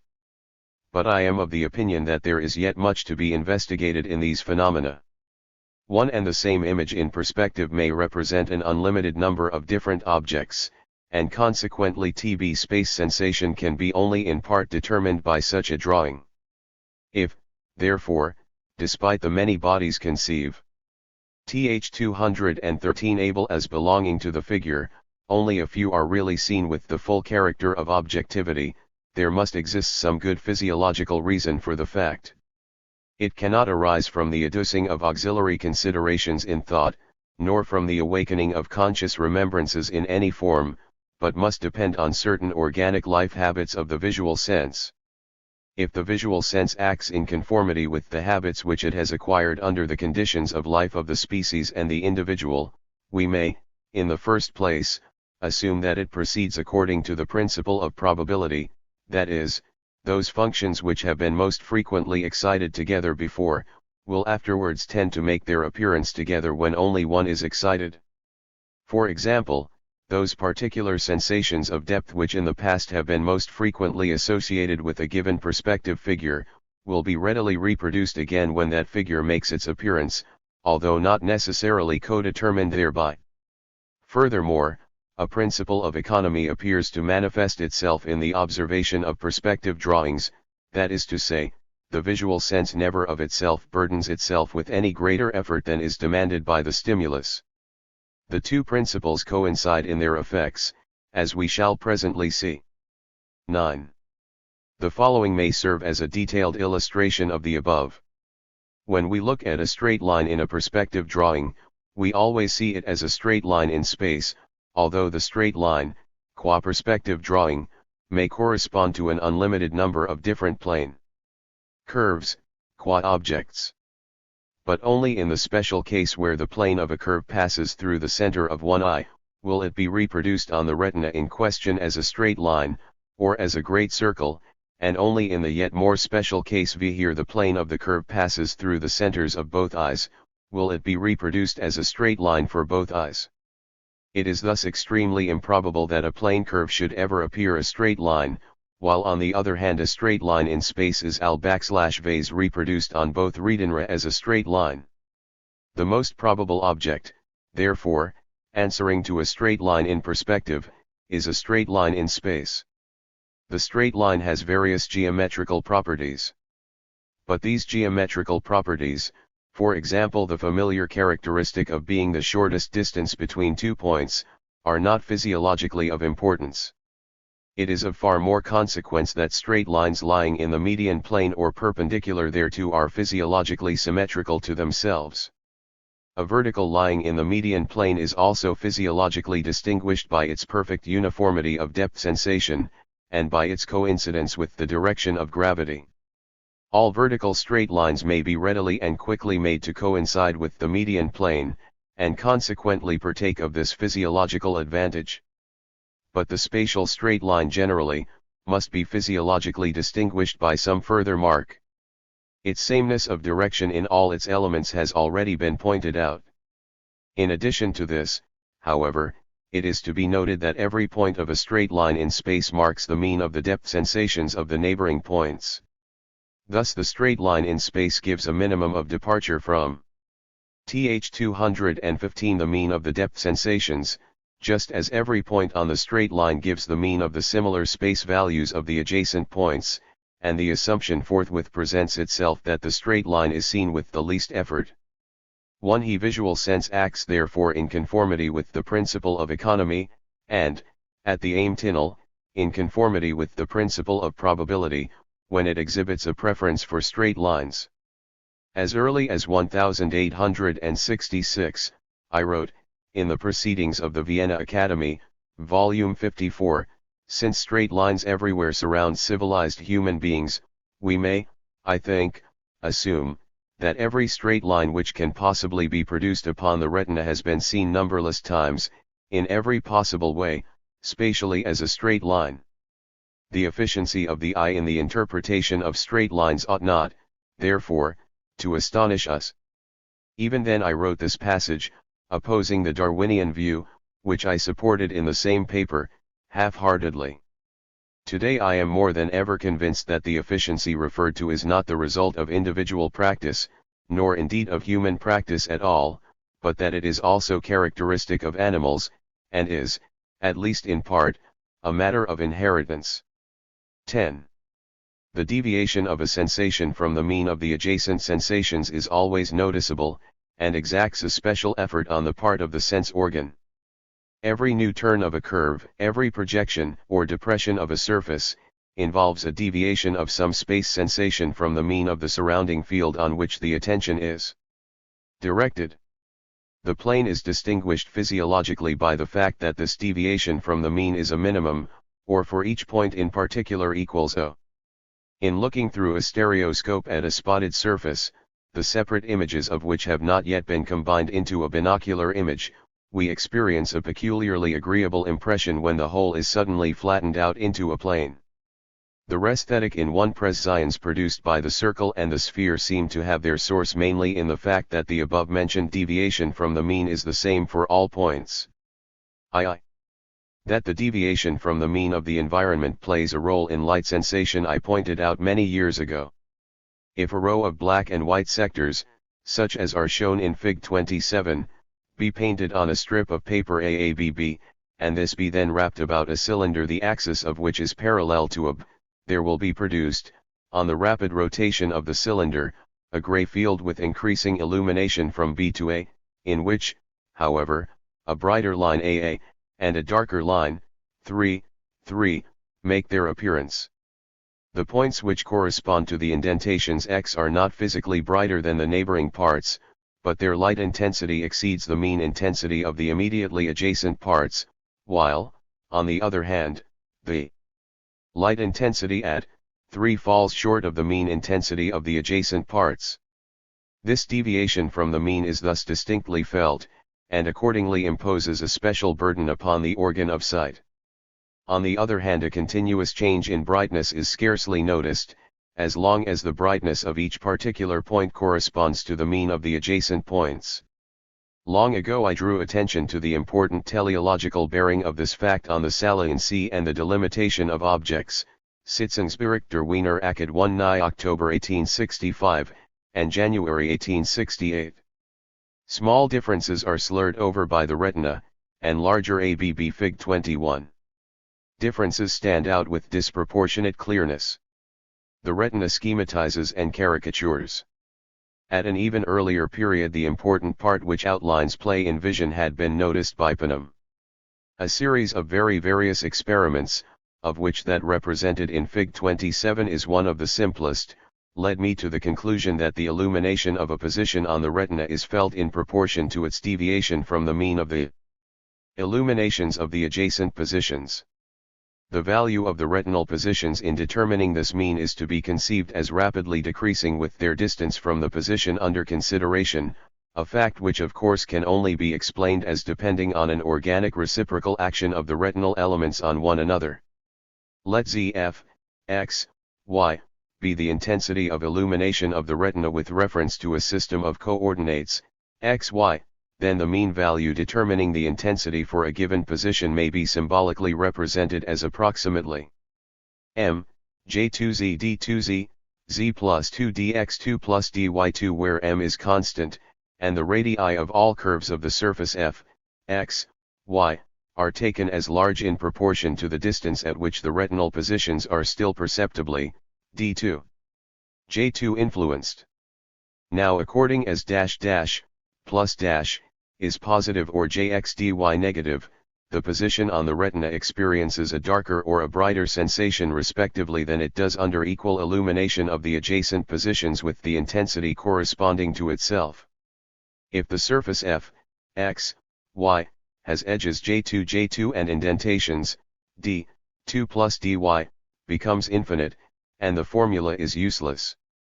In this case, however, an inarced increase of darkness or brightness corresponds to the indentation, though of course not an infinite increase or decrease. The increase or decrease, again, are not defined by a hard and fast line, but fade gradually away, as we should expect from the principle of deviation from the mean. For the retina consists, not of sensitive points, but of an infinite number of sensitive elements of finite extension. As regards the Th219 law of the reciprocal action of these elements, we still do not know it accurately enough to enable us to determine precisely the phenomena of this special case. It is easy to go wrong in judging of the objective distribution of light according to the subjective impression, and consequently a knowledge of the above-mentioned law of contrast is important even for purely physical researches. Thus Grimaldi was deceived by a phenomenon of this kind. We come across the same phenomenon in the investigation of shadows, and of spectral absorption, and in countless other cases. Peculiar circumstances prevented my papers on this subject from becoming generally known, and the relevant facts were discovered for the second time 30 years later. 1. It may seem surprising that, in addition to I, the second d, a, I, phi t diluent la quotients of t, but not the rst, underscore, dash, seem tlx fly to influence the sensation of brightness. We scarcely notice a regular and continuous rise in the intensity of illumination of a surface, for instance, in the direction x, and special devices are necessary to convince one that there is a rise. On the other hand, these first differential quotients exercise an influence on the modeling, on the plastic quality of the surface seen. Call the horizontal direction x, and the distance as regards depth of a point on the illuminated dij2L surface 1, then dash, and underscore 2 are parallel. This expression, aux dx, which of course is only to be understood symbolically, means that we have the representation of a cylindrical surface with vertical generatrix and plane horizontal directrix L equals f, x, of which the second differential quotients, curvatures, are parallel to the first differential quotients, the rises in intensity of illumination. The tracing of the curve is determined by the accessory circumstances indicated on P210. 12. With regard to the depth sensations excited by a monocular image, the following experiments are instructive. Fig 28 is a plane quadrilateral with its two diagonals. If we regard it monocularly, it is most easily seen, according to the laws of probability and economy, as a plane. In the great majority of cases, objects which are not plane, force the eye to the vision of depth. G0, where this compulsion is lacking, the plane object is the most probable and at the same time the most convenient for the organ of sight.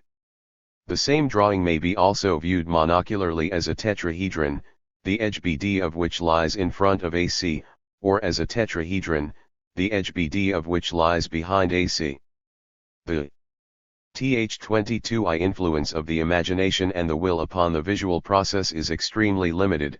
It is restricted to the directing of the attention and to the selection of the appropriate disposition of the organ of sight for one of a number of cases given by habit, of which, however, each one, when chosen, takes its place with mechanical certainty and precision.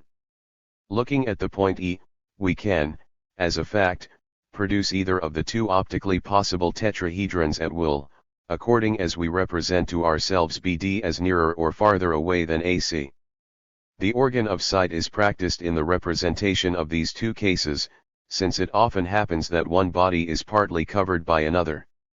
Loebi thinks that the act of bringing Fig 3I nearer to the eyes gives rise to short distance accommodation, and thereby also to our seeing the fixed edge BE as raised. I have not been able to obtain any such definite result myself, nor can I find any sufficient theoretical ground for it too, although I readily admit that changes in the distance of the figure easily lead to changes in our view of it. The same figure may, finally, be seen as a four-sided pyramid, if we imagine the conspicuously situated point of intersection E before or behind the plane of bed. This is difficult to do, if bed and AEC are two perfectly straight lines, because it conflicts with the habit of the organ of sight to see, without constraint, a straight line bent. The effort is successful only because the point E has a conspicuous position. But if there is a slight indentation at E, the attempt involves no difficulty. The effect of a linear perspective drawing is felt as unerringly by one who is ignorant of perspective as by one who is thoroughly conversant with the theory, provided he is able to disregard the plane of the drawing, a condominium readily fulfilled in monocular observation. Reflection, and even the remembrance of seen objects, have, according to my belief, little or nothing to do with the effect in question. Why the straight lines of a drawing are seen as spatial straight lines, has already been pointed out. Where straight lines appear to converge to a point CD in the plane of the DRA\Ving, the converging or approaching ends are transferred, according to the principles of probability and economy, to like or to nearly like depth. Oh, this gives us the effect of vanishing points. Fig 29. It is possible to see such lines as parallel, but there is no necessity for such an impression. If we hold the drawing, Fig 29, on a level with the eye, it may represent to us a glance down a passageway. The ends GHEF are transferred to like distances. If the distance is great, the lines AE, BJ, CG, DH appear horizontal. If we raise the drawing, the ends EFGH rise, and the floor of EF seems to have an upward slope. Upon lowering the DRA\Ving, the opposite phenomenon is presented, and analogous changes may be observed by moving the drawing towards the right or the left. In these facts, the elements of perspective effect find simple and clear eration. Plane drabblings, provided they consist entirely of straight lines, every V here intersecting each other at right angles. The anagesis of sensations 223 almost always appear plane.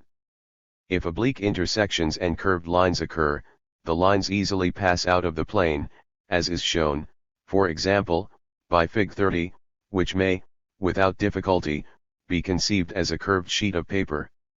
When outlines, such as are represented in Fig 30, have assumed definite spatial form, and are seen as the boundary of a surface, the latter, to describe it briefly, appears as flat as possible, that is to say, is presented with a minimum of deviation from the mean of the depth sensation. The peculiar reciprocal action of lines intersecting obliquely in the plane of the drawing, or on the retina, whereby such lines are mutually forced out of the plane of the drawing, or out of the plane perpendicular. 4. To the line of sight, was first observed by me on the occasion of the above-mentioned, p. 209, experiment with the monocular inversion of a card. The card in Fig 31, whose edge BE when turned outwards towards me is in a vertical position, assumes, when I succeed in seeing BE depressed, a recumbent position, like that of a book lying open upon my table, with TB result that B appears further away than E. When one is once acquainted with this phenomenon, the inversion may be performed. Here again, the depth sensation resembles the potential function, in a space at the boundaries of which it is determined. This flat haspaceable surface does not coincide with the surface of minimal area, / single quote hitch would be obtained if the spatial outlines were made of wire, and then dipped in soap suds, producing a plateau's liquid film. With almost every object, and one can always observe along / with the change of form or tilting over, this remarkable simultaneous change of position. The effect is especially astonishing in the case of transparent objects. ABCD be a section of a glass cube lying on a table TT, and let 0 be the eye, Fig 32. On monocular inversion, the angle is projected to A, B to the nearer point B, to C, and D to D. The cube will seem to stand obliquely on its edge C upon the table IT. In order that the drawing might afford a better survey of the phenomenon, the two images have been represented behind, not within one another. If a drinking glass partly filled / with a colored liquid be substituted for the cube, it will be seen, together with the surface of the liquid, in a similar oblique position. With sufficient attention, the same phenomena may be observed with any linear drawing. If we place the page containing Fig 3I vertically before us, and observe it monocularly, / VE shall see B project if BE be raised, but if BE be depressed B will retreat and E will project and come nearer to the observer. I hope one notices that when this happens the points A and E remain in the plane of the drawing. And, in fact, this makes the change of direction intelligible. If we draw the dotted lines, as in Fig 32a, and imagine the figure, so far as it lies outside the dotted triangle, obliterated, we are left with the image of a hollow or raised three-sided pyramid, which lies with its base in the plane of the drawing. Inversion no longer produces any sort of mysterious change of position. It would seem, therefore, that every point seen monocularly aims at the minimum deviation from the mean of the sensation of depth, which is attainable under the conditions of the experiment, and that the whole object seen aims at the minimum attainable amount of removal from Herring's nucleus surface. When we consider the deformations which a plane rectilinear figure undergoes when traced in monocular space, all such deformations may be qualitatively reduced to the following principle: the legs of an acute angle are thrust out on opposite sides of the plane of the drawing, or of the plane perpendicular to the line of sight, and the legs of an obtuse angle are thrust out on the same side. In this process acute angles are magnified and obtuse angles diminished. All angles tend to become right angles. 14. This principle suggests that the phenomenon just described is closely related to Zollner's pseudoscopy and the numerous phenomena connected with it. Here again everything turns on the apparent enlargement of acute and the apparent reduction of obtuse angles, except that the drawings are seen in the plane. But when they are seen in monocular space the pseudoscopic effects vanish, and the phenomena described above appear. Now although these phenomena have been much studied, no completely satisfactory explanation of them has as yet been offered. Naturally such superficial explanations as, for instance, the assumption that we are chiefly accustomed to see right angles, are inadmissible, if the investigation is not utterly to miscarry or to be prematurely broken off. We see oblique angled objects often enough, but never, without artificial preparation, the surface of a liquid at rest and yet oblique, as we did in the experiment given above. Yet, the eye, it would seem, prefers the oblique liquid surface to an oblique angled body. The elemental power displayed in these processes has, I believe, its root in far simpler habits of the organ of sight, habits whose origin doubtless antedates the civilized life of man. I once tried to explain the phenomena in question by a contrast of directions analogous to the contrast of colors, but without arriving at a satisfactory result. But more recent researches by Loeb, L. Hymans II and others, and observations by Hofler III on curve contrasts, are very much in favor of a theory of contrast. Moreover, quite lately at any rate, there is a decidedly increased tendency to adopt some purely physiological explanation. For the principle of economy, again, has afforded me no enlightenment as far as Zollner's pseudoscopy is concerned. A somewhat greater prospect of success seems to be offered by the principle of probability. Let us conceive the retina as a perfect sphere and imagine the eye fixed upon the vertex of an angle in space. The planes passing through the center of the eye and the lines containing the angle, project these lines upon the retina, describing thereon a spherical segment having the angle A, which represents the angle of the monocular image. Now an infinite number of values for A, varying from 0 degrees to 180 degrees, may correspond to a constant value of A, as will be seen if VE reflect that the lines including the objective angle may assume every possible position in the planes of their projection. Consequently, to a seen angle A, we may have corresponding all the possible values of the objective angle that can be obtained by causing each of the sides, B and C, of the triangle to vary between 0 degrees and 180 0. The actual result is, supposing the calculation to be performed in a definite manner, that larger angles are the most probable objects corresponding to observed acute angles, and smaller angles the most likely counterparts of observed obtuse angles. I was not, however, Fig. 33, in a position to determine whether those cases, which we are inclined to regard as geometrically equally probable, ought also to be regarded as physiologically equally probable, a question which is both essential and important. Moreover, the whole conception has a much too artificial cast for me. 15. I cannot refrain from mentioning here the attempt which has been made by A. Storr to reach an explanation of the phenomena described above from an entirely new point of view. With the general considerations by which he W.A.J. guided, I am in full sympathy and agreement. On the other hand, I have not yet been able to convince myself that there is a demonstrable foundation of fact corresponding to his hypotheses. Moreover, the relations which he presupposes are so complicated that it is not easy to decide this question, without thoroughly covering the ground experimentally oneself. I therefore do not know whether Storr's views will amount to a complete explanation on all points. In one of his less recent works the assumption is made that to the dioptric image of the eye in front of the retina, there corresponds a catoptric image in the retina, the latter having relief in proportion to the depth of the former.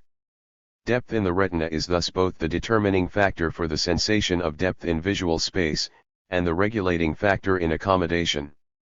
As a matter of fact, I have always asked myself what the means could be by which the direction of change of accommodation is determined, for change of accommodation cannot be determined merely by the magnitude of the circle of dispersion. Also there is only a loose connection between accommodation and convergence, and moreover a single eye by itself is accommodated. Against this view, on the other hand, must be set the numerous observations which have been made as to the worthlessness of accommodation for the sensation of depth. The great thickness of the retina in the eyes of insects too suggests, again, that the perception of relief may be connected with some function of the retina. In two later works he goes further, taking this theory as a basis.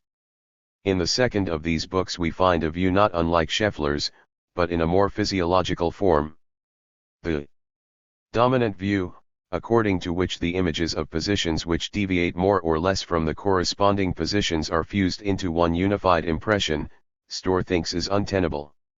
Where is the pointsman who arranges the change in such a way that, not only in extraordinary cases, but also as of set purpose, two stimuli may be brought into combination in the central organ over a quite unfamiliar pair of lines of conduction? It is assumed that the retina of both eyes naturally endeavor to minimalize the light stimulus, and thus tend towards the equalization of unequal images. The nervous elements excite the ciliary muscle, doing this not only in a quite regular and uniform manner, but also, according to requirements, with great irregularity. Regular contraction of the ciliary muscle produces a greater bulging of the lens and slight contraction of the retina. If in this process the retinal elements carry their position values with them, the same retinal image appears enlarged. In this way, according to Storr, we can understand why Panem's proportional systems of circles, up to circles with radii in the proportion of 4 to 5, are seen, in virtue of the mutual adaptation of the two eyes, with identical parts of the retina, as simple and as having a size which is the mean of their sizes. By depicting one system in red and the other in green points alternately, so that in the united binocular image the red points appear between the green, Storr proves that the fusion of the systems of circles is not caused by the suppression of one of the images. An irregular contraction of the ciliary muscle is supposed to produce various effects (r), an irregular deformation of the lens with very various displacements of the apices of the diacaustic of different pencils of rays, whereby change in the relief of the dioptric and catoptric images is produced, and, 2, various minimal deformations of the retina. Storr thinks that he can demonstrate the possibility of his theory by detailed calculations, and that he can prove the actuality of his presuppositions by investigating subjects with eyes in which the crystalline lens is absent or out of its proper position, aphakia. In any case, his theory has led to experiments with surprising results, for instance, the stereoscopic indentation of straight lines, and, if only on that account, it deserves to be considered with respect. But although his whole conception of the eye and its parts as living organisms is extremely congenial to me, I have not yet been able to convince myself that the assumptions which he makes in order to exp one and more complicated cases of spatial vision everywhere fulfill their purpose. Storr's departure from the traditions of physiological optics is very great. In itself this can be no reason for refusing to test his theory closely, especially since S. Exner's and Theodore Beer's two researches in comparative physiology, which have been so rich in beautiful and remarkable results, have made us familiar with eyes characterized by a complexity and variety of organic adaptations such as a physicist would scarcely have supposed possible a priori. It is possible that Storr's views may apply to other organs of vision, although perhaps not to the human eye. 31. There are many phenomena that make it probable that the act of sight involves other processes of change in the eye which still require to be investigated. Stereoscopic images with prominent stereoscopic differences display, when they are gazed at for a long time, an enormous increase in the GRO/VTH of their relief by successive stages, even though fusion has apparently been complete for some time.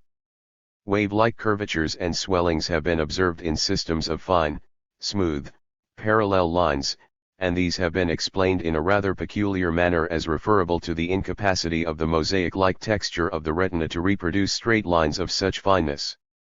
I have, however, always noticed this phenomenon when I have gazed for some time at systems of straight lines /V are clearly visible and by no means micrometric. Thus the mosaic of the retina can have nothing to do with the matter. I should prefer to suppose that the exertion involved, perhaps by means of small displacements in Storr's sense, introduces a certain disorder into the space values. 16. The ease of the transition from the process of seeing plane figures pseudoscopically to that of seeing them monocularly in space will probably help us to throw light upon the FOT mare. This conjecture is confirmed by the following facts. A plane linear drawing, monocularly observed, usually appears plane. But if the angles be made s to vary and motion be introduced, every drawing of this sort will assume a solid form. We then generally see a solid body in rotation, such as I have described on a former occasion. The well-known vibrating acoustic figures of Lissajous, which on varying their difference of phase, appear to lie on a revolving cylinder, afford a beautiful example of the process in question. Here, again, reference might be made to our habit of constantly dealing with solid bodies. In fact, solid bodies engaged in revolutions and turnings continually surround us. Indeed, the whole material world in which we move is, to a certain extent, a single solid body, and without the help of solid bodies we could never attain to the conception of geometrical space. We do not generally notice the position of the single points of a body in space, but apprehend its dimensions directly. Herein lies, for the unpracticed, the main difficulty of drawing a perspective picture. Children, who are accustomed to seeing bodies in their real dimensions, do not understand perspective foreshortenings, and are far better satisfied with simple outlines or silhouettes. I can well remember this condition of mind, and through this remembrance am able to comprehend the drawings of the ancient Egyptians, which represent all parts of the body as far as possible in their true dimensions, thus pressing them, as it were, into the plane of the drawing, as plants are pressed in a herbarium. In the Pompeian wall paintings, too, we still meet with a perceptible dislike for foreshortening, although here the sense of perspective is already manifest. The old Italian masters, on the other hand, in the consciousness of their perfect mastery of the subject, often amuse themselves with excessive and sometimes even unbeautiful foreshortenings, which occasionally demand considerable exertion of the eye. There can be no question, therefore, but that we are more familiar with the process of seeing solid bodies with the distances between their salient points unchanged, than with the process of separating out their depth, which is always the result, in the first place, of deliberate analysis. Accordingly, we may expect that wherever a coherent mass of sensations, which, in virtue of its continuous transitions and its common coloring, merged into a unity, exhibits spatial alteration, the change will be seen preferably as the motion of a solid body. I must confess, however, that this way of looking at the matter does not satisfy me. I believe, rather, that here, too, an elementary habit of the organ of sight is at the root of the matter, a habit which did not originally arise through the conscious experience of the individual, but, on the contrary, antecedently facilitated our apprehension of the movements of solid bodies. If we should assume, for example, that every diminution of the transverse dimension of an optical sensation mass to which the attention was directed had the tendency to induce a corresponding augmentation of the dimension of depth, and vice versa, we should have a process quite analogous to that which we have already considered above, p. 199, and which was compared with the conservation of energy. This view is certainly much simpler ere it supplies an equally 234 the analysis of sensations adequate explanation. Furthermore, it enables us to comprehend more easily how such an elementary habit could be acquired, how it could find expression in the organism, and how the disposition towards it could be inherited. As a sort of counterpart to the rotation of solid bodies exhibited to us by the organ of sight, I will cite here an additional observation. If an egg, or ellipsoid with dull, uniform surface be rolled over the top of a table, but in such manner that it does not turn about its axis of generation, but performs jolting movements, we shall fancy we see, on viewing it binocularly, a liquid body, or large oscillating drop. The phenomenon is still more noticeable if the egg, with its longitudinal axis in a horizontal position, be set in moderately rapid rotation about a vertical axis. This effect is immediately destroyed. When marks, whose movements we may follow, are made upon the surface of the egg. A rotating solid body is then seen. The explanations offered in this chapter are certainly far from complete, yet I believe that the considerations adduced will have some effect in stimulating and preparing the way for a more exact and thorough study of these phenomena. The foregoing discussions have shown beyond all possible doubt that out of mere sensations no psychical life resembling ours even in the remotest degree could be constituted. When a sensation is forgotten the moment after it has vanished, the only possible result is a disconnected mosaic and series of psychic states, such as we have to suppose in the case of the lowest animals and the most degraded idiots. At this stage, a sensation which does not have some SUC effect as to stimulate violently to movement, a sensation of pain, for instance, will scarcely receive attention. For instance, the sight of a vividly colored spherical body, which is not supplemented by a memory of smell and taste, by memory, in a word, of the properties of a fruit and the experiences connected with a fruit, remains unintelligible and is devoid of interest, in the manner that has been observed in psychic blindness.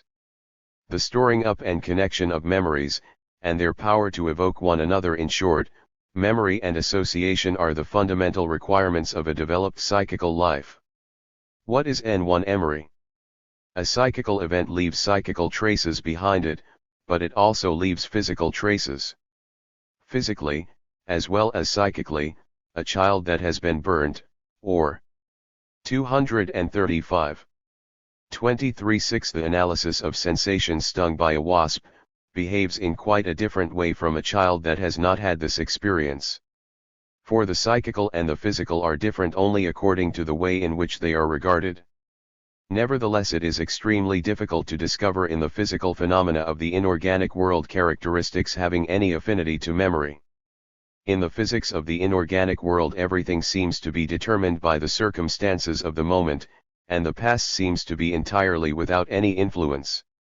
The oscillations of a pendulum are equal, whether it is performing its first oscillation or whether 1,000 others have already taken place.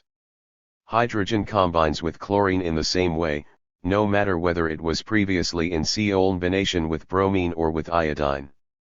There are indeed, even in the physical sphere, cases in which the influence of the past is clearly expressed. The Earth reveals to us the history of its geological past, and the Moon does the same. My friend Jesus has shown me a piece of rock marked with a system of very peculiar congruent parallel fissures, which he very plausibly interprets as a prehistoric seismogram. A wire notices, so to speak, during a considerable time, every torsion that it sustains. Every spark of a discharge is an individual, and is influenced by the discharges that have preceded it. The insulating layer of the Leyden jar preserves a history of all the previous charges. The apparent contradiction is solved when we remember how in physics we are accustomed to idealize and schematize in an extreme degree the cases under consideration, always presupposing the simplest possible circumstances. If we assume a mathematical pendulum, then no dou bt the thousandth oscillation is as the first, and no th 237 traces of the past are visible, precisely because we disregard such traces. But a real pendulum wears away its knife edge, and is heated by internal and external friction, so that no oscillation, accurately considered, is exactly like any other. The result of every second and third torsion of a wire is somewhat different from what it would have been if there had been no previous torsions. If a similar schematization were possible in psychology, we should have men who behave identically and do not betray any of the influence of individual experiences. In reality, every psychical process leaves indelible traces behind, just as every physical process does. In both spheres there are irreversible processes, entropy increases, or the bond of a friendship that has been broken, and then renewed, is felt. And every real process contains at any rate some irreversible components. 3. Now it will be said, and with justice, that traces of the past are still far from being the same thing as memory. As a matter of fact, what is required to increase the resemblance is, that processes which have taken place in the past should be set up afresh by some slight impulse. Old violins that have been well played on, 1/10 Sayre's electrical images, that come out when breathed upon, and the phonograph, afford rather better examples. Still, violins and phonographs have to be played by external forces, while human beings and their memories play themselves. Our organic beings are not rigid material systems, they are essentially forms of the dynamic equilibrium of 238 The analysis of sensations, currents of matter and energy. Now it is the forms of the deviation of these currents from the state of dynamic equilibrium that always repeat themselves in the same way, according to the way in which they have once been introduced.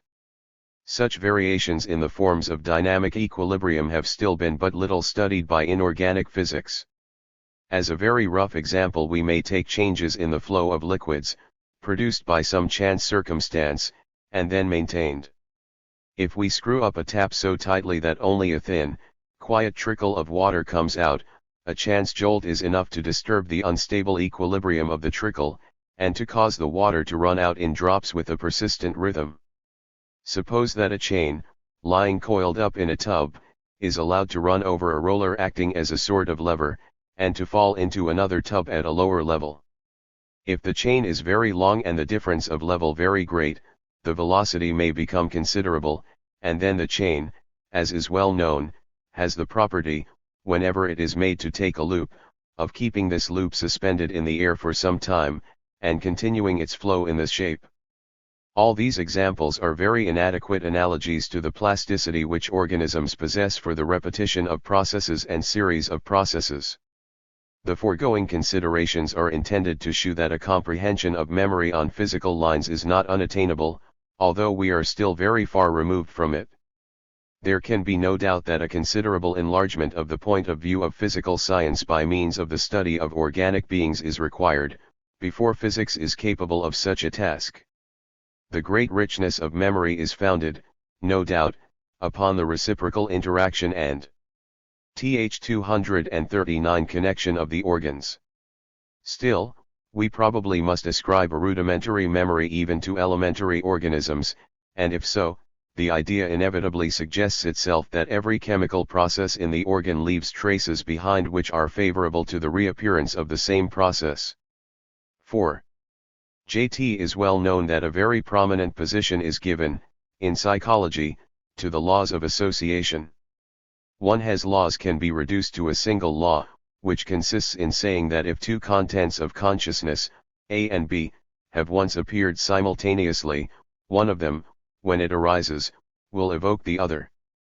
And in fact it is much easier to understand physical life when we have recognized the constant recurrence of this fundamental feature. The differences of mental process, in simple memory of an experience, in serious occupation, and in the free exercise of fancy or daydreaming, can easily be understood by means of the concomitant circumstances. To it, old, however, be a complete mistake to try to reduce all, p20i, psychical processes to associations acquired during the life of the individual. In none of its phases do we meet with the psyche as a tabula rasa. At the very least we should have to assume innate associations side by side with the acquired.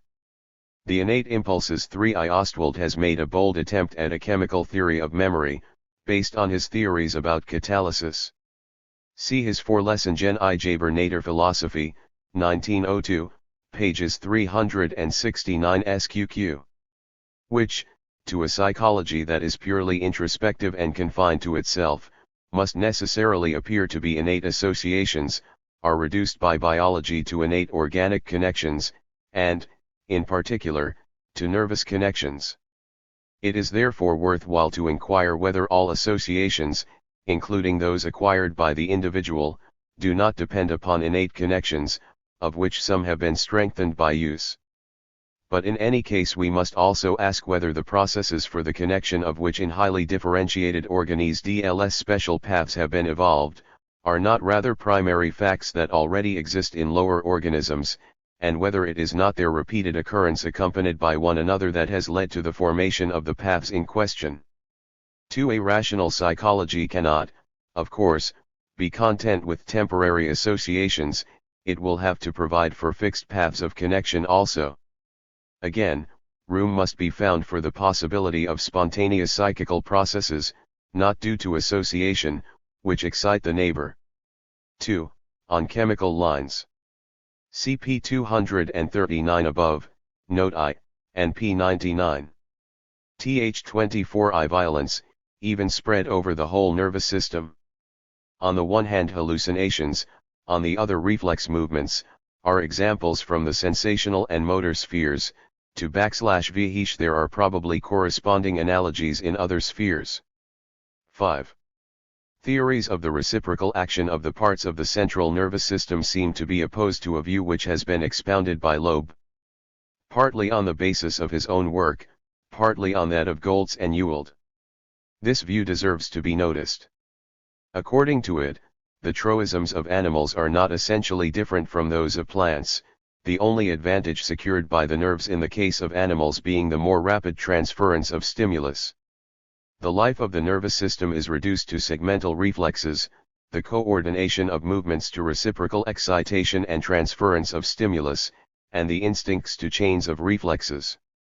The snapping reflex of the frog, for instance, sets free the swallowing reflex. Organized centers of great complication are not assumed, but the brain itself is regarded as an arrangement of segments.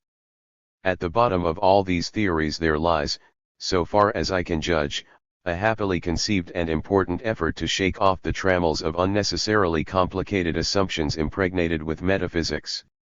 But I cannot agree with Loeb when he treats Darwin's phylogenetic research on the instincts as a fallacious and one-sided proceeding, which ought to be dropped and replaced by physico-chemical investigations. Research of that kind was, no doubt, not within Darwin's horizon. But it was precisely that fact which secured for him the freedom of vision necessary to his great and peculiar discoveries, which no physicist, qua physicist, could have made. We are, indeed, everywhere trying to obtain, \v here it is possible, some insight into the physical constitution of things, some acquaintance with their immediate, or causal, connections. But it is far from being the case that this is already possible everywhere. And in cases W here it is not possible, it \would at all events only be another and a very dangerous piece of one-sidedness, to give up other fruitful points of view, which can always be regarded as provisional. The steam engine can, as Loeb says, only be understood on physical lines. But this is only true of a particular given steam engine. When it is a question of understanding the present furl 1ls of the steam engine, physical considerations are not sufficient. The whole history of technical and social culture, and the geological presuppositions involved, must be taken into account. It is possible that, in the last resort, each one of these factors is susceptible of a physical explanation, but it has explained our difficulties long before that stage is reached. 1.6. If I can imagine that, while I am having sensations, I myself or someone else could observe my brain with all the necessary physical and chemical appliances, it would then be possible to ascertain with what processes of the organism sensations of a particular kind are connected. The question so often asked, what is the lower limit of sensation in the one lobe, Vergleichende Physiologie de Gepound RNS, p. 130.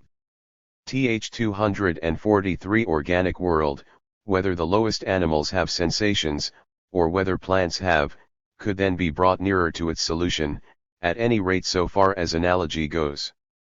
As long as this problem has not been solved in one single special case, no decision of the question is possible. It is sometimes even asked whether inorganic matter has sensations. The question is natural enough, if we start from the commonly current physical conception which represents matter as the immediately and undoubtedly given reality out of which everything, inorganic and organic, is construct, for sensation must either arise suddenly somewhere or other in this structure, or else have been present in the foundation stones from the beginning. From our point of view the question is merely a perversion. Matter is for us not what is primarily given. What is primarily given is, rather, the elements, which, when standing to one another in a certain known relation, are called sensations. Every scientific problem that can have any meaning for a human individual is concerned with the ascertainment of the dependence of the elements on one another. What in everyday life we call matter is a definite kind of connection between the elements. The question as to whether matter has sensations would therefore run as follows: does sensation belong to a definite kind of connection between the elements, these elements themselves also being, when in a certain relation, always sensations? Put in this form, no one will want to ask the question. 1. Everything that can have any interest for us must be reached in the course of following out the general task of science. We ask whether animals have sensations, when the assumption of sensations helps us better to understand their behavior as observed by means of our own senses. The behavior of a crystal is already completely determined for our senses, and thus to ask whether a crystal has sensations, which /Vold provide us / with no further explanation of its behavior, is a question without any practical or scientific meaning. MVC are more difficult than the investigation of space sensation is that of time sensation. Many sensations make their appearance with, others without, a clear sensation of space. But time sensation accompanies every other sensation, and can be wholly separated from none. We are referred, therefore, in our investigations here, to the variations of time sensation.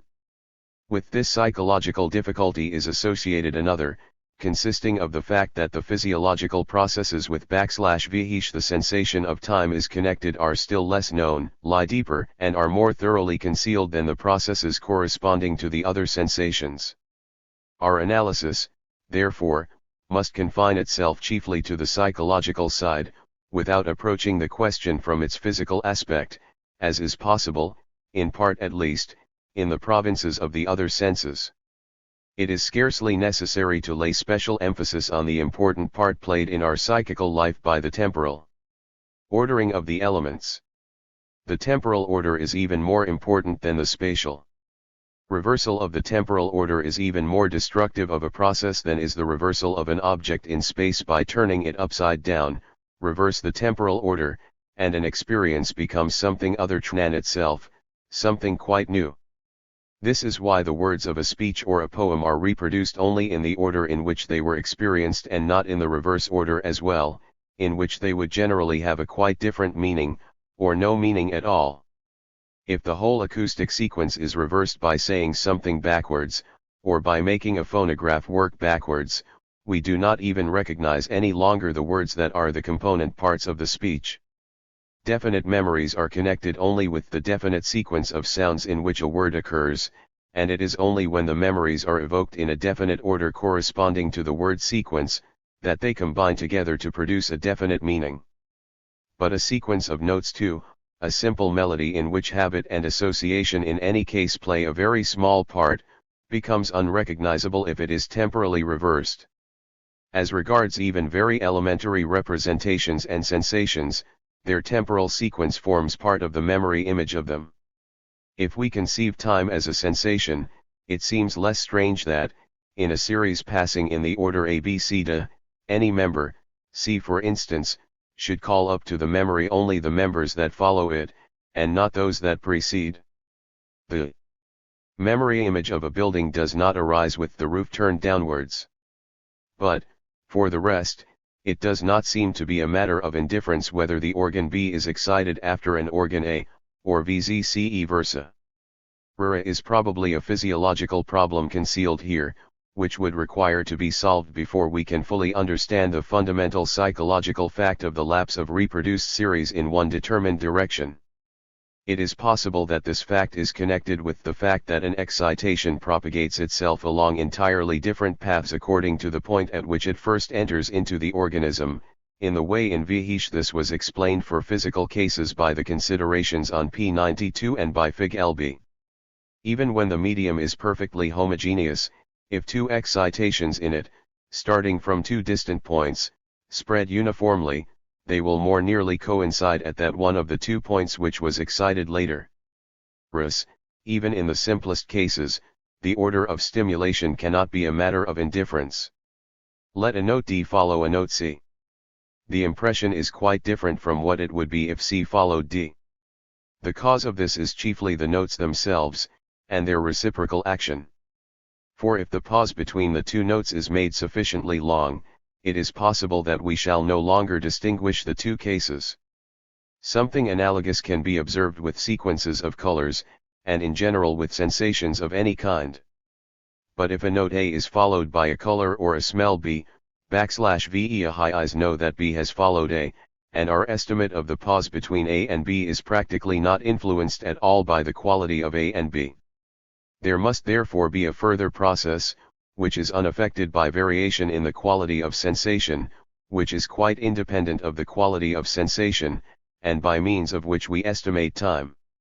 It is possible, indeed, to make a sort of rhythm out of entirely heterogeneous sensations, such as sounds, colors, and impressions of touch. 2. That a definite, specific time sensation exists, appears to me beyond all doubt. The rhythmical identity of the two RL equals I adjoined measures, in which the sequence of the notes is quite different, is immediately recognized. We have not to do here with a matter of the understanding or of reflection, but with one of sensation. In the same manner that bodies of different colors may possess the same spatial form, so here we have two tonal entities which, acoustically, are differently colored, but possess the same temporal form. As in the one case we pick out by an immediate act of feeling the identical components of the space sensation, so here we immediately detect the identical components of the time sensation, or the sameness of the rhythm. It is of course only for small times that I hold that there. Th 249 is an immediate sensation of tinel. We judge and estimate longer times by remembering the processes that took place in them, that is to say, by splitting them up into the smaller parts of which we had an immediate sensation. 3. On hearing a number of strokes of a bell, \v each are exactly alike acoustically, I discriminate between the first, second, third, and so on. Is it perhaps the accompanying thoughts, or other accidental sensations, with which the strokes of the bell happen to be associated, that produce these distinguishing marks? I do not believe that anyone will seriously uphold this view. How uncertain and unreliable, if this view were true, would our measurement of time be? What would become of it if that accidental background of thought and sensation should suddenly vanish from memory? \v while I am reflecting upon something, the clock strikes, but I give no heed to it. After it has finished striking, it may be of importance to me to count the strokes. And as a fact, there arise in my memory distinctly 1, 2, 3, 4 strokes. I give here my whole attention to this recollection, and by this means the subject on which I was reflecting during the striking of the clock, for the moment completely vanishes from me.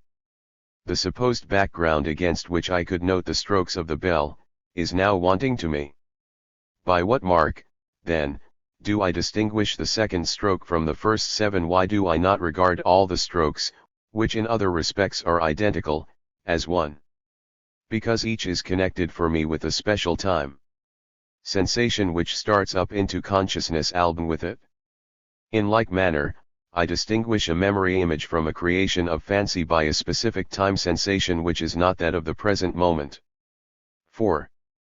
Since, so long as we are conscious, time sensation is always present, it is probable that it is connected with the organic consumption necessarily associated with consciousness that we feel the work of attention as time.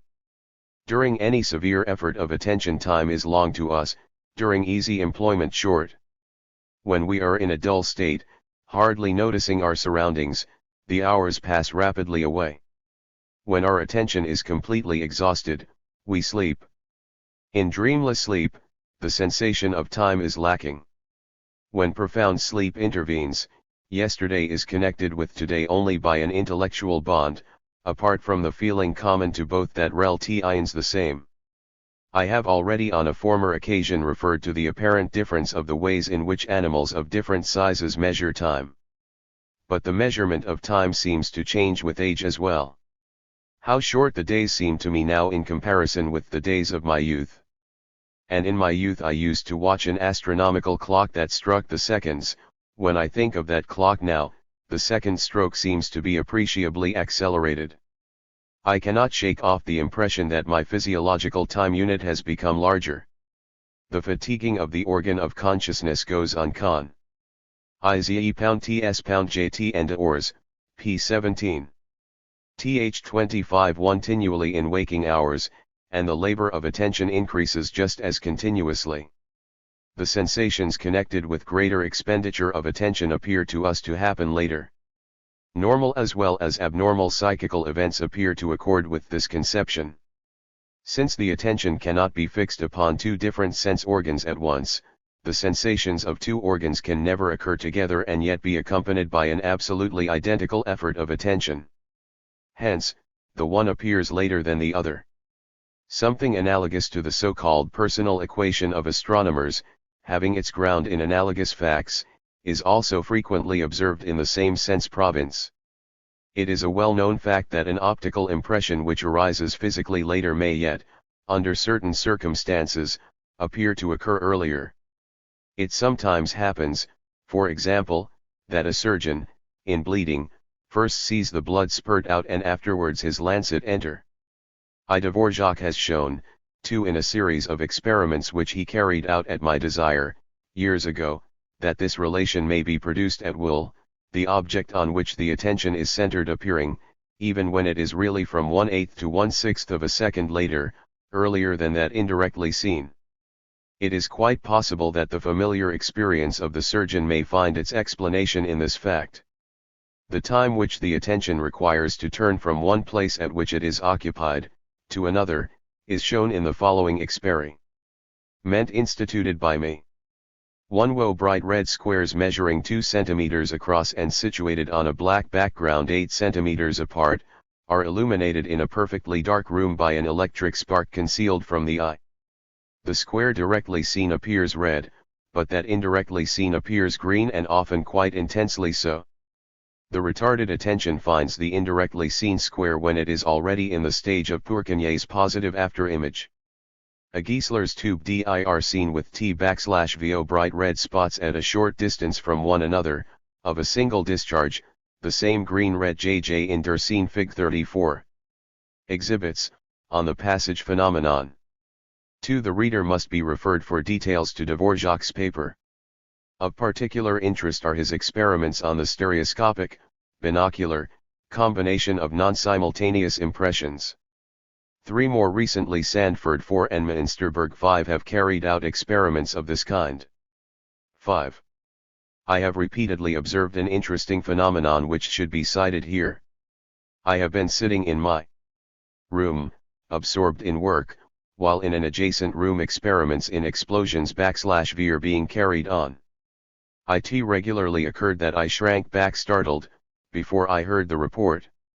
Since the attention is especially inert in dreams, naturally the most peculiar anachronisms occur in this state, as everyone has doubtless observed.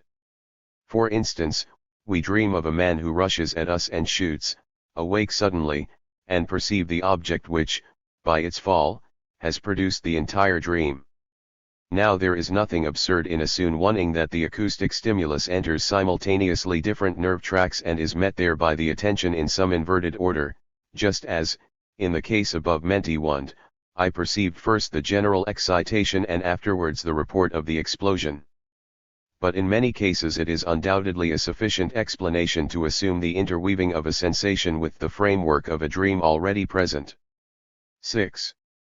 If organic consumption, or, for that matter, the accumulation of fatigue material were immediately felt, we might logically expect a reversal of time in dreams. The difficulty disappears if consumption and restitution are regarded as heterodromous processes in Pauli's sense, cp 68 above. The eccentricities of dreams may all be accounted for by the fact that any sensations and representations do not enter consciousness at all, while others enter with too much difficulty and too late.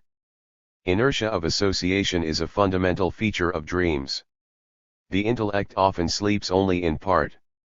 /VE converse very sensibly, in reality is, with persons long dead, but with no recollection of their death. I speak to a friend of a third person, and this friend is himself the third person of whom I was speaking. We reflect, in the dream state, concerning dreams, and recognize them as such by their eccentricities, which then at once cease to disturb us. I once dreamed very vividly of a mill. The water flowed downwards, in a sloping channel, away from the mill, and close by, in just such another channel, upwards to the mill. I was not at all disturbed by the contradiction at a time when much engrossed with the subject of space sensation. I dreamed of a walk in the woods. Suddenly I noticed the defective perspective displacement of the trees, and by this recognized that I was dreaming. The missing displacements, however, were immediately supplied again. While dreaming, I saw in my laboratory a beaker filled with water, in which a candle was serenely burning. Where does it get its oxygen from? I thought. It is absorbed in the water, was the answer. Where do the gases produced in the combustion go to? The bubbles from the flame mounted upwards in the water, and I was satisfied. Robert I has made the excellent observation that it is principally perceptions and thoughts, which owing to some interruption we have been unable to carry to a conclusion during the day, of which the thread is taken up in dreams. And as a matter of fact we frequently draw the elements of our dreams from the events of the preceding day. Thus I used to be able to refer, with almost complete certainty, the dream about the light in the water to a certain experiment in my lectures with an electric carbon light under water too, and the dream about 1 VL. Robert, Uber den Troll 1L, Hamburg, 1886. 2 Prinz Piander Wormelkray, 2nd ed., 1900, p. 444. Th 255 The mill to my experiments with the apparatus described on p. 143, fig 19, above. Visual hallucinations play the principal part in my dreams. I have acoustic dreams less often, though I clearly hear conversations, the sound of bells, and music in my dreams. Every sense, even the sense of taste, can come into play in dreams, though some more rarely than others. Since reflex excitability is greatly heightened in the dream state, and the conscience on the other hand very much weakened owing to the inertia of association, one is capable of almost any crime in dreams, and at the stage of waking may go through the acutest torments. Anyone who allows such experiences to affect him, must entertain grave doubts as to the rightness of our method of exercising justice, which consists in making good one misery by a second, the second being added to the first by means of a process that is revolting because deliberate, cruel, and solemn. I should not like to let this opportunity slip of recommending to the reader the excellent book of M. de Manasseh. To what was said above as to the inadequacy of temporary associations as an explanation of psychical life, see pages 201, 239, 240, holds for the dream state also. We have to add that the faintest traces of something which has long been forgotten for the waking consciousness, the slightest disturbances of health and disposition which have to fall into the background during the bustle of the day, can make themselves felt in dreams. In his Phz Philosophy der Mystik, 1885, p. 123, Duprel poetically compares this process with the \V in which the faintly glimmering starry firmament becomes visible when the sun has set.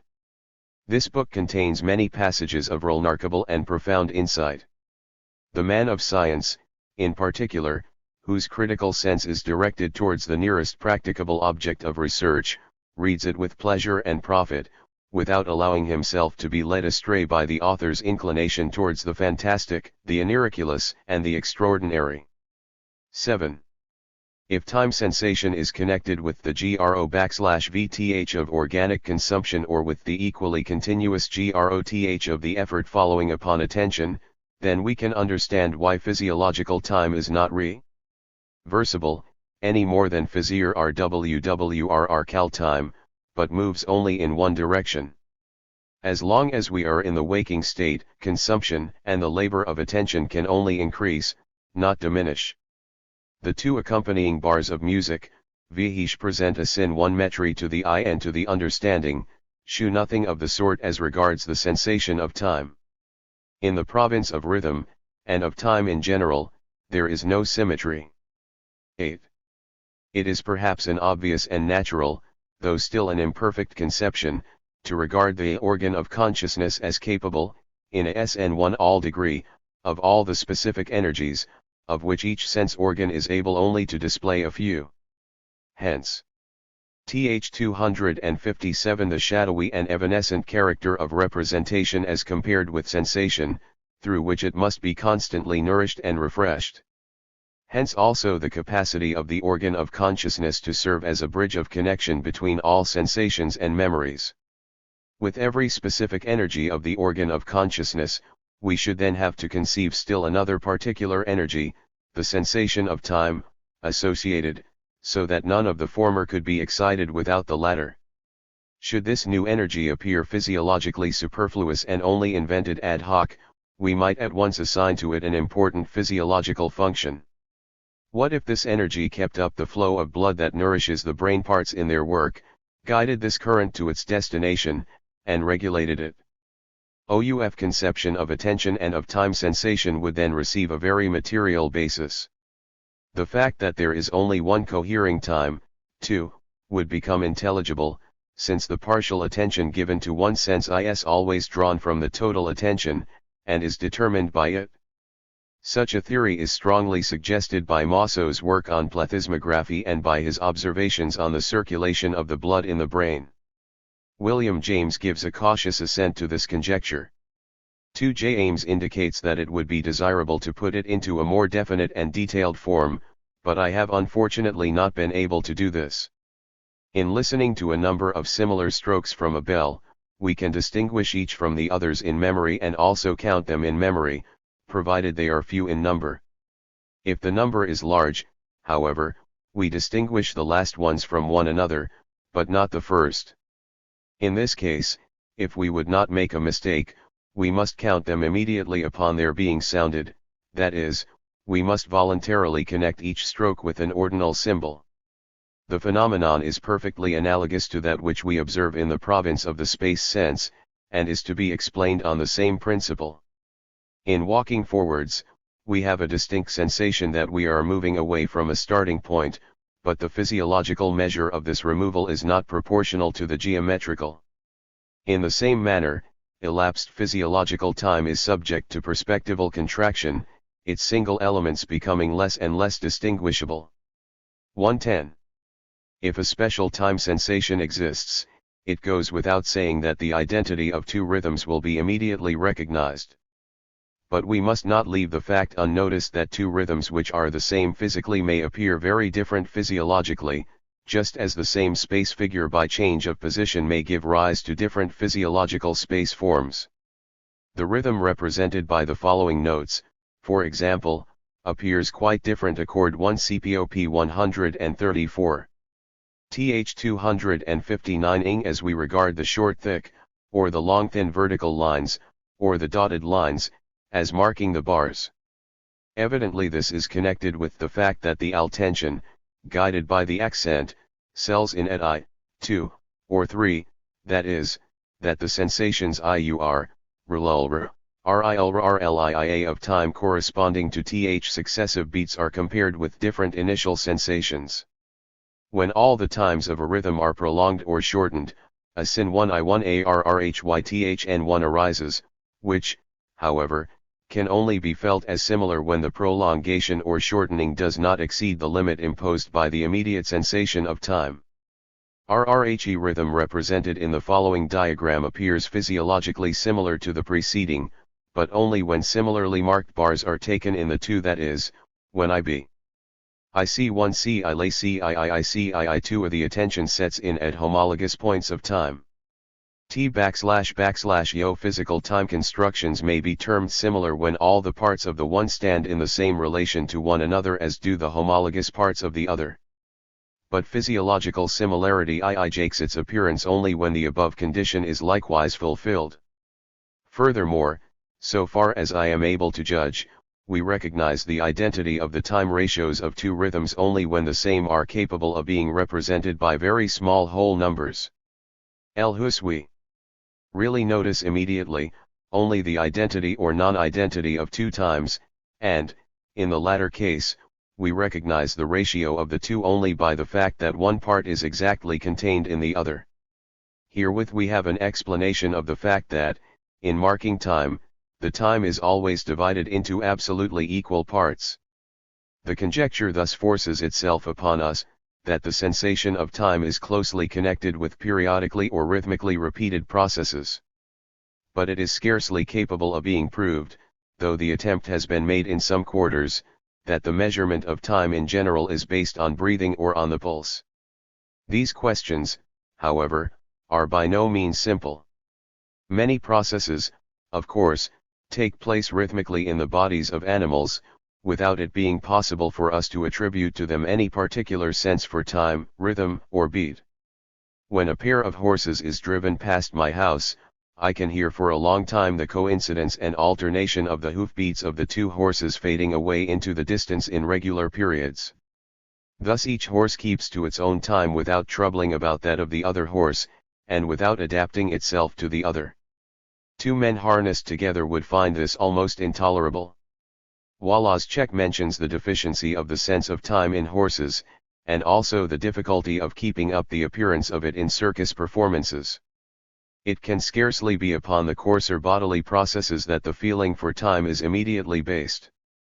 Probably it must be referred rather to a superior psychical sensibility, in virtue of which a trifling psychical circumstance determines the similarity of space figures would be felt, according to this theory, much lower in one mediately than the similarity of rhythms.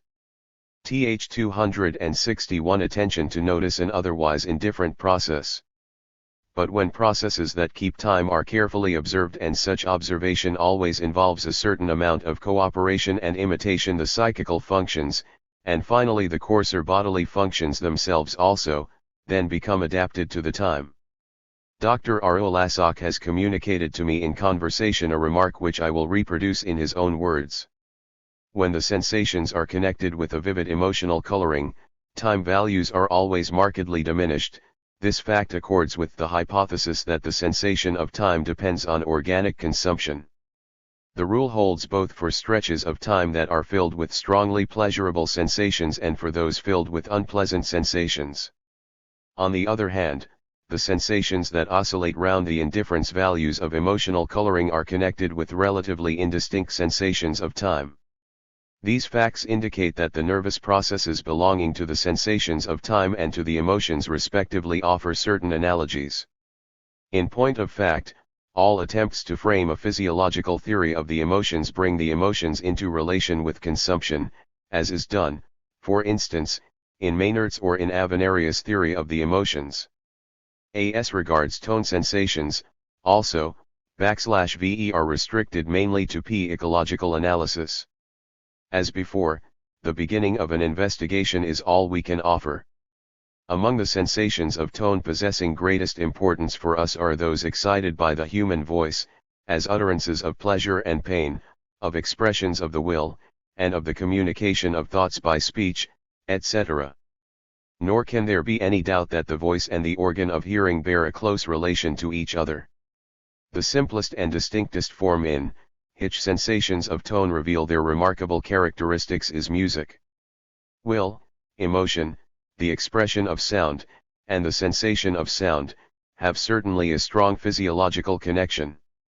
There is a good deal of truth in the remark of Schopenhauer too that music represents the will, and in fact generally in the designation of music as a language of emotion, although this is scarcely the whole truth. 2. Following the precedent of Darwin, H. Berg has, to put it shortly, attempted to derive music from the amatory cries of monkeys. 1. We should be blind not to recognize the service rendered and enlightenment conveyed by the work of Darwin and Berg. Even at the present day, music has power to touch sexual chords, and is, as a fact, widely made use of in courtship. But as to the question wherein consists the agreeable quality of music, Berg makes no satisfactory answer. And seeing that in musical theory he adopts Helmholtz's position of the avoidance of beats and assumes that the males who howled least disagreeably received the preference, we may be justified in wondering why the most intelligent of these animals were not prompted to maintain silence altogether. The importance of tracing the connection of a given biological phenomenon with the preservation of the species, and of indicating its phylogenetic origin, cannot be underrated. But we must not imagine that in having accomplished this we have solved all the problems connected with the phenomenon. Surely no one will think of explaining the element of pleasure in the specific sexual sensation by showing its connection with the preservation of the species. We should be more likely to acknowledge that the species is Because the sexual sensation is pleasurable. Although music may actually remind our organism of the courtship of distant progenitors, it must, if it was ever used for wooing, have contained at the start some positive agreeable quality, which, to be sure, may be reinforced at the present time by that memory. To take an analogous case from individual life, the smell of an oil lamp as it goes out almost always agreeably reminds me of the magic lantern /Vihish excited my wonder as a child. Yet in itself the smell of the lamp is none the less disgusting for this reason. Nor does the man who is reminded, by the scent of roses, of a pleasant experience, believe, on this account, that the scent was not previously agreeable. It has only gained by THT association. 1. And if the view in question cannot sufficiently explain the agreeable quality of music per se, it assuredly can contribute still less to the solution of special questions, as, for instance, why, in a given case, a fourth is preferred to a fifth. 3. A rather one-sided view of the sensations of tone would be obtained if we were to consider only the province of speech and music. Sensations of tone are not only a means of communicating ideas, of expressing pleasure and pain, of discriminating between the voices of men, women, and children, they are not mere signs of the exertion or passion experienced by the person speaking or calling, they also constitute the means by which we distinguish between large and small bodies when sounding, between the tread of large and small animals. The highest tones, the very ones which the vocal organs of man cannot produce, presumably are of extreme importance for the determination of the direction from which sounds proceed. In fact, it is more than likely that these latter functions of sensations of tone antedated, in the animal world, by a long period, those which merely perform a part in the social life of animals.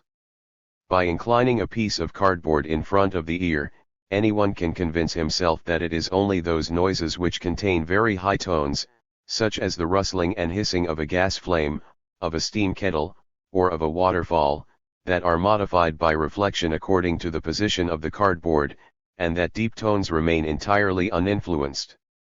This shews that it is only in virtue of their effect on high tones that the two ear conchs can be used as indicators of direction. 2.4. There is no one but will cheerfully acknowledge the decided advance effected by Helmholtz in the analysis of auditory sensations 3 following on the important works of his predecessors, Sauver, Rameau, R. Smith, Young, Ohm, and others.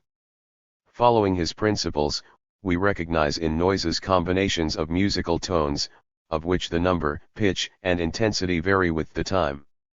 In compound musical sounds, or clangs, we generally hear, along with the fundamental n, the overtones or partial tones 2n, 3n, 4n, etc., each of which corresponds to simple pendular vibrations.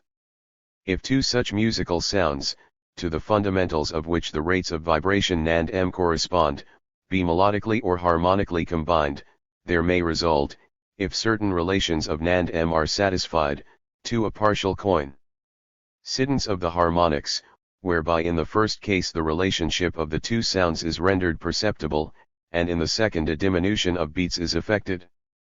All this cannot be disputed, although it may not be considered exhaustive. We may also give our assent to Helmholtz's physiological theory of audition. The facts observed on the simultaneous sounding of simple notes make it highly probable that there exists, corresponding to the series of vibration rates, a series of terminal nervous organs, so that for all the different rates of vibration there are different end organs, each of which responds to only a few, closely adjacent rates of vibration. On the other hand, Helmholtz's physical theories as to the function of the labyrinth have proved untenable. I shall return to this point. 5. If we assume with Helmholtz that all noises admit of being resolved into sensations of tone varying in duration, it seems superfluous to seek further for a special auditive organ for noises, and Helmholtz himself soon gave up so inconsequent a procedure. A long time ago, in the winter of 1872-73, I took up the question of the relation of noises, especially that of sharp reports, to musical tones, and found that every degree of transition between the two may be demonstrated. A tone of 128 full vibrations, heard through a slow null radial slit in a slowly revolving disc, contracts, when its duration is reduced to from 2 to 3 vibrations, to a short, sharp concussion, or weak report, of very indistinct pitch, while with from 4 to 5 vibrations, the pitch is still perfectly distinct. On the other hand, with sufficient attention, a pitch, though not a very definite one, may be detected in a report even \v, and the latter is produced by an aperiodic motion of the air, the wave of an electric spark, exploding soap bubbles filled with 2H+0. We may easily convince ourselves, furthermore, that in a piano from which the damper has been lifted, large exploding bubbles mainly excite to sympathetic vibration the lower strings, while small ones principally affect the higher strings. This fact, it seems clear to me, demonstrates that the same organ may be the mediator of both tone and noise sensation.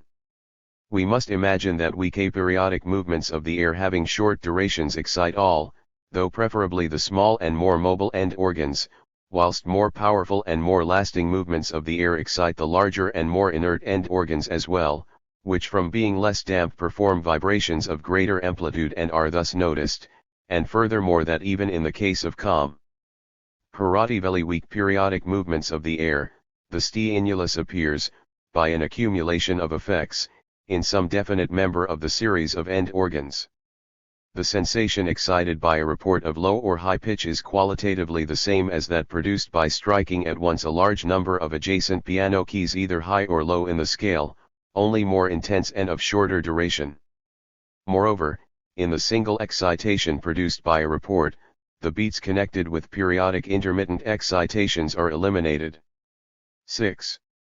1. He work of Helmholtz excited general admiration on its first appearance, but of late years it has been subjected to various critical attacks, and it almost seems to be as much underestimated now as it was originally overestimated.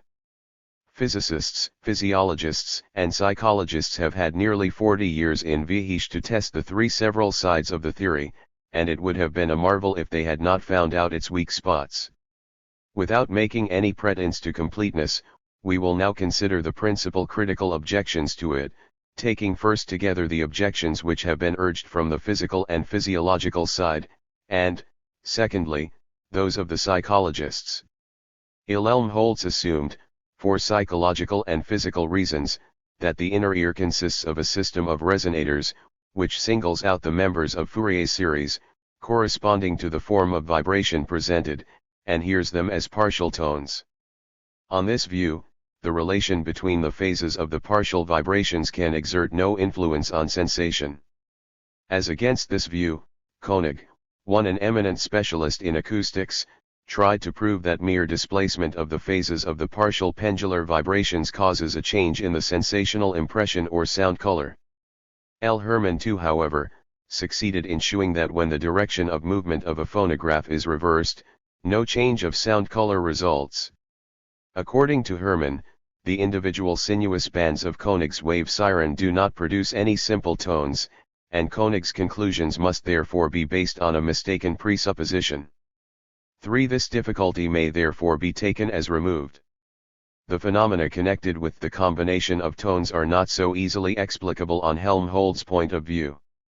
Jung supposed that beats of sufficient rapidity could themselves be heard as tones, that is to say, that they become compound tones. But since it is impossible to excite any resonator by means of beats, to the 10-1 po of which it is tuned, but only by means of tones, it would be impossible, on the resonance theory, to hear any compound tones. Helmholtz therefore postulated at the outset that compound tones must either be explained objectively by means of powerful tones in virtue of the deviation of similar vibrations from linearity, or subjectively by means of asymmetrical or nonlinear conditions of vibration of the resonating parts of the inner ear. Now Koenig failed to prove the existence of objective compound tones, but discovered on the other hand that, even between tones widely removed from one another, there are beats which can invariably be heard as particular tones when the sequence is sufficiently rapid. Hermann too detected compound tones with cooperating tones of such feebleness, that the compound tones seem entirely inexplicable on Helmholtz theory, either objectively or subjectively. Hurlnan accordingly holds the view, associating himself on this point with Koenig, that the ear reacts, not only to wave-shaped vibrations, but also, with a sensation determined by the duration of the period, to every kind of periodicity. The physical resonance theory seems, at any rate, in its original form, not tenable, but Hermann I thinks that it can be replaced by a physiological resonance theory. I will deal later with this view, as well as with Ewald's new physical theory of audition. 7. We now turn to the principal objections brought against Helmholtz from psychological points of view. The lack of a positive factor in the explanation of consonance has been very generally felt, the mere absence of beats not being regarded as a sufficient and satisfactory characterization of harmony. Thus A.V. Oettingen too feels the want of some expressed positive element characteristic of each interval, P30, and refuses to regard the value of an interval as dependent upon the physical accident of the overtones contained in the sounds. He believes that the positive element in question is to be found in the accompanying remembrance of the common fundamental tone, or tonic, as the harmonics of which the composite notes or clangs of the interval have often occurred, or in the accompanying remembrance of the common overtone, or phonic, 3 belonging to the two, pages 40, 47. On the negative side of his criticisms, I am in complete agreement with von Oettingen. But remembrance does not quite fill the need of the theory, for consonance and dissonance are not matters of representative activity, but of sensation. My opinion, therefore, is that A. von Oettingen's conception is physiologically inadequate. His enunciation of the principle of duality, however, or of the principle of the tonic and phonic relationship of composite notes, as also his conception of dissonances as indeterminate composite musical sounds admitting of more than one interpretation, p. 224, appear to me to be valuable and positive services to science. 8. Stumpf has in various writings criticized the doctrine of Helmholtz with great penetration. 2. He questions, in the first place, the two different definitions which Helmholtz gives of consonance: the definition by disappearance of beats, and the definition by coincidence of partial tones, pointing out that the former is inapplicable to and not characteristic of melodic sequence, and the latter inapplicable to and not characteristic of harmonic combination. A pure triple compound note, intermitting according to the nature of the beats, is not a dissonance. On the other hand, examples can be given of the simultaneous sounding of tones far removed from one another, which produce a violent dissonance, although the beats become imperceptible. If two notes of the tuning fork are distributed one to each ear, the beats do indeed sink very much into the background, but without the distinction between consonance and dissonance becoming any less. Subjectively heard tones, too, such as ringing in the ears, can be experienced as dissonances, of course without the beats being heard. Rones, finally, that are merely represented, also appear as consonant and dissonant, without the representation of beats playing an essential part in the process. The coincidence of the partial tones ultimately disappears, when no overtones are present, without necessarily causing the disappearance of the distinction between dissonance and consonance. I will pass over Stumpf's polemic against the explanation of consonance by means of unconscious counting, a view which will probably find few supporters. Equally readily will it be admitted that agreeableness is not a sufficiently characteristic property of consonance, since it is a property which under certain circumstances can just as well belong to dissonance. Stumpf himself finds the characteristic mark of consonance in the fact of two tones when sounded together approximating, sometimes more and sometimes less, to the impression of a single tone. He defines consonance by means of fusion, harking back, as it were, to views prevalent in antiquity, of which he gives an exhaustive history. Helmholtz also is not unfamiliar with this theory. He discusses it, but thinks that he has given the first correct explanation of the fusion of notes. Stumpf's statistical experiments show that a fusion of tones takes place in consonance. If two tones are sounded simultaneously, unmusical persons mistake them for a single tone with a frequency in proportion to the extent to which they are consonant. Stumpf does not attempt to conceal the necessity for some further explanation of fusion.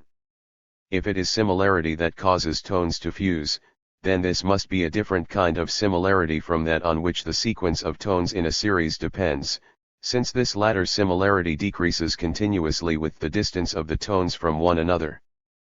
But since such a second relation of similarity appears to him purely hypothetical, he prefers to imagine a physiological explanation of a different kind. He supposes that, when two tones, of \vh the rates of vibration stand to one another in a comparatively simple ratio, are heard simultaneously, the cerebral processes which take place are connected by a closer relation of specific synergy than when the ratio of the rates of vibration is more complicated. Two tones that succeed one another can fuse. Although polyphonous music is preceded his Torikali by homophonous, yet Stumpf considers it probable that even in the case of homophonous music the selection of the scale was guided by experience of the simultaneous hearing of tones. In all essential points it is impossible not to agree with Stumpf's criticism. 9. I myself, as early as 863,1 and also later, too had made some critical remarks on the theory of Helmholtz, and in 1866, in a small work 3 which appeared shortly before that of von Oettingen, I very definitely pointed out some demands which a perfect theory of the subject would have to satisfy. I developed these remarks in more detail in the first edition of this book, 1886. Let us start from the idea that a series of definitely graduated end organs exists, the members of which, as the rate of vibration increases, successively yield their maximum response, and let us ascribe to each end organ its particular, specific, energy. Then there are as many specific energies as there are end organs, and as many rates of vibration that we distinguish by the sense of hearing. Further, we not only distinguish between tones, but we also order them in a series. Of 3 tones of different pitch, we recognize the middle one immediately as such. We feel immediately which rates of vibration lie nearer together and which are further apart. This is readily enough explained for adjacent tones. For, if we represent the vibration amplitudes of a certain tone symbolically by the ordinates of the curve ABC, Fig 35, and imagine this curve gradually moved in the direction of the arrow, then, since necessarily several organs always yield simultaneous responses, neighboring tones will always have faint, common excitations. But more distant tones also possess a certain similarity, and even between the highest and lowest tones we can detect a resemblance. Consequently, in accordance with the principi of investigation by which we are guided, we are obliged to assume in all tone sensations common component parts. Consequently, there cannot be as many specific energies as there are distinguishable tones.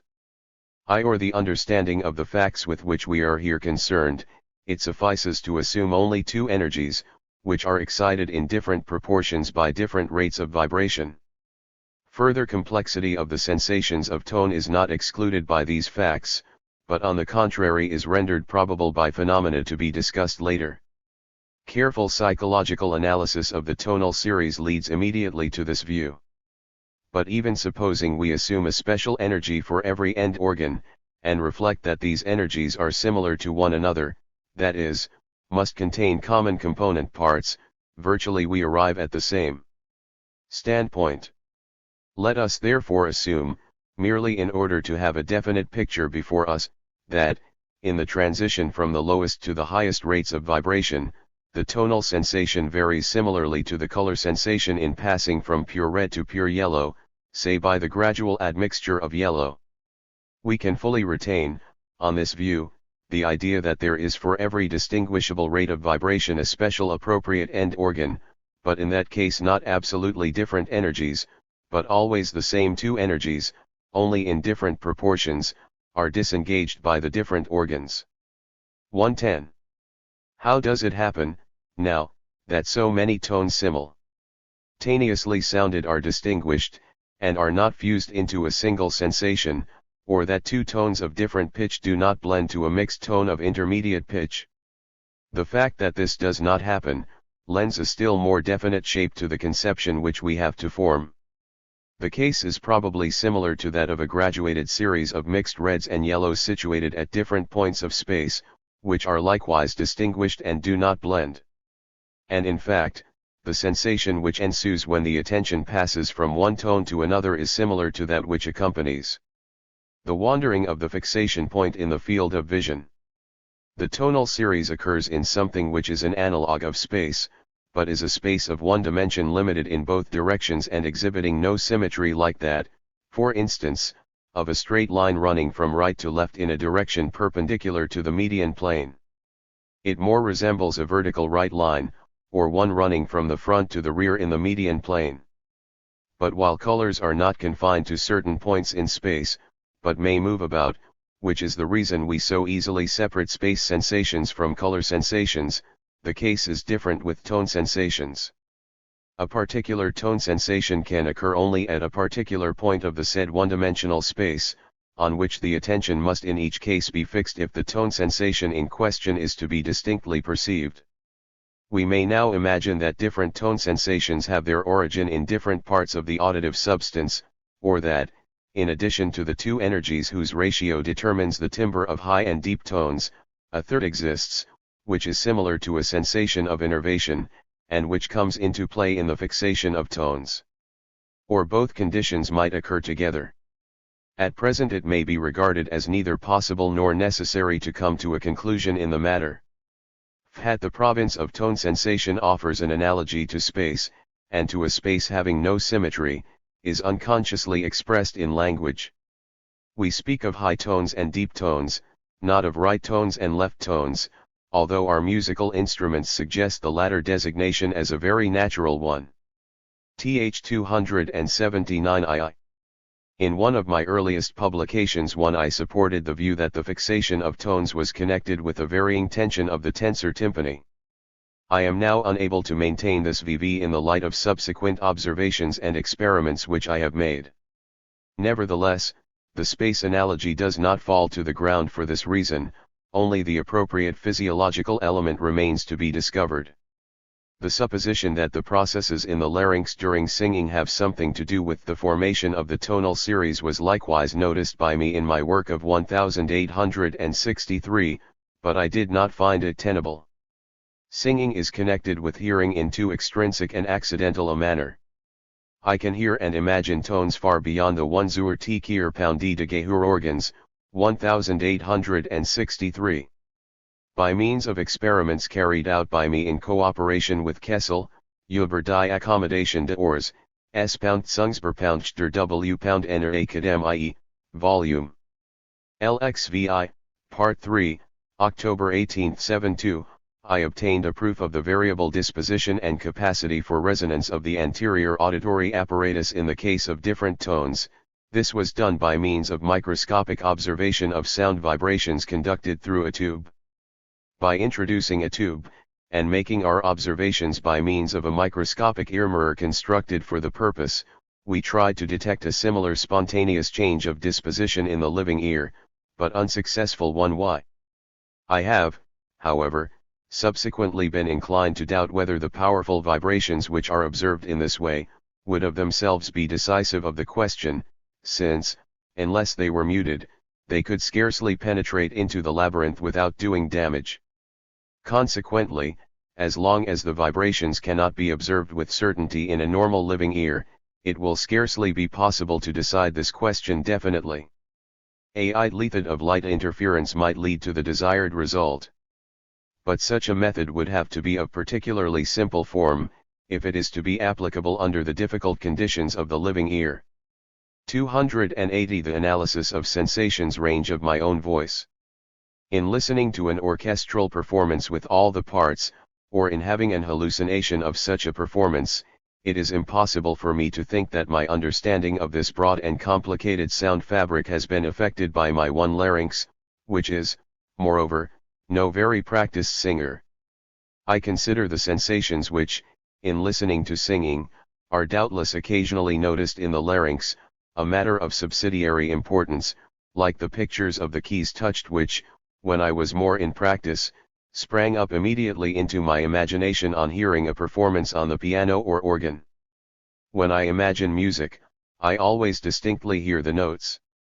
Music can no more come into being merely through the motor sensations accompanying musical performances, than a deaf man can hear the music by watching the movements of players. I cannot therefore, agree with Stricker on this point. C.P. Stricker, Du Langagité de la musique, Paris, 1885. Different is my opinion with regard to Stricker's views on language. C.P. Stricker, Die Sprachverständigen, Vienna, 1880. It is true that in my own case words of which I think reverberate loudly in my ear. Moreover, I have no doubt that thoughts may be directly excited by the ringing of a house bell, by the whistle of a locomotive, etc., and that small children and even dogs understand words which they cannot repeat. Nevertheless, I have been convinced by Stricker that the ordinary and most familiar, though not the only possible way by which speech is comprehended, is really motor, and that we should be badly off if we were without it. I can cite corroborations of this view from my own experience. I frequently see th28 are strangers who are endeavoring to follow my remarks slightly moving their lips. If a person tells me his place of residence and I omit to repeat the street and number of the house after him, I am certain to forget the address, but with the exercise of this precautionary measure, I retain it perfectly in memory. A friend told me recently that he would not read the Indian Dranwana Urvasi, because he had great difficulty in spelling out the names, and consequently could not retain them in memory. The dream of the deaf-mute, which Stricker relates, is intelligible only from his point of view. In fact, on calm reflection this seemingly paradoxical relation is by no means so remarkable. The extent to which our thoughts move in accustomed and routine channels is shown by the surprise produced by witticisms. Good jokes would be more frequent if our minds moved less in ruts.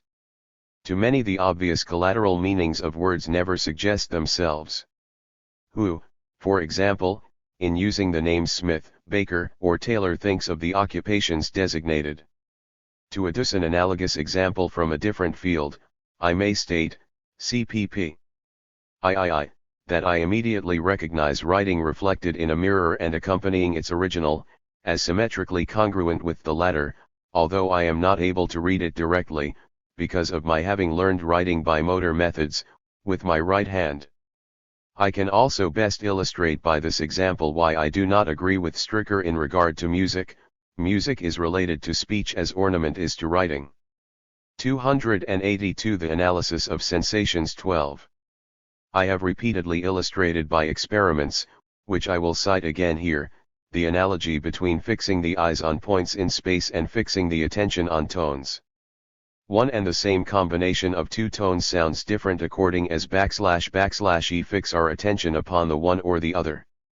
Combinations I and 2 in the annexed cut have a perceptibly different character according as we fix our attention on the higher or on the lower note. Persons not able to transfer their attention at will be helped by having one note 466 FLR sounded later than the other, 3, 4. The one sounded last then draws the attention after it.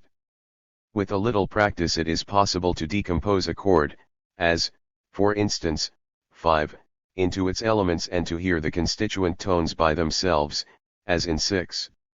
These and the following experiments are better and more convincingly carried out upon a fisharmonica, on which the notes can be held, than on a piano. Especially astonishing is the phenomenon produced when we cause one note of a chord, on which the attention is fixed, to be damped. The attention then passes over to one of the notes nearest to it, which comes out with the distinctness of a note that has just been struck. The impression made by the experiment is quite similar to that which we receive when, absorbed in work, we suddenly th28 hear the regular striking of the clock emerge into distinctness after having entirely vanished from consciousness. In the latter case the entire tonal effect passes the threshold of consciousness, whilst in the former a part is augmented. If in 7, for example, we fix the attention upon the upper note, /8 letting go, successively from above, the keys damping the other notes, the effect obtained is approximately that of 8. If, in 9, we fix the attention on the lowest note, and proceed in the reverse order, we obtain the impression represented in 10. The same chordal sequence sounds 1/8 different according to the part on which the attention is fixed. If, in 1I or 12, I fix my attention on the upper note, the timbre alone appears to be altered. But if, in 2, the attention be fixed upon the bass, the entire acoustic mass will seem to sink in depth, while in 12 it will appear to rise if we regard closely the succession EF. This makes it quite evident, in fine, that chords act the part of clangs, or compound notes embracing both fundamentals and harmonics. The facts. 284. The analysis of sensations here advanced remind us strongly of the changing impression received when, in observing an ornamental design, the attention is alternately fixed on different points. We may also recall to mind here the involuntary wandering of the attention which takes place during the continuous and uniform sounding of a note on the harmonium, where if the note lasts several minutes, all the overtones will of themselves successively emerge into full distinctness. The process appears to point to a sort of fatigue for the note on which the attention has long been fixed. This fatigue, moreover, is rendered quite probable by an experiment which I have described at length in another place. 2. The relations in the sphere of tone sensation, which we have here been describing, might be illustrated perhaps more palpably by some such parallel as the following. Suppose that our two eyes were capable of only a single movement, and that they could only follow, by changing motions of symmetrical convergence, the points of a horizontal straight line lying in the median plane, and suppose that the nearest point on this line fixed by the eyes were pure red, and the point farthest away, corresponding to the position of parallelism, were pure yellow, while between them lay all intermediate shades, then the system of sight sensations so constructed would quite palpably resemble the relations of the sensations of tone.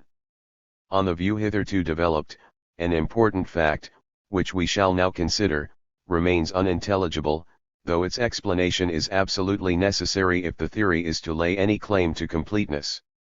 If two series of tones be begun at two different points on the scale, but be made to maintain throughout the same ratios of vibration, we recognize in both the same melody, by a mere act of sensation, just as readily and immediately as we recognize in two geometrically similar figures, similarly situated, the same form. Like melodies, differently situated on the scale, may be termed tonal constructs of like tonal form, or they may be termed similar tonal constructs. It is easy to convince oneself that this recognition is not connected exclusively with the employment of ordinary musical intervals or of an comparatively simple ratio of vibration numbers in common use. If the open strings of a violin, or of any other instrument with more than one string, be tuned to any disconnected notes we please, and a strip of paper, divided up into any complicated series of ratios, be fastened to the fingerboard, we can play the notes indicated in any order, or slide from one to the other, first on one string and then on the others. And now, although the resultant sound may have no sense as music, we can recognize the tonality as the same on each string. Our RHE experiment would not be any more convincing, if we deliberately divided the fingerboard into irrational intervals. Indeed, in practice the result would be only approximate. The musician could still maintain that he heard intervals that were approximate or intermediate to the familiar musical intervals. Untrained song birds use the musical intervals only in exceptional cases. Even in a series of only two tones, the sameness of the ratios of vibration is at once recognized. Thus in the series CF, DG, EA, etc., the notes which have all the same ratios of vibration, 3, 4, are immediately recognized as like intervals, as fourths. Such is the fact, in its simplest form.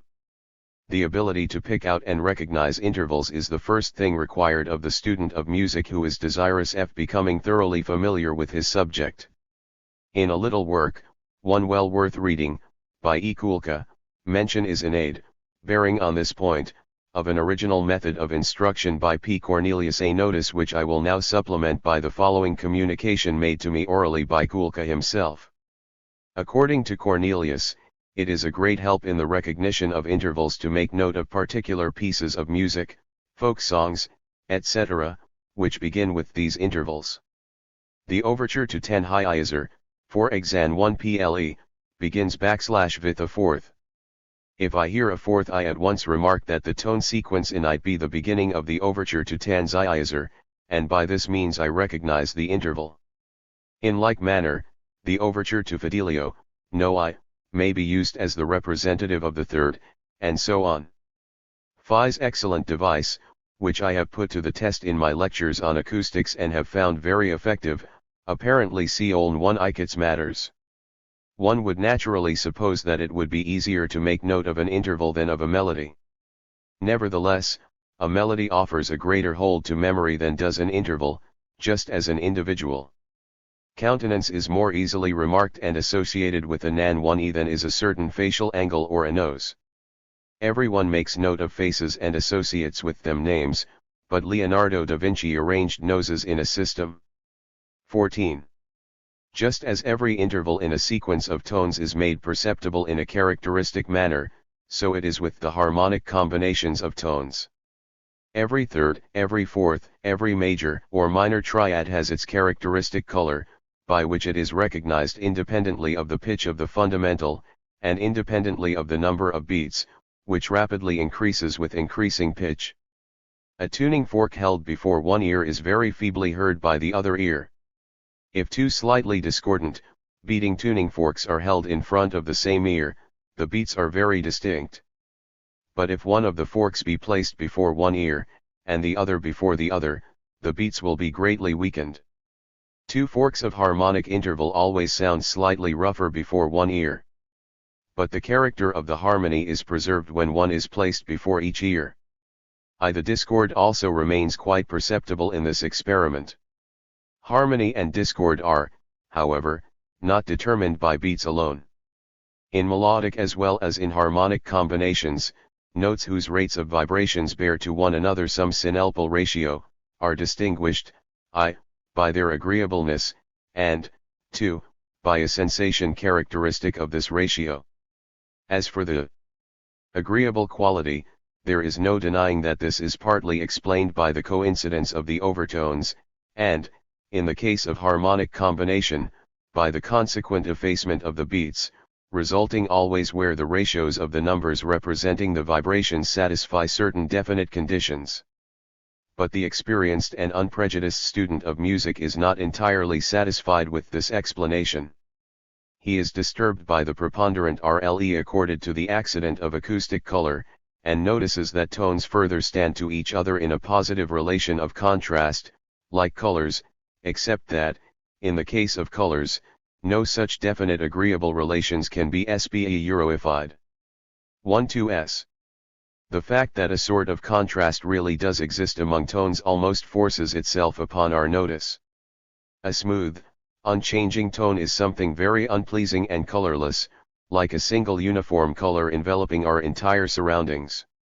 A lively effect is produced only on the addition of a second tone, a second color. In like manner, if we cause a tone gradually to mount in pitch, as in experiments with the siren, all contrast is lost. Contrast exists, however, between tones farther apart, and not merely between those immediately following one another, as the accompanying example will shew. Passage 2 sounds quite different after I from \v had it does alone, 3 sounds different from 2, and even 5 different from 4 immediately following 3. Th 289-16. Let us turn now to the second point, the characteristic sensation corresponding to each interval, and ask if this can be explained on our present theory. If a fundamental n be melodically or harmonically combined with its third m, the fifth harmonic of the first note, Sn, will coincide with the fourth of the second note, 4m. This, according to the theory of Helmholtz, is the common feature characterizing all third combinations. If I combine the note C and E, or F and A, representing their harmonics in the above table, then, as a fact, in the one case the harmonics marked I and in the other those marked TVV coincide, and in both cases the coincidence is between the fifth harmonic of the lower and the fourth harmonic of the higher note. Be it noted, however, that this common feature exists solely for the understands ng, being the result. 290 The N.4 lysis of sensations of a purely physical and intellectual analysis, and has nothing to do with sensation. For sensation the real coincidence in the first case is between the E's, and D in the second between the A's, which are entirely different notes. On the assumption that there exists for every distinguishable rate of vibration an appropriate specific energy, we are obliged, more than on any other theory, to ask where is the common component of sensation hidden that characterizes every third combination? I must insist on this distinction of mine not being regarded as a piece of pedantic hair-splitting. I propounded the question involving it about 20 years ago, at the same time with my question as to wherein physiological similarity of form, as distinguished from geometrical, consisted, and the former is not a whit more unnecessary than was the latter, of which the superfluity, too, in the issue, was disproved. If \E are to allow a physical or mathematical characteristic of the tierce interval to stand as a mark of the tierce sensation, then we should content ourselves, as Euler did, with the coincidence of every fourth and fifth vibration, a conception which was, after all, not so bad, as long as it could be believed that sound continued its course in the nerve tracts, also, as periodic motion, a view which even A.C. Beck too. Pog. N. Volume. Lxiath, regarded as possible. With regard to this particular point, Helmholtz's coincidence of 5n and 4m is in no respect less symbolical and does not offer greater enlightenment. 17. So far I have presented my arguments with the conviction that I should not find it necessary to make a single retrograde step of importance. This feeling does not accompany me in the same measure in the development of the following hypothesis, which, in all its essential features, was suggested to me a long time ago. Yet the hypothesis may at least serve to clear up and illustrate, from the positive side also, the requirement which I believe a more complete theory of tone sensations is bound to meet. I will first expound my view in the form in which it appeared in the first edition of this book. Let us suppose that it is an extremely important vital condition for an animal of simple organization to perceive slight periodic motions of the medium in which it lives.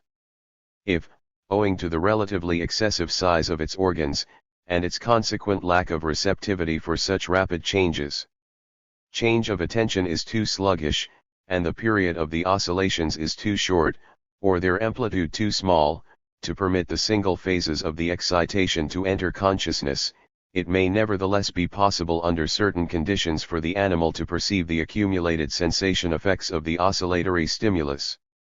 The organ of hearing will outstrip the organ of touch. I now an end organ capable of vibration, Sayan auditory cilium, responds, by virtue of its physical qualities, not to every rate of vibration, nor to one only, but ordinarily to several, at a considerable distance apart. 2. Therefore, as soon as the whole continuum of rates of vibration between certain limits becomes of importance for the animal, a small number of end organs no longer suffices, but the need of a whole series of such organs of graduated capacity arises. At first the organ of Corti and the basilar membrane were regarded by Helmholtz as such a system. It can hardly be expected, however, that a member of such a system will respond to only one rate of vibration. On the contrary, we should expect that it would respond with enfeebled but graduated intensity, perhaps from being divided by nodes, to the rates of vibration 2n, 3n, 4n, etc., as also to the rates of vibration n/2, n/3, n/4, etc. In Asenluca 1 it is questionable therefore whether animals which have so small a measure of time that their voluntary movements produce a musical note here in the ordinary sense, or whether with them it is not rather touch which makes on us the impression of hearing. Cp. for example, the admirable experiments and observations of L. Graeber, Die Chordonalen Organe H. Arch für M. Poundchroscope. Al 1 Al, XX, p. 506. CPO also my Bewegungsempfindungen, p. 123. This conjecture has subsequently been confirmed in many ways. See Poplar Wissenschaftliche Vorlesungen, 3rd ed., p. 401. As the assumption of a special energy for each rate of vibration has proved untenable, we may imagine, agreeably to what has been said above, that in the first place, only two sensation energies, say, dull, D, and clear, C, are excited. The resultant sensation we will represent symbolically, somewhat as we do in mixed colors, by PD plus QCJ or, making P plus Q equals IN regarding Q as a function. F, N, of the rate of vibration / by I, F, N, JD plus F, N, C. The sensation arising will now correspond to the number of the vibrations of the oscillatory stimulus, to whatever member of the series of end organs the stimulus may be applied. And consequently our earlier view will not be materially disturbed by the new hypothesis.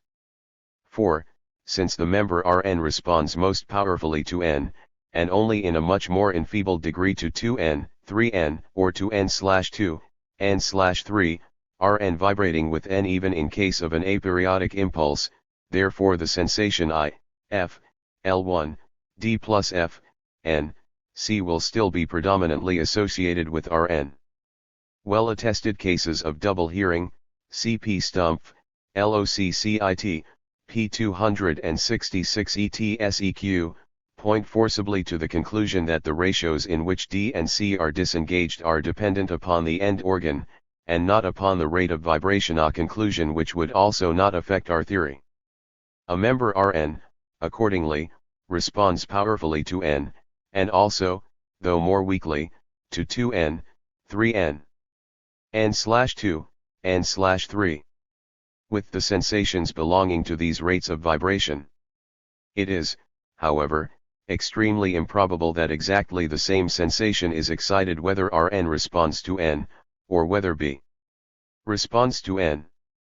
On the contrary, it is probable that every time the members of the series of organs respond thus, to take a very simple example, we might make F, N, equals K. Log N. To a partial tone, the sensation receives a weak supplementary coloring, which we will represent symbolically, for the fundamental tone by 1 pound for the overtones by Z2 Zg. And for the undertones by Z, Z. On this supposition, sensations of tone would be somewhat richer in composition than would follow from the formula IF, N, D plus F, N, C. The sensations which the series of end organs, as excited by the fundamentals, yields, constitute a province with the supplementary coloring ZL. The excitation of the same series by the first overtone yields a special province of sensation with the supplementary coloring Z2, etc. The Z's may be either unchanging elements, or may themselves, again, consist of two components, U and V, and form series representable by I, J, N, U plus F, N, V. But at present the decision on this last point is immaterial. It is true that the physiological elements ZL, Z2 have yet to be found. Yet the very perception that they have to be sought seems to me of importance. Let us see what form the province of tone sensations would take on if we regarded ZL, Z2 as given. We will take as example a melodic or harmonic major third combination, whose rates of vibration are N equals 4p and M equals 5p. The lowest of the overtones common to the two is 5N equals 4M equals 20p, the highest of the undertones common to the two is p. Then we obtain the table on the following page. Thus in the third combination, the supplementary sensations Z4, Z5 and Zj, Zl, which are characteristic of the third, make their appearance even when the notes contain no overtones, while the former, Z4, Zfj, are strengthened when, either in the open air or at least in the ear, over th 295 tones do occur. One He diagram may be easily generalized to include any interval. These supplementary colorings, though scarcely noticeable in single tones, or in running continuously through the scale, will accordingly become conspicuous in combinations of tones having certain ratios of rate of vibration. Just as the contrasts of faintly colored, almost white lights become vivid when such lights are brought together. And, 1. The above exposition will be found in a rather conciser and slightly different form in my note zur Analyse der Tonempfindungen, Sitzungsbericht der Wiener Akademie 1 LIE, December 1885, where I have tried to analyze sensations of tone on the analogy of sensations of color, of /VH. The analysis has been carried very mnch further. Every vibration number disengages a few specific energies in a ratio which depends on the vibration number in question. The excitability of these energies is different at different points on the retina. Analogous relations are assumed 1 J ludidus L1 luda and dis for sensations of tone. Furthermore, the same contrast colorings aluis correspond to the same ratios of rate of vibration, no matter what the pitch. In this manner it is intelligible how tones may receive, by melodic and harmonic combination with others, the most varied colorings, which are wanting to them when singly sounded. The elements ZL-Z2 must not be conceived as unvarying and fixed in number. On the contrary, it is to be supposed that the number of perceptible Z's depends on the organization, on the training of the ear, and on the attention. According to this conception, the ear does not directly cognize ratios of rate of vibration but only the supplementary colorings conditioned by these ratios. RHE tonal series symbolically represented by I, F, N, JD plus F, N, C is not infinite but limited. Since /N may vary between the values 0 and I, D and C, where they are the sensations corresponding to the lowest and highest tones, are the end terms of the series. If the number of vibrations sinks considerably below or rises considerably above that of the fundamental of the extreme term of the series, a weak response only will take place, but no alteration of the quality of the sensation.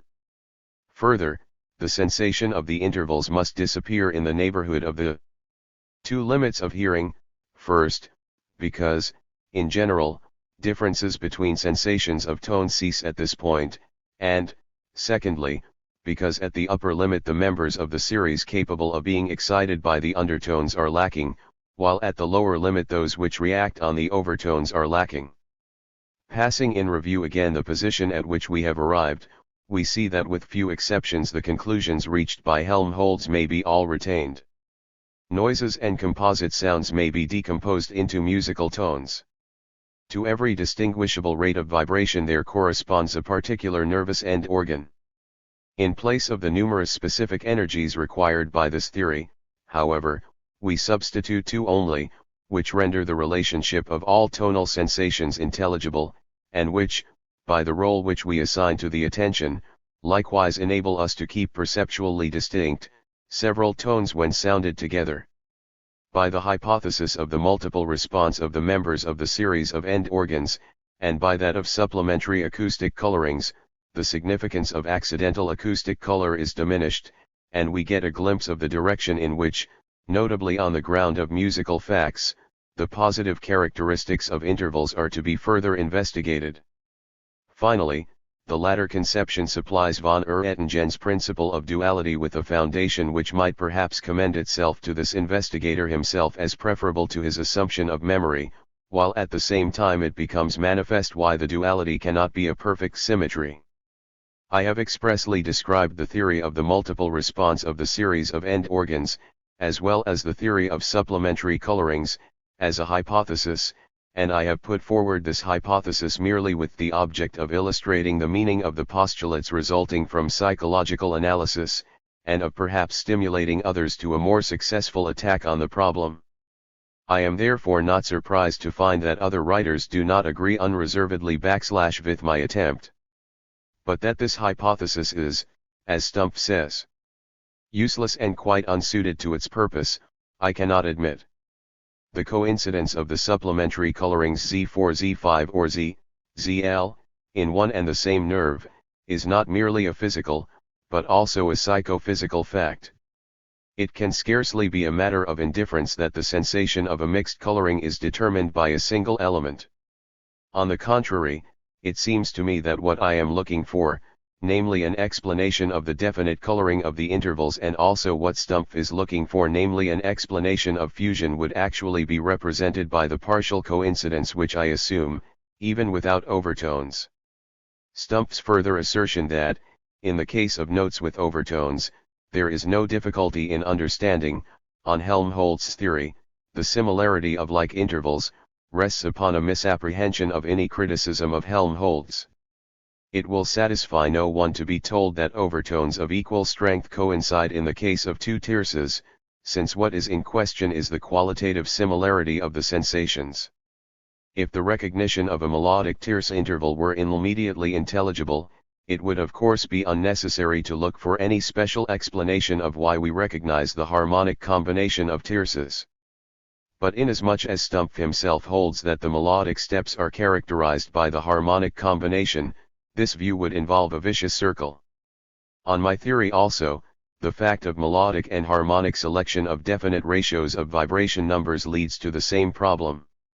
My hypothesis inclines towards the theory of resonance, and according to Stumpf is to be rejected on that very account. I will presently deal 11 lore particularly with this last point. 19. There has been much discussion of the physical processes involved in audition, and, in particular, of the function of the parts of the middle ear. In spite of this, it would seem that an unprejudiced revision of the physical theory of audition is urgently needed. The question has been raised whether the auditory ossicles vibrate as a whole, or whether the sound waves pass through them. E. H. Weber decides in favor of the former view, which has been experimentally confirmed by Politzer, while I was probably the first to establish it on a theoretical basis. For if the dimensions of the ossicles in comparison with the length of the sound waves in question are, as regards their material, very small, as is actually the case, there can be no doubt that practical 1y the same phases of Renov ment occur throughout the whole extent of the ossicles, and that consequently they must move as a whole. It has occurred to some inquirers to transfer the movements of the ossicles to the fluid of the labyrinth. But pathological investigations teach us that, even without the cooperation of the ossicles and the membrana tympani, the hearing may remain quite good, provided that the labyrinth is in order. The ossicles and tympanum seem only to be important when what is in question is the transference to the labyrinth of very faint movements of the air. In that case the reduction of the pressure falling upon the whole surface of the membrana tympani to the small stirrup footplate seems to be necessary. Other, i.e., sound waves can be carried to the labyrinth by way of the cranial bones also. If sounding bodies, such as tuning forks, are placed on different parts of the head, it can be shown that the direction of the sound waves that penetrate into the labyrinth does not play any important part. Again, all dimensions of the sound perceiving apparatus are so small in comparison with the audible sound /vobs, and the velocity of sound in the bones and the labyrinthine fluid is so great, that the whole extent of the labyrinth only contains room for one perceptible wave phase at any one moment. The result of all this is, that it is not the movements and the direction of movement, but the variations of pressure which arise in the labyrinth almost synchronously, that are to be regarded as the decisive stimulus that excites sensation. Nevertheless, let us consider the movement which can be set up in the labyrinth by the movements of the stirrup plate. We may first imagine all the soft parts to be taken.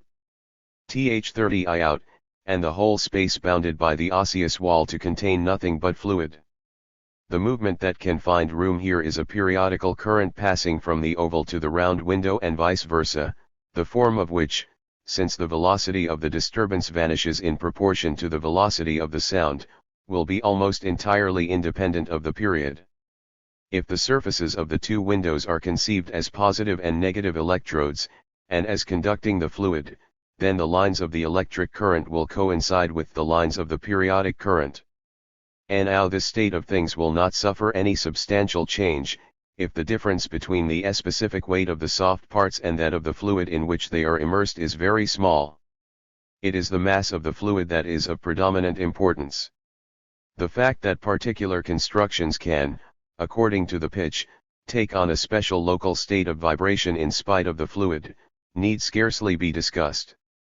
The quantitative relations are here quite different from what they are in the case of strings or membranes in air. Consequently, Ewald's new theory of audition 1 is, in my opinion, no more tenable than the theory of Helmholtz as to the fibers of Corti and the elective vibrations of the basilar membrane. If in Ewald's experiments a membrane coated with oil shoes, when the coat is comparatively thick, no clear divisions any longer, it would completely fail to shoe any if it were immersed in a fluid, much more if the dimensions were proportionately reduced. \VE must, however, insist that Ewald's theory is otherwise appropriate in many respects, and that it would offer many advantages. For instance, in the case of Hahn-Tennick intervals, even when one Ewald, in Neue Hygeier theory, Bonn, 1899. 302 The analysis of sensations overtones are absent, the membranes display coincidences of the node lines. Thus this theory seems to fulfill a part of the above-mentioned postulates. Unfortunately it is physically inadmissible, quite apart from further difficulties which it is also unable to solve. I need scarcely say that I do not presume to dismiss so admirable and laborious a piece of work in a few words, but at the same time I cannot refrain from stating my objections to it. Shortly after the publication of the 4th edition of this book, which contained the foregoing passages expressing my doubts as to the vibration of membranes in fluids, Ewald published his experiments with the camera acoustica. 1. He immersed in water a delicate membrane, of about the dimensions of the basilar membrane, and succeeded in acoustically setting up in it continuous vibrations with clear nodal divisions corresponding to the pitch. This shewed that my conjecture was wrong, and gave Die cause to reflect in what point I had been mistaken. I then remembered the very small nodal divisions which, years before, I had myself observed in fluid membranes. 2. I also recalled Friesach's experiments with strings immersed in water. 3. The result of which had been to shew that immersion in water acts as an enlargement of the string's mass, since the fluid in the mediate neighborhood of the string accompanies its vibrations, moving synchronously to and fro in extremely short paths. It is therefore quite conceivable that the labyrinthine fluid vibrates to and fro as a whole, and that, nevertheless, the velocity of propagation in the membrane, which is very much smaller, appears in the labyrinthine fluid in the form of stable vibrations of the membrane. If the existence of such vibrations of the membrane is proved, Ewald's theories gain greatly in value. I should like, further, to refer here to 2 papers by Storr which seem to contain the germs of ideas which would repay development. I-20. The difficulty of setting the theory of resonance on a sound physical basis has probably, as it seems to me, been felt by everyone who has studied it, and not least acutely by its originators. But at the same time it was recognized that, if it was given up, the key to the problem of the analysis of sounds and to a clear and simple doctrine of tone sensations would be lost. Hence the frantic attempts to save the theory of resonance. L. Herman too seems to me to speak very much to the point, when he says that we cannot do without some sort of theory of resonance, but that this need not necessarily be a physical theory, but may also be a physiological theory. We may make, with him, the plausible assumption that the nervous organs per se are peculiarly sensitive to stimuli with a definite period. 1. It cannot exactly be elastic forces that impel the organ back to its position of equilibrium, but we may think of a state of equilibrium which is of an electrical or chemical nature, the deviations from it standing to one another in the relation of the positive to the negative sign. And further, there may be a connection between these organs, by means of which one can act as a stimulus upon another. In this way a reasonable prospect seems to be opened up of making up for the loss of the physical theory. I cannot here attempt to reproduce Herman's arguments completely and accurately, but must content myself with referring the reader to his paper. One point, however, we finally consider more closely. When 2 wave-shaped pendular vibrations with vibration numbers n, cooperate, there then arise beats which may be regarded as a rising and sinking of the tone n, or n, times a second. But it is never possible to regard the movement of the air as such a movement as could contain the wave vibration, that is to say, the tone n. Even a physical resonator with the vibration number n can never be excited by such beats, whether they are fast or slow. Indeed, it is easy to see, when one imagines or draws the course of the beats, that in the long run precisely as many and as strong positive and negative impulses must take place as there are vibrations, n, of the resonator. In the first half of the time, also, the impulses are equal to n of the same direction as the impulses in the second half. An effectual summation is therefore excluded. It would only be possible if the resonator could be made more receptive of one kind of impulse than of the other, and more receptive in the first half of the duration of its vibration. We can easily see how this way of considering the matter involves the rejection of Jung's explanation of combination tones by means of rapid beats, and leads, on the other hand, to Helmholtz's theory of combination tones, while preserving the theory of resonance.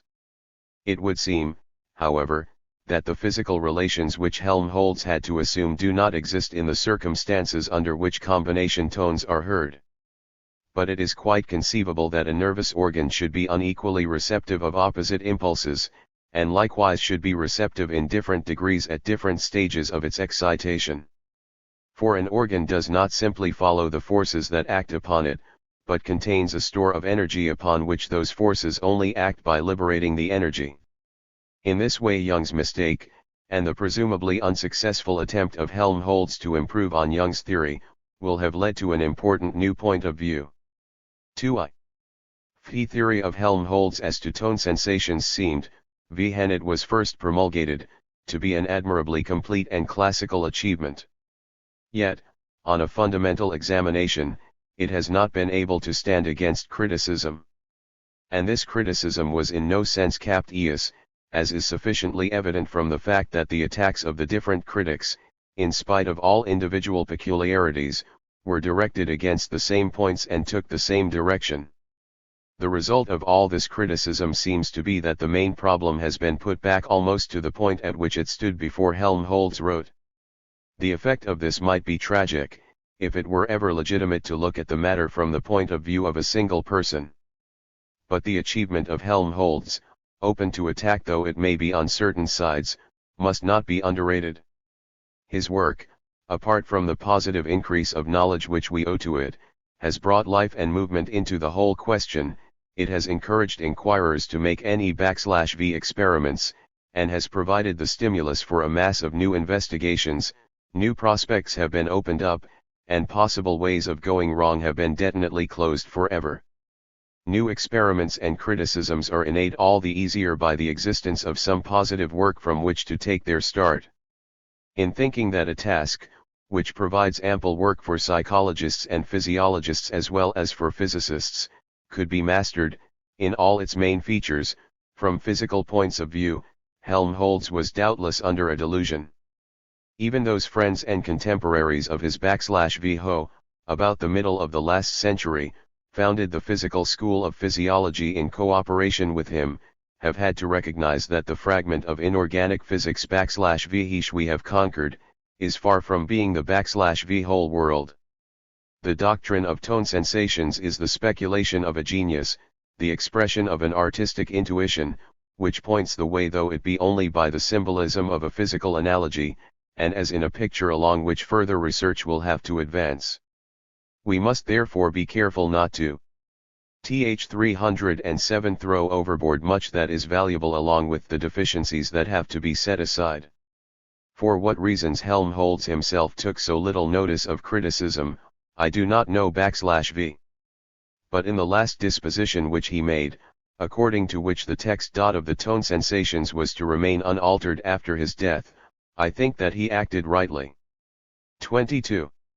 To a person accustomed to looking at things from the point of view of the theory of evolution, the high development of modern music and the spontaneous and sudden appearance of great musical talent seem, at first glance, a most singular and mysterious phenomenon. What can this remarkable development of the power of hearing have to do with the preservation of the species? Does it not far exceed the measure of the necessary or the merely useful? What can possibly be the significance of a fine discrimination of pitch? Of what use to us is the sense of intervals, or of the acoustic colorings of orchestral music. As a matter of fact, the same question may be proposed with reference to every art, no matter from what province of sense its material is derived.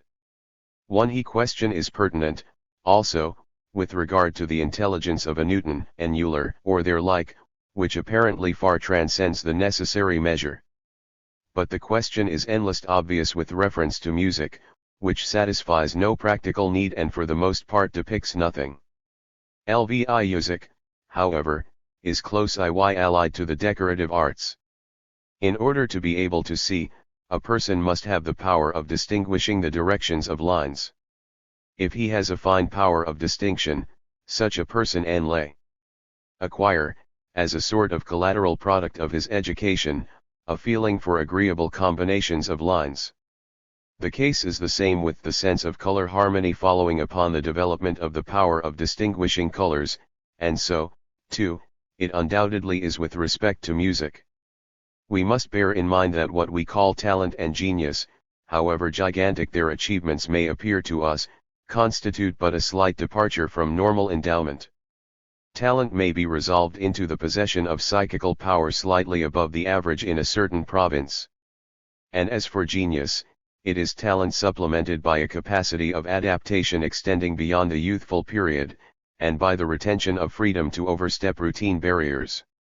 The naivete of the child delights us, and produces almost always the impression of genius. But this impression as a rule quickly disappears, and we perceive that the very same utterances which, as adults, we are wont to ascribe to freedom, have their source, in the child, in a jack of fixed character. Talent and genius, as Weissmann has aptly shown, do not make their appearance slowly and by degrees in the course of generations, nor can they be the result of accumulated effort and practice on the part of ancestors, but they manifest themselves spontaneously and suddenly. One can in connection with what has been said above, this, too, is intelligible, if we will but reflect that descendants are not exact reproductions of their immediate ancestors, but exhibit the qualities both of their immediate and of their distant ancestors and relatives with some variations. Now slightly diminished, now slightly augmented in intent. The comparison of several children of the same two parents is very instructive on this point. To deny the influence of pedigree on psychical dispositions would be as unreasonable as to reduce everything to it, as is done, whether from one narrow-mindedness or dishonesty, by modern fanatics on the question of race. Surely everyone knows from his own experience what rich psychical acquisitions he owes to his cultural environment, to the influence of long-vanished generations, and to his contemporaries. The factors of development do not suddenly become inoperative in post-embryonic life. 14. Influence of the preceding investigations on our conception of physics. What gain does physics derive from the preceding investigations? In the first place, a very widespread prejudice is removed, and with it, a barrier. There is no rift between the psychical and the physical, no inside and outside, no sensation to which an external thing, different from sensation, corresponds. There is but one kind of elements, out of which this supposed inside and outside are formed elements which are themselves inside or outside, according to the aspect in which, for the time being, they are viewed. The world of sense belongs both to the physical and the psychical domain.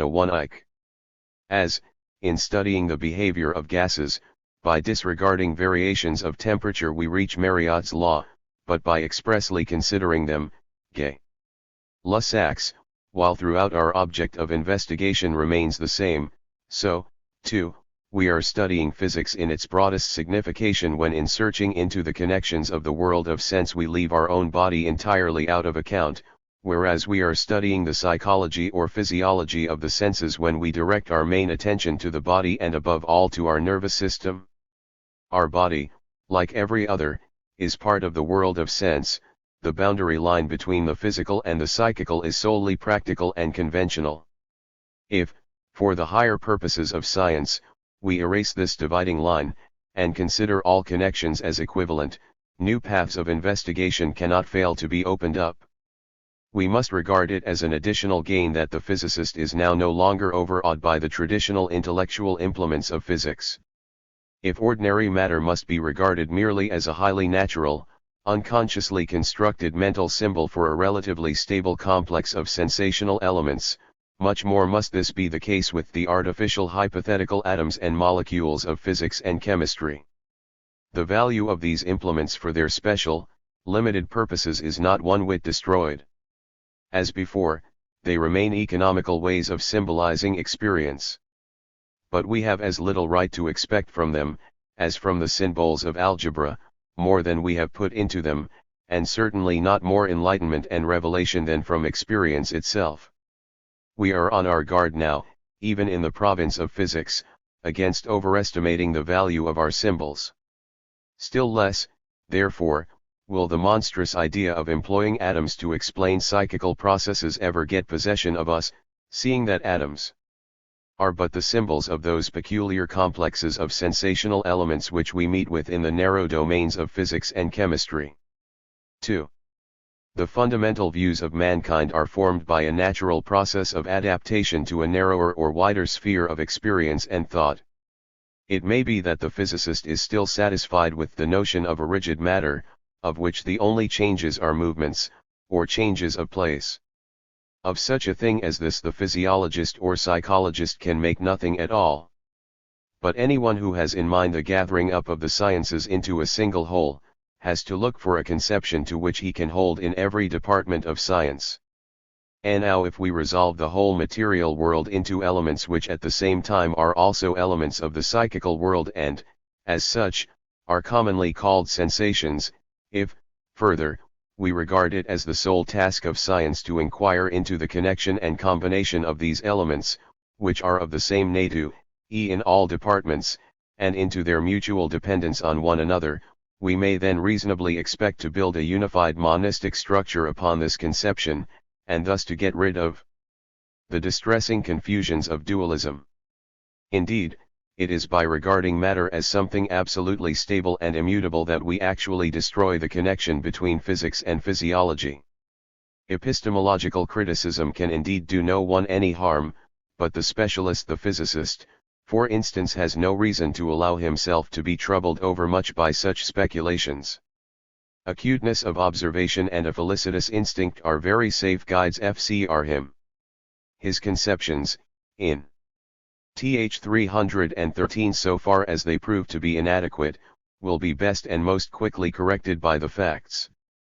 But when it is a question of bringing into connection two adjacent departments, each of which has been developed in its special and peculiar way, the connection cannot be effected by means of the limited conceptions of a narrow special department. By means of more general considerations, conceptions have to be created which shall be adequate for the wider domain. Every physicist is not an epistemologist, nor ought every physicist to be one, even if it were possibly. Special research demands a man's full energies, but so does epistemology. Not long after the first edition of this book was published, I was lectured by a physicist on the misguided way in which I had conceived my task. In his opinion, it was impossible to analyze the sensations as long as the paths of the atoms in the brain were unknown \vn, and \vhen they were known, everything else would follow of itself. Of course I had not much use for utterances such as these, which, had I been a young man of the period of Laplace, might have fallen upon fertile ground and have developed into a psychological theory based on concealed movements. The effect which they had was, however, to make me offer a silent apology to Du Bois-Reymond with his ignoribus musa, a dictum which up to that moment I had regarded as the greatest mistake. After all, Du Bois-Reymond's recognition of the insolubility of his problem was an immense step in advance. This recognition removed a weight from many men's minds, as is shown by the success of his work, a success which is otherwise scarcely intelligible. He did not, indeed, take the further important step of seeing that the recognition of a problem as insoluble in principle, must depend on a mistaken way of stating the question. For he too, like countless others, took the instruments of a special science to be the actual world. 3. The sciences may be distinguished according to the matter of which they treat, as also by their manner of treating it. But all science has for its aim the representation of facts in thought, either for practical ends, or for removing intellectual discomfort. Resuming the terminology of the introductory remarks, science, we may say, arises when the combination of the other elements is imitated by the elements A3R.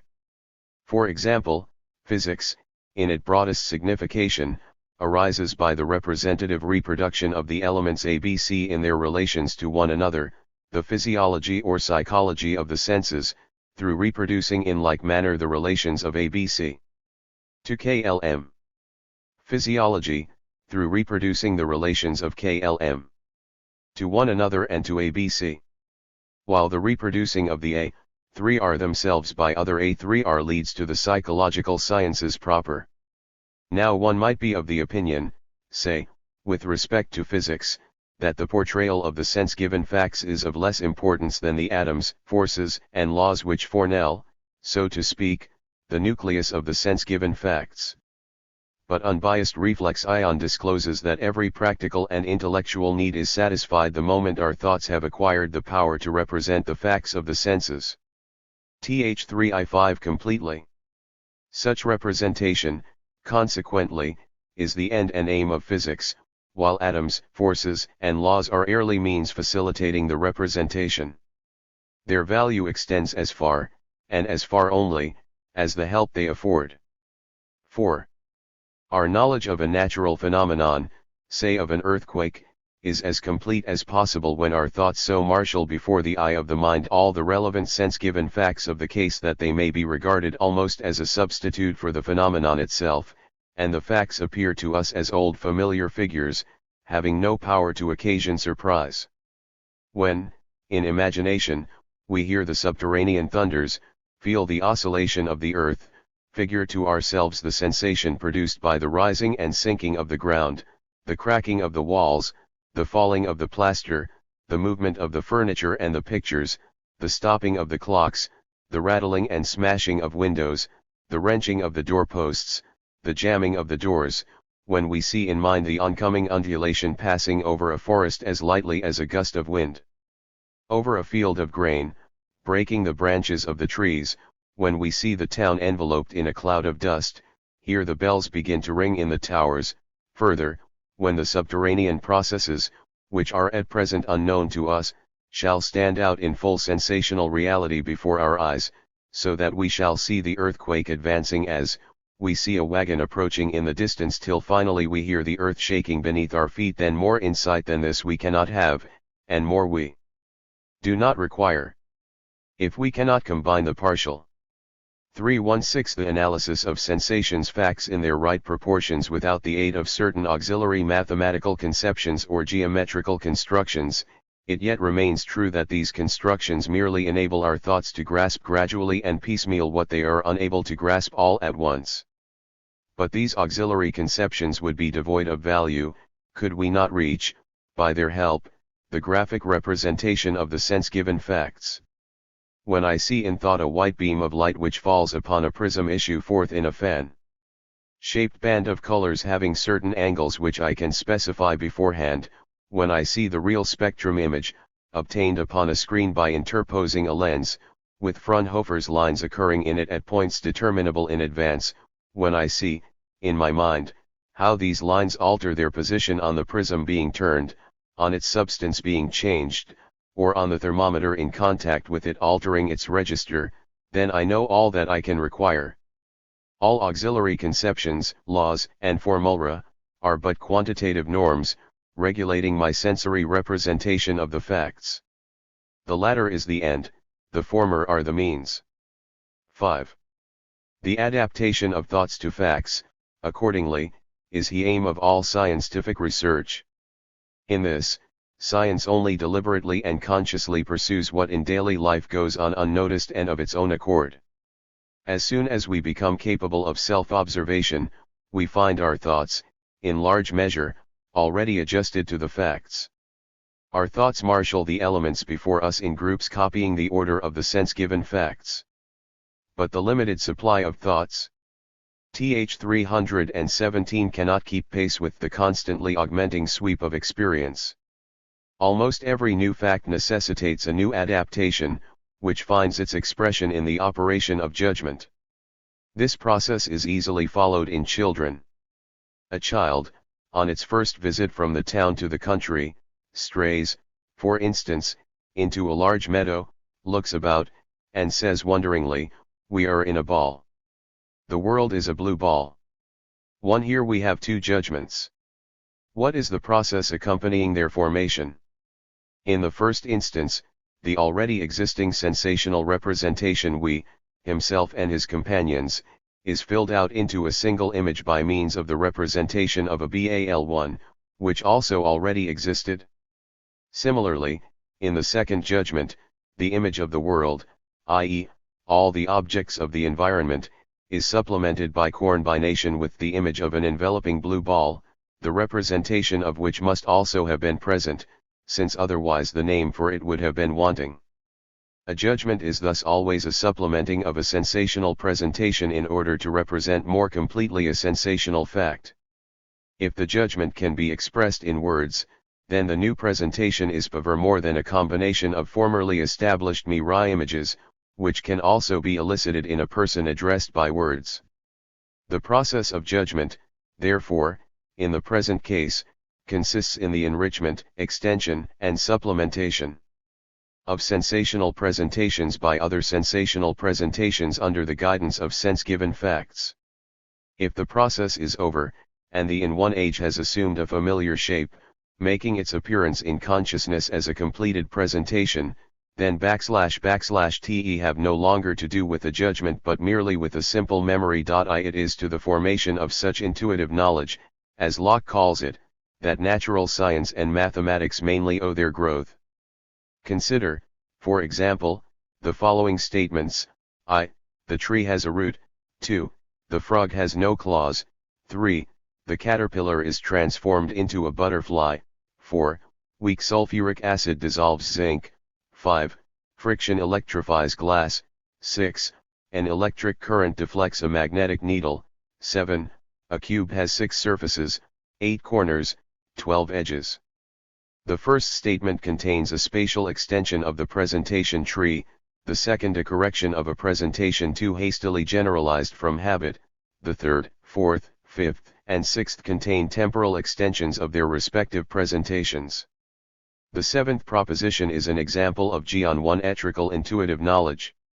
Intuitive knowledge of the sort just described impresses itself upon the memory, and makes its appearance in the form of recollections which spontaneously supplement every fact presented by the senses.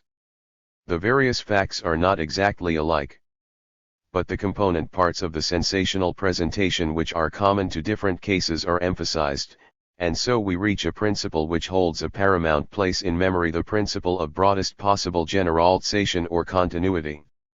On the other hand, if mentenry is to do justice to the complexity of facts, and be of real practical use, it must conform to the principle of sufficient differentiation. Even the animal is reminded, by soft, bright red and yellow fruits, seen without exertion on the tree, of their sweet taste, and by green hard fruits, which are seen with difficulty, of their sour taste. The insect hunting monkey snatches at everything that buzzes and flies, but avoids the yellow and black fly, the /vesp.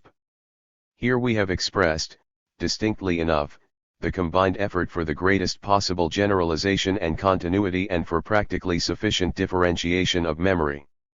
And both ends are attained by the same means, the selection and emphasis of those particular elements of the sensational presentations which are determinative of the direction which the thought must pursue to suit the experience.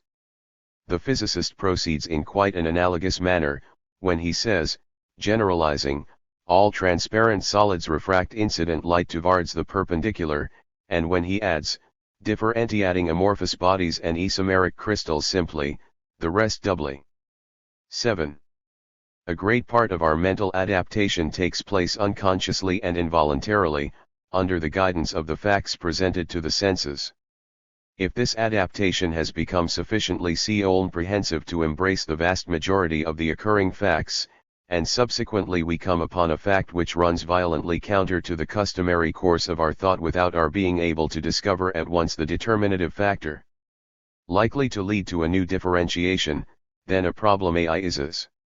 The new, unusual, and marvelous acts as a stimulus, which irresistibly attracts the attention. Practical considerations, or even bare intellectual discomfort, may engender the will to remove the contradiction or to adapt our thoughts to the new fact. Thus arises purposive thought adaptation, or investigation. For example, we have all, at some time or another, quite contrary to the common run of our experience, observed a lever or pulley lifting a large weight by means of a small one. We seek the differentiating factor, which cannot be immediately disclosed to us by the fact itself as given to the senses. It is only when, comparing various similar facts, we have noted the influence of the weights, and of the arms of the lever, and by our own exertions have reached the abstract concepts of moment or work, that the problem is solved. Moment or work is the differentiating element. When it has become a habit of thought to pay attention to moment or work, the problem no longer exists. What do we do when we abstract? What is an abstraction? What is a concept? Is there a sensational presentation image corresponding to the concept? I cannot represent to myself a man in general. I can at most represent to myself a particular man, or perhaps one combining such accidental peculiarities of different men as are not exclusive of each other. A universal triangle, which is at once right-angled and equilateral, cannot be imagined.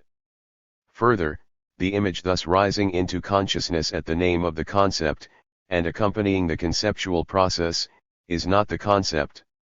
In fact, generally, words, being designations which from necessity must be used to describe many particular presentations, are far from corresponding completely to any concept. A child who has seen for the first time a black dog and heard it named, soon afterward calls a large and swiftly running black beetle, dog, or a pig or a sheep, dog. Any similarity whatever reminding him of the presentation to which the name was first given naturally leads to the use of the same name. The point of similarity need not be at all the same in the successive cases. It may reside, for instance, at one time, in the color, at another in the motion, at another in the form, at another in the external covering, and so on. Thus there is no question of a concept. A child calls the feathers of a bird hairs. The horns of a cow feelers one. A shaven brush. Its father's beard, and the down of a dandelion, without distinction, shaving brush, and so on. Most adults treat words in the same manner, only less noticeably so, because they have a larger vocabulary at their disposal. The illiterate man calls a rectangle a square, occasionally he also calls a cube a square, because of its rectangular boundaries. The science of language, and a number of authenticated historical examples, shew that even nations do not act differential to a concept is never simply a completed presentation. In using a word denoting a concept, there is nothing involved in the word but a simple impulne to perform some familiar sensory operation, as the result of which a definite sensational element, the mark of the concept, is obtained. For example, when I think of the concept heptagon, I enumerate the angles of a figure visibly before me or of its image in my consciousness, and when in so doing I reach 7, in which case the sound, the numeral, or my finger may announce the sensational mark of the number, then by this very act the given presentation falls under the given concept. In speaking of a square number, I seek to resolve the number given into components typified by the operation 5x5, 6x6, etc., the sensational characteristic of which, namely, the equality of the two factors multiplied, is patent. The same holds good of every concept. The activity excited by the word may be made up of a number of operations, one of which may contain the other. But the result is always a sensational element which was not present before. In looking at or in imagining a heptagon, the fact of its having 7 angles need not be present to my mind. This fact is distinctly cognized only on counting. Frequently, the new sensational element may be so obvious, as it is, for instance, in the case of the triangle, that the operation of counting seems unnecessary. Such cases, however, are exceptional, and constitute the main source of misunderstandings concerning the nature of concepts. In the case of conic sections, the ellipse, parabola, hyperbola, I do not directly see that these curves all fall under the same concept, but I can discover the fact by cutting a cone, and by constructing the equation for. When, therefore, we apply abstract concepts to a fact, the fact merely acts upon us as an impulse to a sensational activity, which introduces new sensational elements, which in their turn may determine the subsequent course of our thought in harmony with the fact. By this activity we enrich and extend the fact, which before was too meager for us. We do what the chemist does with his colorless solution of salts, when by a definite operation he elicits from it a yellow or brown precipitate, which has the power to differentiate the course of his thought. The concept of the physicist is a definite reaction activity, which enriches a fact with new sensational elements. A small measure of sensational endowment and a very low degree of mobility are sufficient for the formation of concepts, as is shown by the history of the mental development of the blind, deaf, and dumb Laura Bridgman, which has been made generally accessible by Jerusalem's Interest. Ing Little Book 1. In Laura Bridgman the sense of Tinlil was almost entirely lacking. Her only channel for the perception of disturbances and sound vibrations was the solace of her feet and her fingertips, her skin, in short, yet she succeeded in forming simple concepts. By walking about and by moving her hands she discovers the tactual signs, the class characteristics, of a door, a chair, a knife, and so forth. RRHE power of abstraction does not, indeed, go very far.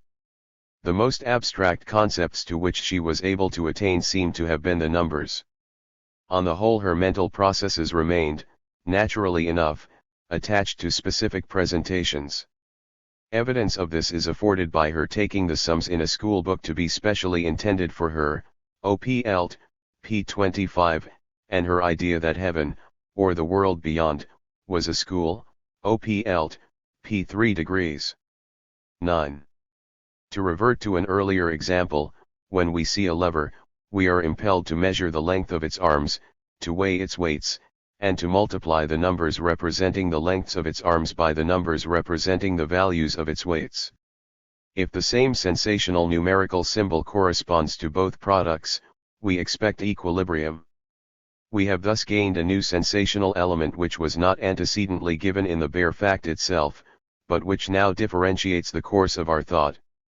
If we will keep well in mind the fact that conceptual thought is a re-action activity which must be thoroughly practiced, we shall understand the well-known fact that no one can familiarize himself with mathematics or physics or with any natural science by mere reading without practical exercise.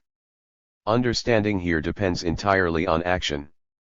In fact, it is impossible in any province to grasp the higher abstractions without a practical working knowledge of its details.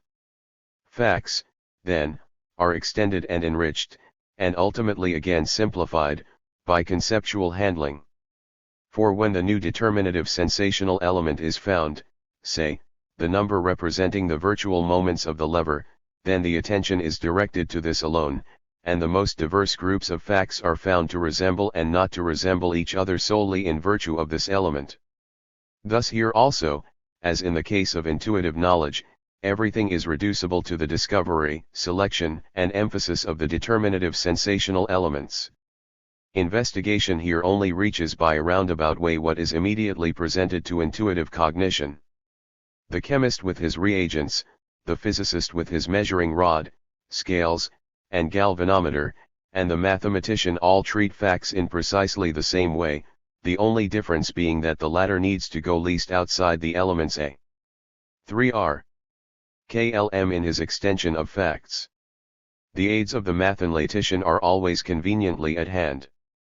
The investigator and all his thought are a fragment only of nature, like everything else. Here is no real chasm between him and he t'other fragments. All elements are equivalent. On the preceding theory, the essence of abstraction is not exhausted by turning it, with Kant, negative attention. It is true that, in abstracting, the attention is turned away from many sensational elements, but on the other hand, it is turned towards other new sensational elements, and precisely this latter fact is the essential feature. Every abstraction is founded on the prominence given to certain sensational elements. 10. In the foregoing exposition of my views I have left what I wrote in 1886 unaltered, but at the same time I should like to refer the reader to the further explanations contained in a later work of mine. In the second edition of the PRLNZZ Pyander Weiermüller, 1900, I have also mentioned the works of H. Gompertz and Ribbet, which have appeared since 1897. These works contain investigations which in many respects have a certain affinity to my own. Both Gompertz and Ribbet exclude scientific concepts from the scope of their inquiry, and treat only of such vulgar concepts as have been fixed in the words of the calm one on speech of everyday intercourse. I, on the contrary, am of the opinion that the nature of concepts is necessarily much more clearly displayed in scientific concepts, which have been consciously formed and applied, than in vulgar concepts. The latter are so vague that they can scarcely be reckoned as proper concepts at all. The words of ordinary speech are simply familiar signs which occasion equally familiar habits of thought. The conceptual content of such words, in so far as it has any definite form at all, is scarcely present to consciousness, as Ribbet also found by his statistical experiments. I have no doubt that, if Ribbet and Gompertz had framed their inquiry so as to include scientific concepts also, my agreement with them would be even more far-reaching than it actually is. We have chosen statical moment as a simple example of a concept. Complicated concepts will require a complicated system of reactions, drawing upon more or less large parts of the central nervous system, and helping to create a correspondingly complicated system of sensational elements characterizing the concept. Probably the difficulties pointed out by J. von Kreis are not insuperable on this theory. Point 1, cf. pages 69, 70 above. II. The facts given by the senses, therefore, are alike the starting point and the goal of all the N1-ental adaptations of the physicist. The thoughts which follow the sense-given fact immediately are the most familiar, the strongest, and the most intuitive. Where we cannot at once follow a new fact, the strongest and most familiar thoughts press forward to mold it into a richer and more definite shape. This process is the source of all the hypotheses and speculations of science, which all find their justification in the mental adaptation that develops them and ultimately gives them birth. Thus we think of the planets as projectiles, we figure to ourselves an electric body as covered with a fluid that acts at a distance, we think of heat as a substance that passes from one body to another, until finally the new facts become as familiar and as intuitive as the older ones, which we have used as N1-ental helps. Even where immediate intuition is out of the question, the thoughts of the physicist, by carefully observing the principle of continuity and of sufficient differentiation, become ordered in an economically assorted system of conceptual reactions, which lead, at least by the shortest path, to intuitive knowledge. All calculations, constructions, etc., are merely in turn one immediate means, proceeding step by step, and always using sense perception as a support, to the attainment of this kind of intuition in cases where it cannot be attained immediately. 12. Let us now consider the results of mental adaptation. Thoughts can adapt themselves only to what is constant in the facts, it is only the mental reconstruction of convivient elements that can yield advantage in point of economy. Herein is contained the ultimate ground of our effort for continuity in thought, that is, for the preservation of the greatest possible constancy, and in this way, too, the results of the adaptation are rendered intelligible. One continuity, economy, and constancy mutually condition one another, they are really only different aspects of one and the same property of all sound thinking. 13. The unconditionally constant we term substance. I see a body upon turning my eyes in its direction. I can see it without touching it, I can touch it without seeing it. Although the actual appearance of the component elements of the complex is determined in this way by certain conditions, I yet have these conditions too absolutely in my power to appreciate or notice them markedly.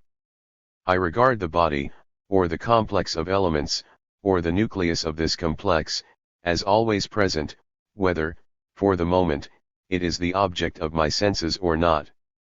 Having always ready the thought of this complex, or, symbolically, the thought of its nucleus, I gain the advantage of being able to predict, and avoid the disadvantage of being surprised.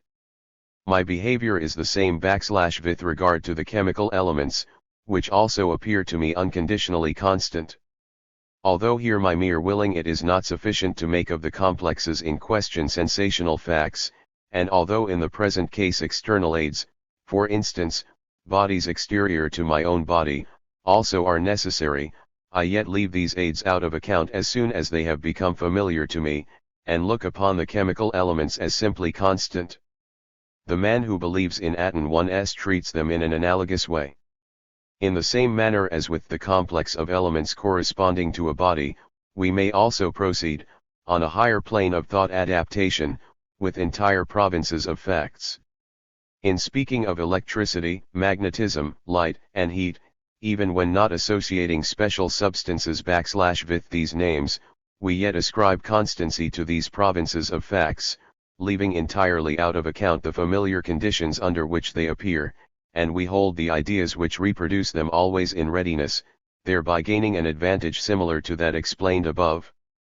When I say a body is electric, far more memories arise in my instant, and my expectations are associated with far more definite groups of facts, than if I had emphasized, for instance, the attractions displayed in the single cases. Yet this hypostasizing why have its disadvantages, also. In the first place, in proceeding thus, we always follow the same historical paths. It may be important, however, to recognize that there is no such thing as a specific electrical fact, that every such fact can just as well be regarded, for example, as a chemical one, or as a thermal one, or rather that all physical facts are made up, ultimately, of the sensational elements, colors, pressures, spaces, times, and that we are merely reminded by the term electric of that particular form in which we first became acquainted with the fact. If we have once accustomed ourselves to regard the body, to and from which we can, at pleasure, turn our glance or our hand, as constant, then it is easy for us to do the same in cases in which the conditions of sensational manifestation lie entirely beyond our power, for example, in the case of the sun and moon, which we cannot touch, or of parts of the world which we have seen but once and shall perhaps never see again, or that we know only by description. Such a method of procedure may have high importance for an undisturbed and economical conception of the world, but it is certainly not the only legitimate method. It would be merely a consistent additional step, if we were to regard the whole past, which is, indeed, still present in its vestiges, since, for instance, we see the stars where they were thousands of years ago, and the whole future, which is present in germ, since, for example, our solar system will be seen where it now is, thousands of years hence, as constant. The entire passage of time, in fact, is dependent solely on conditions of our sensibility. Were a special purpose given, even this step might be hazarded. Th 331-14.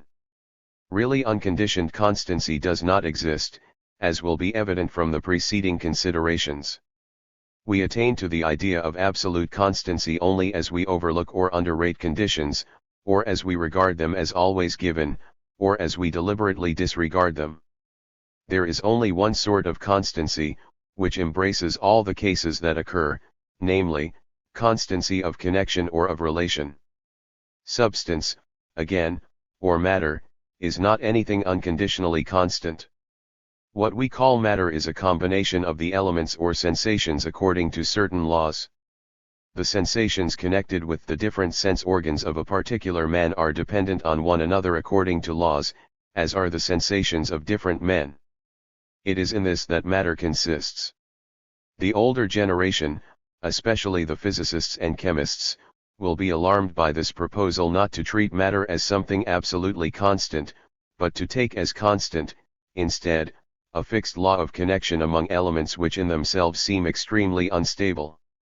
Even younger minds may find this conception difficult, but the view is inevitable, though I myself at one time went through a great struggle in order to arrive at it. We shall have to make up our minds to some such radical change in the method of our thought, if we want to escape the alternative of perpetually recurring helplessness in the face of these questions. There can be no question of abolishing from ordinary everyday use the vulgar conception of matter which has been instinctively developed for this purpose. Moreover, all our concepts of physical measurement ca. be maintained. Only receiving such critical elucidation as I have tried to carry out for mechanics, heat, electricity, etc. Purely empirical concepts here take the place of metaphysical. But science suffers no loss when a matter, which is a rigid, sterile, constant, unknown something, is replaced by a constant law, of which the details are still capable of further explanation by means of physico-physiological research. In doing this, our object is not to create a new philosophy or metaphysics, but to promote the efforts, which the positive sciences are at this moment making, towards mutual accommodation. 15. The propositions of natural science express only such constancies of connection as, the tadpole turns into a frog. Chlorate of sodium makes its appearance in the form of cubes. Rays of light are rectilinear. Bodies fall with an acceleration of 9.81 m/sec2. When these constancies are expressed in concepts, we call them laws. Force, in the mechanical sense, is likewise merely a constancy of connection. When I say that a body A exerts a force on a body B, I mean that B, on coming into contraposition with A, is immediately affected by a certain acceleration with respect to A. The singular illusion, that the substance A is the absolutely constant vehicle of a force which takes effect immediately on B's being contract opposed to A, is easily removed. If \VE, or more exactly speaking, our sense organs, be put in the place of B, here a condition intervenes, \VH, seeing that it is possible at any time to fulfill it, is invariably th 333 disregarded, and thus A appears to us absolutely constant. Similarly, a magnet, \VH we see as often as we care to look in its direction, appears to us the constant vehicle of a magnetic force, which becomes operative only upon being brought near to a particle of iron, VH we cannot, without noticing the fact, disregard as easily as we can ourselves.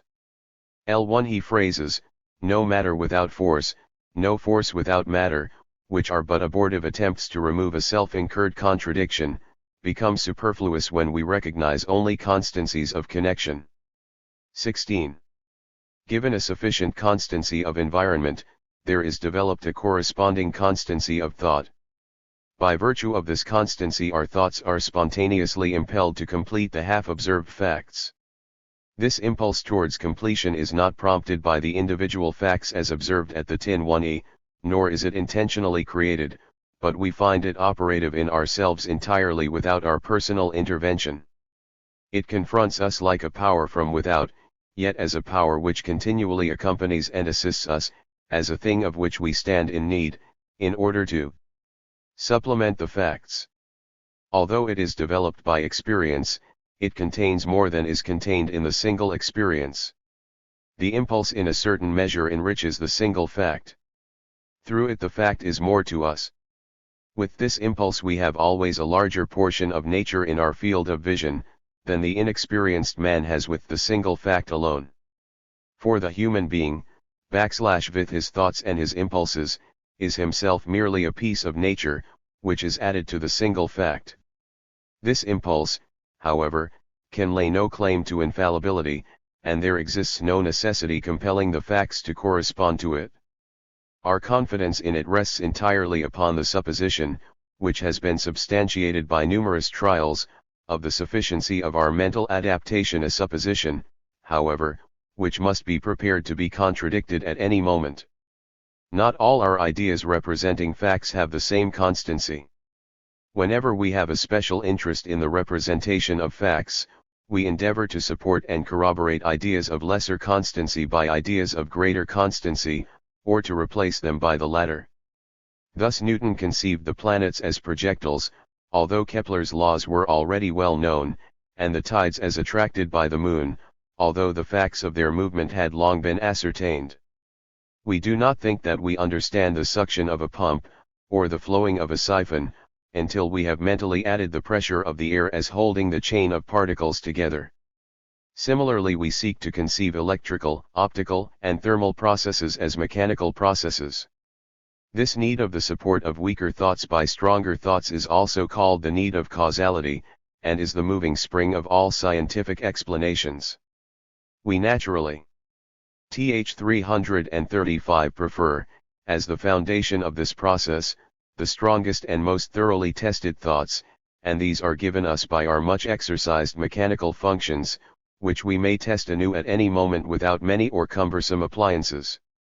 Hence the authority of mechanical explanations, especially those by pressure and impact. A corresponding and still higher authority attaches to mathematical thoughts, for in their development we stand in need of no extraneous means whatever, but, on the contrary, invariably carry most of the material for experimenting about with us. But if we are once apprised of this, the need of mechanical explanations is appreciably weakened. I have already often pointed out that a so-called causal explanation, also, is nothing more than the statement or description of an actual fact or of a connection between facts, and I might here simply refer to the detailed discussions in my theory OJ and my popular lectures. But, as people who have not made a special study of physics always believe that they broaden the basis and increase the profundity of their thought if they assume a fundamental difference between a scientific description, for instance, of the development of an embryo, and a physical explanation, one physical experiences other than mechanical may approach to the value of mechanical experiences as they become more familiar. In my opinion, Stricker has advanced a correct and important view in bringing causality into connection with the will. Studiel 1 über die Poundieses Poundat de 1 Vorsteltel 1 Ziegen, Vienna, 1883. When I was a young lecturer in 1861, I myself advocated with great warmth and one-sidedness, in the exposition of Mill's method of difference, the view subsequently expressed by Stricker. And the idea has never quite left me. Cp. for example, my SC Poundance of Mech and Pound CS, English trans, pages 84, 304, 485. However, I am at present of the opinion, as the above discussion shews, that this question is not so simple, and must be looked at from several sides. I may perhaps be allowed to add a few more words on the subject. When we describe the growth of a plant, we notice that there comes into play such an immense variety of circumstances varying from one case to another, that it is only in the broader features at most that our description can hope to apply universally, while as regards the minuter details it can only be accurate for the individual case. This is exactly what happens in physics when the circumstances are at all complicated, the only difference being that the circumstances are generally simpler and better known. That is why it is easier for us in physics to separate out the circumstances experimentally, and intellectually too, by means of abstraction. Schematization is easier. For the astronomers of antiquity, to describe the motion of the planets was a task analogous to what the description of a plant's development is for a modern botanist. The discovery of Kepler's laws depends upon a fortunate and fairly crude schematization. The more closely we consider a planet, the more individual does its movement become, and the less exactly does it follow Kepler's laws. Speaking strictly, all the planets move differently, and the same planet moves differently at different times. Now, when Newton gives a causal explanation of the planetary motions by shewing that one particle of mass m acquires through another particle m the acceleration, j equals null, and that the accelerations deter 2. Mind in the first particle by different particles are summed geometrically, he is only pointing out or describing facts, which, although by a roundabout path, yet have been reached by observation. Let us consider what the process Th 337 is. The circumstances determining the planetary motions are first of all isolated from one another, that is to say, the individual particles of mass and their distances from one another. The relation between two particles of mass is very simple, and we think that we know all the circumstances, mass. And distance, that determine this relation. If we have a description which has been found to be correct for a few cases, we extend it beyond the limits of experience and assume it to be universally correct, at the same time disregarding the possibility of any disturbance from an unknown and alien cause. In this, indeed, we may be mistaken, as we should be, for instance, if gravity were to turn out to be transferred through a medium and to require time for its transference. The modification of the relation is equally simple, as was pointed out, when to two particles a third is added, and to these a fourth, and so on. Thus Newton's description is not, in fact, the description of an individual case, it is a description in terms of elements. Newton, in describing the way in which the elements of mass are related to one another in the elements of time, indicates to us how we can describe in terms of the elements any individual case we like, according to his pattern. It is just the same with all the other cases that theoretical physics has mastered. But this does not mean that the essence of the description is changed in any way. What we have to do with, is a general description in terms of elements. If we may remain satisfied with the representation of the phenomena by means of differential equations, a view which I long ago recommended, Mechans K. 1883, 4th ed., 1901, p. 530, and which seems to be coming more and more into favor, this actually amounts to the recognition that explanation is nothing more than a description in terms of elements. Every particular case can then be put together out of spatial and temporal elements, the relations between which are described by equations. It was said above that N1 in himself is a fragment of nature. Let me illustrate this by an example. For the chemist, a substance may be sufficiently characterized merely by his sensations. In this case the chemist himself supplies, by inner means, the whole wealth of fact necessary to the determination of his course of thought. But, in other cases, recourse to reaction by the help of external means may be necessary. When an electric current flows round a magnetic needle situated in its plane, the north pole of the needle is deflected to my left, if I imagine myself as Ampere's swimmer in the current.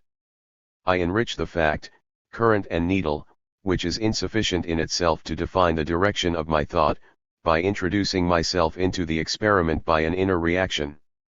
I may likewise lay my watch in the plane of the circuit, so that the hand moves in the direction of the current. Then the south pole falls in front of, the north pole behind the dial. Or I may N1 of the circuit traversed by the current a sundial, on the plan of which the watch in fact was modeled one, so arranging it that the shadow follows the current. In this case the north pole will move towards the shadowed side of the plane of the current. The two last mentioned reactions are outward reactions. The two species of reactions could not be made use of indiscriminately if a chasm existed between myself and the world. Nature is a single whole. The fact that the two species of reaction are not known in all cases, and that frequently the observer appears to be entirely without influence, proves nothing against the view advanced. Right and left appear to us to be similar, in contrast to before and behind, and to above and below. Yet it is certain that they are only different sensations, overwhelmed by stronger similar sensations. The space of sensation thus has three strongly marked and essentially different directions. From a metrical point of view, all directions of geometrical space are identical.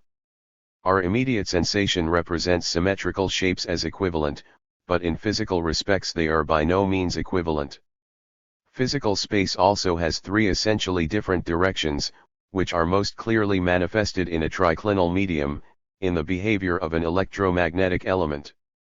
The same physical properties appear also in our own body, which is the reason why our bodies can be used as reagents in physical problems. If we had an exact physiological knowledge of an element of our bodies, we should thereby have laid, in all essentials, the foundation of our understanding of the physical universe. CPP 100. 8. I have repeatedly emphasized the unity of the physical and the psychical, but it is worthwhile to consider this unity once more in one of its special aspects. Our psychical life, in so far as we mean by that term our presentations, seems to be perfectly independent of physical processes. It seems to be a world in itself, with freer laws of its own, laws that are of a different order. But it is certain that this is a mere illusion, caused by the fact that only a very minute part of the traces of physical processes ever comes to life in our presentations. The circumstances determining this fragment are much too complicated to grasp, so that it is in one possible to lay down any precise rule for its occurrence. In order to determine what thoughts a physicist, for instance, will connect with the observation of a particular optical fact, we should have to know the previous events of his life, the force of the impressions which they have left behind them, and the facts of the development of general and technical culture by which he has been influenced, and finally we should have to be in a position to take into account his mental disposition at the moment. To do all this, it would be necessary to enlist as an auxiliary the whole of physics, in its widest sense, and at an unattainably high stage of development. 1. Let us now consider the other side of the picture. A physical fact, which we experience for the first time, is strange to us. If it happened in some quite different way from that in which it actually happens, it would not thereby be any more puzzling. The way in which it occurs appears to us not to be determined by anything, least of all to be uniquely determined. What it is that invests the way in which a physical fact occurs with the character of determinateness, can only be understood from our psychical development. 1. The presentational part of our mental life is the agent which first draws the fact FOTH from its isolation, brings it into contact with an abundance of other facts, and then invests it with determinateness, in virtue of the necessity for agreement with those other facts and for the exclusion of contradiction. The science of psychology is auxiliary to physics. The two mutually support one another, and it is only when they are united that a complete science is formed. From our standpoint, the antithesis of subject and object, in the ordinary sense, does not exist. The question as to the greater or less degree of precision with which presentations copy the facts, is, like every other question, a problem of natural science. 19. Whenever it happens, in a complexus of elements, that some one of the elements are replaced by others, then a constancy of connection of one kind becomes a different kind. In such cases it is desirable to discover a constancy which survives this change.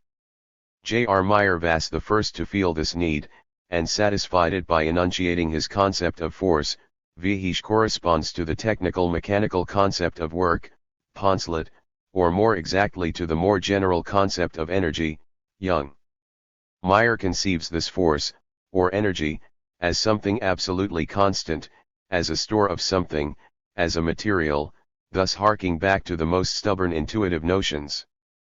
We perceive, from Meyer's struggle with expressions, and with general philosophical phrases, noticeable in the first and second of his treatises, that he at first felt instinctively and intuitive why the urgent need of such a concept. But his great achievement was accomplished only by his adapting the existing physical concepts to the requirements of the facts as well as to his needs. 20.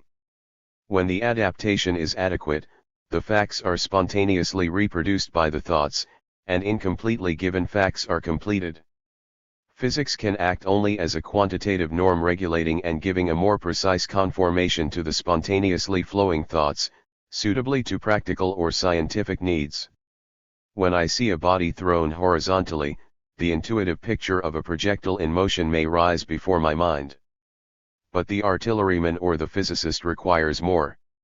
He must know, for example, that if on applying the measuring rod M to the horizontal abscissa of the projectile's path, he can count to I, 2, 3, 4. He must, on applying the measure M to the vertical ordinates, also see D unto I, 4, 9, 16. In order to reach a point of the path.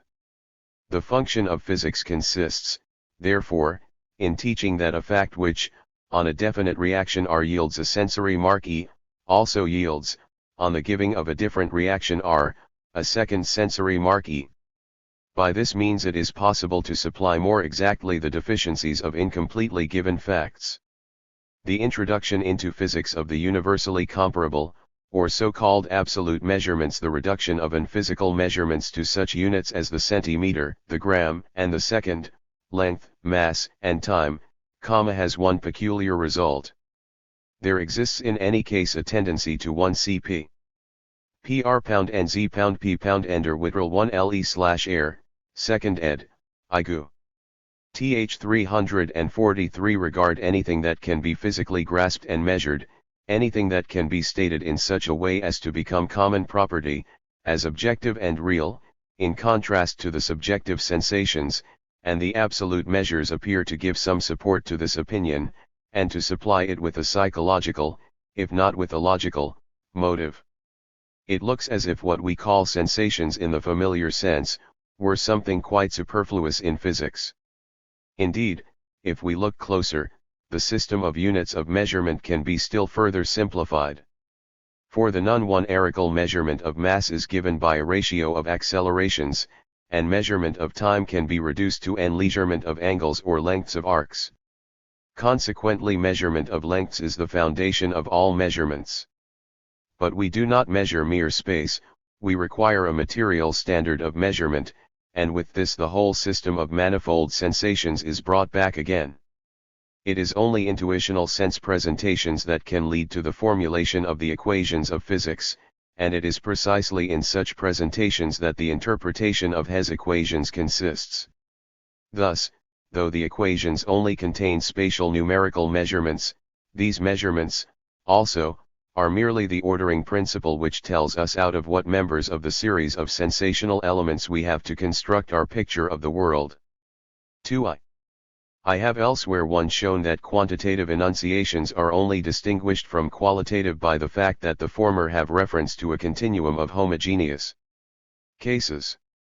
On this view, the advantageous employment of equations for purposes of description would only be possible within a very limited field.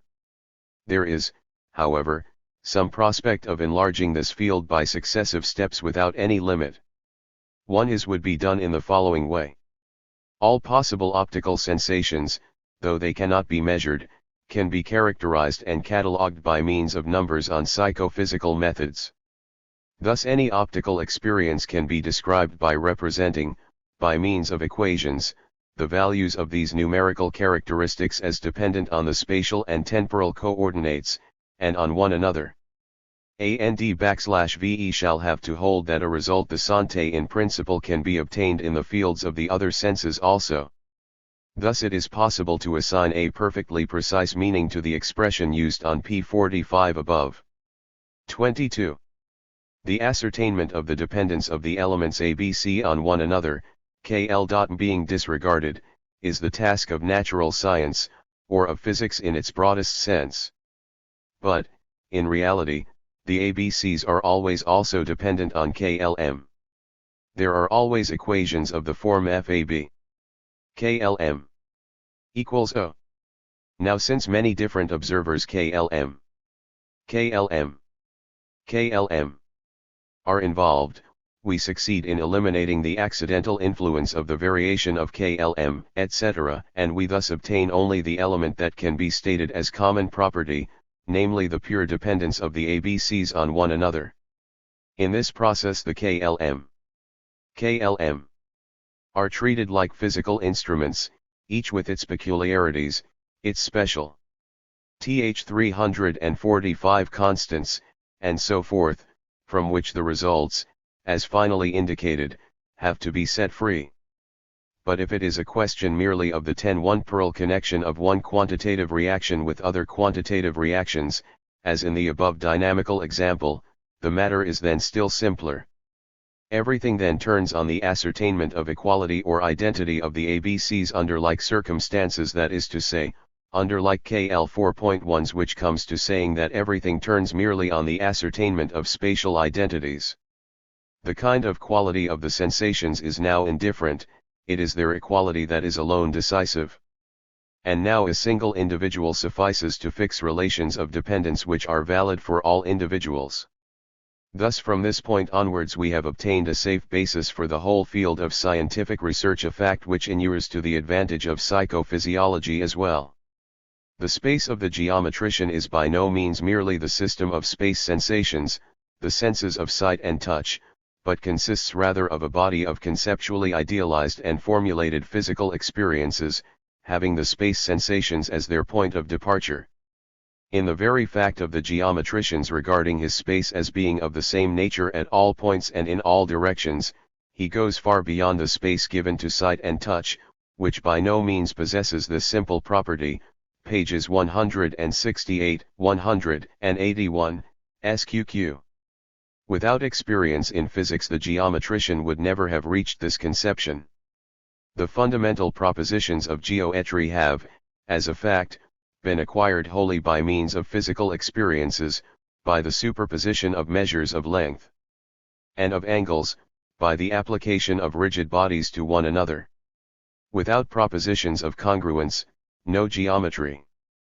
Apart from the fact that spatial images would not be produced in us without physical experience, we should, even granting their existence, never be able to apply them to one another and to test their congruence. When we feel compelled to imagine an isosceles triangle as having equal angles at its base, our compulsion is due to the remembrance of powerful past experiences. If the proposition had its source in pure intuition, there would be no necessity for learning it. That discoveries may be made by sheer power of geometrical imagination, and are so made daily, merely proves that the memory of a given experience can reveal to the mind features which in the original observation escaped unnoticed, just as in the after-image of a bright lamp, new and previously unseen details may be discovered. Even the theory of numbers must be looked at in some such manner. Its fundamental propositions can hardly be viewed as entirely independent of physical experience. The cogency of geometry, and of all mathematics, is due, not to the fact that its theories are arrived at by some peculiar kind of knowledge, but only to the fact that its empirical material, which is particularly convenient and handy, has been put to the test very often, and can be put to the test again at any moment. Moreover, the province of space experience is far more limited than that of the whole of experience. The conviction of having in all essentials exhausted this limited province soon arises and produces the necessary self-confidence. A self-confidence similar to that of the geometrician is doubtless also possessed by the composer and the decorative painter, who have both gained, the former in the domain of sensations of tone, the latter in that of sensations of color, a broad and rich experience. To the one no space figure will occur the elements of which are not well known to him, and the two others will meet with no new combinations of tone or of color that are unfamiliar to them. But the inexperienced beginner in geometry will be no less surprised and disappointed by the results of his activity than the young musician or decorator. He mathematician, the composer, the decorator, and the student of natural science, when indulging in speculation, pursue quite analogous modes of procedure, despite the differences of their materials and aims. The mathematician, it is true, owing to his more limited material, has the advantage of the others as regards the certainty of his procedure, while the latter for the opposite reason is at a disadvantage as compared with the others. 25. The distinction between physiological and geometrical space has proved to be unavoidable. But while geometrical insight is obtained by the spatial comparison of bodies with one another, time also cannot be left out of consideration, since it is impossible, in making such comparisons, to disregard the translation of bodies. Space and time stand in intimate connection, thereby shewing themselves to be relatively independent of the other physical elements. This is expressed in the fact that \v when bodies move their other properties remain relatively constant. It is precisely owing to this fact that pure geometry and mechanics are possible. Space and time, closely considered, stand, as regards physiology, for special kinds of sensations, but, as regards physics, they stand for functional dependencies upon one another of the elements characterized by the sensations. When the spatial and temporal physiological indices, conditioned by the parts and processes of our body, are compared with one another in like physiological circumstances, we obtain relations of dependence of the physical elements on one another, that is, dependence of the elements of one body on those of another, and dependence of the elements of one process on those of another. On the basis of this result we can take the temporal and spatial determinations in a purely physical sense. Whatever coincides with the smaller part of a process which takes place continuously in one direction, is earlier in time. In a homogeneously filled space the position B is nearer than another position to the position A, when B is reached by the process starting from A earlier than the other position is reached. The straight line is the class concept of the positions uniquely determined by the physical relations bet_veen 2 points, or infinitely small bodies. One he position C is situated at the point of bisection of the straight line of B, when, in homogeneous space, processes starting from A and B reach that position in equal times, and reach it in a shorter time than any other position with which it shares the first property. The time of the physicist does not coincide with the system of time sensations. When the physicist wishes to determine a period of time, he applies, as his standards of measurement, identical processes or processes assumed to be identical, such as vibrations of a pendulum, the rotations of the earth, etc. The fact connected with the time sensation is in this N1 manner made the subject of a reaction, and the result of this reaction, the nullnumber which is obtained, serves, in place of the time sensation, to determine more exactly the subsequent movement of the thought. In like manner, we regulate our thoughts concerning thermal processes not according to the sensation of warmth which bodies yield us, but according to the much more definite sensation which is obtained from thermometrical reactions by simply noting the height of the N1 mercury. Usually a space sensation, a rotation angle of the earth, or the path of the hand on the dial of a clock, is substituted for the sensation of time, and for this, again, a number is put. For example, if we represent the excess of the temperature of a cooling body over that of its surroundings by E kT, then T is this number. RRHE relation in single quote hitch the quantities of an equation stand, is usually, analytically, a more general one than T bat which is meant to be represented by the equation. Thus in the equation, x/a, 2 plus, y/b, 2 equals I. All possible values of x have an analytical meaning, and yield corresponding values of y. But if the equation be used to represent an ellipse, then only the values of b have a geometrical, or real, significance. Similarly, it would have to be expressly added, if this were not obvious, that the equation EKT represents the real process only for increasing values of t.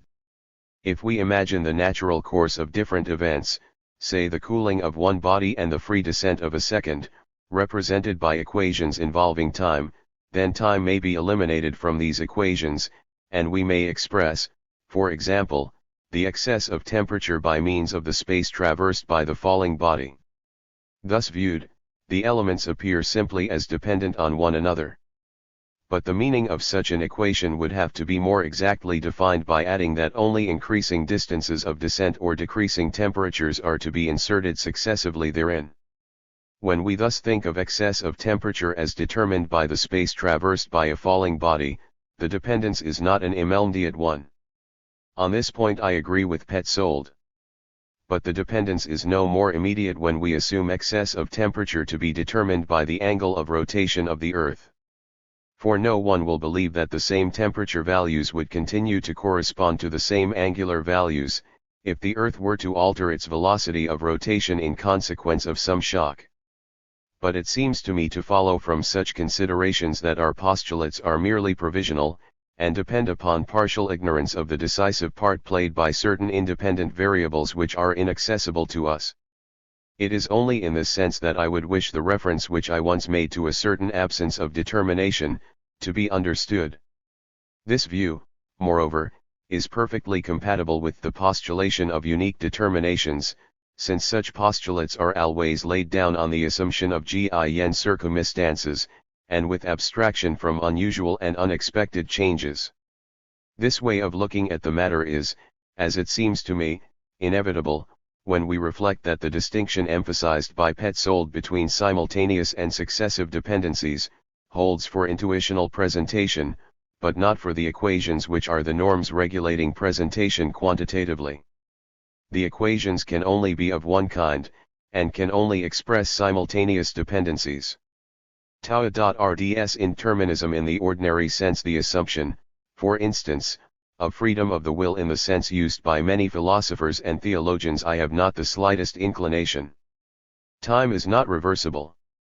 A warm body set in cool surroundings merely cools, and does not grow warm again. With larger, or later, time sensations only smaller decreasing excesses of temperature are connected. A house in flames burns down but never builds itself up again. A plant does not decrease in size and creep into the earth, but grows out of it, increasing in size. The irreversibility of time reduces itself to the fact that the alterations in the values of physical quantities always take place in definite directions. Of the two analytical possibilities, one only is actual. We do not need to see in this fact a metaphysical problem. Changes can only be determined by differences. Where there are no distinctions, there is no determination. The supervening change may increase the distinctions or it may diminish them. But if the differences had a tendency to increase, change would go on endlessly and aimlessly. The only assumption compatible with the general representation of the universe, or rather with the representation of our own limited environment, is that of a tendency, on the whole, to a diminution of differences. But if circumstances that set up differences did not make themselves felt by forcing their way into our environment, a time would soon come when nothing more would happen at all. Again, we can conclude, with Petzold, from our own existence and from our bodily and spiritual stability, to the stability and to the uniqueness, as regards determination and direction, of the processes of nature. For not only are we ourselves a fragment of nature, p. 338 above, but it is the presence of these very properties in our environment that determines our existence and our thought. See Popular Scientific Lectures, 3rd edition, p. 250.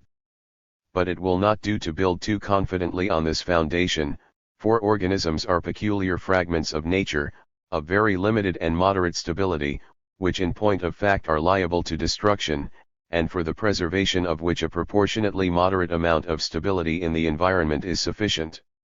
The most convenient course will therefore be to recognize the limits which are everywhere manifestly set to our knowledge, and to regard the effort towards unique determination as an ideal, which, so far as may be, we actualize in our thought. I do not, of course, regard the statements which I wrote down at the tinnel of my greatest intellectual ferment, 187I, as secure against all attack, particularly as regards their form, nor do I by any means consider that Petzold's objections are dictated by a spirit of captiousness. I hope. Th 353 however, that when I deal with the subject again at greater length, for I have only been able to touch upon it briefly here, I shall be able to bring about a full understanding, without at the same time giving up any essential part of my view. When the first edition of this book was published, opinions about it were greatly divided.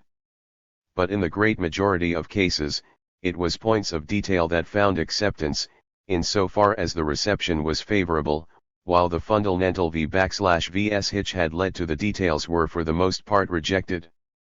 All the public criticism that I have seen has preserved a tone of moderation, even when it has been hostile, and, in its outspokenness, has been extremely instructive to me. There is no mistaking the favorable influence which the later publications of Richard Avenarius have exercised on the estimation of my book. It surely gives one food for thought, when / find a professional philosopher establishing in an elaborate systematic treatise a position which, when taken up by a scientist, there has been a disposition to explain away as the aberration of a dilettante.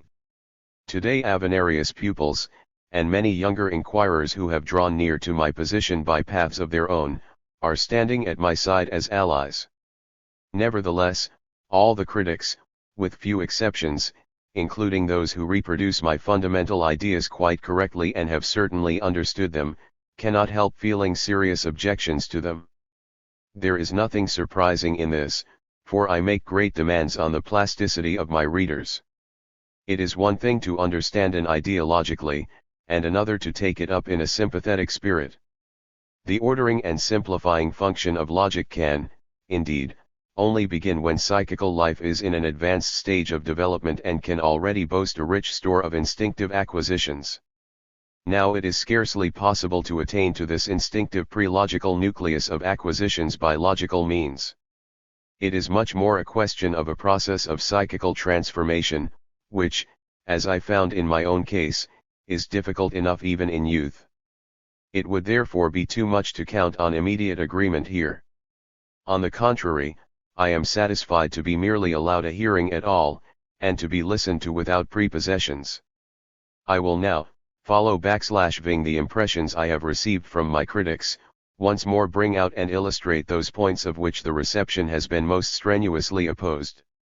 In doing this, I shall treat the objections that have been urged as typical objections, with nothing captious or personal about them, and I shall therefore not mention any names. Unless we subject ourselves to a certain compulsion, we see the earth as standing still, and the sun and the fixed stars in motion. This way of looking at the matter is not merely sufficient for ordinary practical purposes, but is also the simplest and most advantageous. But the opposite view has established itself as the more convenient for certain intellectual purposes. Although both are equally correct and equally well adapted to their special purpose, the second view only succeeded in gaining acceptance after a severe combat with a power hostile to science, a power which in this case was in alliance with the instinctive conceptions of ordinary people. But to ask that the observer should imagine himself as standing upon the sun instead of upon the earth, is a mere trifle in comparison with the demand that he should consider the ego to be nothing at all, and should resolve it into a transitory connection of changing elements. It is true that on various sides, the way has long been prepared for this conception.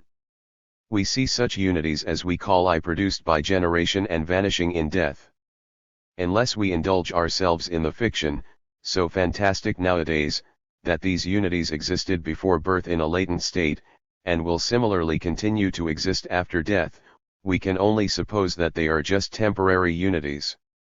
Psychology and psychopathology teach. 57. Us that the ego can grow and be enriched, can be impoverished and shrink, can become alien to itself, and can split up, in a word, can change in important respects in the course of its life. In spite of all this, the ego is what is most important and most constant for my instinctive conceptions. It is the bond that holds all my experiences together, and the source of all my activity. In just the same way, again, a rigid body is something very constant for our crude instinctive conceptions. If it is divided, dissolved, or chemically combined with another body, the number of these constancies increases and diminishes. Then, in order to hold fast at any price to the notion that has become so dear to us, we assume latent constancies, and take refuge in atomism. Inasmuch as we are often able to restore again the body which has disappeared or changed, this procedure rests upon somewhat better grounds than in the case of the ego. And now in practice we can as little do without the ego presentation when we act, as we can do without the presentation of a body when we grasp at a thing. Physiologically we remain egoists and materialists, just as we always see the sun rise again. But theoretically this way of looking at the matter cannot be maintained. Let us change it by way of experiment. If in doing so we obtain a glimpse of the truth, it will in the long run bear practical fruits as well. 3. Anyone who has at some time or another been influenced by Kant, anyone who has adopted an idealistic standpoint, and has been unable to get rid of the last traces of the notion of the thing in itself, retains a certain inclination towards solipsism, which will appear more or less clearly. Having been through it in my early youth, I know this condition of mind well, and can easily understand it. The philosophical thinker proceeds to make the single problem of the ego a problem which is in principle insoluble, the starting point for everything else. The ego is something given to us, we cannot transcend it and get away from it. When, therefore, speculative philosophers say solipsism is the only logically consistent standpoint, their utterance is quite intelligible in view of their struggle to reach a closed, all-inclusive, complete system of the universe. To be sure, we ought to add that materialism also is equally consistent for anyone who believes that matter is the only thing that is immediately given, and that cannot be further explained. This, indeed, is true of all systems. But when a man of science tells me that solipsism is the only consistent standpoint, he excites my astonishment.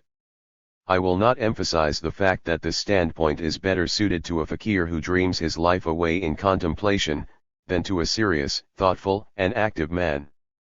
But what I do believe is that the man of science who inclines this way is making a confusion between philosophical and scientific methods. The man of science is not looking for a completed vision of the universe, he knows beforehand that all his labor can only go to broaden and deepen his insight. For him there is no problem of which the solution would not still require to be carried deeper, but there is also no problem which he can regard as absolutely insoluble. If it is impossible for the time being to make any impression on a problem, he solves in the meanwhile. Th 359 others that are more accessible. If he then returns to the original problem, it has generally lost much of its terrifying appearance. No doubt the ego is not exhausted, if we say, quite provisionally, that it consists in a peculiar connection of the elements, as long as the nature of this connection is not investigated in detail. But the special problems that are relevant here will not be solved by speculation, their solution will be found by the psychologists, physiologists, and psychiatrists, to whom we already owe many important elucidations of such problems. The physical substratum of the ego, the body, will afford many points of reference which introspective psychology can only handle in a very imperfect manner. A man of science who should be a solipsist would be like a physicist for whom the thermometer was the fundamental problem of the universe, because on any particular day he did not happen to have a perfectly clear understanding of the influence of temperature on expansion. On the other hand, the philosopher who is a solipsist seems to me to be like the man who gave up turning round because whatever he saw was always in front of him. As to the instinctive, but untenable, splitting up of the ego into an object experienced and an active or observing subject, a problem which has tormented everybody long enough, anyone who wishes to think out these questions may compare pages 25 to 29 above. Whoever cannot get rid of the conception of the ego as a reality which underlies everything, will also not be able to avoid drawing a fundamental distinction between my sensations and your sensations. In the same way, whoever believes in the absolute constancy of a body, thinks of this body as the single vehicle of all its properties. But when this silvery white piece of sodium is melted, and dissolves in steam which looks absolutely different from the original thing, when the sodium is divided into different parts and transferred to different chemical combinations, so that more, or even fewer, bodies are present than before, then our habitual manner of thought can only be preserved by extremely artificial devices. It then becomes more advantageous to regard the particular properties as belonging sometimes to one and sometimes to another complex, or body, and to substitute, for the bodies that are not constant, the law \v is constant and which survives the change of the properties and of their connections. Here again, it is making no small demand, to ask that this new habit of thought should be adopted.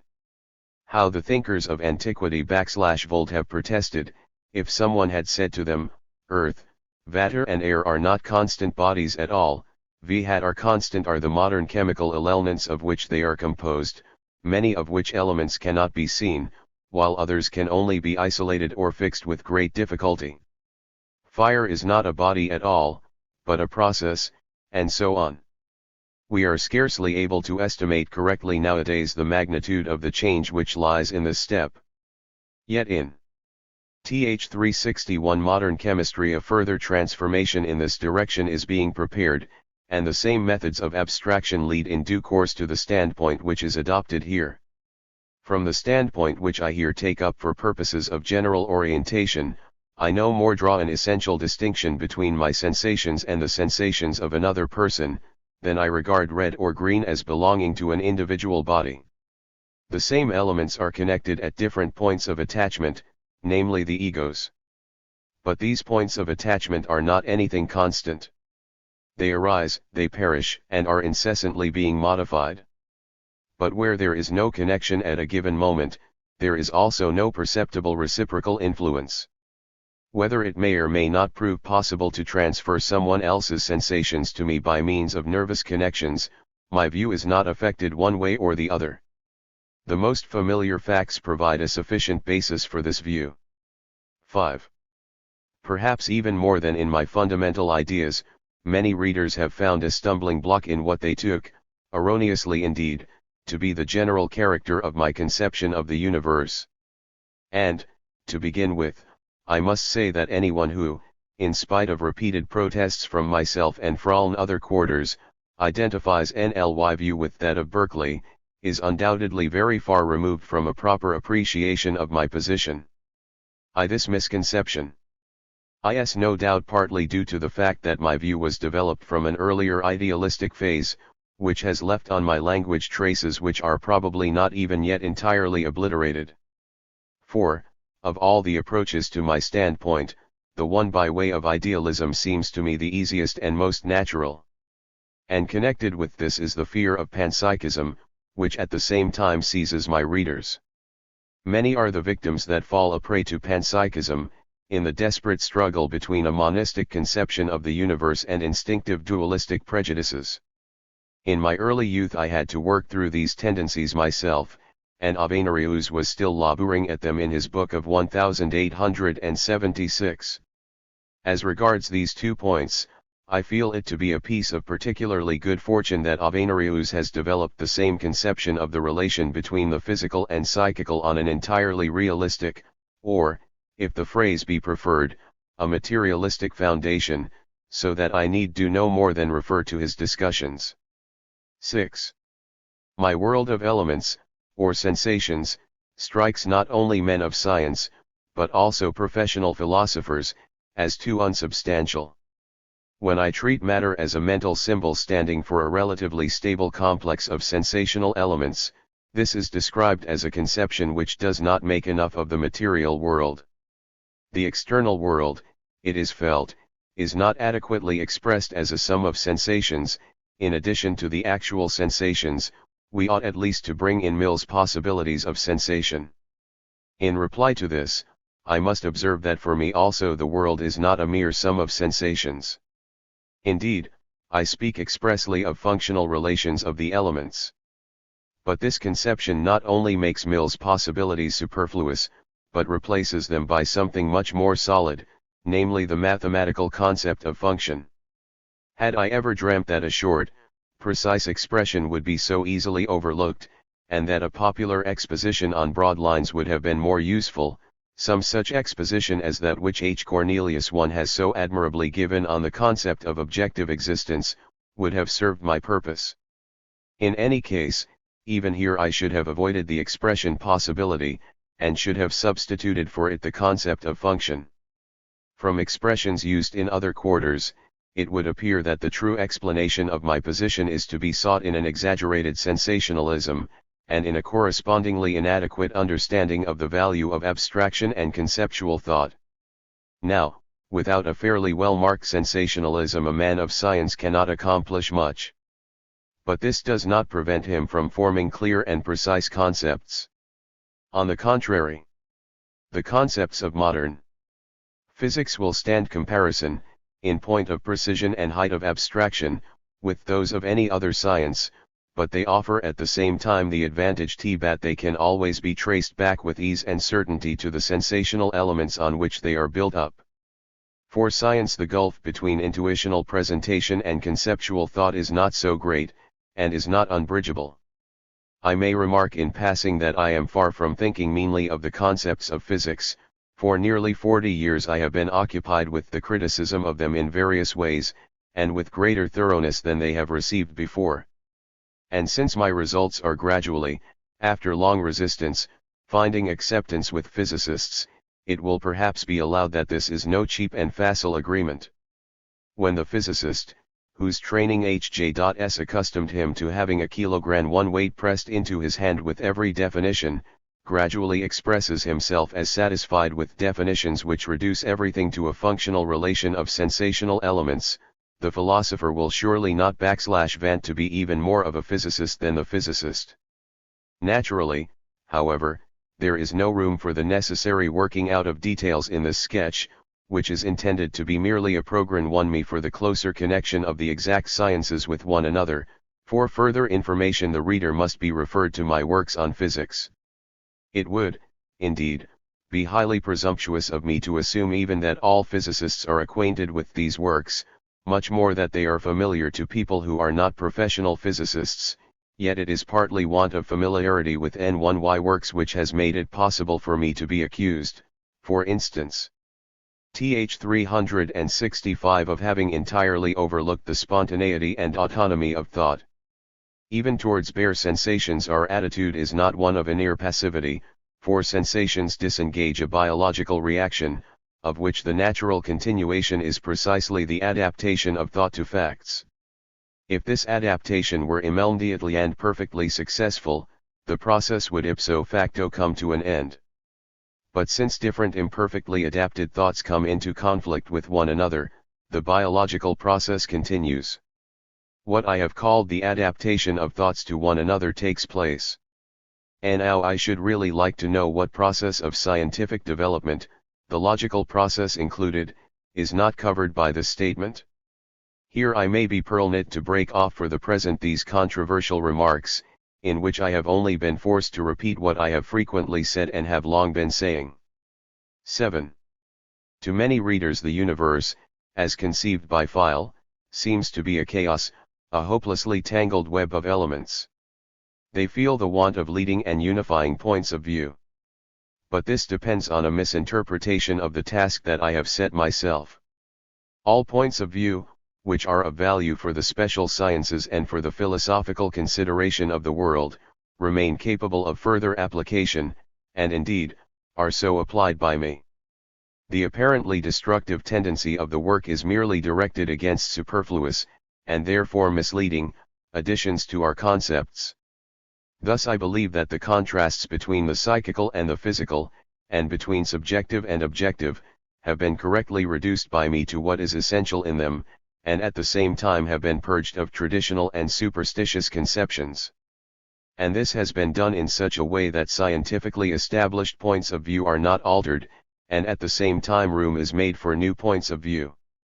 I have no desire to set up, in the place of the lamentations of a piously whining ignorabimus, an obstinately self-sufficient attitude of rejection of everything that is worth knowing and that can be known.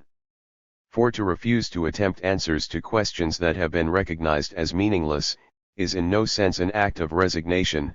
In view of the mass of material that can really be investigated, it is the only reasonable course open to a man of science.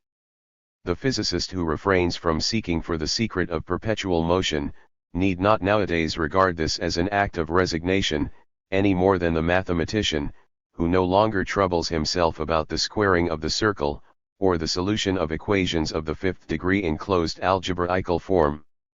So, too, with more general philosophical questions, the problems are either solved, or are recognized as pointless. In what exactly does the fallacy, or the bias, of Mach's philosophical views consist? This question, which one of N1Y critics asks, strikes me as very harmless. For I am convinced that my exposition is full of defects in more than one direction. This, indeed, can scarcely be avoided when a writer's views are undergoing a radical process of revolution, for even a single head cannot work out such a process completely to its conclusion. Hence, though I can feel these faults, I cannot put my finger on them. If Th. 367 I could, I should be a long way further advanced towards my goal. But neither have I been able to obtain a clear view of my faults from the writings of my critics. Let us, therefore, wait a little longer. Arguments have been brought against my views, which have been fully discussed both in this book and in other writings of mine, but I do not state this fact with a desire to reproach anybody. It must be a real torture to have to read everything that is published, and, what is more, to have to pass judgment conscientiously and deliberately in a brief allotted time. I have never discovered in myself any taste for this important vocation, and consequently I have only written 3 reviews, all told, in a period of 40 years. So I do not grudge it to the reviewers, that they should have saved themselves a certain amount of trouble, even though it has been partly at my expense. I hope they will not take it ill on my part, if I do not react to every sally and to every sarcasm which they fancy has hit its mark. Hoenigswald, however, has subsequently devoted a book to my standpoint, Zur Krztik der Machschen Philosoph Berlin, 1903. I must admit that he has taken the trouble to read my books, nor have I the least objection to make to a criticisnell which decides that my position is incompatible with Kant's. Not all philosophers will draw the inference that my position must therefore be untenable. My relations to Kant have been peculiar. His critical idealism was, as I recognize with the greatest gratitude, the starting point of all my critical thought, but it was impossible for me to retain my allegiance to it. I very soon began to gravitate again towards the views of Berkeley, which are contained, in a more or less latent form, in Kant's writings. By studying the physiology of the senses, and by reading Herbart, I then arrived at views akin to those of Hume, though at that time I was still unacquainted with Hume himself. To this very day I cannot help regarding Berkeley and Hume as far more logically consistent thinkers than Kant. It is not the business of a man of science to criticize or refute a philosopher like Kant, though it may be observed in passing that it would no longer be a particularly heroic achievement to shew the inadequacy of Kant's philosophy as a guide to modern scientific research. This has long since been effected by the progress that has been made in all departments, including philosophy itself. When Hoenigswald enunciates a number of general points of view, and proceeds to elicit from them a closed philosophical system, he completely misapprehends the cautiously tentative methods of approximation employed by science. The constants of the N1 and of science are not absolutely constant, nor, on the other hand, do the changes which he investigates correspond to the limitless flux of Heraclitus. I call biological aims practical, when they are not directed to pure knowledge as an end in itself. Only consider what the position of the man of science would be, if, before he began to think, he had to refute all the philosophical systems one by one. Once more, there is no such thing as the philosophy of Mach. 1/8. Whether I shall ever succeed in making my fundamental ideas plausible to the philosophers, I must leave to time to decide. I do not attach much importance to this at present, though I have a deep reverence for the gigantic intellectual labors of the great philosophers of all ages. But I have an honest and lively desire for an understanding with the natural scientists, and I consider that such an understanding is attainable. I should like the scientists to realize that my view eliminates all metaphysical questions indifferently, whether they be only regarded as insoluble at the present moment or whether they be regarded as meaningless for all time. I should like them, further, to reflect that everything that we can know \v about the world is necessarily expressed in sensations, which can be set free from the individual influence of the observer in a precisely definable manner, p. 344 above.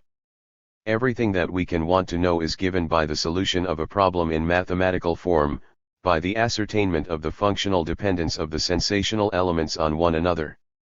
This knowledge exhausts the knowledge of reality. The bridge between physics, in the widest sense, and scientific psychology, is formed of these very elements, which are physical and psychical objects according to the kind of combination that is being investigated. 9. Probably a good many physiologists have taken objection to a point of detail in my position, as to which I should like to say something more. I have a great value for researches such as those of S. Exner, L., and I believe that many important problems as to psychical phenomena can be solved merely by the investigation of the nervous connections of the central organs, and by observation of the way in which stimuli are arranged in a quantitative scale. 2. Indeed, Exner's book itself is evidence of this. But I feel that the main problems still remain unsolved. 4. From my point of view, I cannot conceive, any more than I could nearly 40 years ago, how the qualitative variety of sensations can arise from the variation of the connections and from mere quantitative differences. Fechner's psychophysics, which have had so important an influence, did not fail to stimulate me exceedingly at the time. Inspired by Fechner's book, I delivered Sun 1e very bad lectures on the subject, the value of my lectures being still further diminished by the fact that I soon came to see that J4-Echner's theory of formula of measurement was erroneous. In this connection, after explaining Helmholtz's telegraph wire theory of sensation, I said, but will the electric processes in the nerves prove to be too simple to explain adequately the difference of quality in sensations? Will it be necessary to thrust the explanation further back into regions that are still unknown? What if, after investigating the whole brain, we find everywhere nothing but electric currents? My personal opinion is this. The electrical researches that have been made on the nerves are no doubt of a very delicate nature, but in one respect they are very rough. An electric current of given intensity tells us nothing, except that a definite quantity of living force passes in the time unit through a cross-section of the current. By what processes and by what molecular movements that living force is assisted, we do not know. It is possible that the most diverse processes underlie one and the same intensity of current. Even today I have not succeeded in getting rid of this idea, and I cannot refrain from bringing forward evidence that confirms it in essentially the same form, as for instance by referring to the presence of an identical current in different electrolytes. 2. Progress of physiological chemistry. 3. And the experiments that have been made in the transplantation of different organs. 4. Seem to me today to be still more decisively in favor of my VV. Rowlett 5 has brought into connection /with one another, and discussed in a very instructive manner, /with reference both to his own work and to that of others, a number of important questions closely related to the discussions of this book.